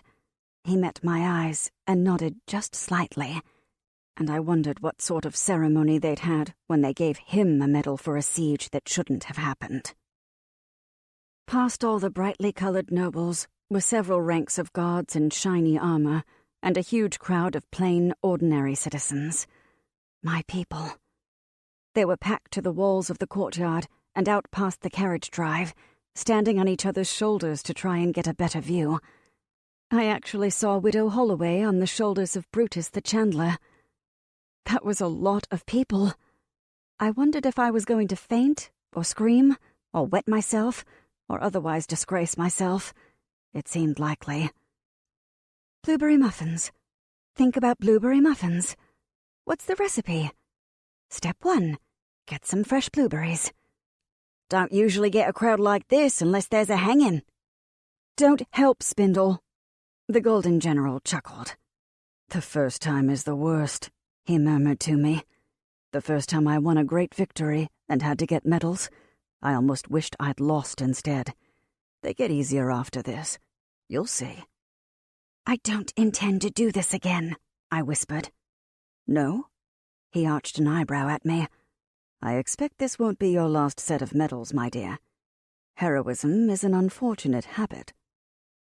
It would not have occurred to me 2 weeks ago to argue with the Golden General, but I opened my mouth to do just that, and then I heard the Duchess say, "Mona, the Wizard of the Bakery, step forward." And the crowd went completely wild, and Lord Ethan put a hand on my shoulder and steered me forward. I looked up at the Duchess. She smiled down at me, wearing the mask of royalty, and then she winked too, which was rather less royal of her. She put something over my head. It was a round disc with sheaves of wheat stamped on it. That's the silver sheaf, the highest honor our city gives out. For exceptional valor. Then there was another one, which she pinned to my chest, which had a golden lion on it. For extraordinary service to the crown. And then there was another one on a pin, which looked like an extremely ugly bronze cow, folded into a little square. For courage under fire. The crowd roared for each one. I closed my eyes and thought very firmly about muffins. It pleases us to recognize the service and exceptional courage of one of our youngest citizens. Henceforth, let it be known that Mona, Wizard of the Bakery, is appointed a royal wizard, with all the rank and privileges thereof. A royal wizard? Like Master Gildean and Lord Ethan? I gulped. "And for you, little friend," said the Duchess. For a second, I didn't know who she was talking to. And then, on a very small ribbon, she pulled out a medal that looked like the silver sheaf, only about the size of a penny. She placed it around the neck of my gingerbread man. You haven't lived until you've seen a cookie look smug. "Turn around," murmured the Duchess. "Count to 5 and then step to your left. We'll get Spindle up here, and then you can both leave. Lucky you." It occurred to me that the Duchess probably hated these ceremonies almost as much as I did. At least I only had to do it once, no matter what the Golden General said. I turned around. The crowd cheered so loudly that it no longer sounded like voices. And I'll tell you, for just 1 minute there, I bought into it a little. My city, right there. I almost forgot to count. 1, 2, 3, 4, 5. Spindle came up. He got the lion and the folded-up cow and a bronze sheaf for slightly less extraordinary service to the crown. He didn't seem to mind. The crowd cheered for him, too, and Jenny blew kisses from behind Argonel. And then the cheering faded, and Harold, who was standing on the far side of the stage, beckoned. And we went, walked down the dais and through the door, and were finally allowed to go home for good. 37. Things do go back to normal eventually. Joshua comes in sometimes for muffins. Once or twice, I've been up to the palace to have tea with the Duchess. It's awkward. Not so much because she's the Duchess, but because, after everything was over, I realized that I was still angry at her for not being braver, or smarter, or more something. When you're in charge of the whole city, you're responsible. It shouldn't be up to a couple of kids and a madwoman on a bone horse to fix the mess you allowed to happen. But then I go have tea, and I look at her, and I don't know if she really could have fixed it. She's only in charge because she inherited the city, the same way I'll inherit the bakery. I think maybe she's not as good at ruling as I am at baking. And then I don't know what to think, or who to be mad at anymore. I did hear from Jenny that something's gone a bit odd in the palace kitchens. Something keeps knocking over the pepper shakers and putting salt in the sugar bowl. One night it tied all the aprons in the place together and hung them on the roasting spit. I think it might be one of the bad cookies. I thought I pulled all the magic out, but, it was a frantic time, and maybe one squeaked by. One of these days I'll go to the kitchens and get to the bottom of things, if the cook asks me nicely. As for me, I work at the bakery, and I'm glad to do it. Sometimes people come in to see the medals and talk to one of the heroes of the Dead Horse War, but more often they come in for muffins and scones and gingerbread cookies. We still have the best sourdough in the city, even though Bob's experience in battle has made him extra rambunctious, and we have to feed him on the end of a pole. Sometimes he dissolves the pole. Uncle Albert won't even go in the cellar now. My own special gingerbread cookie is with me still. He stands guard on a shelf over the bakery counter and keeps a careful eye on the customers. Oberon and the Spring Green Man may be gone, but still, you never know. The Golden General took me aside a few days after the battle. I told him what Master Gildean had said about him, and he laughed. "It's all true," he said. He didn't look nearly as much like a young sun god in his office, with his boots up on the desk. "I really couldn't hold off an army by myself. You, though," his eyes were fixed on my face, "you did, for quite a long time. An hour or two. An hour in a battle is an eternity," said Lord Ethan. He took his feet off the desk and leaned forward. "You need to be trained. Magic like that is too powerful to waste." "I don't want to end up like Molly," I said. "A government wizard," she'd called Lord Ethan. "No good for the likes of you and me." And yet, the Golden General, hero of the realm. Ethan sighed and ran a hand through his hair. "Poor woman. Power like that. Well, I wasn't even a raw recruit when she went into battle, and I shudder to think how they mishandled her. We failed her. I want to make sure we don't fail you." I stared down at my hands. "I meant what I said at the ceremony, you know," he said. When I looked up, he had a rueful smile. The smile you give to a friend or a colleague, not to a little kid. "Heroism is a bad habit. Once you've done it, other people start to expect it. If the city's in danger again, everybody will remember that you saved them last time, and they'll forget all the nasty, exhausting bits where you nearly died and had to sleep for a week, and your headache didn't go away for 3 days. "It was only 2 days," I mumbled. The headache in question had hit me like a ton of bricks on the walk off the battlefield. Joshua actually carried me to bed. Apparently that's normal with magic when you really, really overdo it. "Well, you're young. If I tried magic like that now, I'd have to hope it killed me, because recuperating from it would be worse." I snorted. "Come up to the palace when you can," he said kindly. "We'll give you some training. You might find it useful. We're not going to drag you off. If we tried, your aunt would have something to say, and Lord, I'd much rather face the Carracks." He shuddered theatrically, and I had to laugh, but it didn't last for long.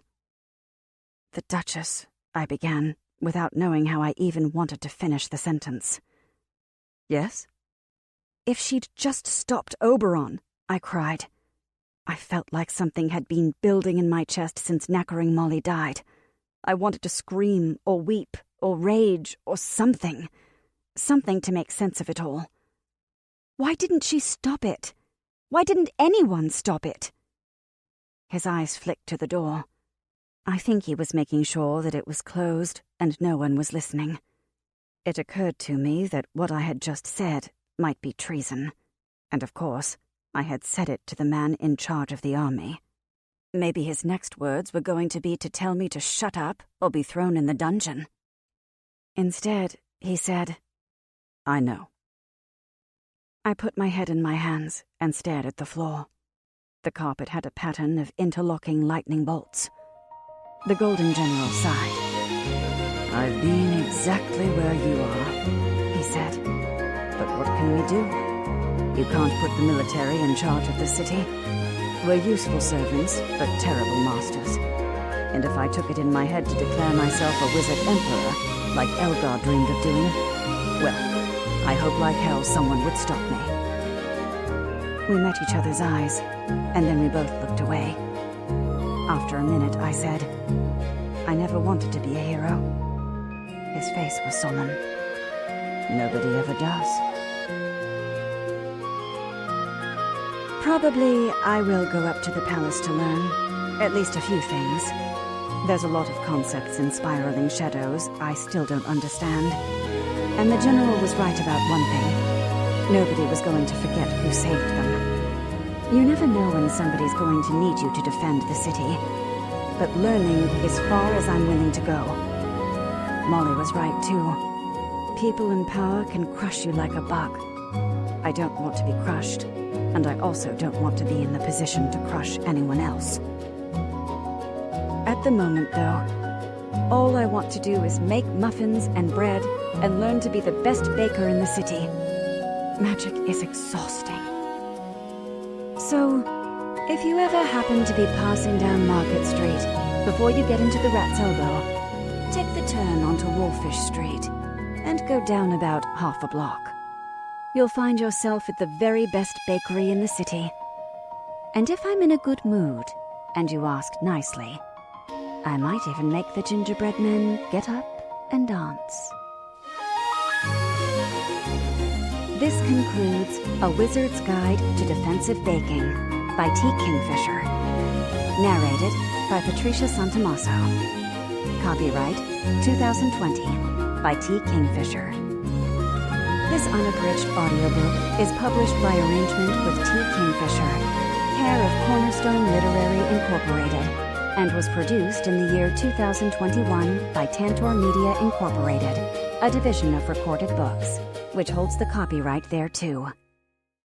Please visit Tantor.com for more information on our growing library of unabridged audiobooks.